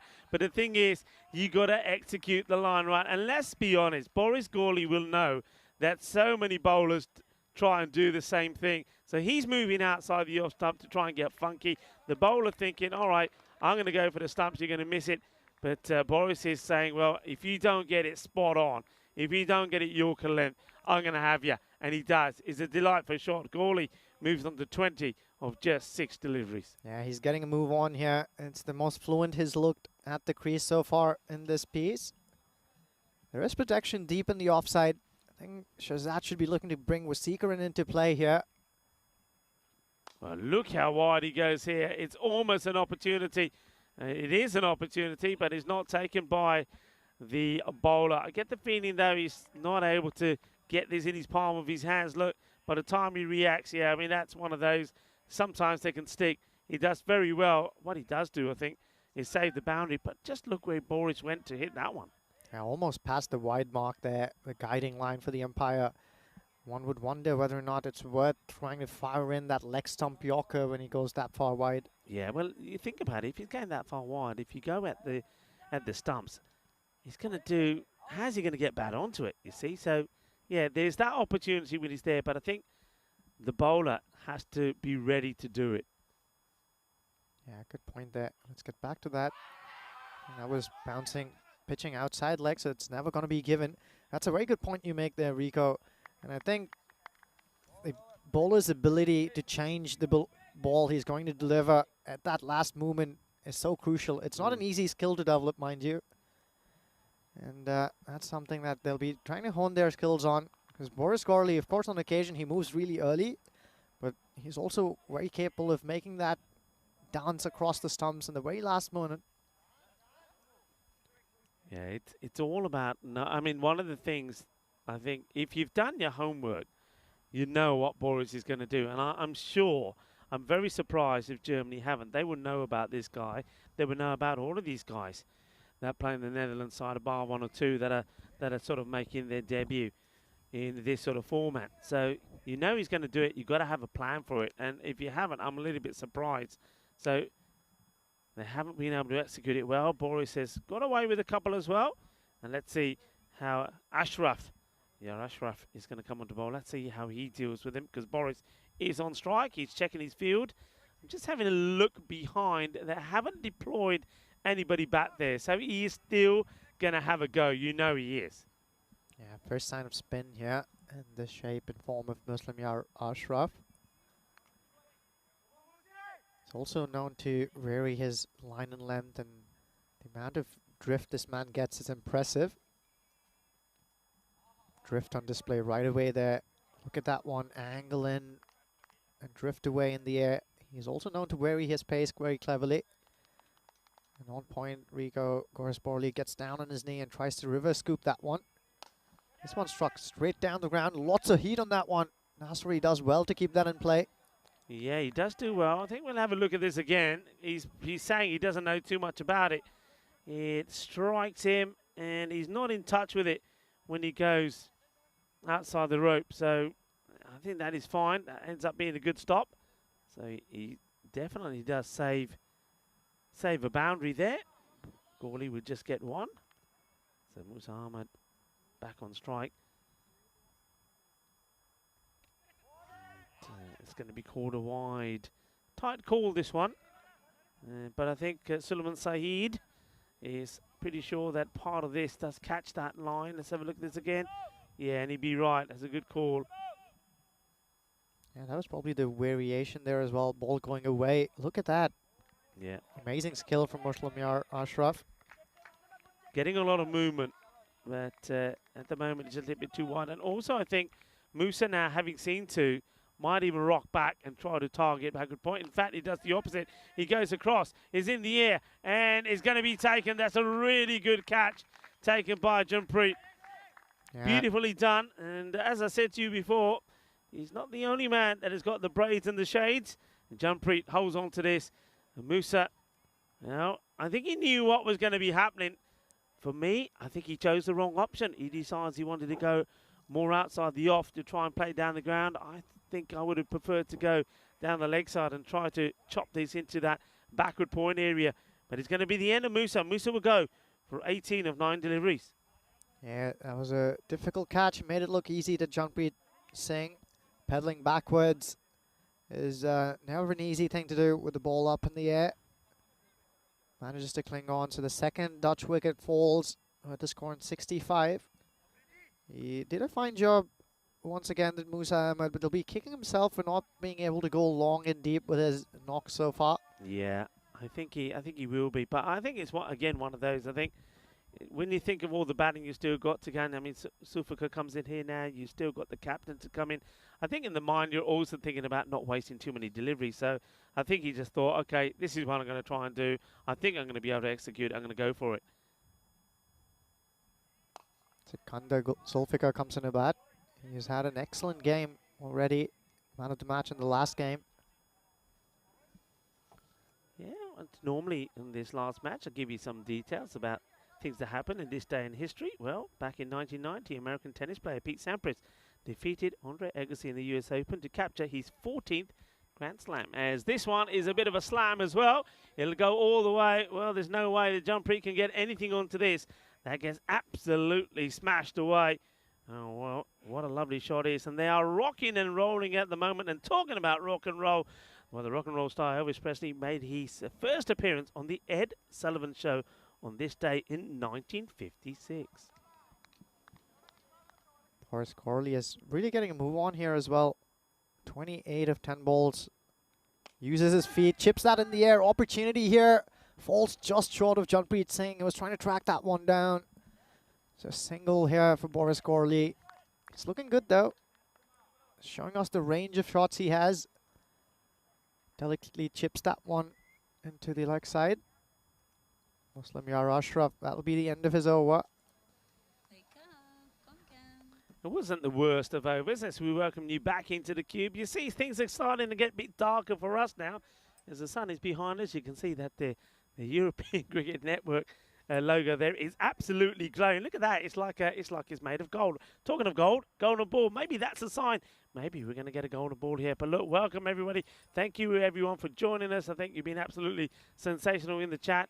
And certainly looking forward to seeing the outcome of this one. Remember that on the day, Germany, they're 1-up on the Netherlands. They haven't lost the game here so far. Netherlands looking to bounce back with the win themselves. Absolutely, and what a man to hand the ball to at this point in time. It's going to be Shahid Afridi Jr. who's got the ball in him, and he's performed beautifully so far today for Germany. He'll be trying to pull things back a little bit. A few punches have been thrown by the Netherlands 11 already here. 73 runs on the board.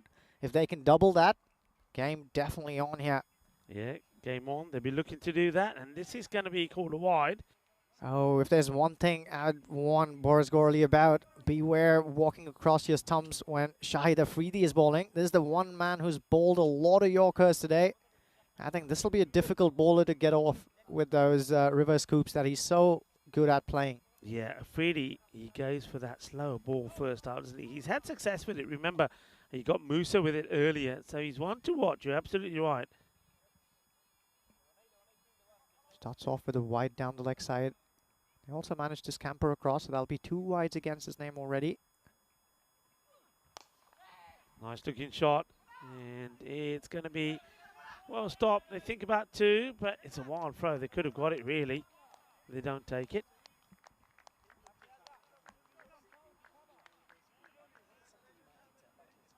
Yeah, I hear it sometimes when the wind is blowing in our direction. Boris Corley here. This is a interesting contest between these two. Goes for it again. This time makes a good connection here. That'll trickle down to the boundary. Doesn't go for the Yorker option here, Shahid Afridi. I think he should be looking to fire those Yorkers in. He bowled almost 10 to 11 Yorkers in the last spell of 12 balls. That was ridiculously accurate from him. On this occasion, he goes for the good length option. Not quite sure that's what he should be doing. This is the challenge here, isn't it? This is what Boris Corley tries to get you to change the field, put a man down there. At the moment, they're not giving in to him. He goes for it again, and this is outside the line, outside off. In comes the throw. They're having a shy at Boris. There's that slower delivery again. Corley gets beaten by it, but it makes contact outside the line and off stump, so he can't be out. Yeah, I'd really like to see Afridi fire in those Yorkers again. If you do have the skill to execute so accurately and so often, I think there's no harder ball to get away. There it is. This is one of the slower variants of it. You can also fire that in. And I think that would be a very useful ball to Boris Corley here. I'm aching for him to try and execute that one. Boris Corley, though, has been up to the task here. Excellent piece of cricket from him so far in this piece. On to 33 of 13 balls he's faced.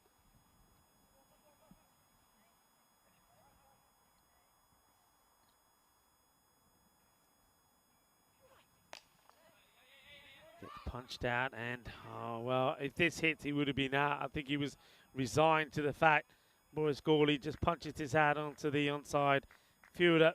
Clean pickup, good throw, and Corley knew he was running into trouble.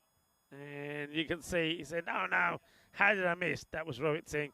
Well, I think he was upset about the extra bounce he got from that strip just next to the wicket. Zulfikar now. There's the Yorker. Yeah, it's a good delivery, but no joy this time for Afridi. He gets a good ball in to try and finish the over. It still goes to a boundary, so 13 will come from it.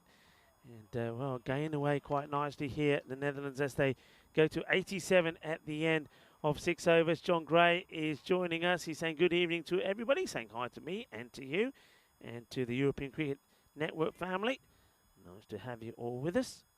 And I hope you're enjoying this action that we're bringing you on this international Saturday. Of course, we've got action here, international style, today and tomorrow. 5 matches today. This is the 5th, and we have 4 tomorrow as well. The way things are looking at the moment, well, Germany are going well. They have won the first 3 matches, 3 out of 3. They've been victorious in every one. Belgium, unfortunately, they haven't been able to get a win. They've lost all 3 of theirs. The Netherlands, they're 1-1 and looking to finish the day with a victory over Germany and then, well, tie that little contest between them and their opponents. And, of course, the other thing to look out for is something that you touched on here already, Ujwal, is net run rate between these two sides. Yeah, get way close. Muslim Yar Ashraf over here has been handed the ball again, so this will be a second over. Oh, extra bounce there. No chance there for the keeper. This might be a wide, you know. It Yeah. will. This is going to be a minimo. So, yeah, I mean, you say no chance for the keeper. Yeah, you're right. With that bounce down the leg side, how's he supposed to deal with it? You can see the distraught there from the wicket keeper, and that is, of course, Munib Mubashir saying, come on, what am I supposed to do with that? Yeah, no chance. Unlucky there. Corley on strike. That's hit straight back at him. Excellently pouched by Muslim Yar Ashraf. And, well, I think this is a clean catch. Let's have a look at this. Let's see if we can see this. They're saying speak to the square umpire. Gawley doesn't want to go anywhere. So let's have a look. I don't see from, all right, we're looking at it from behind. But let's see what we can see from this angle first. It's in the air. So we're not going to see anything there. Wonder if we've got the other angle than this. Now this might tell us better. So, yeah, I think that's out. I think he takes this cleanly. That was straight into his hands. His fingers underneath the ball. I'm giving that one out in real time. The way he reacted as well just looked like it was a regulation catch from behind. But from up ahead, of course, Boris Corley is holding his ground. All right, let's see what wonders our Spring Productions can do for us here. So let's have a look at this. Slow it right down there. Oh, hang on a minute. I think that might just, let's see here. Yeah, I think I think it hits the ground. Well, look, even us two are in disagreement. I think it does hit the ground just before he takes it. Oh, great work from Spring Productions. And, oh, now he misses this, and now there could be a run out. He's going to be gone here. So, well, he might have got a life last time round. Now he's going to be run out. That is going to be a little bit of a tragedy for Gawley. Well, everybody thought Gawley, he's gone surely. Well, it wasn't, because it just was adjudged to a bump before the catch was taken. And then, well, he gets this completely wrong. He's been made to run. I don't really think there was a run there, to be honest. So Boris Gawley is going to be run out, and Sikandar Zulfikar is going to have to explain himself.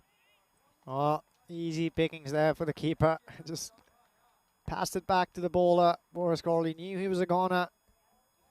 Kept going on that walk. There's Zulfikar there. He's joined by the skipper, Sebastian Bratt, out in the middle.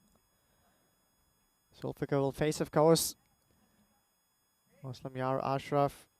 He's doing a fine job here. He has a very unusual bowling action for a stock ball that turns into the right-handed batter. If you were to look at his bowling action from behind, you'd expect the ball to turn away from him. Nice looking shot, Wombat. I just wonder, I mean, if you're in that situation, I know you probably don't have too much time to think about this, but if you're in that position, the ball is, Boris Gawley is the set batter. He's going well on 35. Sikandar is, before that run, he was on 6. If you see that you've committed and Boris isn't going, should you be the one that then tries to go back and gets run out because you leave the set batter out there? I think you would, right? Yeah, but I guess the fact that Zulfikar was so good with those big shots in the last game, the fact that Gorley was coming back after having been retired out, may have played a role in his mind. He just almost volunteered to sacrifice his wicket there, did Boris Gorley. Because Sikandar Zulfikar was committed to that one. He was already halfway down there. Yeah, he wanted it. I thought it was dodgy, but he probably thought, well, I'm running to the danger end, so just listen to my call. The thing with Boris was he'd already done like the 360 and trying to hit it, so probably didn't see the fact that he'd gone until late.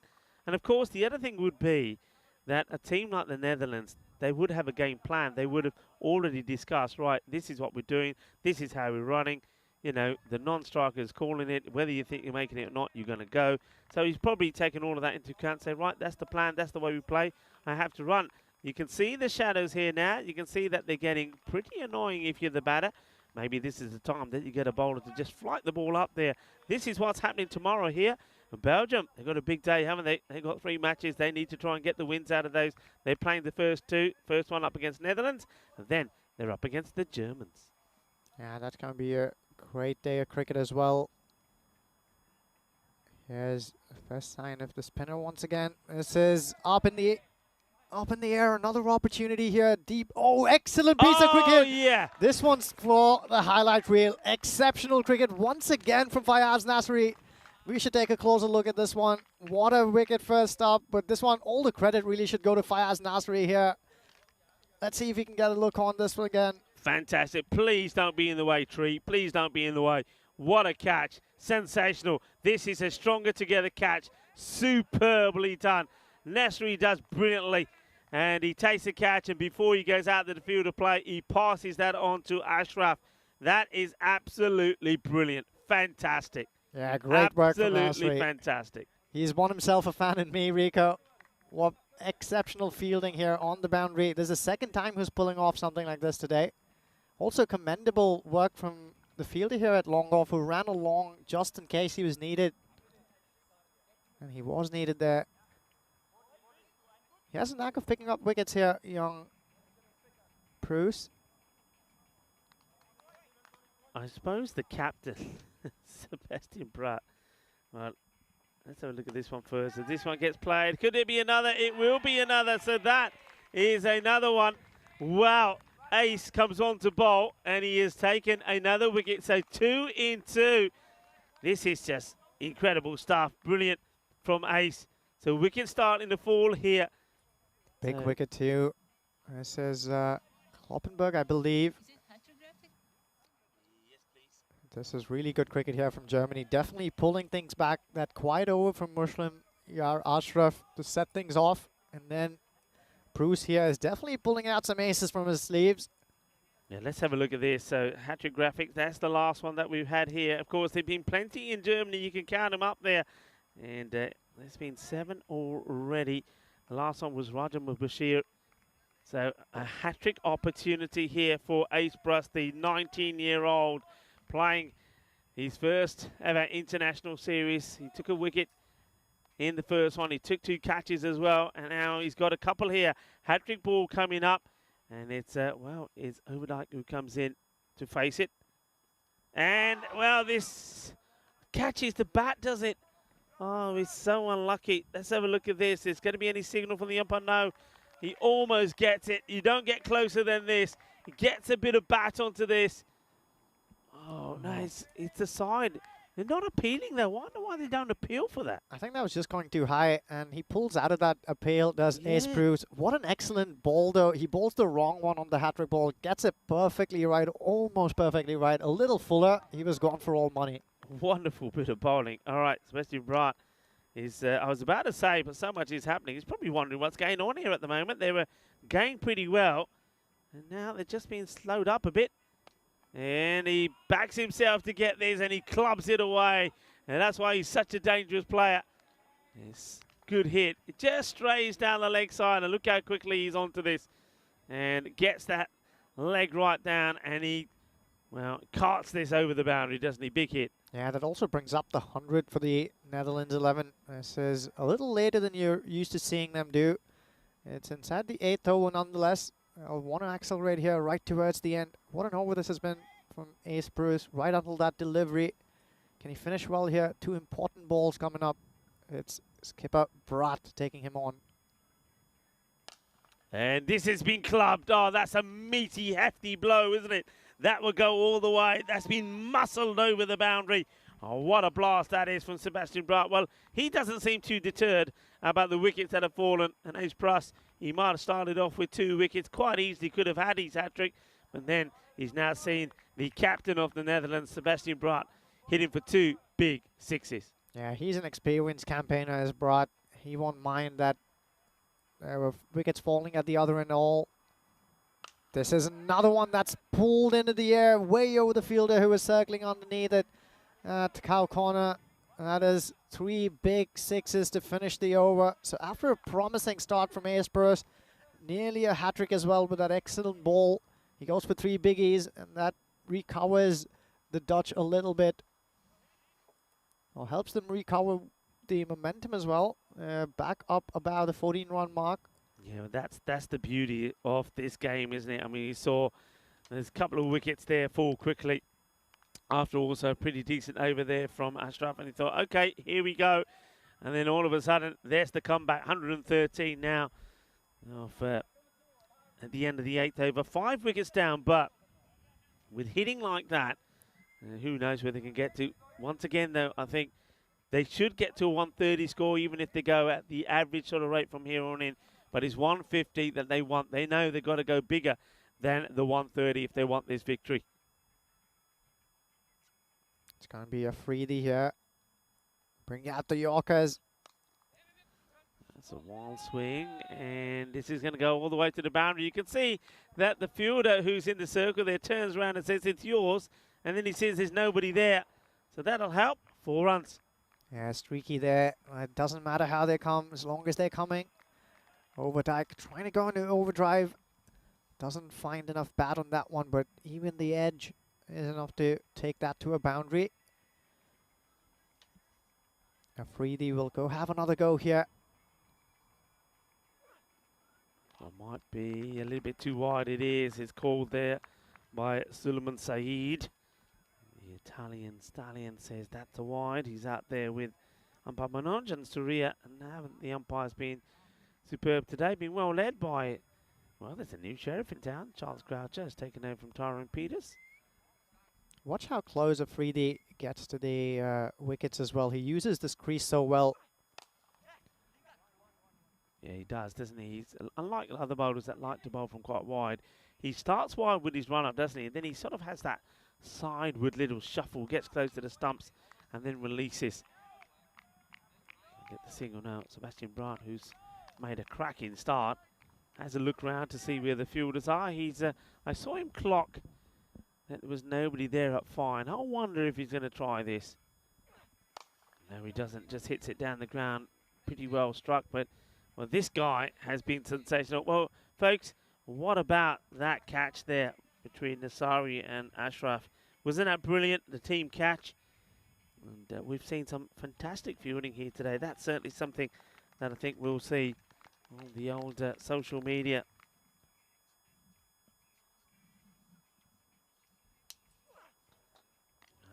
And the effort ball there from Afridi really does fire this one in. The creativity from our viewers coming to the fore, Rico. Here they're chiming in saying Brat fears the worst. I like it.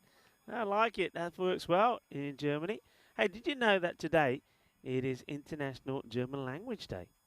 Oh, perfect timing for Germany to come good then. Certainly speaking that language well. 3 wins on the trot. Yeah, today that is all about promoting the German language and getting it spoken around the globe.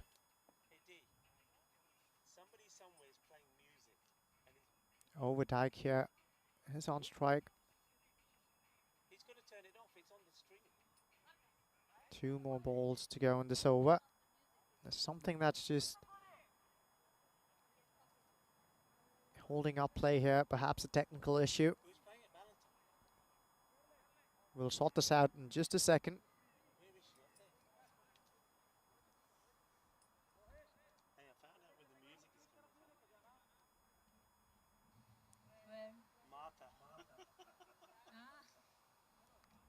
There's 2 more balls to go in this over. Already on 119 here at the Netherlands 11. Yeah, I think they must be checking something here. I can't see anything wrong here with the scorecard. I think we certainly have got the right batters and the right bowler, so must be just checking the number of balls to come. Having a look what I've got here, there was a wide in there, so that would suggest, hang on, it's been updated here now. So I think that would be, so a couple of balls to come. I've just seen that the scoreboard just being updated. You can see the batters just getting a little bit frustrated here. They don't want the momentum to slow down. You can see Sebastian Brandt, who's at the non-strikers end, he's probably saying, come on, let's get on with this. So sometimes, well, it's important to get it right, isn't it? That's the thing here. So maybe a short delay just to get things sorted.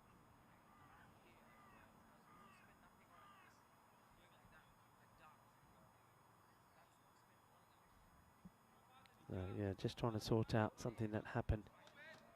So I think it was just querying the wide, actually, that was given. Maybe that got missed. Anyway, looks like we're ready to go. 120 is the score. There is a couple of balls to go in this over. Still eyeing up, if they can, a 140 to 150 score. It's well bowled. It's bowled so well, Afridi. Every time that he's being called upon, he's provided. So he's 20 with a ball to go in the over.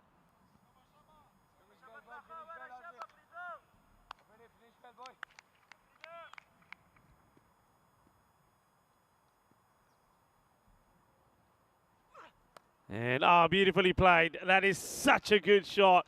Well, sun, sea, sand, and sexy cricket from the captain. How about this? That's sensational. I saw him eyeing up that earlier. He didn't go for it straight away. He knew at the back of his mind that that was vacant, and he went for it, and he gets it. What a great shot that is on, well, at the end of the 9th over, 125 for 5. Excellent shot. Well, we've seen some funky shots here from the Netherlands. It's something that they practice all the time, and that one coming right at the end of that over. And a great shot. Well, they'll still be looking for a big one here, Rico. 125 on the board. We initially said they want more than 140. 150 is a way away from here. Yeah, it's a long way off, but I mean, you say a long way off. We're talking 15. 15 off the over, and well, that's three maximos will get you that, and you got 2 men out there that can do that. And that's going to be a wide, so that will help as well. It's Nasari. Just lets himself down a little bit here, and we've got, get the feeling that we've got the wrong batter here showing on strike, haven't we? Is that Brian on strike?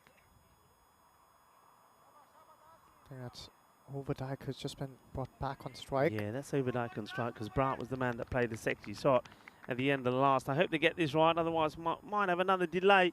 But yeah, Overdijk is on strike, and he's going to miss this one. Brandt goes for it, and he's going to get there because the wicketkeeper just loses his footing at the crucial moment.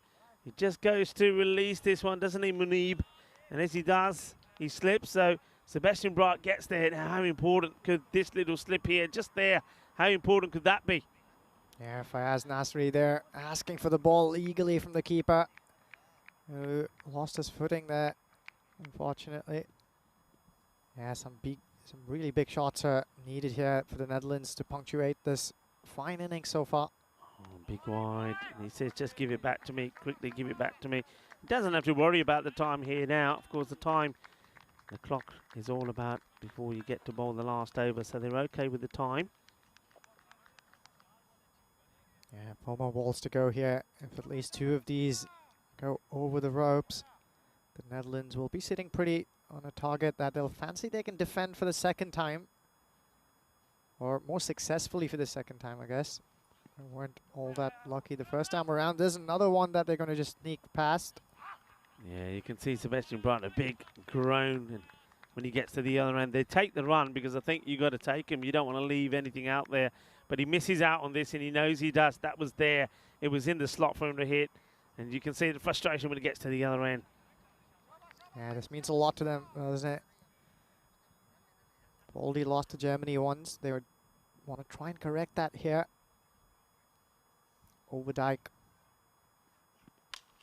Goes for it, but he ain't got this right. Fielder's coming in, and he's going to drop short. And the batters, meanwhile, well, that's wild. Oh, well, that could have been horribly wrong as that throw comes through. I think that was that ace. He's got this completely wrong. He's thrown it way over the bowler. Thankfully, Rohit was there to stop that. Otherwise, that would have been a few more extras. They ran 2 anyway. Yeah, he saw the opportunity there. His eyes lit up, and he really let that one rip. Only it went a few meters up above the wicket. Overdijk here. He'll have another go here. That's wide. Yeah, it's another wide. This time, you can see better from the keeper because he knows that they're looking to take the runs on as well. So as soon as Munib Bashir takes this, he takes it in the gloves and he's running forward and saying, go on then. If you want, I'm ready for you this time. Yeah, a few wides in this last over would help. No boundaries though. We've seen wide by, dot, by, 2 and a wide. So only 2 runs off the bat. Can he finish well? 131 for 5. It's just going to be a slow one here. And it's high up in the air there, of course. There's nobody back there. I get the feeling this might go all the way. It does go all the way. It's manos arriba from the arbitro. 6 carreras. Well, it might not be out in the middle of the bat, and it might not be where he's looking for it to go, but it still goes plenty, doesn't it?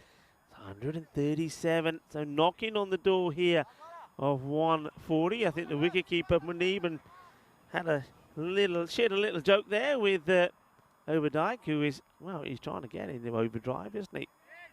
Yeah, so ball to go. now even his edges are carrying far enough. Overdijk. Makes a change in the field now for this last ball. He does now push that third man back. So the mid-wicket comes in. Oh, a bit of a risk this for me. And that's why, because he goes exactly in that area. I don't think the captain will be too happy about that because I don't think he had too much play on it. It was done by the bowler. They hit the boundary. They do get to a 140 score.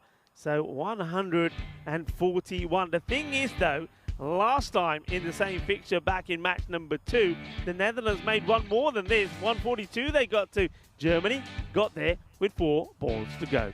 Yeah, so this is delightful as a contest, isn't it? So the Netherlands do just about enough, I think. They'll be happy with what they have on board.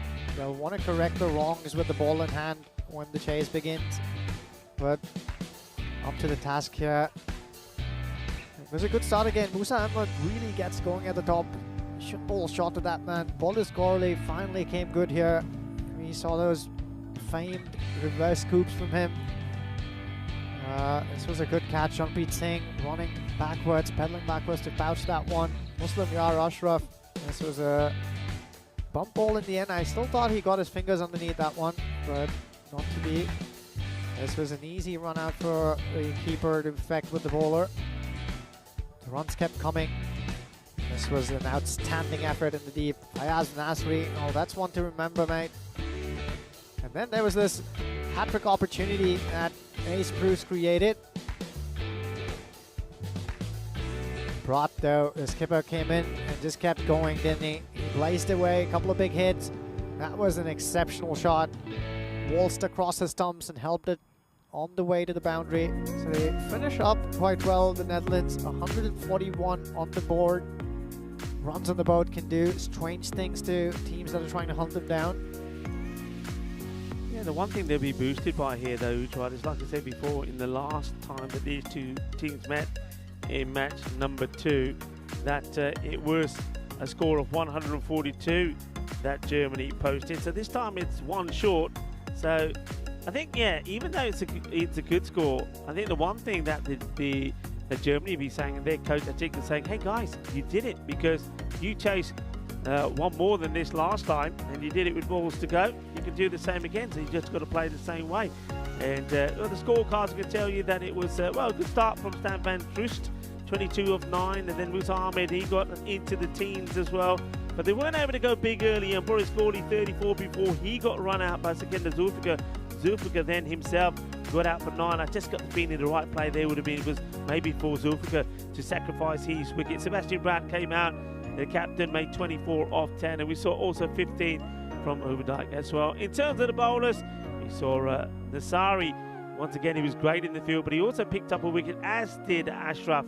I think Ashraf was really well, but maybe the pick of the bowlers this time around, even though he only gets the 1 over, was Ace Plus, picked up 2 for 19 and was very close to picking up his hat-trick as well. So we get ready for what could be a superb end to the day. I think we're going to have another epic run chase. Are Germany going to be able to win all 4 of their matches here today? If they do, well, it's going to be very, very difficult to catch up with them tomorrow, and maybe they once again will be victorious on home side on another ECI. Join me, Rika Full and Ujwal, as we return in around about 10 minutes time for the conclusion of the final match of the day, match number 5. Hasta pronto, mi familia.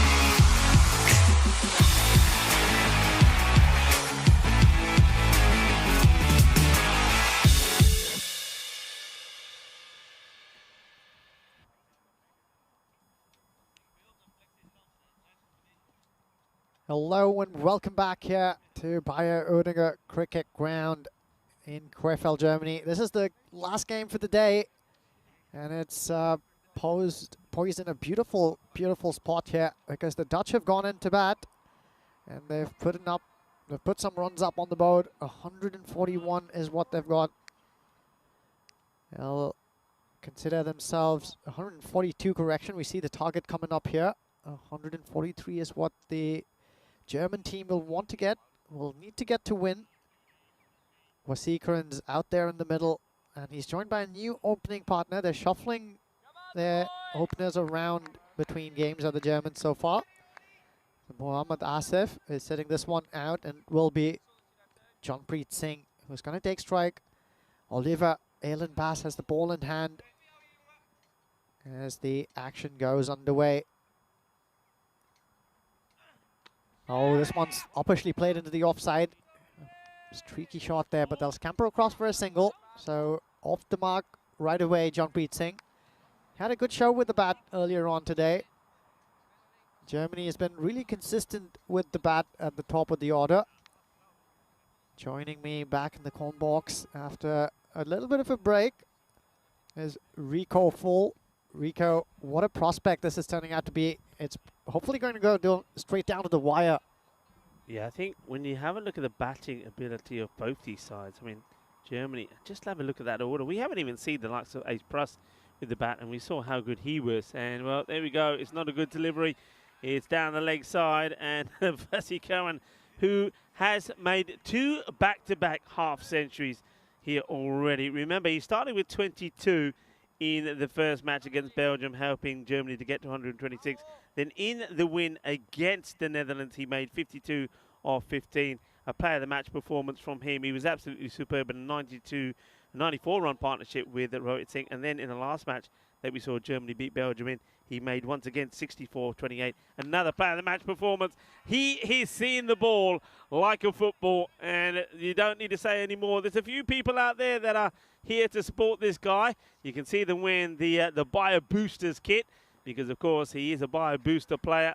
This is his home ground, and I'm telling you what, at the moment he's saying, this is my home. I belong here. No matter what you're bowling at me, I'm hitting it out of the ground. I'm hitting it out of the park.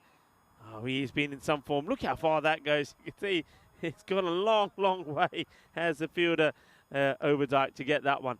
Well, that was a massive shot there from Wasikaran. How many times does this man get off the mark with a couple of big shots? A 4 and a 6, first 2 balls faced. He climbed into that one, didn't he? This purple patch of Wasikaran is growing long and nice. Delight there for the German fans. Agony here for Oliver Ehlenbaas right here at the start of the innings. Ehlenbaas comes in again. And, okay, he gets one through. So, you know what it's going to be. Has a little look there, Vasikaran. Vasikaran just looks back at him and smiles. There's nothing worse, really, is there, for a bowler? Because Vasikaran is saying, it's all right, I'll give you that one. But there's, bowl me the next one. I'll have it in a moment. I hope everybody's enjoying the action here. Hello to you, Dave. A few people talking about some of the other cricket that's going on as well. No worries. We are a cricket community. We don't mind it.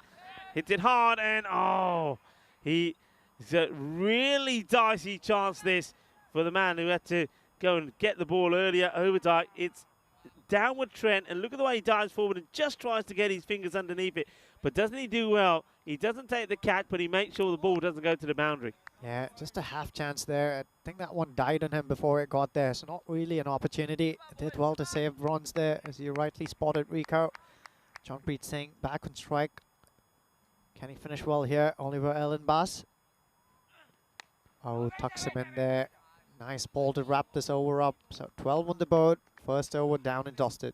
Yeah, no, I've got, you know, I like Janpreet very much as a batter. I think he's developing and he's becoming more, what's the word I'm looking for, more brutal, more clinical. But for me, it's the power play. And look at the difference between Janpreet and the likes of what we saw earlier with the likes of Mohammad Asif out there. So I can see that they're giving Janpreet the opportunity. But whether he should be out there in the power play, I don't know. Because I think some of the other more aggressive batters would be putting that sort of delivery away. So that's something for the Germans to think about when it comes to their batting order. We saw there that the number of golden balls just keep going up. 266 now without one. So that over in the end, even though there was a humongous 6 and 2 boundaries from it, only goes for 12. Sebastian Bratt, the skipper's brought himself on here. Angles that one down the leg. Nothing on the way, so that will be a wide. What was 12 of the first over reads as 13 now. They need to score at just under 14.5 an over from here, Germany. So they'll want to try and bring that one down. You don't want that to shoot up, and it can and will quickly with 1 or 2 tight overs here. Change in the field, so he pushes a man back and the leg side boundary. Okay, this goes up in the air, but he's going to end up going to that 3rd man boundary, and I think it will go all the way. It will. So this is going to be 6 runs. And swings hard, gives it everything, gets a little bit of luck as well. Hay poquito de suerte ahí. With that one, nearly knocks out the camera. Yeah, fortune favours the brave. That comes to life once again. How often have you seen this in this sport? I've seen many a batter throw his hands at it. And if there's any shade of luck going your way, you'll get the desired result, even if not where you wanted it to go. Down the leg side once again from Sebastian Bratt. He's going to be, as the captain, he's going to be disappointed with his own little bit of bowling here. He's strayed down the leg side too many times. That's the 2nd wide he's given away. So remember when they were guilty in the defeat to Germany first time round, they gave away 12 runs in wides. That's 2 extra overs. They've got to do better than that this time round. And, this one gets played out in the off. They'll take just a single.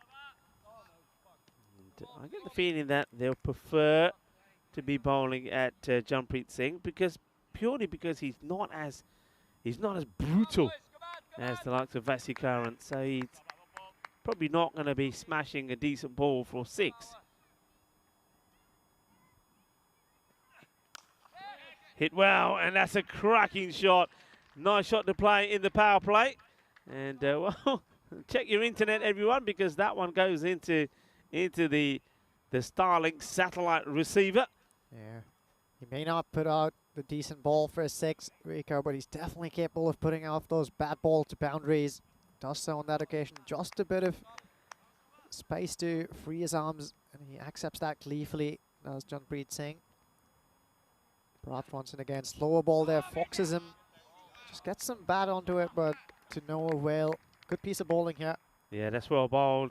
And maybe if he had picked it, he may have chosen to leave it. He probably would have got a wide. So Sebastian Bratt gets a dot ball in. That last one was a really good shot because the ball was coming into him as well. He just backed himself to play it. That's that slow one again. So he does 2 out of 2.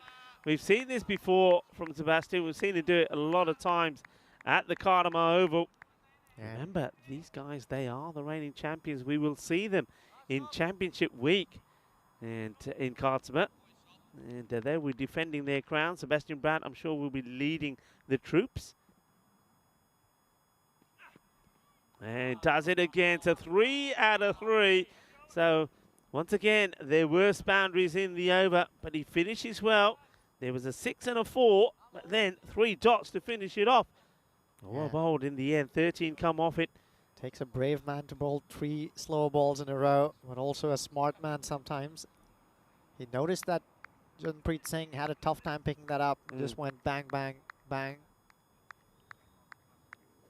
Yeah, well, that one will give encouragement, I suppose, to some of the other bowlers. And maybe Sebastian Bratt is probably now thinking, okay, guys, we know the score here. Try to keep Vasikaran off the strike and target the offside with the slow deliveries to Jampreet Singh. Because, yeah, he's faced 6 deliveries now for 5. Vasikaran, on the other hand, 18 off 6. And, well, back to normal service as this one gets blasted away. And what a good shot this is. He is seeing the ball so well. And no matter where you bowl it, he's putting it away. A little bit too short from Elan Bass.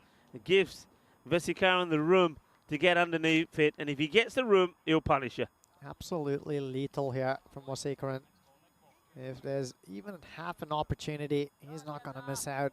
Frees those arms, drags it into the leg side. He favors that side. Elan Bass under the pump here. That is the slow ball from him. They're taking on the run, and it's, well, it is backed up, and you can see Alan Bass there putting his hands out saying, what are you throwing that away for? But the backing up is there, and is the captain himself. So now this is going to be interesting because, remember, after hitting a boundary, he's played out 3 dots. So Alan Bass will once again also be targeting him outside the off. Yeah, definitely feeling the pressure as Jonpreet Singh here. It's a nice looking shot. It's going to be more, and this one is going to be 6. It goes all the way. 6 runs. Good shot. Boom. Shaka Lagia. And Ujjwal, I think they've got the field slightly wrong here to Jonpreet. They don't know this guy that well, and you can tell. Got the field on the leg side where you would have to someone like Vasikaran, Mohammed Asif, not to this guy. I just think you've got to have the complete opposite. For me, you need a guy, a sweeper on the off, on the boundary, and you need a long off back. Spot on there, Rico. Excellent catch. And this again, he's got it completely wrong, has Alan Bass. Giving him so much width outside of off. Not a single fielder deep on the offside. Yeah, easy pickings for Jonpreet. But you're spot on with that, Rico. I think Jonpreet Singh has all the shots for the offside game. And they don't have anyone there protecting him. And the bowler is also spraying it around. Yeah, they're just not right to Jonpreet, and he's loving this at the moment. Look at the score, by the way. And this one now is straight down the ground. Look at this shot. Oh, this is epic. Well, we've seen so many good shots, and this one might as well be right up there in the catalogue of shots of today. Absolutely superb. Kinda ala shakata maar dita meri 4 wickets there. He held the post there. Absolutely beautiful. What a shot that was. 6 runs, glorious stroke. And Alan Bass has gone for 35 with the ball to go in his spell. 48 the score. Oh, Gandhi is going to be a no ball. This one gets completely wrong. Make that 36, and now the last ball is going to be a free hit coming up here now. Oh dear, Alan Bass is feeling the heat. It is hot out in the middle, but now one has got even hotter for the likes of Alan Bass, and Jonpreet Singh has got the opportunity to bring up the 50 partnership here inside the power play.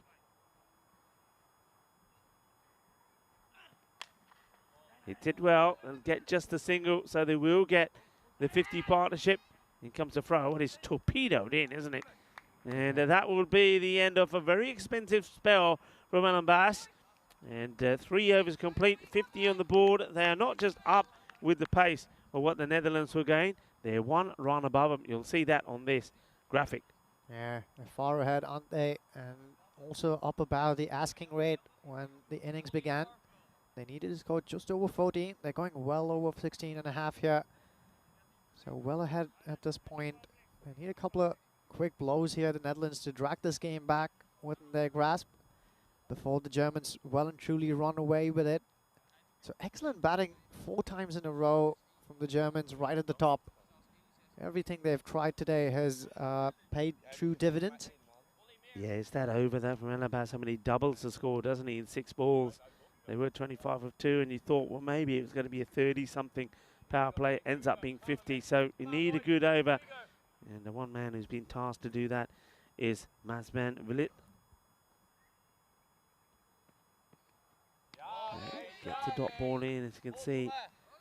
Jonpreet goes down on one knee to play, so they are targeting him outside the off. I think that's fair play.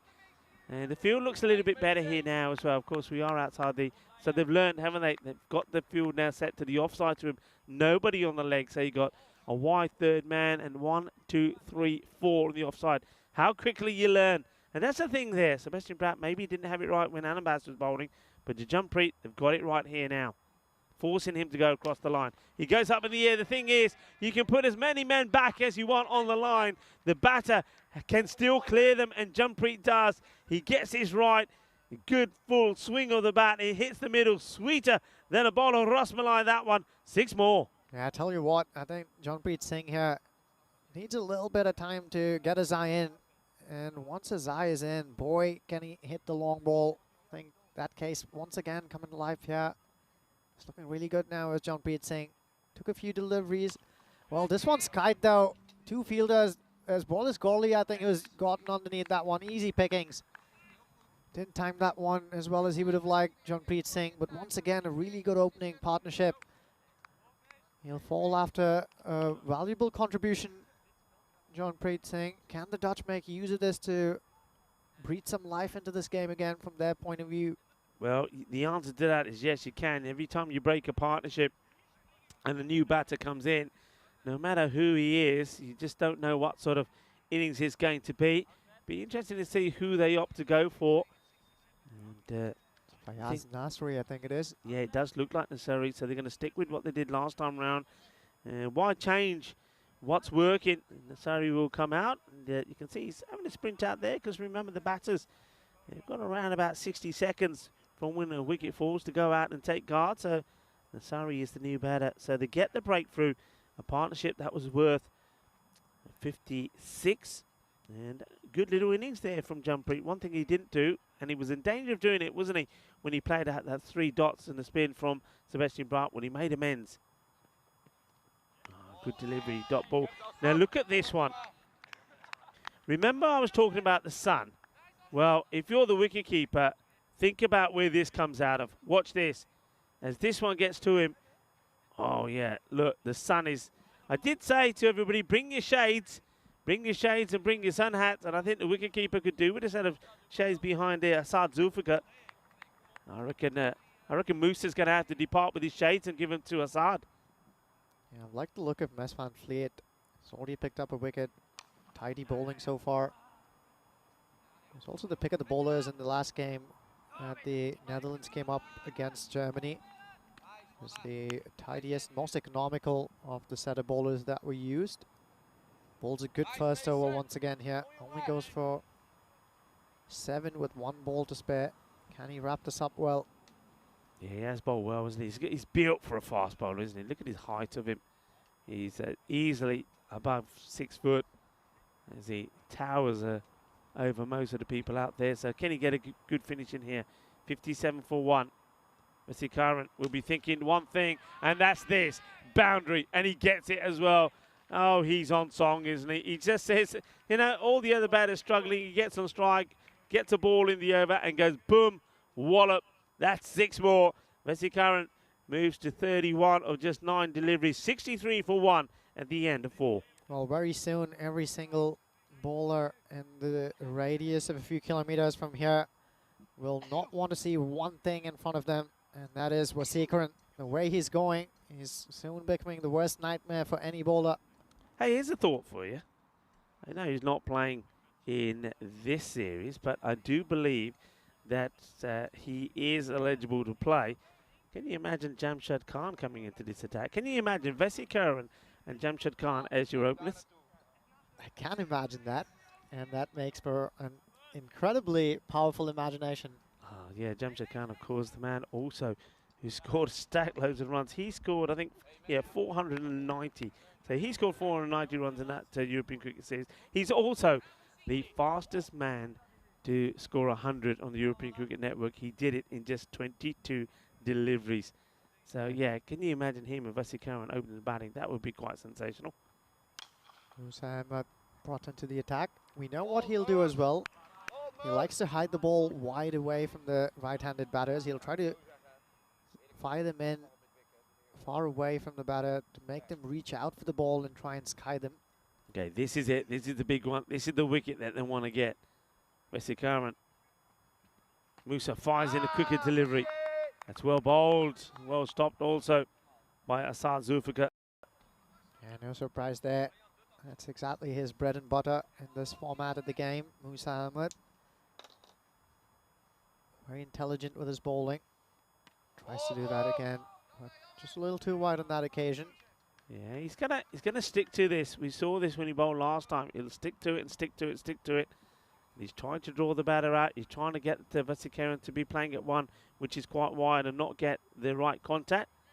And I think Musa just saying, hey, just take note. He's starting to move outside the off, so I want you to know this. So if I bowl it outside the wide line, watch where he is. And when it gets called, but this time he doesn't move. He's trying to put pressure on the umpire, but that's great umpiring from Sulaiman Saeed. There was no movement there from Vasikaran at all. But also equally good thinking from Vasikaran. Just stood his ground there. He's toying with the bowler's mind, and look at what happens then. Gets a nice and full ball, smashes it away.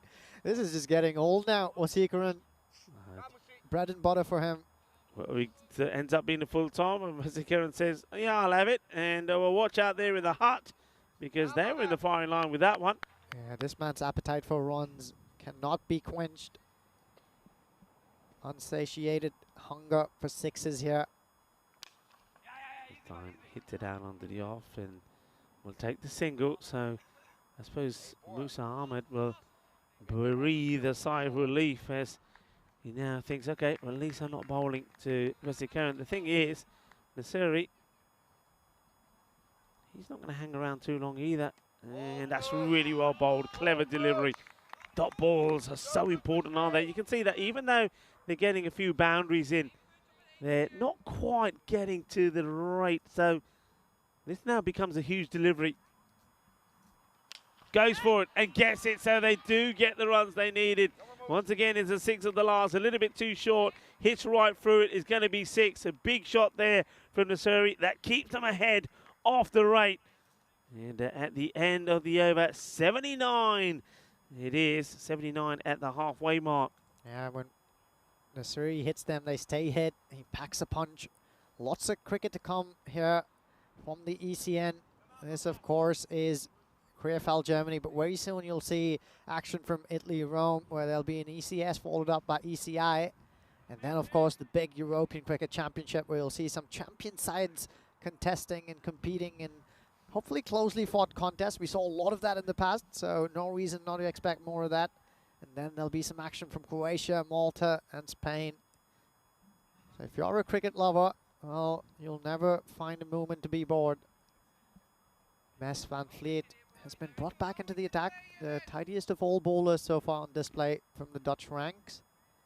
But he's facing that mammoth of a man in Vasikaran, who flays this away.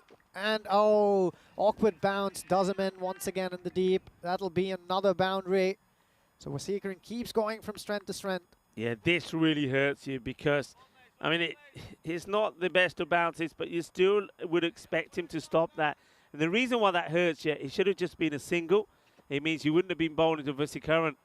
So now all of a sudden, Vasikaran, you can feel, yeah, look, it's been a long 2 weeks for that man, isn't it? He's played a lot of cricket.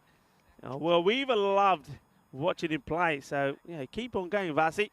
I think the Netherlands would rather he wouldn't be there. 42. Oh, that's a big wide. Yeah, and the other thing about his batting, Rico, that I've really come to enjoy is he marries those big shots with sensible prods around the wicket, doesn't he? Yep. Wasi can run.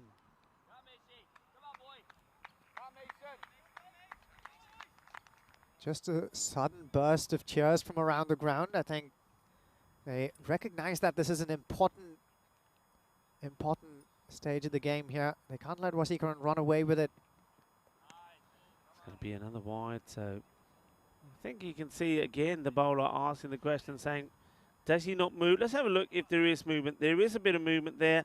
I think he's got a good shot here, the bowler, but I still do believe that the ball is wider than the actual movement from the batter. So the line would move by the amount that the batter has moved. So maybe, so for argument's sake, the batter might have moved 20 centimetres, but that ball was around 30 centimetres outside the line. So I think it's still a wide call. It's tough one. It's tough for the umpires because they've got to gauge this. And they, of course, haven't got the replay to do it with. Smashed. And that one is way over us. There's going to be 6 more.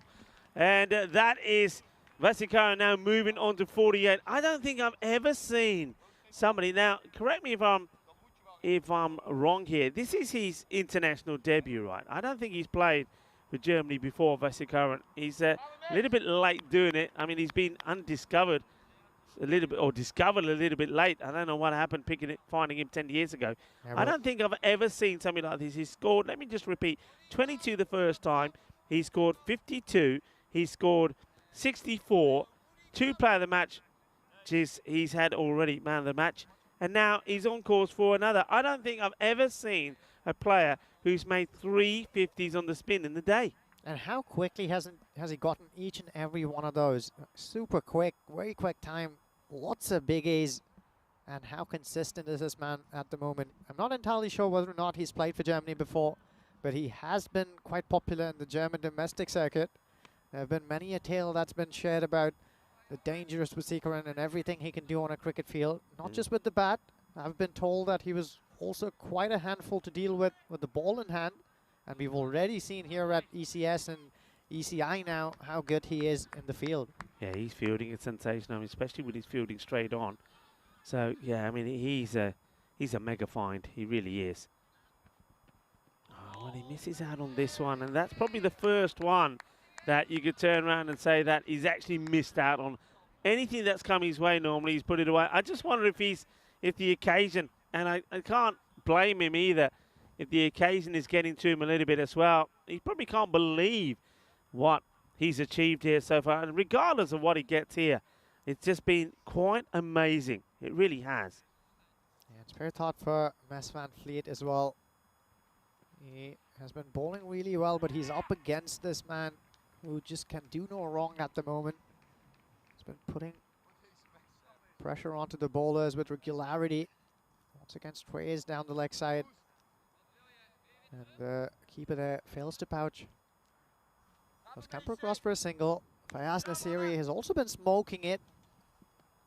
I think that's his role in this team, to try and get going from the word go. Shot. Oh, that is the biggest of the lot. That is humongous.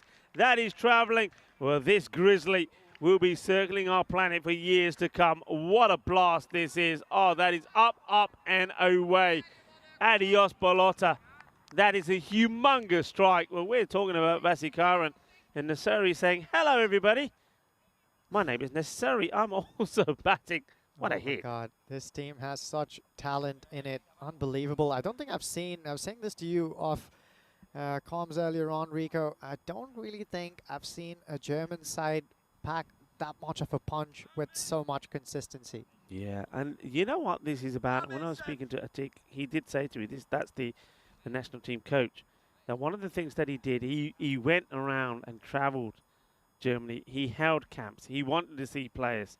And this, oh my goodness me, this is another one that has been absolutely thumped. And I don't think I've quite ever seen the Netherlands guys looking like this. You can see they're looking really pretty deflated here already. Shoulders are starting to drop. Players are starting to feel that this is another one that's going to get away from them.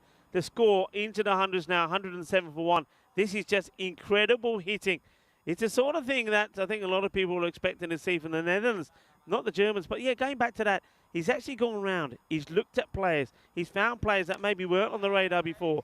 That one is a better delivery. That's where they need to be.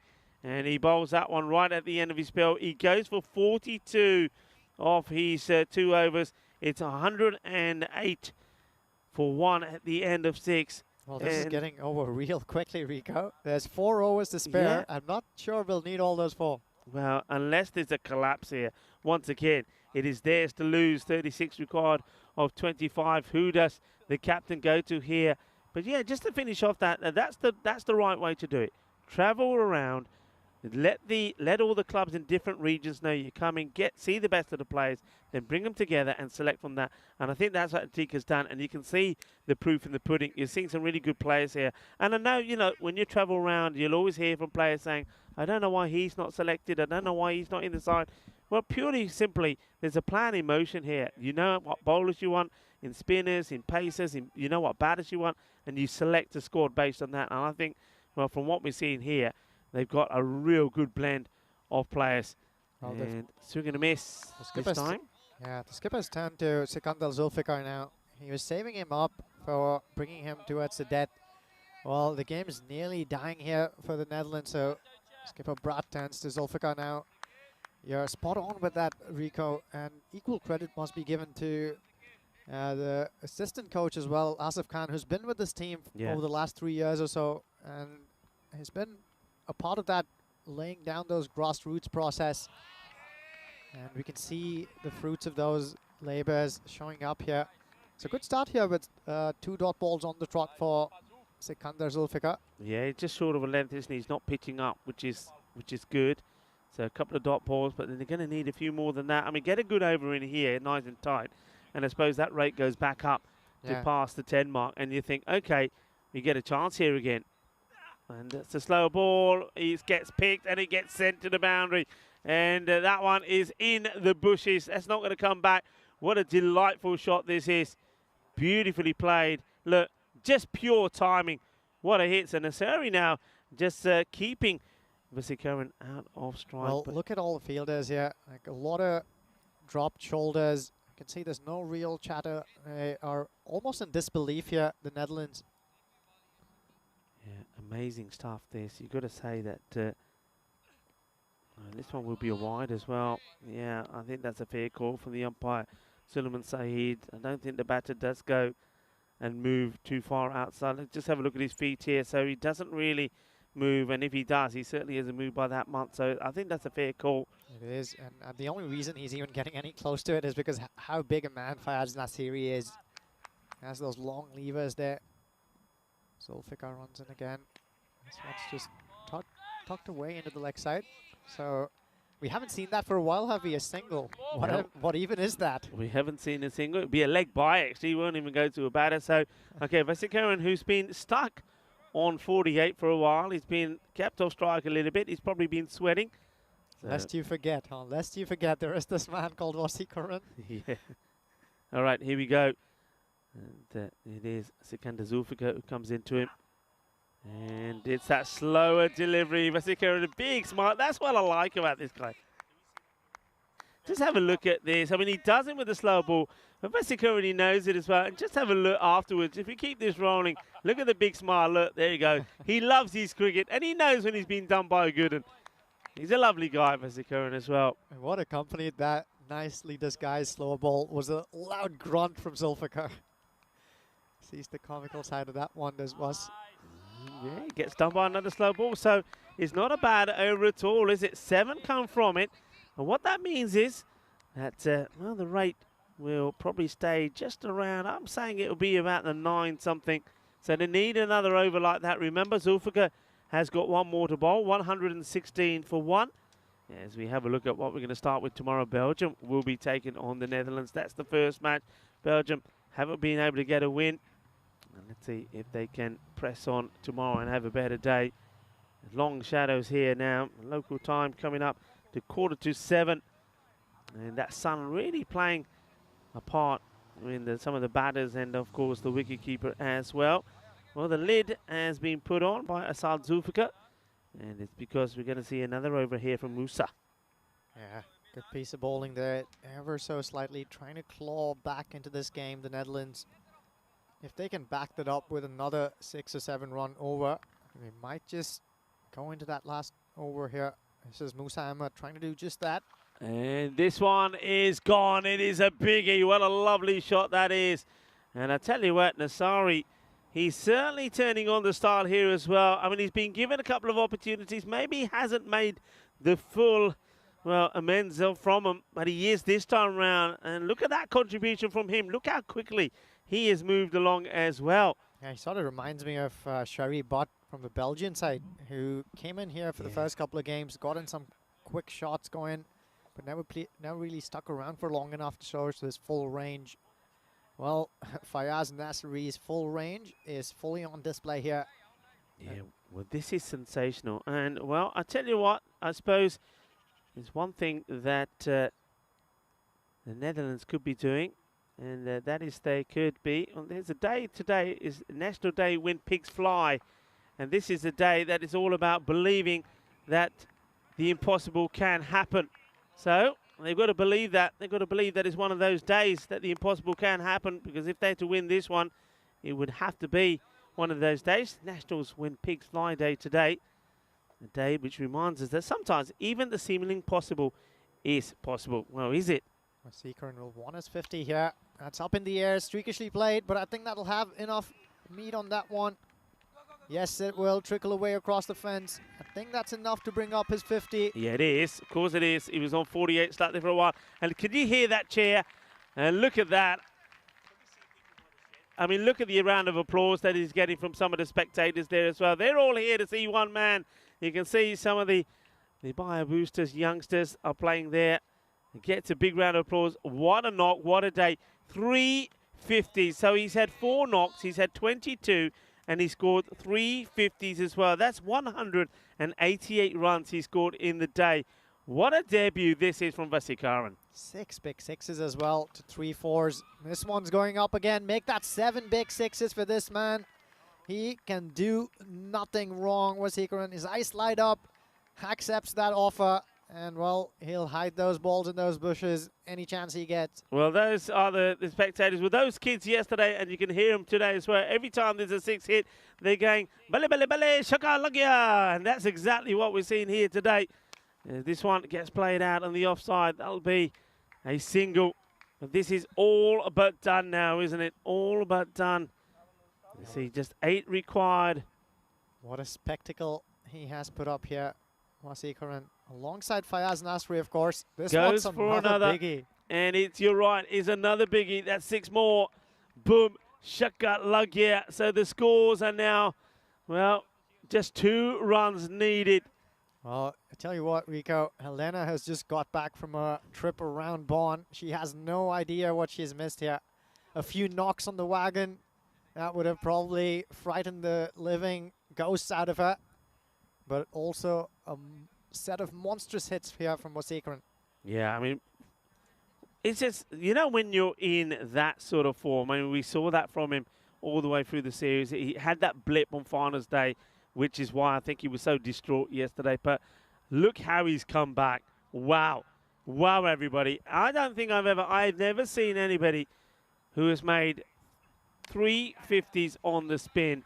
And it's not rare. I mean, normally in the European Cricket Series, we know that teams sometimes play 3 matches in the day. I think if you're involved in finals days, you can sometimes be involved in 3 matches.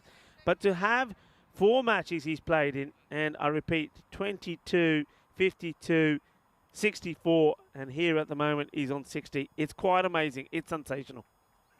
This one's down the leg side. And you know what I think, Rico? I think on a couple of occasions there, Vasikaran was intentionally taking singles to bring Fayaz Nasri back on strike. He wanted him to finish it off, but much to everyone's collective dismay, I think this game meanders to an exit because of that wide ball. The wide seals it. So it's going to be a sensational day if you are a German. Remember, it is International Day of the German language today. And, right, you know your Germans are coming. International Day of the German language, to say something celebratory in German to sum up this German performance. Well, don't put me on the hot seat like that, Rico. But I will say that this has been quite the spectacle. I'm not going to say that in German, not just yet. Maybe I'll bring out some of my German swords and skills and brandish them tomorrow. But, well, this was quite a show, wasn't it? Vasikaran there leading this pack off the field, and quite rightly so. Yeah, well, you mentioned tomorrow. Just a quick look at what's happening there tomorrow. And we got 4 matches tomorrow. Belgium will start it off with the Netherlands. 2 teams that are looking to go to winning ways, I suppose. Belgium haven't won any of their matches here today. Netherlands just the one. But Germany, you can see that already. And they have won all 4 matches. And when you look at what's happening there tomorrow, that, well, maybe, I don't know anybody can catch them already. They're right sitting at the top of the tables. The Netherlands, if they win all their games and Germany lose both their matches, have a chance. But the net run rate for Germany has got to be super. Das stimmt, Rico. Das war wirklich wunderbar. Und ich glaube, das war auch großartig.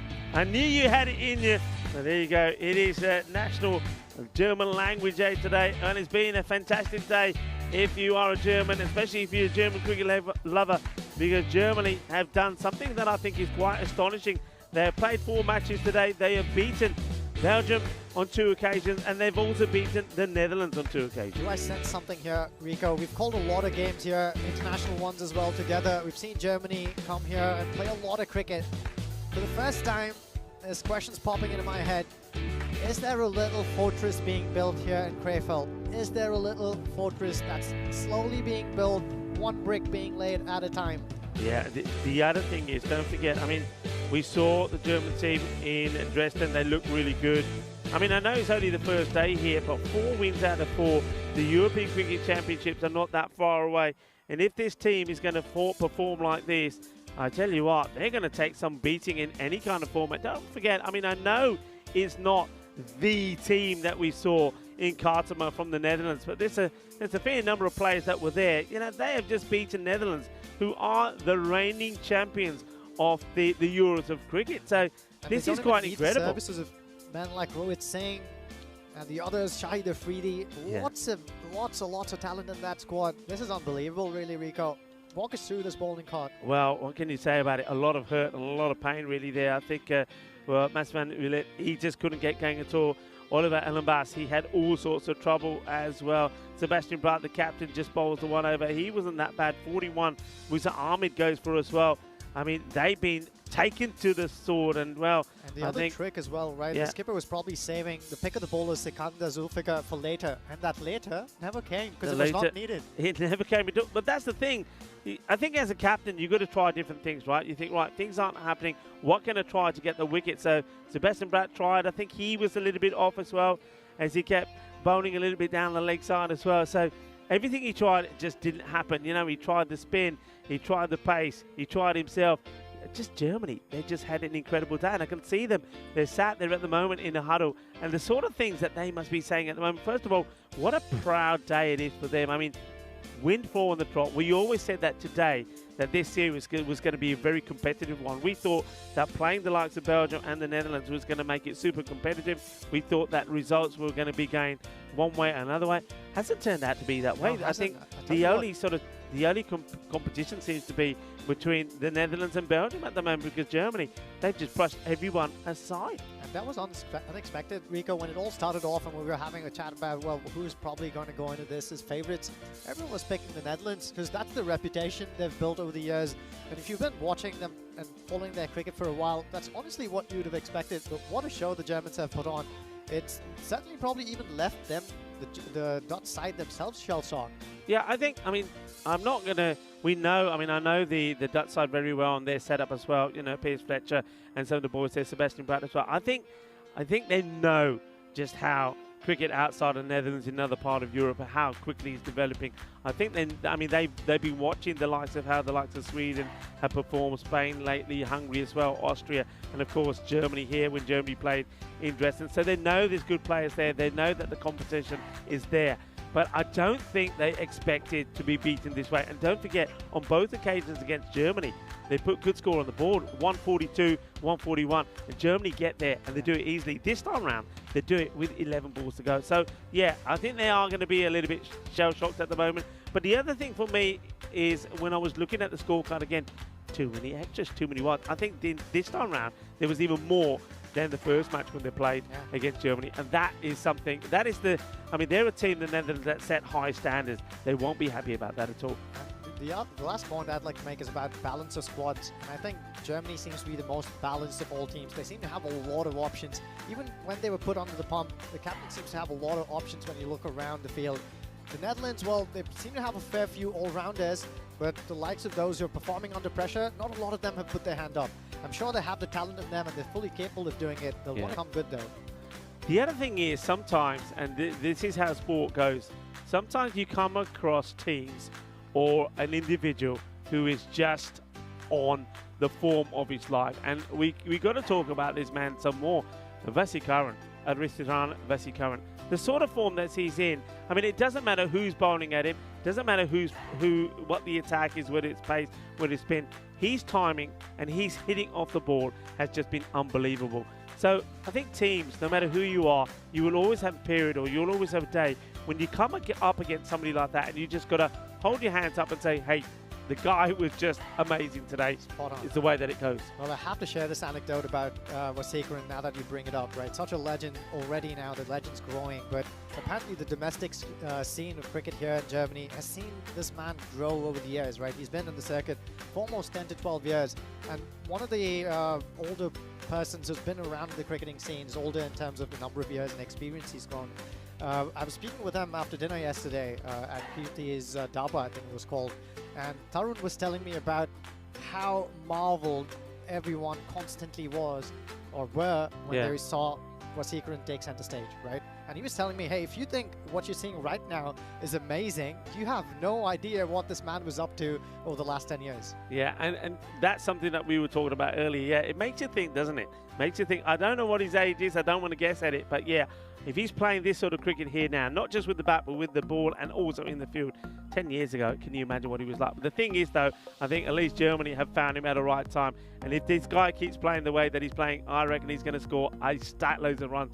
What a day he's had today. He scored over 180 runs. Also, their captain, Rohit Singh, I think he had a good day as well. I think he led really well. I think we've seen him develop as a captain. The field changes that he was making, I think the way he was using the batting order, and himself when he went out there and had a chance, he also got a half century to his name as well. It's just been a wonderful day if you're part of the German setup, if you're German, and if you've been sporting, and if you've been a neutral as well. We've seen a fantastic day of cricket. High scoring, and that's one thing that I was saying right at the beginning of the day.